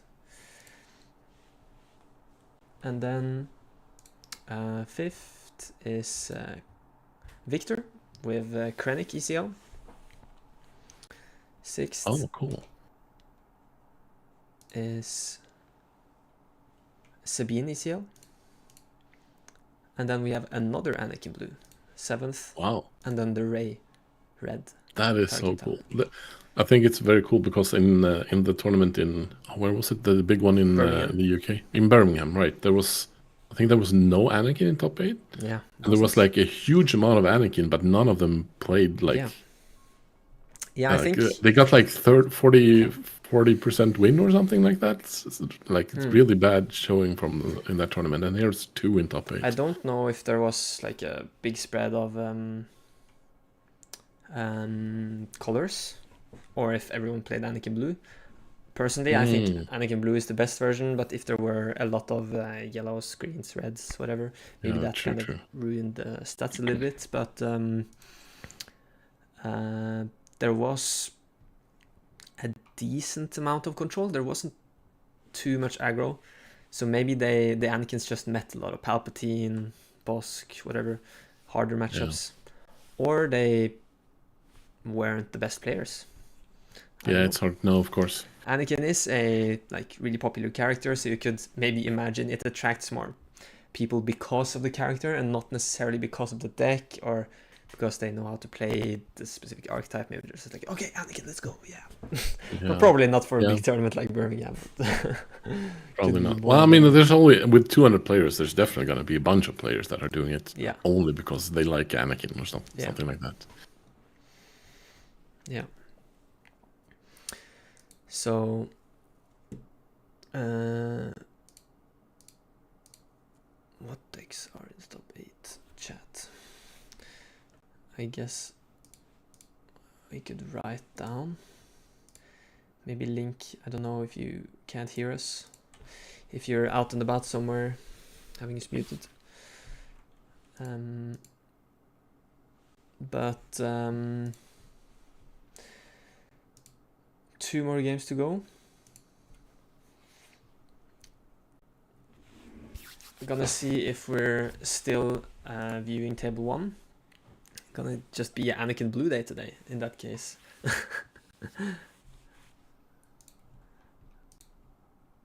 So wait, so which there was one Anakin in 8th, was it? 7th. 7th. So if that Anakin won, they would be playing against Adam now, right? Yeah. Oh yeah, that might be right. So that means that there can't be 2 Anakins in the finals. Because there's unless maybe I misunderstood. I think that's usually how they meet, right? Let me check. No, 1 and 8 is like on the complete opposite side of the bracket. So the 7th seed could meet the 1st seed in the final. Okay. So Adam will now meet the winner of 4th or 5th seed. Okay. So that, if I'm checking, is either Bosk Green, 30 HP, or Krennic, ECL. Oh. Victor's playing that, was it? Oh. Adam actually beat both of them during Swiss. But he might not be able to do it again. Who knows? Let's see. Okay, thank you, Steven, for writing out the top 8 in chat. We still probably have a little bit time left. I didn't see the... gonna text Matthias if he can write us when the rounds are ending. Yeah, they played really fast though, so I guess we do have some time probably. Yeah.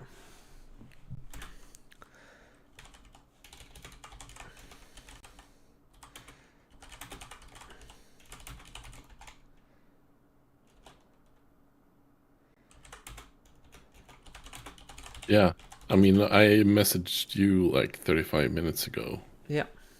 So there's probably a good 20 minutes or something until next round starts. Yeah.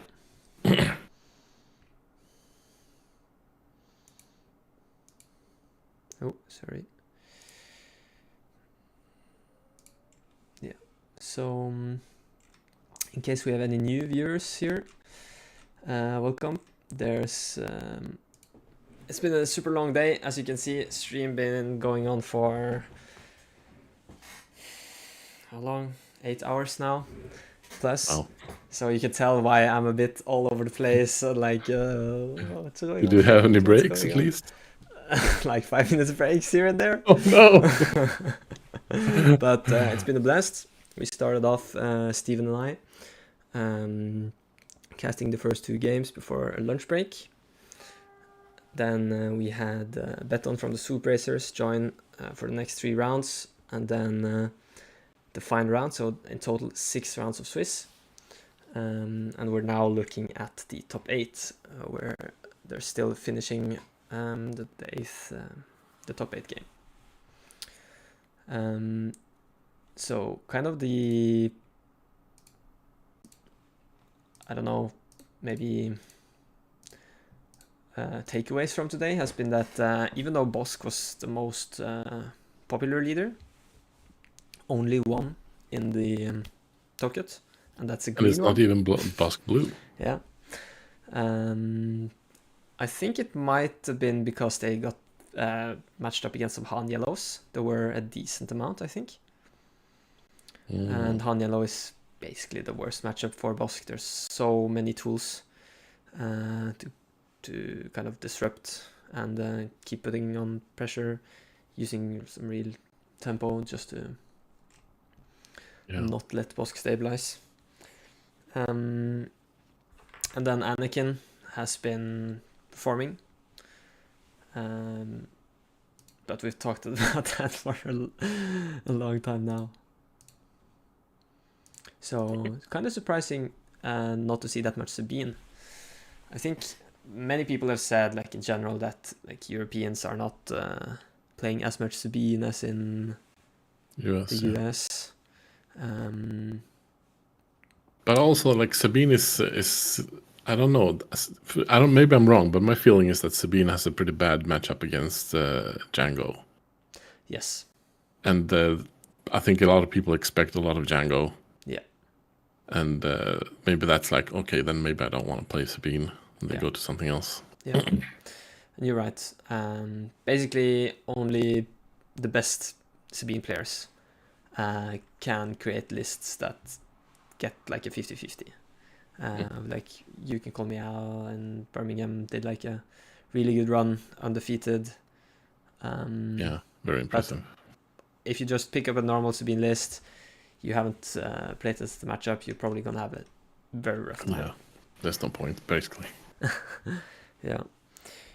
I also feel like since Sabine has been around forever, maybe people are a bit like tired of it. They want to try something new, right?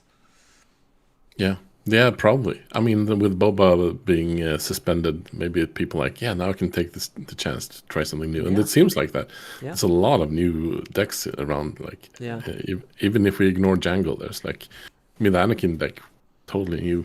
Yeah. I mean, okay, there's a lot of cards we've seen before, but like the concept is still entirely new. In the first version Adam and I played, there was 0 cards from the new set. What? But we realized, okay, perilous position is kind of good. But I don't know honestly how many cards there are. I mean, there's probably not that many from the new set. No. Perilous position, for sure. I don't know. Bravado is set too. Yeah, exactly. It's just that it wasn't played until Anakin like, was the thing. There's nothing else, honestly. Yeah. But Anakin is from new set. And that's a big, importantly big point. Yeah. And he enables cards like R2 and C3PO to actually be great. That's true. I mean, they were good before, but they're fantastic if you're playing. Yeah, the thing is, having 1 power. Okay, let's say Valsten is riding Take a Break now, Jonah. You deserve it. Actually, good point. Maybe I should. No, but I can't just leave you here alone. What you gonna do? I guess you could talk with chat. I mean, you could just take a break anyway. Yeah. And I mean, if we both could. Yeah. But I don't want to lose the viewers, right? They're right there. 71 of them. I mean, It's semifinals and then finals with Thork as well. Like, Yes. what? Of course. Yeah. You have to stick around. In case you're just tuning in and you haven't read the description, Thork will be joining later, so that's gonna be nice. If everything works out, he's always hard to align up the schedules, as you just saw with Pontus and I. Okay, but let me see if I can. Just looking through the list. Are there any other cards that you would play in the Anakin deck? Of course, Invasion of Christophsis. Yeah, that's the one. Maybe Jin Urso, I guess. Potentially, but probably not. No. I think you would rather play Sabine then. Senatorial Corvette is a good one, though. Which one? Senatorial Corvette. The one that when defeated each opponent discards a card. 5/4 Saboteur. Yes. I don't know if you have space for it in the deck, but it's definitely a card that could fit. Yeah. It's great against control. Yeah. Just because of the discard. But it's already kind of tight. Yeah. Striking a balance between how much to respect aggro. Adam, for instance, already plays 2 crates in main, so.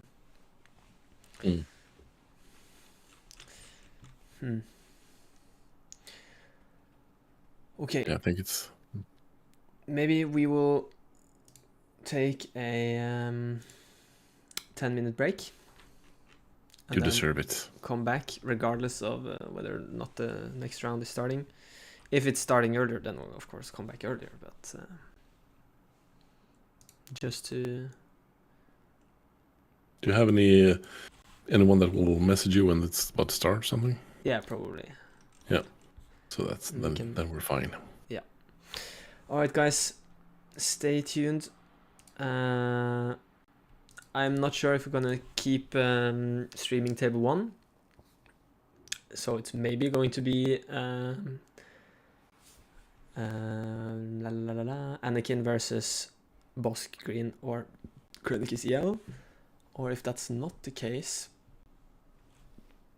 any of the other top 8 decks. Can't really figure out exactly. It'll be exciting, whichever it is, I think. Yeah. All right. See you in 10 minutes. See ya.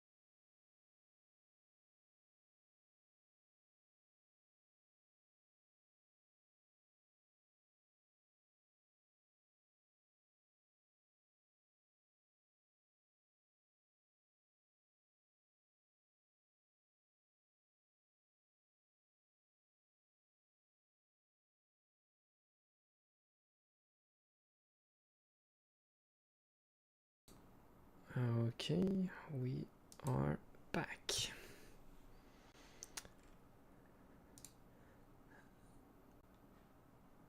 Yes. Partly. A bit human. I can see you've been chatting.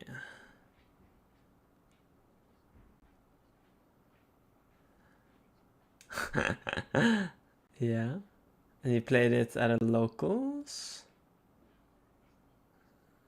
Yeah. Yeah.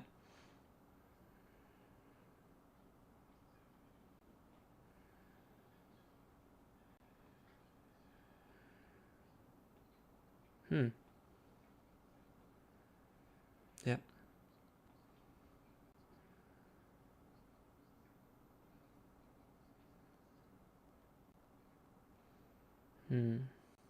Yeah. Yeah. Is it the yellow version you were playing? Nice. Oh shit. List a while back. Sorry, thank you, Thomas, for commenting. Oh. I had you forgot muted me. to unmute the sound from this. Okay, Yes. let's rewind. So yeah, I was saying I was playing my yellow hunter deck at the local store here in Västerås, Röda Goblinen. And it feels like it works like 50-50 against aggro, which is basically what I'm aiming for because it's the hardest matchup. So that feels pretty good. Yeah, nice. So, is it similar to the one we discussed a couple of weeks back with like underworld units and now there are two of them? Exactly. Yeah, I tweaked it a little bit the other day. I haven't actually made the new list though, but yeah, I'm gonna update the one on SWU. Yeah. I feel like the hard part is getting the balance of the events. The events are like crucial for that deck to have a chance against any aggro, and I feel like it's getting close at least. So that's cool. And then like having as you and me talked about before about now there are two of them. Getting cheating that unit extra early feels just crazy. I had one game against my friend that was just over turn 2 basically because I got TWI on turn 2, and he couldn't do anything, and it just ended there basically. That's a bit early to concede. No, he didn't concede. No, but I mean, he kept trying, but just like he was too much for him. You know, he didn't have a lot of stuff in space. And the second game we played, he had a little bit more in space, and he did manage to just barely win that one. One more action, I would have killed him though. So it was really even.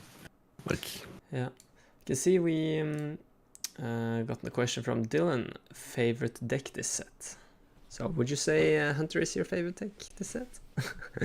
I'm biased, but no, I think it's a tough one. I'd say I really like the most interesting one for me is the Chancellor Palpatine, just because of the design potential and how interesting it is.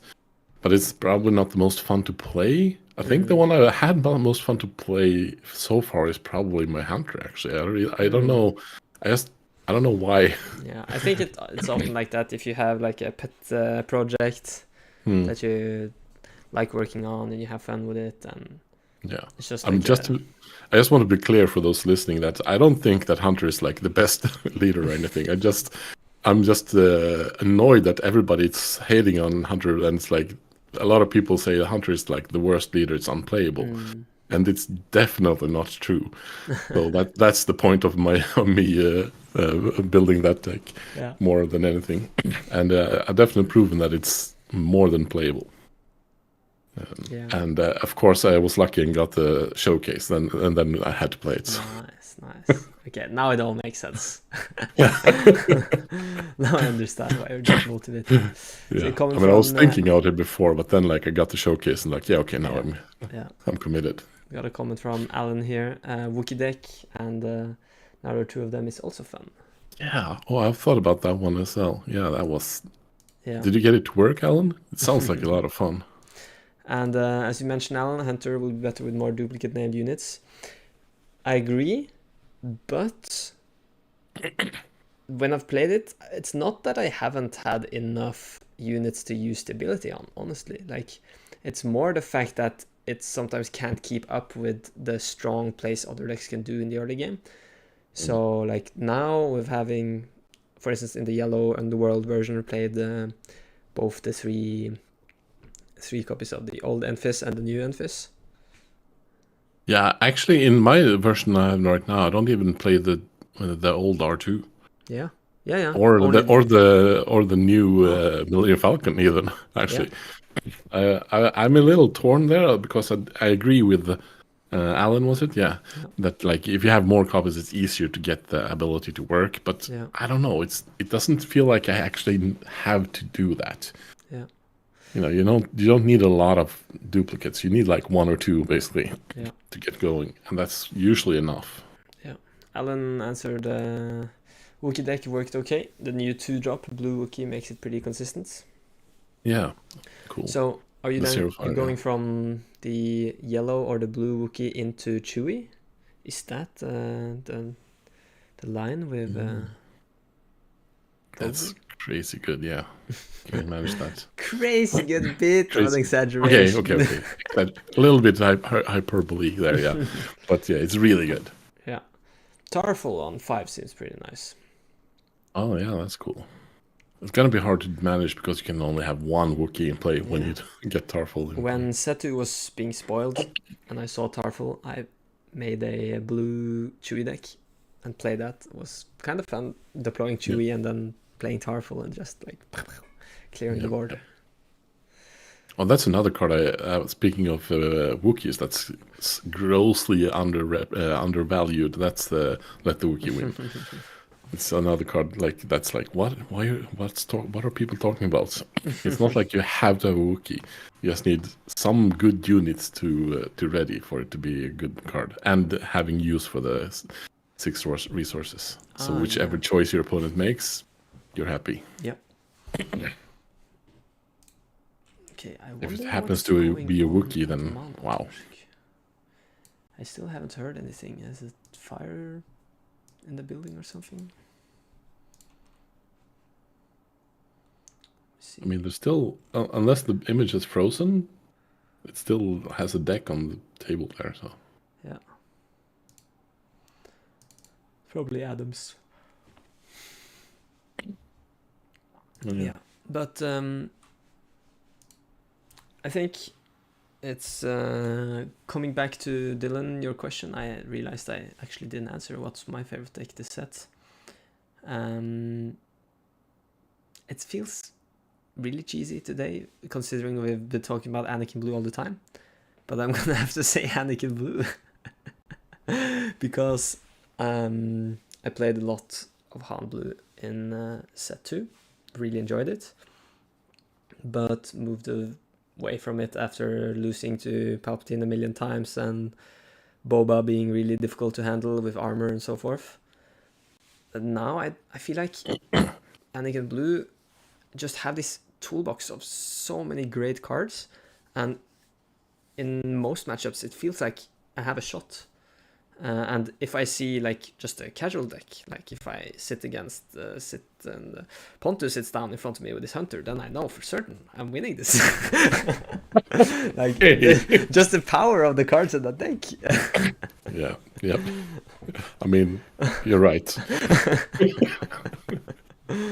Yeah, and it's really fun to deploy your leader as a 7/7 and just swing. Even though I'm not playing the version with like lightsabers and bravados and so forth. Oh, Alan has a spicy take here. His favorite deck is Padme Swarm. Does much better than it feels like it should. Yeah, that's interesting. I agree. When I hear Padme, I think, oh, is that good? Like, I mean, she can draw so many cards that, like, if you just play a lot of cheap ones, then swarming. Yeah. Interesting.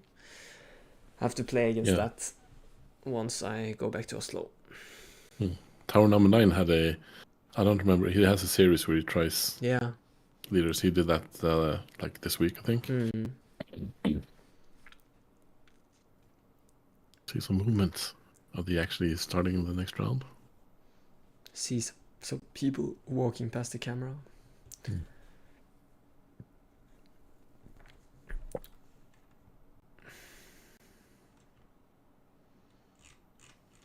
Yeah, just don't play against the villain blue decks, Alan. Yeah, and riding the main issue is Super Laser Blast. Yeah. I see. Maybe you should just play blue as your second color so you can play Regional Governor. It's a small unit, can swarm. Or you can just have more cards than like, so yeah, okay, you kill all my units, I just play 4 new ones. Yeah. No, I don't know. I had some fun with Yoda as well, though. It's an interesting concept as well. Yellow as well, actually. But I'm not sure that it's the right one. I think green might be better for Yoda. But tried. I mean, just because now there are 2 of them trying to experiment with that, and You're My Only Hope in the same deck was fun. But I don't think neither 2 of them is good enough in that deck, though. Yeah. So, but actually talking about, with both Steven and Beton today about Yoda, and just the fact that it's possible to like play a Luke on 5 is crazy good. Yeah. But the or problem, Kiadimundi on 2. Yeah. But the problem is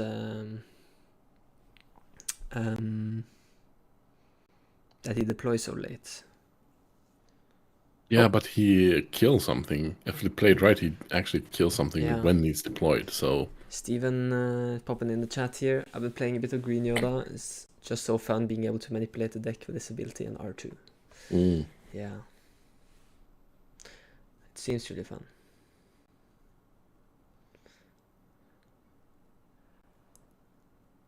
Oh. Krennic can use... Now there's 2 of them. Oh, that's interesting. Krennic yellow. Wait. Yeah, so blue, yellow, Krennic. Yeah, okay. Sure. Yeah, Imperial. There's a lot of Imperial units. Okay. Looks like players are sitting down. Maybe we should also find the deck lists. Some people have been asking to see those, even though we don't have them in a very readable form.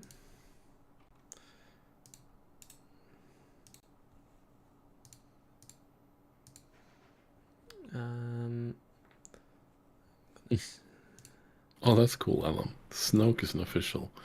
That's true. Oh, Krennic is an official as well, right? Yeah. So you can get Snoke with Krennic as your only other units. Yes. So who is Adam facing?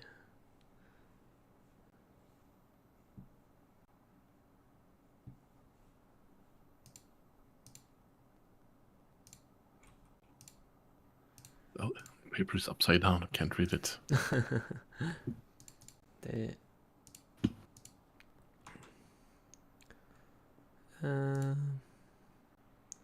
No. Or I don't know if I should cheer for anyone, but the only Django Tarkin Town got knocked out. Lost to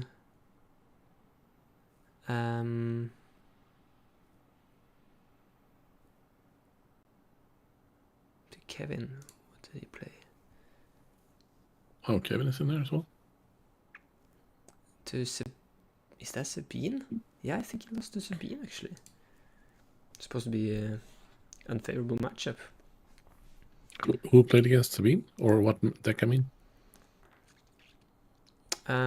Ortos, I think his name is Jacob, played in the quarterfinals against Kevin and lost. Kevin won 2-0. So I think if I have interpreted the bracket correctly, then Adam will be facing Kevin now. Okay. If it's the same Kevin, he was at the store showdown last time in Westeros. Nice guy. If it's the same Kevin.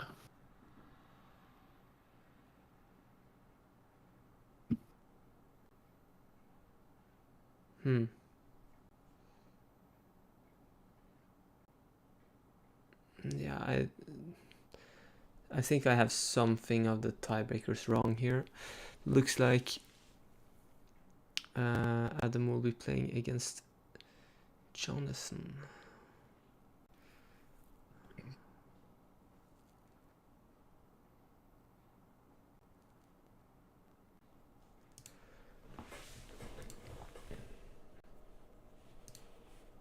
Jonathan Eriksson. I don't know what his username is. Maybe it says on the deck lists.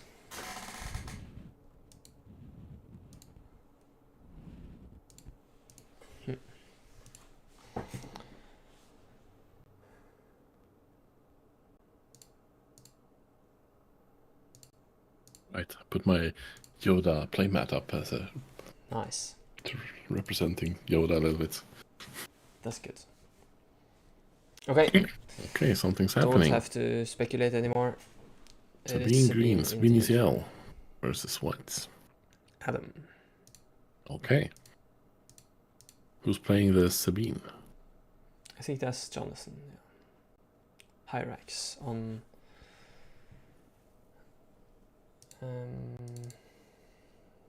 Online. Evan Iske said yes. And Steven said, I think Jonathan is Hyrax.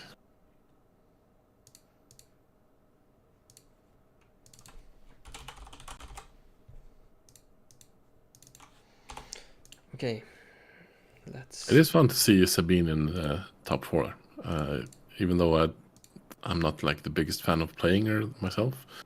It's nice to see that she isn't totally out of the meta for all the Sabine lovers, so to speak.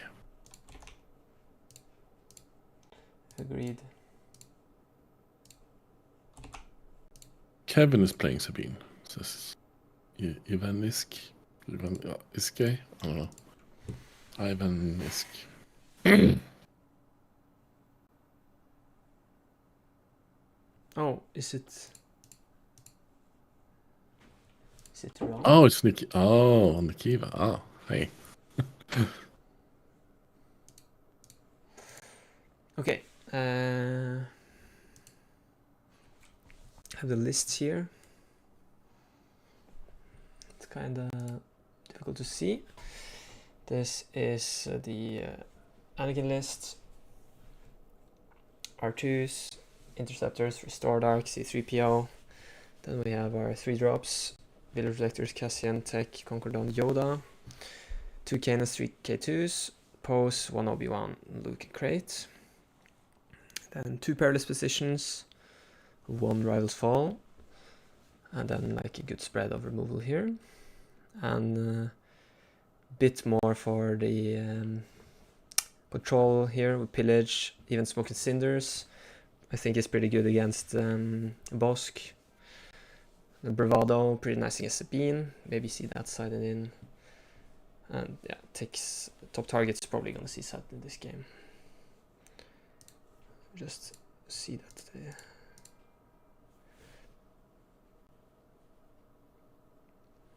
yeah. It looks like we're not gonna get to see table 1.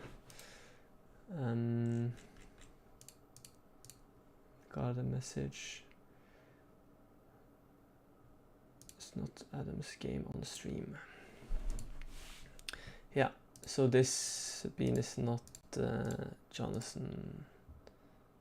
Is it Kevin? Yeah. Oh.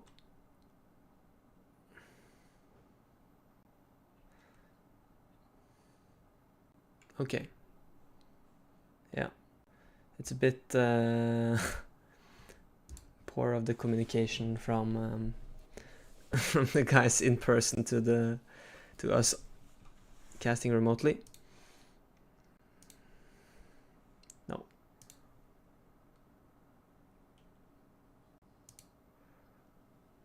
Yep. I think so. See. Yeah. So you've seen Philip on stream multiple times. You can take a quick look at the Sabine list here. Yeah, I'll do that afterwards. What you're seeing on Discord is not the same. It's a bit, yeah, no worries.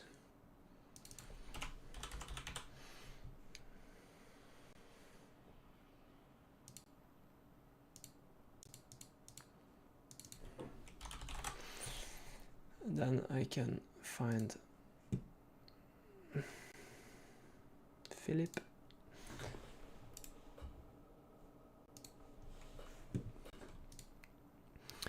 He's playing 2 Enfys and how many Hans? Only 2 Hans actually. Kill a 2-2 split there, 2 bouncers, 2 liberated slaves, good against target town, 2 Plo Koons, and only 1 syndicate lackeys. Interesting. And yeah. And yeah, pretty expected 3 Cunnings, 3 Sparks, 3 Surprise Strikes, 3 Waylay, 3 Hotshot Blasters, 3 old Falcons, 2 new Falcons, or depends if you're thinking release date in the cards or lore. Yeah. Of course, 3 techs, 3 DJs. I think let's go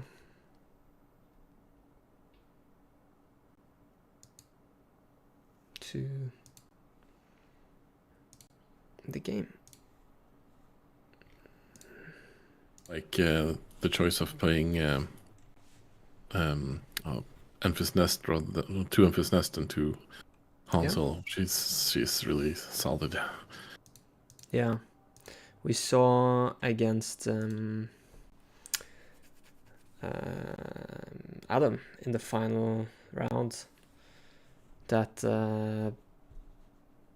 they almost took the game. Yeah, they're really good. Yeah, they're more flexible. I mean, being able to deal with space as well as ground is fantastic.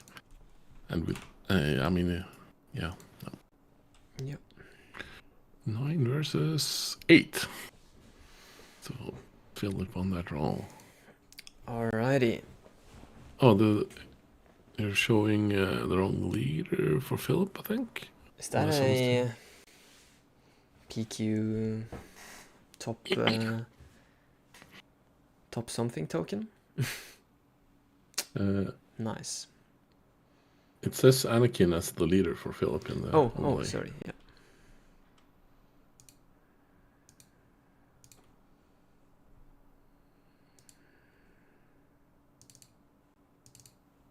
There we go.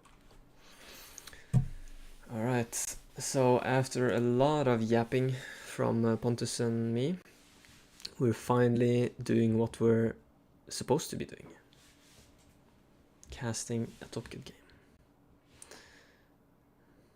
Yeah. Like you said, that's the PQ top 4 counter he took from me. Yeah.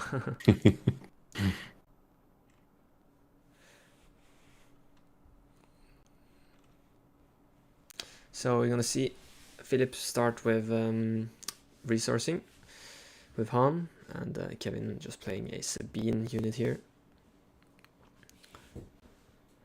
He's considering whether or not to ping. He decides not to.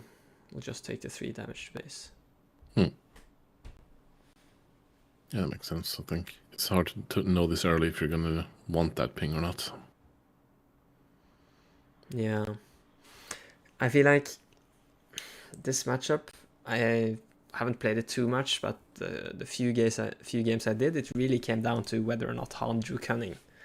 Like being able to exhaust and buff your own unit, it really puts like the race in your favor. Yeah, I think that's the big thing for the double yellow decks against aggro. Yeah. Solid start for Kevin though. Yeah. Fleet Lieutenant enabling Sabine to go 5 to base here is pretty good. But still, Philip will be in the lead with this Falcon. Yeah, but if he doesn't go down and contest the ground, he might get in trouble. Yeah.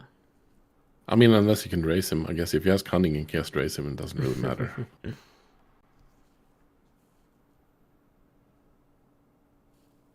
Let's see.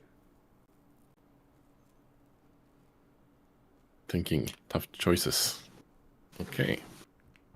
Liberated slaves.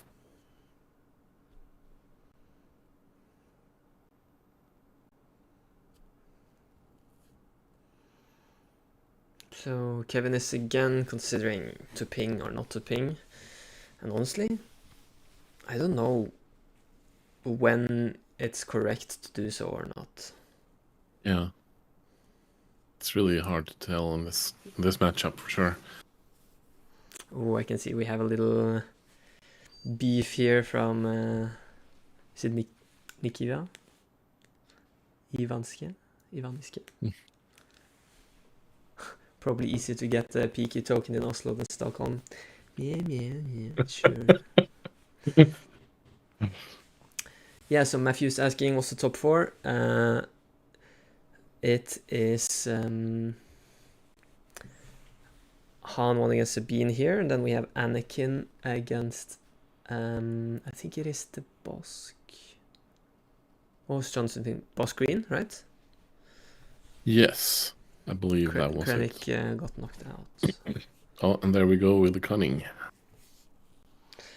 Yeah, there it is. That's a big deal. Yeah, and he's just waiting for the Sabine.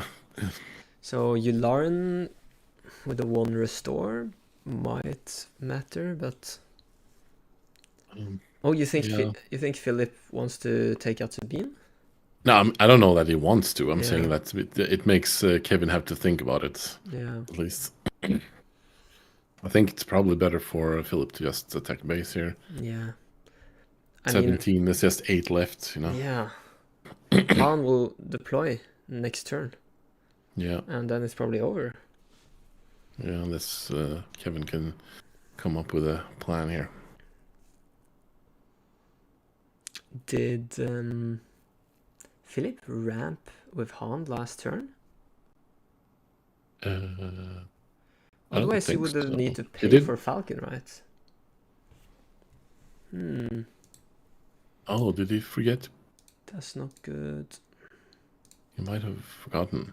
In that case, maybe double check. We can't do much about it, considering we are far away and not that easy to reach people. I hope that's not the case then. Maybe we didn't notice him using. He did ramp, says Thomas. Okay, cool, good. Nice.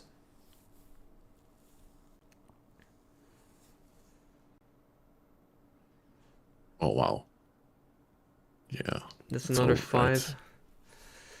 There's 3 left. That's what the Falcon does. What's Kevin gonna do against this? Probably no Bright Hope in main. I think that he's a wrecker, but that can't deal damage in space, so I don't know what he can do really. Oh, wrecker, he can't even play wrecker. How much damage is on Philip's base here? 8? Or can I mean, he has to. 9? Philip can take the rest of the 3 in his next action. Oh, yeah. What happened? Yularen has restore, so. Oh yeah, of course. Stalling a little bit, but doesn't really matter. Yeah. And he doesn't attack with Falcon just yet. Not sure why. He used his ability to be able to deploy Han, I guess. Yeah, but if you just attack with Falcon, you could just claim. There's no Sentinel. True, but you don't know what's... yeah, you don't know what Sabin's gonna play here, so you probably... Yeah. I think you want to be safe and duel. Oh. Yeah, okay. Is that a surprise strike, or...? No, it's a Spark of... oh, Spark, Belgium? yeah. I thought first Kevin was like scooping, putting his card... yeah. down. Yeah, and the Poe... Okay, yeah. I mean, it's got to be over, right? Unless... I mean, it's 14. He has to do 16 before Philip does 4.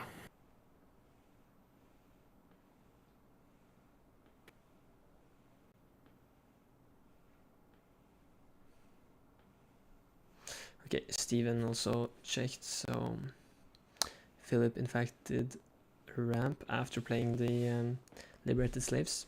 Okay. Kind of smart, so he still has 4 available for the next turn, even though he weren't going to use that extra resource on turn 2. Oh, that's what happened. Yeah, okay. Yeah, that's really good, yeah. Yeah, game 1, yeah. This is game 1 of the top 4.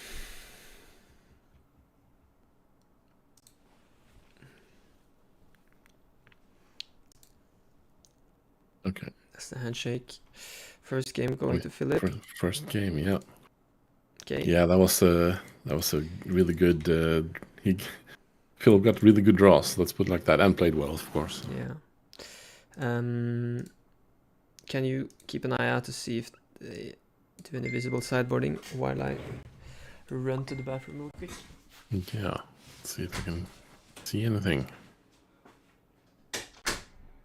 No, they have their decks out of sight, and I don't have the lists either, so can't really tell what they're doing. Anyone remember any of the cards in their lists?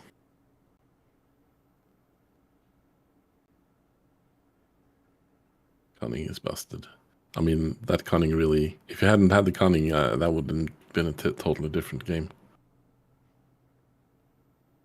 Spent Cunning. No, that's not fair. We need Cunning. Cunning makes the meta more interesting, I think.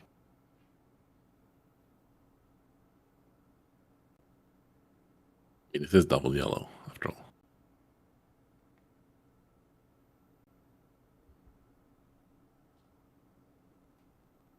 Well, done sideboarding, I think.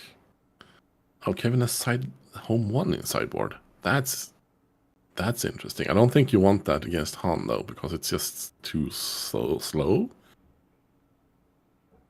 But I guess against control decks that don't... No, I don't know. Against soft control, maybe? I'm back. Welcome back. Couldn't really see any of the sideboarding. Okay. Unfortunately. Let me see here.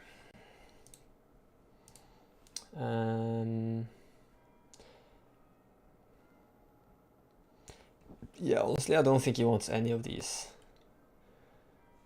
Maybe if he needs to remove something that's useless from the main, you add in. Yeah.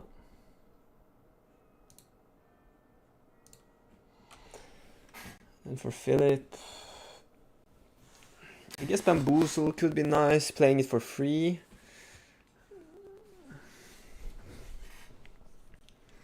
Gamorrean Guards could be useful, forcing a bad trade.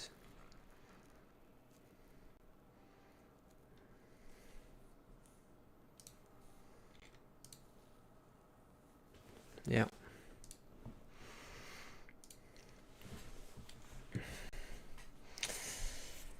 Let's see. Oh, yeah. My bad. I think there was no sound source for Discord on that other side. Thank you, Steven.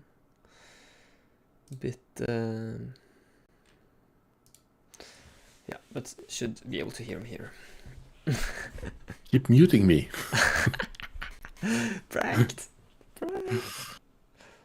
So just like saying, about... Pontus, if you think Anakin Blue is much better than Thunder, be silent now. And then I mute you.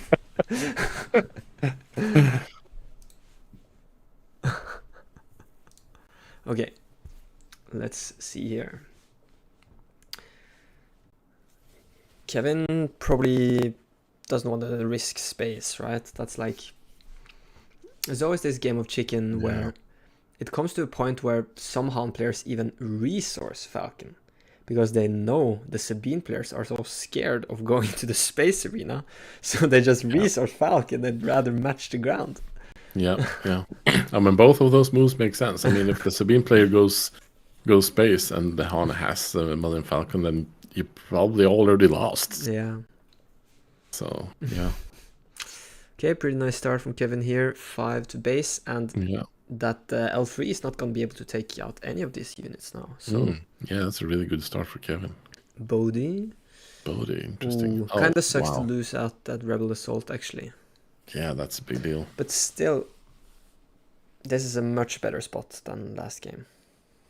Yeah, I agree. But losing that Rebel Assault, that sucks for Kevin for sure. Can be a difference maker. Or we all know Cunning is the difference maker, but let's see.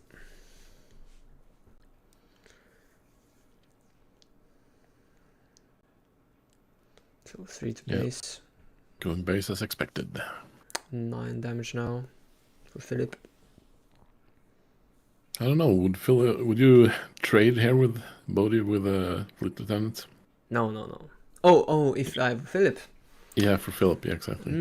Depends on his hand. That's the thing, right? If he's sideboarded in the Gomorrean Guards, now could be a good time. Cunning, always a good time. He already played Cunning. But he decides to exhaust instead of bounce here. I find that a bit weird. I mean, it's a Fleet Lieutenant. Do you want to bounce a Fleet Lieutenant? Yeah, but still, it's kind of suboptimal for Kevin to replay that this turn. I guess you could get the attack with Sabine for 2 extra. ECL. What's like that ECL? Fleet Lieutenant is going to be there for the next turn, so I don't know. I might have bounced it. Yeah, I think you're probably right. You know that you do lose the three power on board. I'm just speculating from that. Yeah. There's no right or wrongs. I mean, having that Fleet Lieutenant would make it a lot easier to kill Han, though. Yes. If Kevin wants to do that later. Yeah, so but maybe... I think on 5 resources, you probably rather want 6 to base. But let's see how this goes. He goes base. Okay. Yeah. So Kevin's now on 9 himself, but Sabine will come and hit for these 3 more. Maybe ping. Let's see. This is definitely looking better for Kevin so far. And now he's using the ping, because he's in the lead in the race. So 14 and 10. Yeah. That actually means that Han is in the lead. Yeah, slightly, yeah. But the board state doesn't really say the same, though. Yeah. 1 unit versus 4. Oh, Darian is commenting. That play makes me think he drew 2 copies of Cunning. That's an interesting point. That would be a big deal. Wow, that would, Maybe, like bouncing K2 is so good, so you can get around that one defeated effect. Yeah, but I wonder if it's not still better to exhaust 2 things at this point. Yeah, he was good call Darian there. Sheffield. Darian had the right call. Future, double exhaust, bounce K2.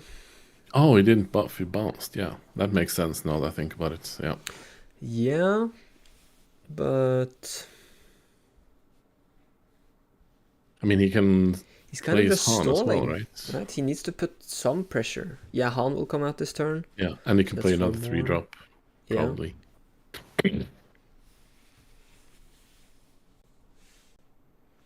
With Poe? Yes, Poe. But ECL is already spent, so... I mean, it's still a massive threat. Yeah, so Kevin will have enough damage on the board to kill Philip next turn. Yeah. Does Philip need to take initiative here? No. I think he needs to... I think he needs to deploy Han and kill something to keep up. He can put 6 on the base, that's 16. But he can't deal 9 more before Kevin does what? Yeah. 17, 13. I mean, if he... Well, maybe he can actually. Yeah, that's If true. he has a surprise strike. Yeah. He goes base with both yeah. this turn. And then surprise strikes next turn is he wins in 2 actions, while Kevin probably needs more than 2 actions. Yeah, he is resourcing. So wait. Yeah. Kevin can put Philip to 17. No, Kevin needs more than 2 actions. Yeah, he needs more than 2 actions. Yeah. You can get him to 17 right now by attacking with Sabine. Yeah. So... I mean, the question is if he should have killed L3, actually. But I'm not sure, because like this is a race, and like those couple of damages could make a huge difference. Yeah, but he's shielded, right? So can't... Yeah, but Sabine can that's the deal 1 surprise strike. damage. Was it? Oh, looks like it. I can't see, but yes, it is. I don't know why you would use it now, because you're kind of giving information to your opponent. Maybe he has another one. 2 cannons and 2 surprise strikes? No way. Who knows? No way. Or maybe he has a blaster. Or is this how he will get to the final? I mean, sure. Could be. I mean, he only needs 6 more damage. Like, if he has a blaster or a surprise strike or a breaking in, he just wins. Yeah. So I think if that's the case, then yes, surprise strike is the perfect play there. Yeah, that's a big thing actually, because blaster, he has 3 of them, so it's not too unlikely you have 1 in the resources at this point. And he's only played 1 surprise strike. Yeah. So there's a big chance he has 1 of those 5 cards. I assume he's playing 3 surprise strike. Yes. Okay, Kevin respects it. Yeah, and he can finish off L3 here, right? Yeah. Oh, did he just discard 1 card? Yeah, he's discarding another. Yeah. Steven called it. Yeah, that seems like a good play actually. Making sure there's nothing to surprise strike. Yep. Because 17 damage on Philip's base means... Kevin can deal 9 right now. Yeah, so he's missing 4. For a cause could work. Or just attacking with 2 units, claiming, and then finishing the job with Poe next turn. Yeah, that would do it, yeah.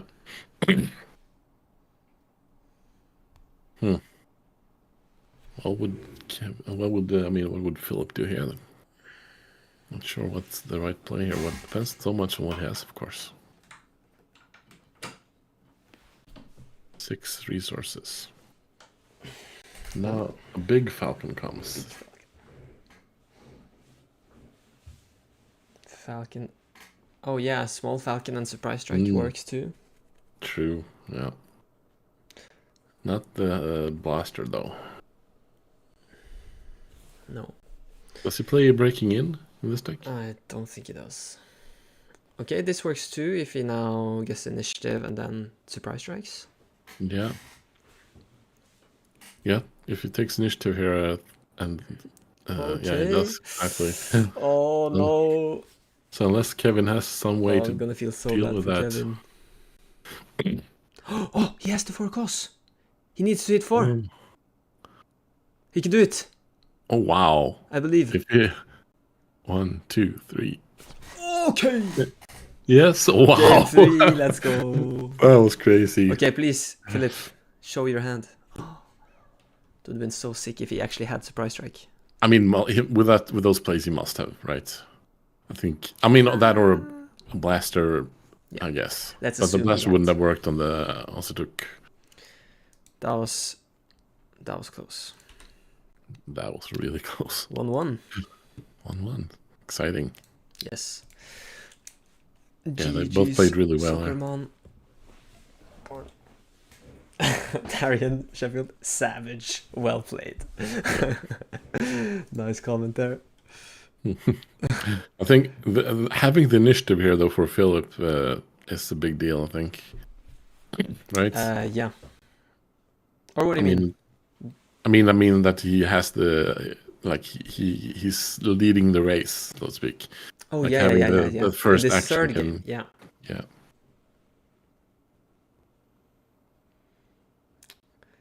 What's the top? Jonas. I'm Jonah, by the way. Not Jonas. Jonas is actually the Danish Cad Bane creator. No, sorry, Hugo. The top 4 is the one you see right now, and then we have Adam playing against Bosk Green. Piloted by... Who was it? By Jonathan Eriksson. Oh, wait. Maybe. No, that's not Bosk Green. No? Okay. Or is it? It says... Yeah, it is. I was mistaken because I saw Adam won against Jonathan in the 6th round, but then I was like, oh, wasn't that on stream? There hasn't been a Bosk Green on stream, but it wasn't on stream. No. So I'm just... would have been interesting to see that game, actually. But this is also fun, though, so yeah. Yeah. I can't see both. The 2 Bosk Green games that I've been wanting to see have not been on stream. It's too bad. But this is also a really good game so far. Hopefully Adam can just like give us a reenactment. Maybe do like a play, interpretive dance.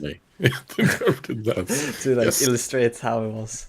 You should make him do an interpretive dance of the... On the podcast. Yes, on the podcast. For That's sure. the perfect way.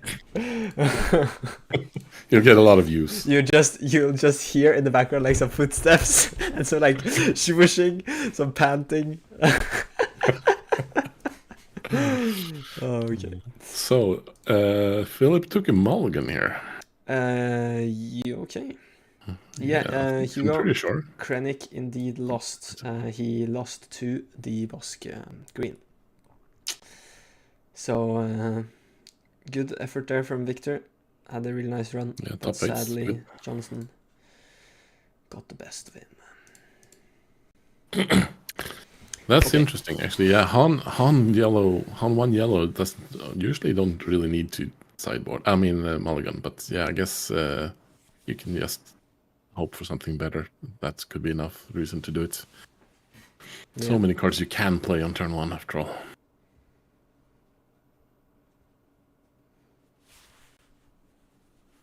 What? Oh, each mind of the resources, or what's happening? He's thinking maybe he wanted to resource something else.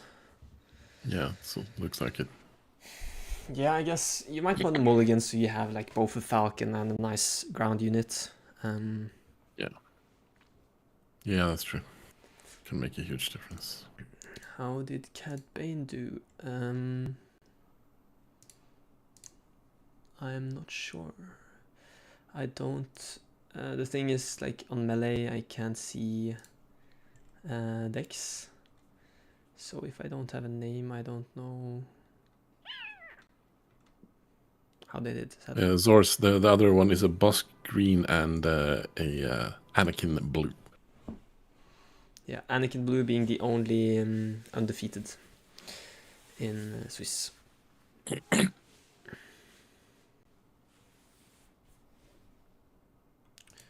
I can see if I'm able to link the Discord. I think sometimes YouTube prevents links. Let me see. If he played Tech on turn 1. Damn, that's bad. He did mulligan, right? So maybe he just got unlucky. Yeah, seems like that's not a good turn 1 play after all. So. I mean, it's better than nothing. And I mean, I don't know. It's definitely not optimal. Yeah, you really want a 3-power unit like Ahsoka, Ezra, or the 3/5s. Yeah. Oh, what's that? Oh, it was the resource from the first turn. Yeah. Yeah. Oh, and then the Fleet Lieutenant 3.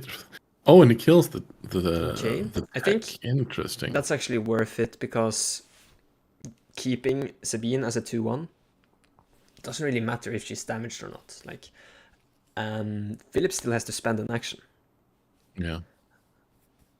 Kira. And he's gonna ramp out Kira here. No great targets, I would say. I mean, probably Wing Leader at this point. Depends on what he has in hand, I guess. I would maybe say something that's not in hand. Like, something that would be worse. But like if he Darksy. wing leaders the Sabine next turn, that's gonna be really hard to deal with. The leader Sabine, I mean. Yeah. Did he pick? He picked wing leader. I pointed to it at least, so I assume he picked it. Yeah. Really cool to see we have so many viewers.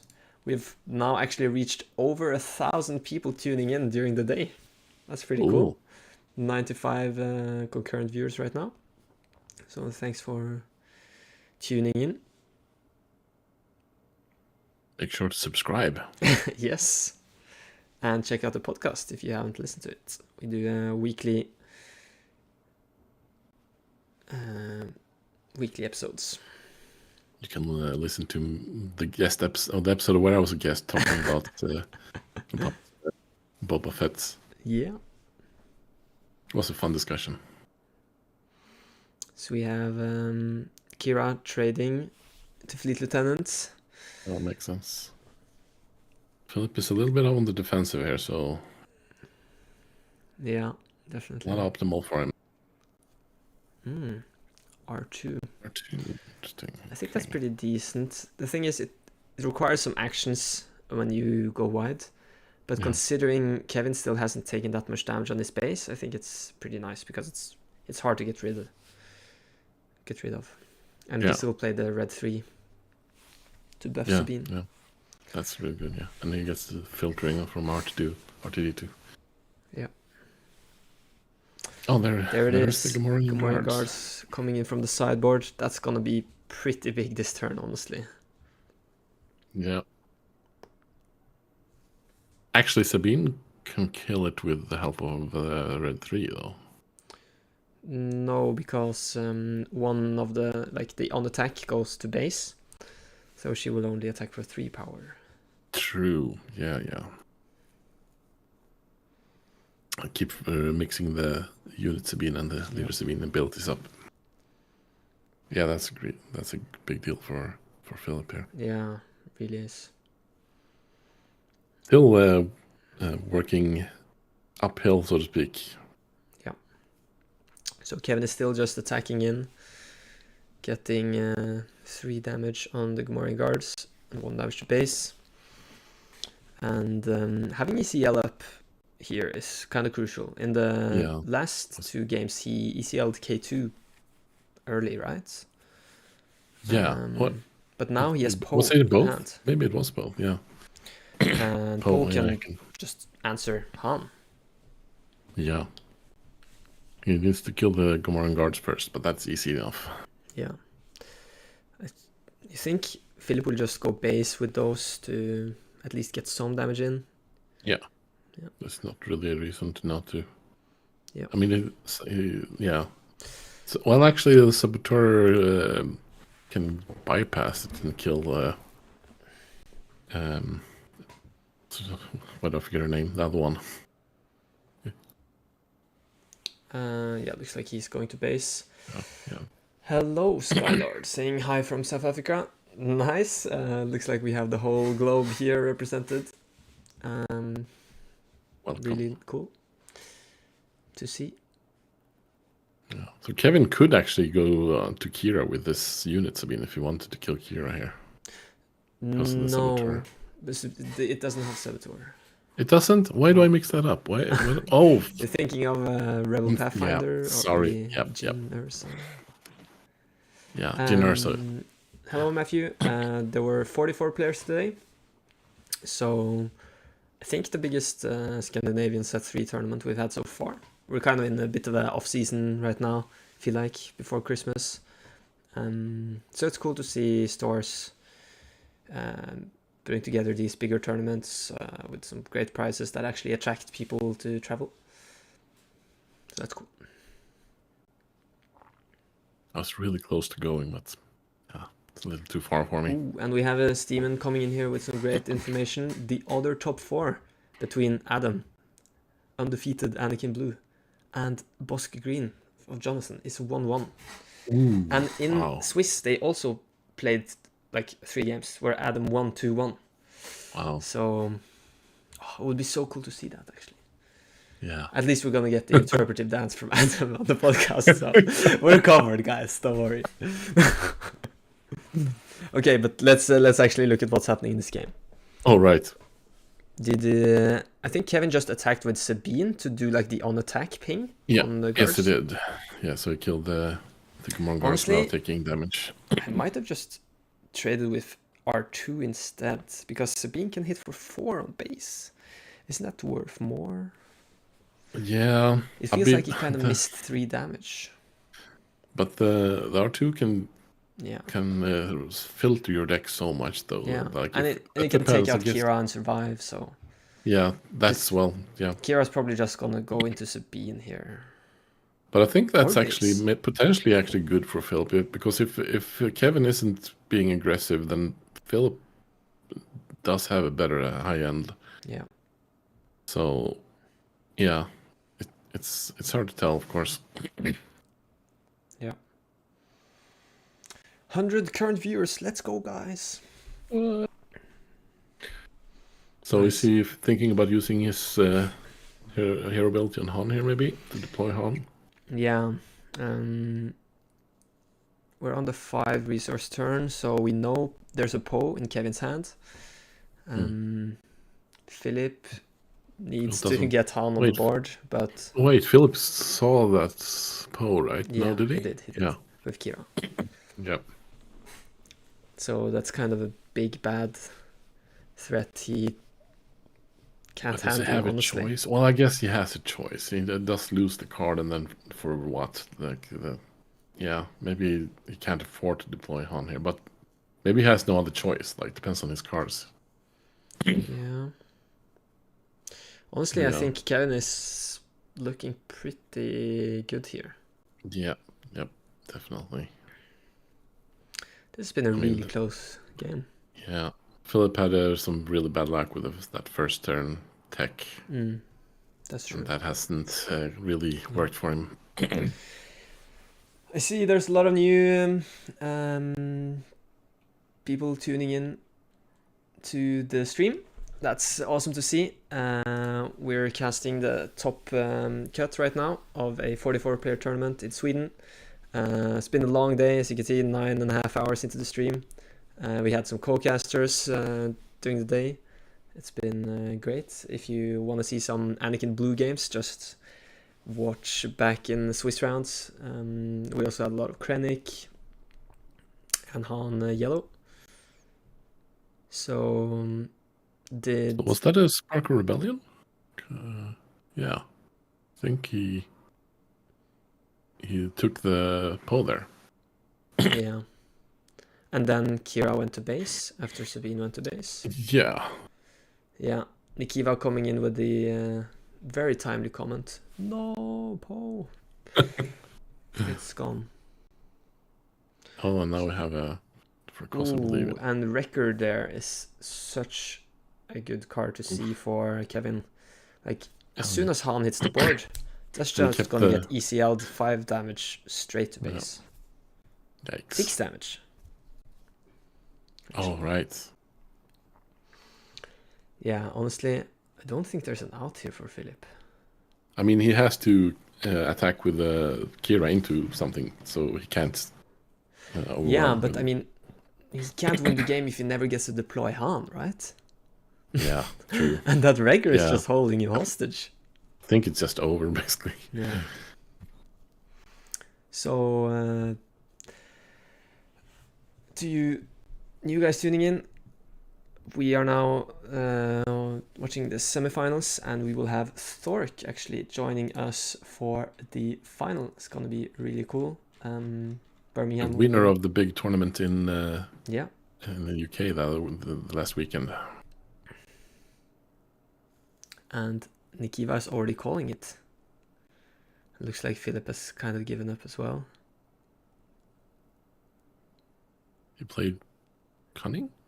I'm not sure. Oh, and it forced him to discard the record. Oh, is that his last card? Yeah. Oh yeah, because he had to. Wait, oh, that's no, interesting. That I don't know that it really matters, why but that would is it be his definitely last card though. He resourced. But if he Oh yeah, because we saw it on the top of his deck. I thought it was already in his hand. Yeah, of course. He drew it from the top of his deck, he researched one of them, lost Wrecker. Yeah. Okay, at least now he can get Han on the board. That's big. Okay. So he exhausted Sabine with the second and something else. What's he's thinking what his second exhaust is gonna be, I think. I guess Sabine. Yeah, Sabine and Sabine. Yeah. Wait, what's happening? Oh yeah, attacking, of course. Yeah. 3 exhausts? No. Yeah. SW ball he had to. Yep. So now he can deploy. Yeah, Casero has a question here. Why not use Han's ability and then flip at the end of last round? I guess the idea is if you just put that body on the board, your opponent is gonna get the initiative and then Wrecker as first action. So you would rather want the initiative to cunning that away or something. Yeah. Also, you would have he'd lost another card, and to have a chance of turning this around, he needs all the cards he can get, basically. Yeah, a question from Jonas if he even had enough cards. I'm not sure. Okay, so we're gonna see Philip now attack. I don't think it even matters if he attacks any units, right? Is there 24 damage on his base? Yeah.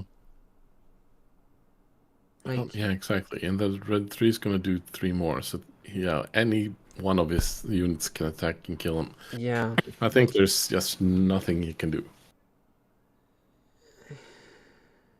He attacks base, yeah. He goes base. I mean, and Philip has to claim here. I don't know what he can possibly draw to.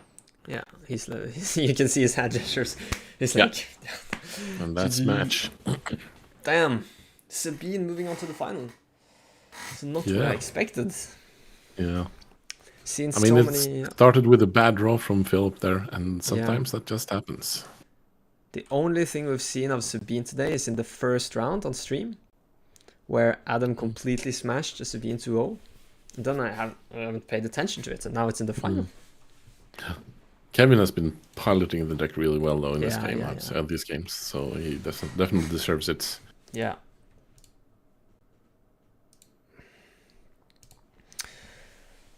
All right.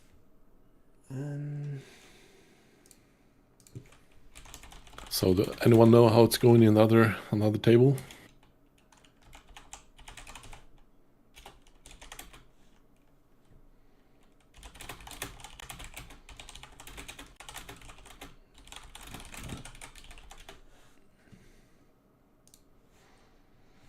I'm not sure. Let me see.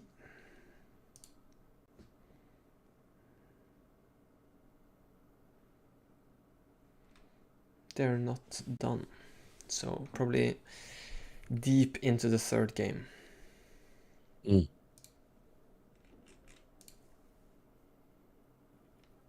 Boss Green and Anakin Blue, yeah, it's definitely not as aggressive as this game was, usually at least. Maybe we should take a look at the lists. Yeah, true. And we can speculate what's going on. Yeah, Django is out, yeah. There was one Django in top 8, right? Yeah, he actually got knocked out by...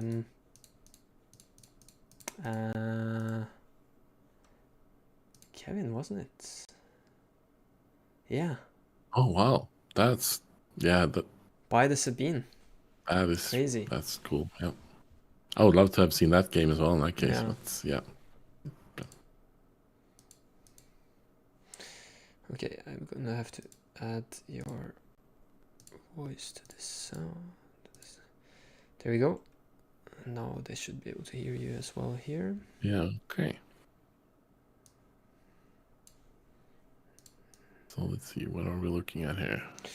We are looking at the lists. Kevin's lists?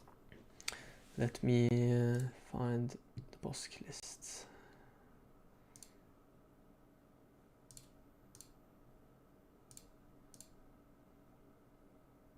There we go. So Alexander confirmed that Sabine took out Django. Yep. So I wonder if this deck, it also doesn't play any set 3 cards actually. It's just basically a set 2 deck. Yeah. Actually. No cards from set 3. Yeah, that's true. Not a single card from set 2. So basically the same thing we've seen, but no Boba anymore. So you don't lose to armor, which I guess would be pretty difficult for this deck, right, to deal with, because it's red, so the removal is really damage based and a lot of units. So what you want to do with this deck is ramp upgrades, like double claiming Bounty Hunter's Quarry, putting 2 3-drops on the board. Yeah, so good. Yeah. And I'm a bit surprised there's only 2 Price on Your Head. I think it's a really good ramp card in this deck, because you can also ping the units you put it on. But it does play 3 resupplies. Yeah, I mean, resupply is like guaranteed when you play to get your ram. Yeah. Price on Your Head, you can dodge that. The opponent can dodge that potentially. Maybe that's the reason, I guess. Yeah. Yeah, so Steven commented client auto aspect. That's actually, I also was like, scratching my head first time I saw it, but it became pretty common because you find them from the Bounty Hunter's Quarry. And from Darth Vader. Yeah. And it can actually be worth playing 5 for playing it for 5 in some cases. Yeah, and I've even seen people play tech in this list because you can find it from Bounty Hunter's Quarry. Yeah, honestly, and I mean, in the like a matchup against Control, it can be worth smuggling a tech out for 6. Yes, that's what I was literally about to say. I think it's not the worst. Yeah, if you get your hand discarded, smuggle out the tech for 6. Why not? Yep. There's not that much smuggle in this list, right? So I feel like it's always just feels so nice to have some smuggle cards. When we have the Palpatine's Return Relentless combo for hard control. Yeah. I think this is a cool list, facing the Anakin Blue. I hope you all got really intrigued today about this list, because Adam and I are planning to make some content about it, since we think it's the best deck right now. Definitely a really good deck. So R2 and C3PO are just amazing turn 1, giving you card advantage and letting you kill everything with 3 health on the ground. And the rest is just blue-red value, 2 for 1s, let's go. So really wondering how this game's going. Would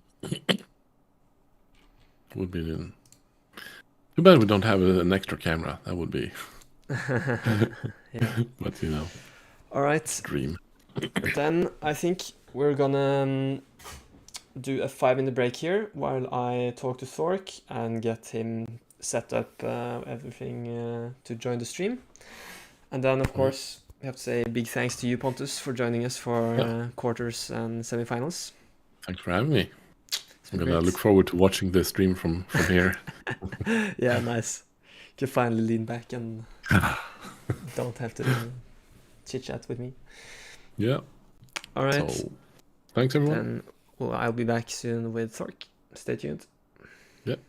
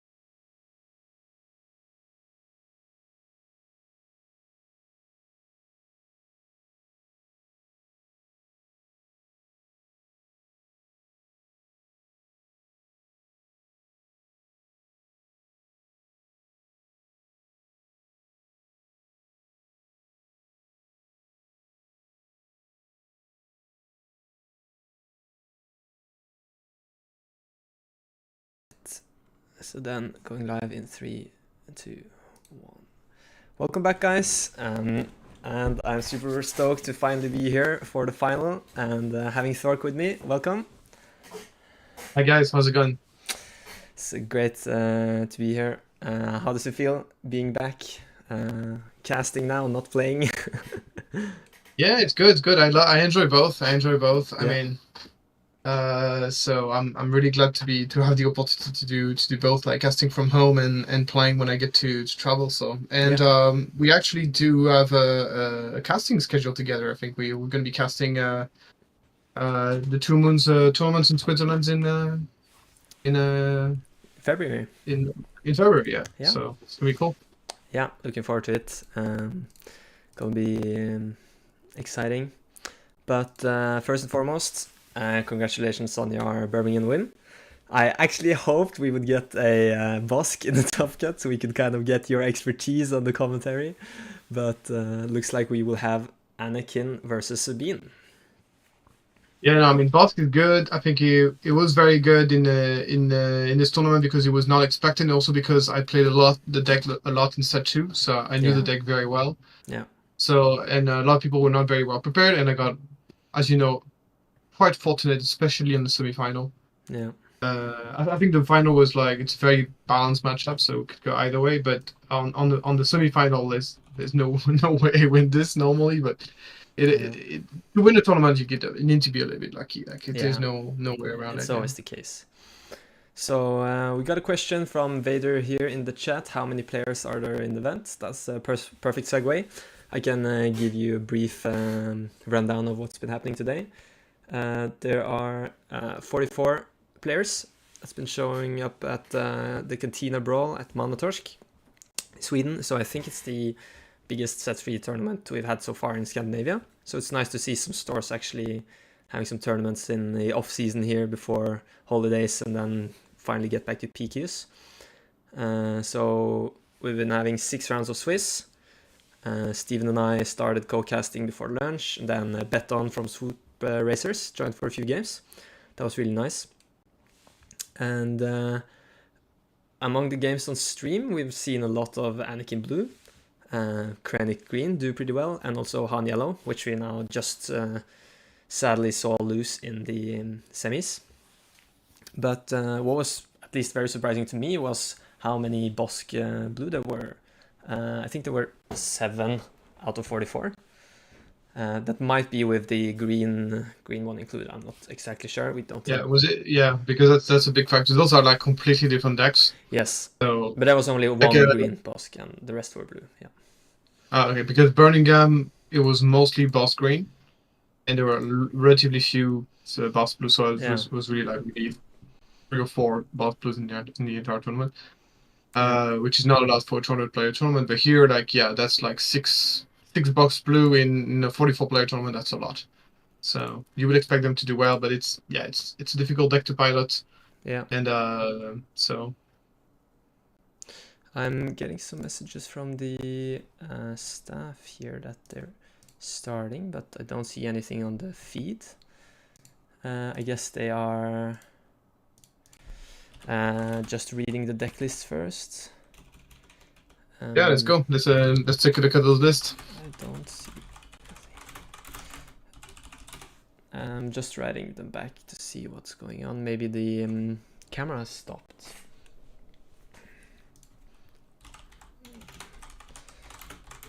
Steven also wrote in the chat. I don't know. Maybe. Do we know what's on the line for the tournament? Sorry? What's on the line? What is to win? I think there was in total like 2 cases worth of prizes. But of course not only for the top, but distributed somehow. Yeah. Yeah, those 1K, 2K thing can be a little bit misleading sometimes, but it's still awesome to have like those kind of price in Scandinavia. Is it in Sweden, right? Yeah, in Sweden.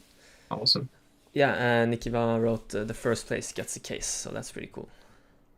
Second gets 3 boxes. That's awesome. Yeah. That's 6 boxes for the first. Yes. Okay. And 3 for second. So pretty solid. Awesome. There. Already reaching the final. So yeah, let's maybe just go through the top 8 real quick.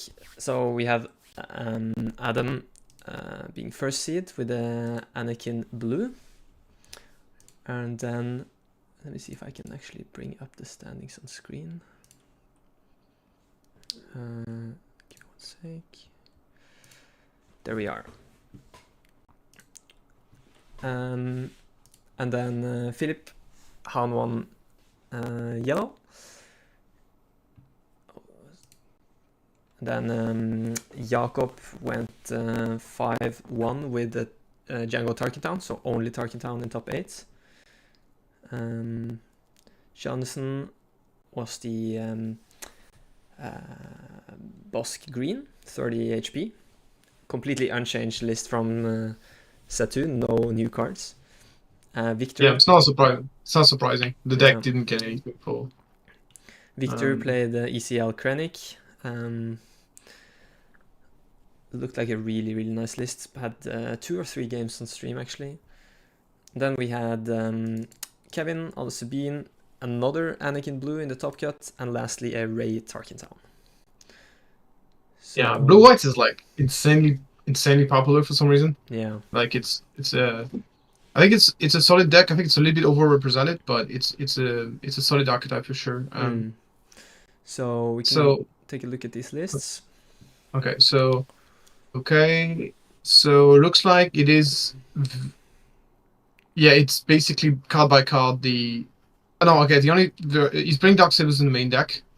That's like very close to the list that I was running. He's running the Admiral Yularians in the main deck. He's running the R2D2 main deck. I'm not sure what he's cutting in order to make space for the Dark Sabers. Yeah, it doesn't play Metal Ceremony, right? Okay, yeah, Metal Ceremony for Dark Saber. That makes sense. I mean, Metal Ceremony is like very strong in a mirror match, but so is Dark Saber. Yeah. But one of the advantage that Hal's list had at Birmingham is like it was 100% chance on full damage on 4 cards, which is pretty nasty. Yeah. If you guys wonder why Yularian is there, it's a counter to Django. It helps in the Django matchup. It messes a lot with the attacking town, like the ping math. It makes it makes all of your units harder to kill, and that's very good in the matchup. Yeah, so you got Konski says Kills of War in the sideboard. That's nice. All 1 in sideboard. Wow. Okay. Yeah, that I makes don't no really sense. see when you want to play this card. Would you rather have Ewings? Yeah, absolutely. The Ewing would do the same thing, if not better, and for cheaper. So yeah, going up to 8 resources for Sabine is like insane. It's very difficult, especially when you play Rackers that destroy your own resources. So it's a huge cost, and you're much better off going for Ewing. Is going to provide you with the same style of things, like kind of give you like a second breath of value. Yeah. And also one of the important thing about Ewing is that if you find any rebels with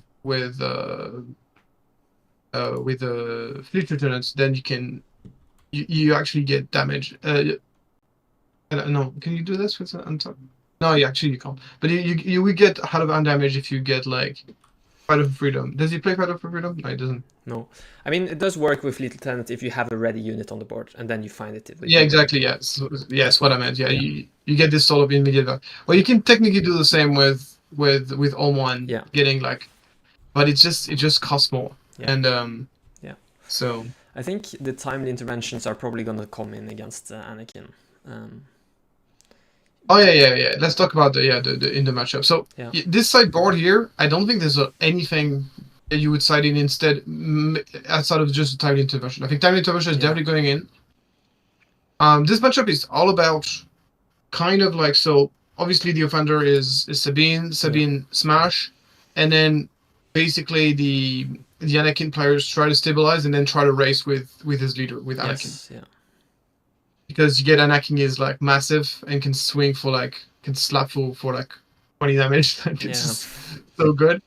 The thing is, the problem is obviously if you're smart, you're keeping your wreckers and your pose ECL for when Anakin comes out. Yeah. So this Anakin does if you're good Sabine player, you will be able to ambush Anakin.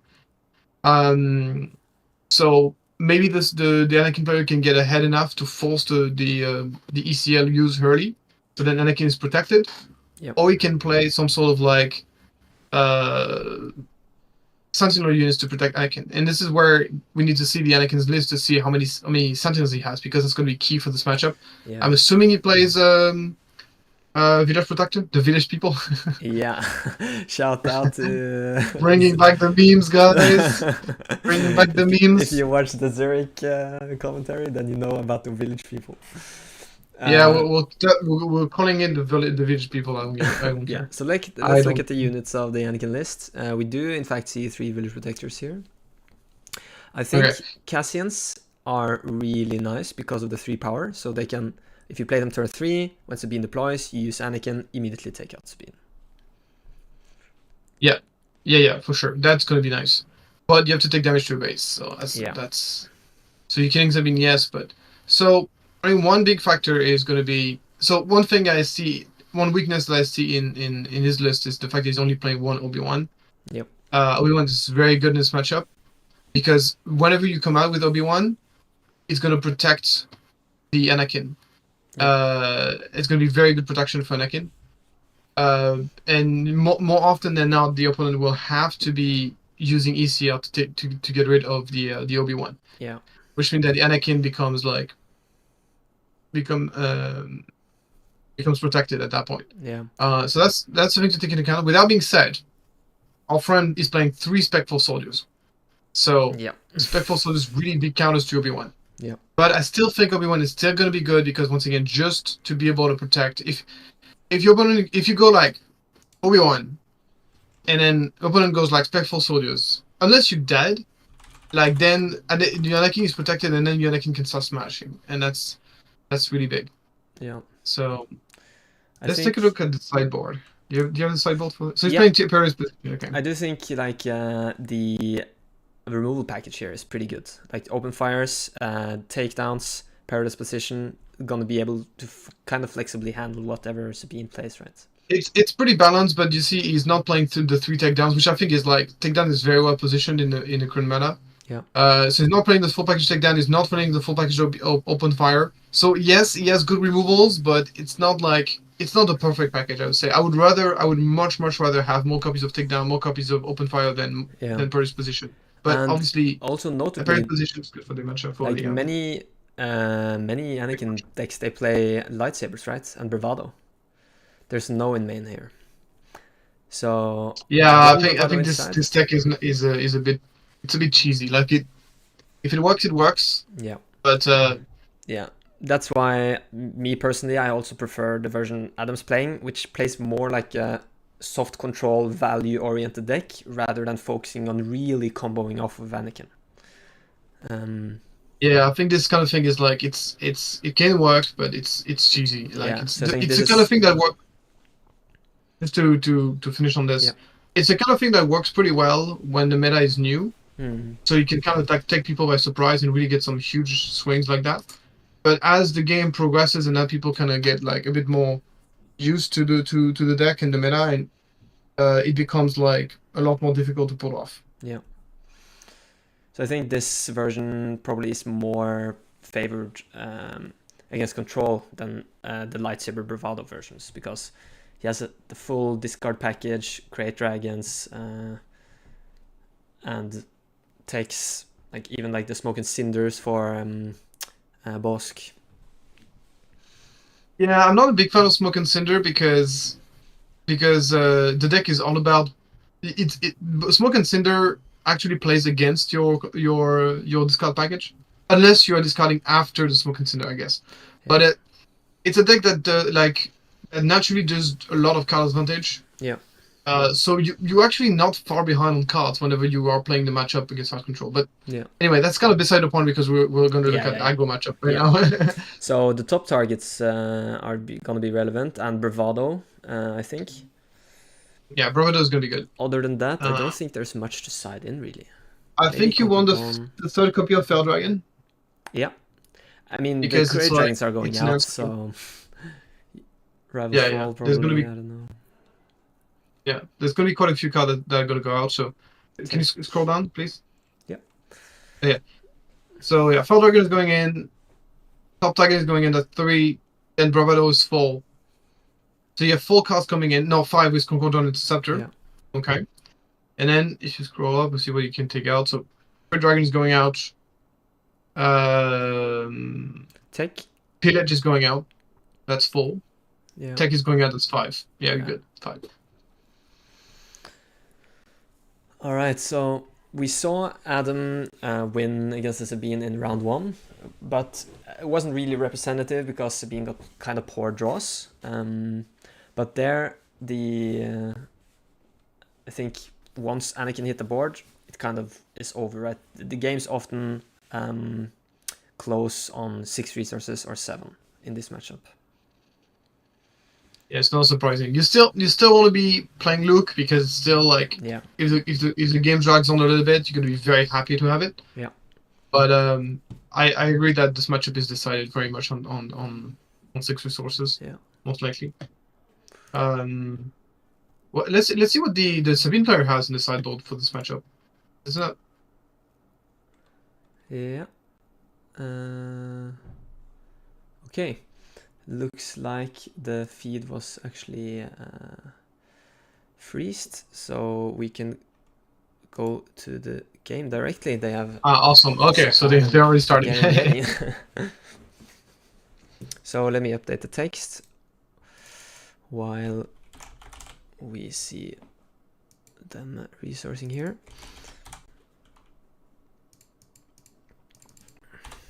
So in this first turn of the game, Sabine is going to be looking to try to, ideally to try to arena dodge. And just as I say that, Kevin is just jumping. It's not Kevin, right? He's just jumping into Battlefield Marine into R2, yeah. Normally in this matchup, you want to try to use like Sabine's ping in order to kind of see what your opponent is doing and then try to arena dodge. But the fact that he went directly into Marine probably means that he didn't have any way to dodge his opponent. He probably didn't have like a space unit and a ground unit in turn 1, which is a bit unfortunate. It's not the ideal situation for Sabine to be in, but in his case here, he's going to be able to smash before the R2 can kill back. That's a good one. 5 damage. He'll try to go after the R2, but probably better to just go for the damage. And that's going to be Cassian. Cassian's very good here. And obviously you want to use Sabine's ping. I think it's like I don't think you have to care about dealing too much damage to the base and make Anakin Among Us, because the plan is to never let Anakin attack, either by killing him before Anakin get to attack or by just ambushing him with the Racker or Poe, as we talked about earlier. Yeah. Looks like there's been some misunderstanding from the people down at the venue, and we've actually missed the first game. What? I'm super sad about this. Yeah, I don't know how this happened, but what? Kevin is already 1-0. So we're now looking at game 2, guys. That is very unfortunate. Wow. Yeah, I'm like from our side, the camera was just frozen, so I didn't know they had even started. But yeah. Okay, so yeah, well, at least maybe we can hope Adam's gonna get it, so we get a third game. Yeah, at least we know, Kevin. We already talked about sideboard plan, so that's a good thing. So we know pretty much what both players have already decided in this matchup. Yeah.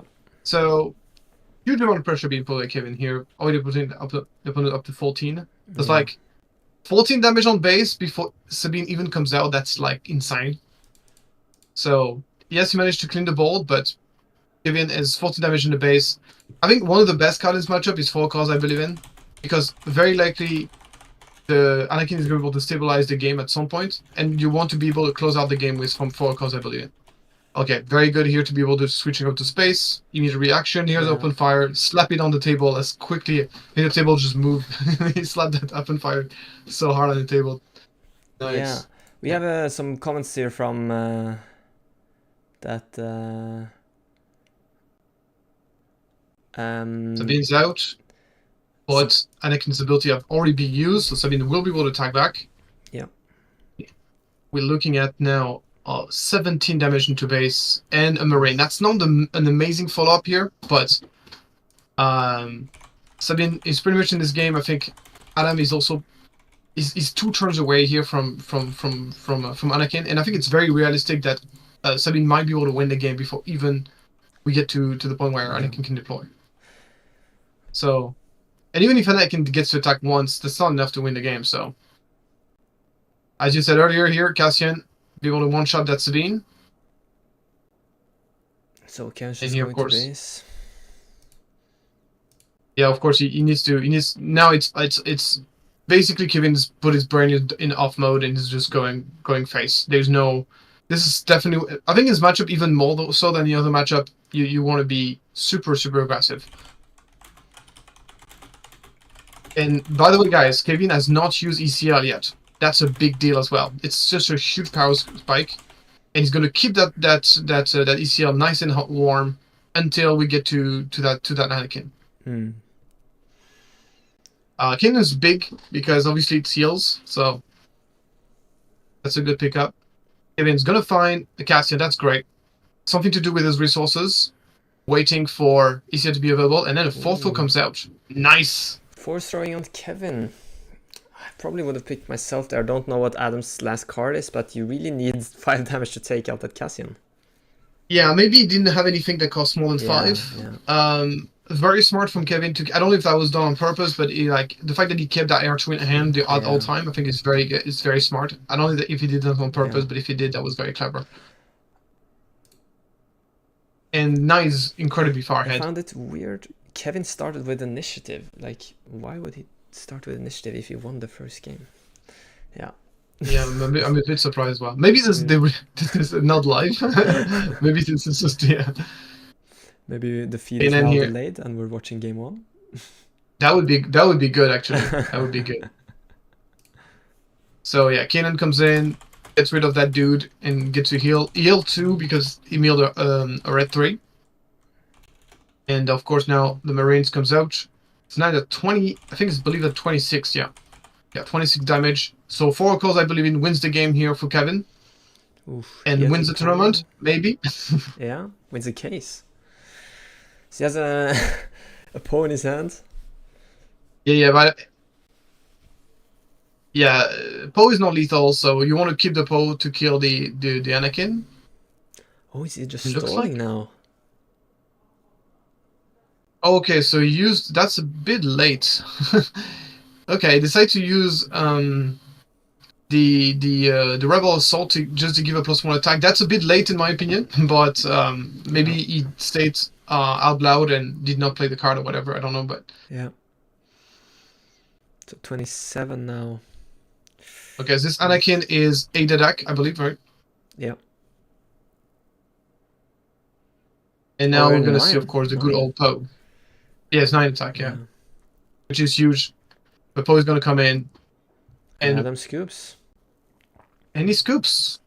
He's not dead yet, so I don't know why he scooped. Oh, maybe because he was not dead there. He was taking just 2 from Poe, but he lost the Anakin's like, okay, no way I can come back from this. And looks like this was game 1. Okay, looks like this is game 1 because they don't behave like people who. Kevin is not behaving like he won a tournament. Or in fact, Adam won game 1 and we're now 1-1. Game 3. Okay. That's what I hope happened because that would explain Sabine having the initiative too, right? Yeah. Maybe this is game 1. But anyway. Yeah. So yeah, this is about how you expect these matchups to go. I don't think this was a particularly big outlier for Kevin. Okay. Finally cleared it out, guys. This was game 2.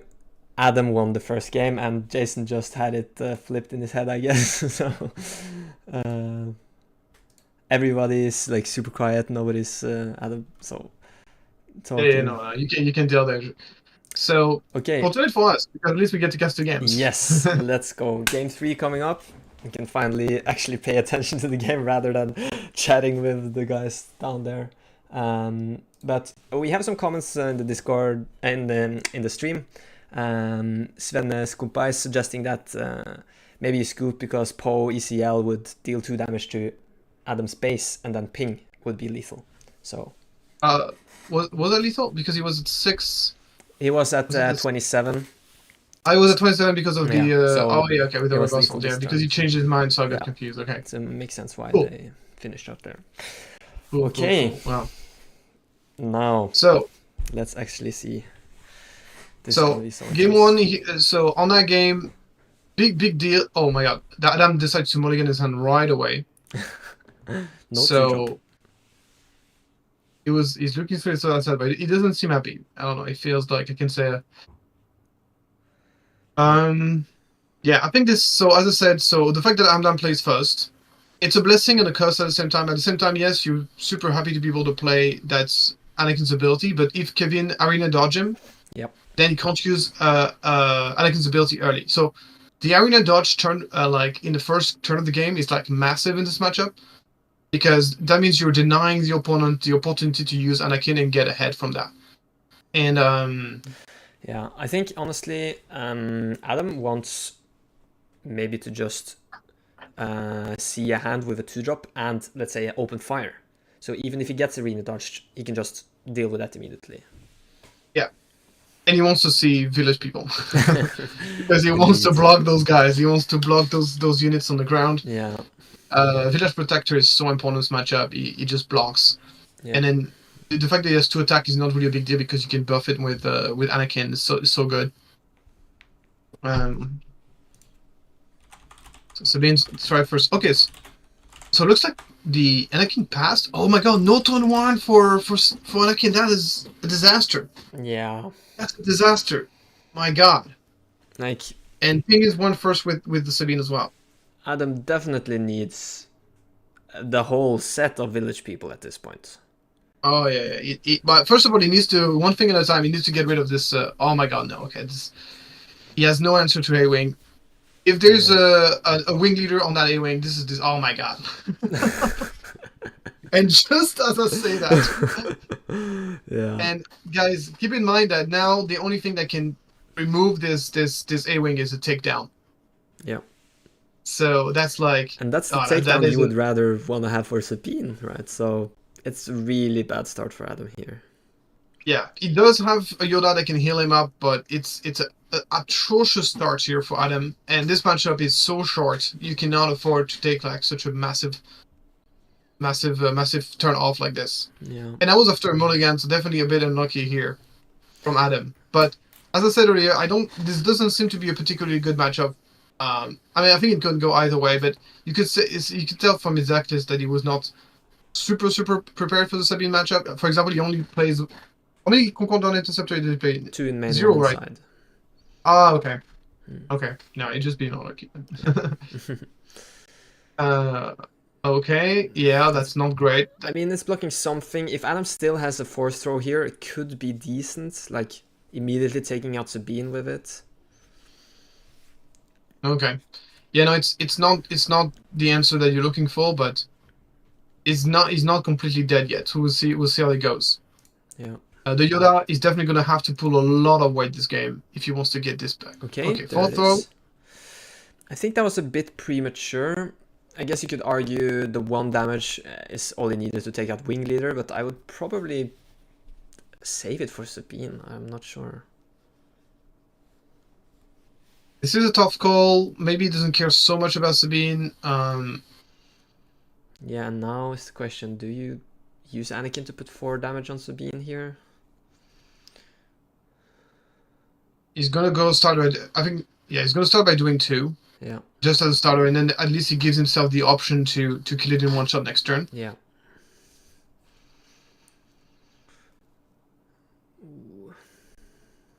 And then we're probably gonna see a K2SO follow-up. Oh, looks like he has a timely intervention in his resource pile. Oh, it's gonna be K2SO. But I think I saw a glimpse of the timely intervention that he has in and I think his resource pile. It was definitely wise not to use ECL here. There's no need. No need, yeah. No, absolutely no. You want to use ECL in this matchup only as a last resort, and because you want to keep it for Anakin. And obviously, so far Hades Bunny has no reason to use that ECL so early.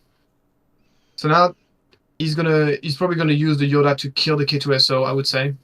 Yeah. He says no, he's going after Sabine. Hmm. I can respect that. I think the idea is, if you're not planning on attacking K2SO at all, yeah, like if your plan is just to let K2SO stay on the game the entire game, then might as well just not kill him, because he's obviously dealing his 3 damage on death. But it's obviously a horrible situation here. He's gonna keep being flung into space by this A-wing. Oh, Red 3 coming in first. Ooh. That's Red 3 is amazing. Top target. Top target. So he has planned to kill the K2SO after all. Okay. Yeah, I wonder if maybe Red 3 would have been a smoother target there. Yeah. Yeah, because he's taking yeah, I would have done it against the Red 3. I feel like the players are playing very, very fast. Yeah, they are, yeah. Like, this is something that I don't advise. I mean, you're playing a tournament, guys. There's like a lot of booster box on the line. Just take your time. Yeah. But you don't have to slow play like me. I'm kidding. But yeah, you need to be playing at a decent pace, but they are playing extremely quickly. Yeah. And I think that they're making a few plays that I think are not the best. Like as you said, I think the top targets on Red 3 makes a lot more sense here. If your plan was not to kill the K2SO to prevent the K2SO from giving the when death ability, then it was just better off going up to Red 3. Also, Red 3 represents a lot of damage. Yeah, Village Protector here is kind of the wrong arena. Conquerdon would be much better. Yeah, if he doesn't have it, but yeah, that's also another reason. If he had the Village Protector in hand, obviously the play is to get rid of the unit in space, so you can block the unit on the ground with Village Protector here. So I don't know if he had it in hand, but yeah, he's just completely open here in space, and he already took a lot of damage early on in the game, and it's only getting worse here with those 5 damage coming from Red 3. Yeah. And keep in mind, Kevin still hasn't used ECL, so being so far behind before ECL happens is just not a good thing. Okay, so this Anakin is obviously massive, but he's so far behind in damage, it's going to be hard. Kevin does not have an immediate answer to Anakin. Ooh, oh, that's nice. Yeah. Keep in mind, this top target is only 4 heal because Fleet Unit is not unique. But here for a cause I believe in, that's a full 4 damage again. And there's a 28. He's not dead, but yeah, no, there's no coming back from here. I think for Adam. Yeah, is that a Rebel Assault also? Yeah. That's just so good for Kevin here. I don't think it matters because he's going to be at he's going to be at 29 at the end of this turn. 29 minus 3 is going to be at 23. Yeah. Actually, you're right. Yeah, you're right. The Rebel Assault actually is absolutely 100% lethal if Kevin just take the initiative. Yeah. Yeah, he's going to heal 4 here. He's at 24. And then Rebel Assault is lethal. So he's gonna win this matchup easy peasy, even without using an ECL, which is crazy. Usually ECL is such a huge power spike for Sabine. Very hard for Sabine to win any games nowadays without using ECL.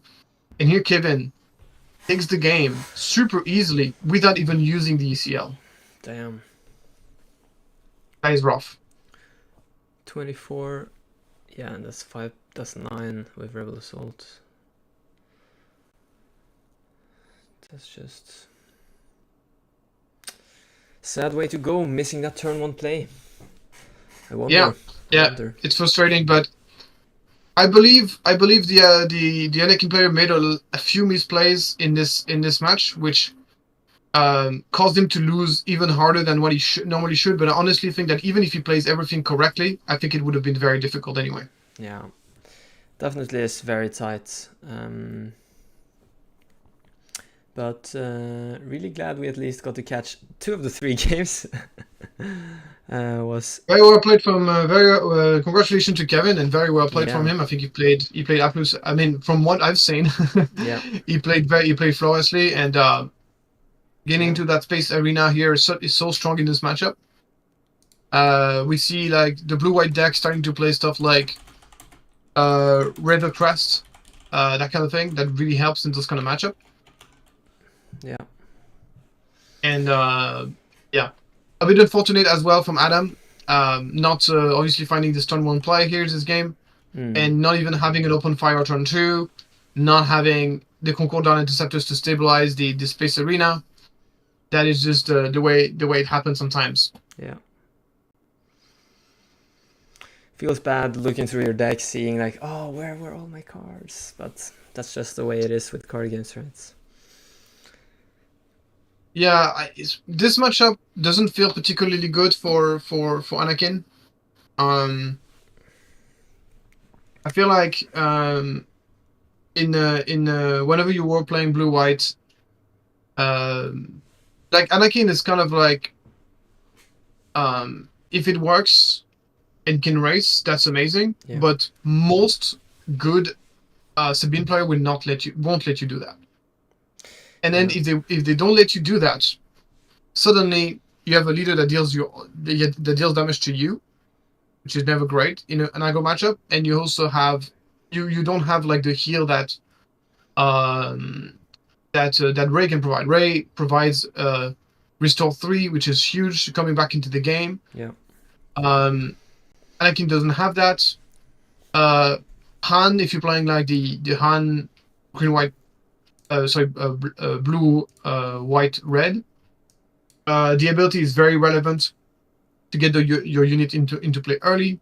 Gives you also more consistency. You don't skip your turn 1 play whenever you're playing New Han, because you have you can play all of your 3 drops on turn 1, including like for example turn 1 Yoda, like 2/2 Yoda is so good against aggro, that kind of thing. You also get a leader that deploys on 5, so. Out of like the 3 leaders I think the worst one is Yoda by far. Out of all the blue-white leaders, and then Rey and Anakin. Anakin I think can be good in some situation, but as I said, it's really going to depend on how the game is going to go, and it also comes down, as I said, your opponent arena dodge you, the ability doesn't matter anymore. Yeah. The thing with Anakin is. You have the big benefit of the power on Anakin kind of closing the game fast, but it's not going to matter if you can't protect yourself against all of the threats that are already on the board. And the arena dodge thing is so problematic there. You need sentinels or you need some form of healing to buy yourself enough time to actually finish the game with Anakin, right? Yeah, and even so, with Anakin there's 2 X factors. Like, number 1, are you healthy enough so closing out the game with Anakin actually matters? As you pointed out. And the second factor is, does my opponent have an answer to Anakin? Because Sabine Green has plenty of answers against Anakin.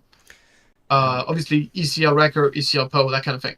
Yeah. So I can see games where, and this has been not a problem only in this matchup, but also a problem in many other matchups that we've seen with Anakin that made him really inconsistent, is that, are you able to use the ability early in the game to get super far ahead? If the answer is yes, you're going to stomp games with Anakin. But if you're not able to do that, then suddenly you have a leader that deploys on 6. And sometimes it can be low impact. Yeah. So it's really like a leader that sometimes can give you the false impression that you have a great matchup against Sabine.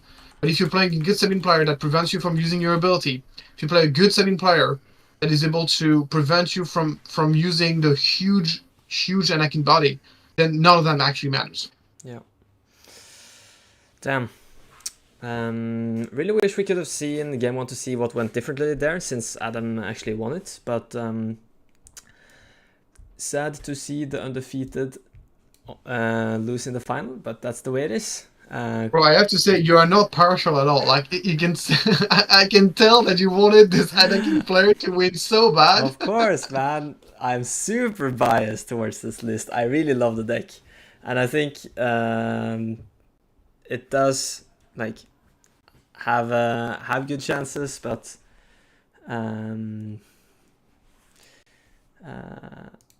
just got a message from Jason. Actually, did a quick interview with the winner. Should we take a look at it? Awesome. Sure. Right. Let me see if I can get that up. Here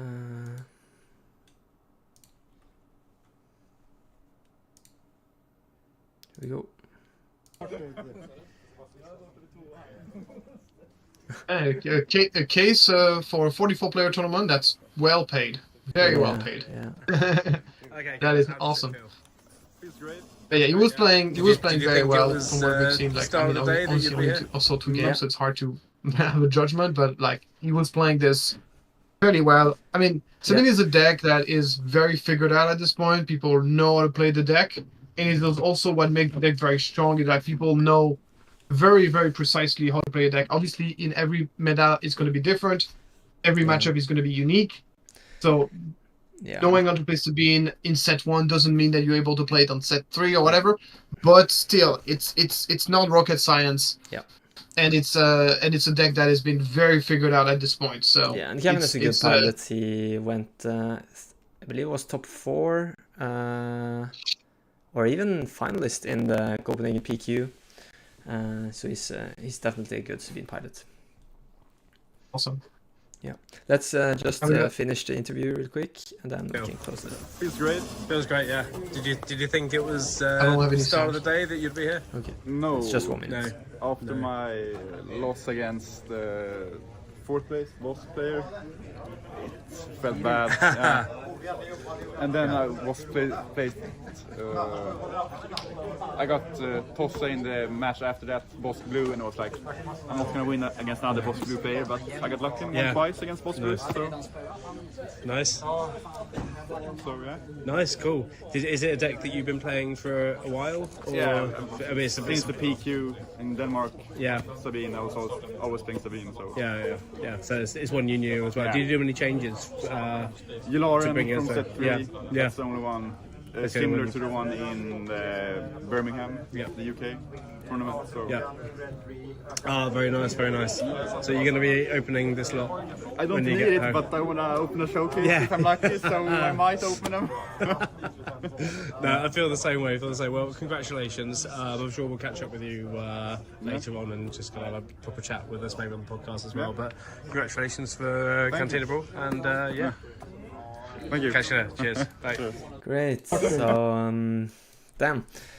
Kevin has been seemed like a nice guy. He said he didn't expect to go so far after the losing to the boss green in the 4th place in Swiss. And then he actually met the boss blue after and was like, okay, no way. But they ended up beating 2 boss blues in the Swiss and then getting in with a 4-2, I think. Yeah, boss blue versus Sabine green is a tricky matchup. It's a matchup that can go either way, but it is favorable for boss blue. Like in my opinion, I think it's a 55% in favor of boss blue in my opinion. Yeah. But obviously, not all boss blue know how to pilot the deck. Like we need to see the games to see exactly how it went. Yeah. One of the big things that Boss Blue has in this matchup is this ability to double redeem heal that just allows you to just come back into the even if you take an absolute beating, you can completely reset the game state, and from that point it is difficult to lose. So but obviously it's a matchup that can go either way. You don't always find the top target or the client that you need.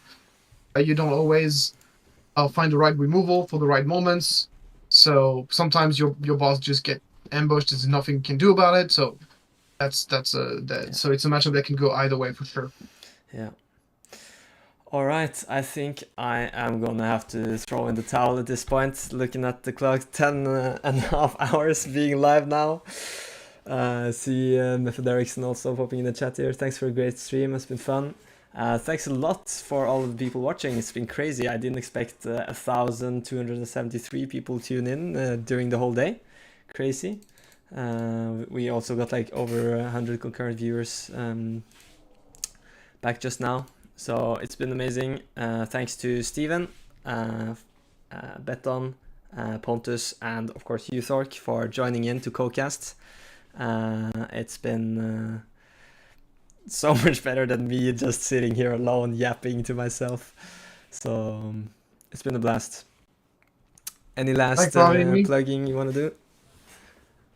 Yeah, thanks for having me. It's if you don't know my channel, check it out. Thork Hot Takes. We talk about competitive Star Wars Unlimited. If you don't know me already, and it's been fun. A bit too short for me for my liking. The aggro matchup doesn't help, but also the fact that only 2 games we get to see. But it's but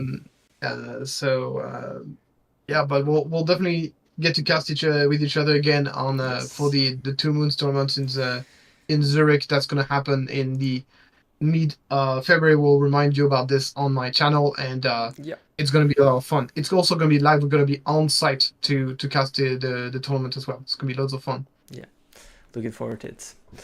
All right, guys, thanks a lot for tuning in.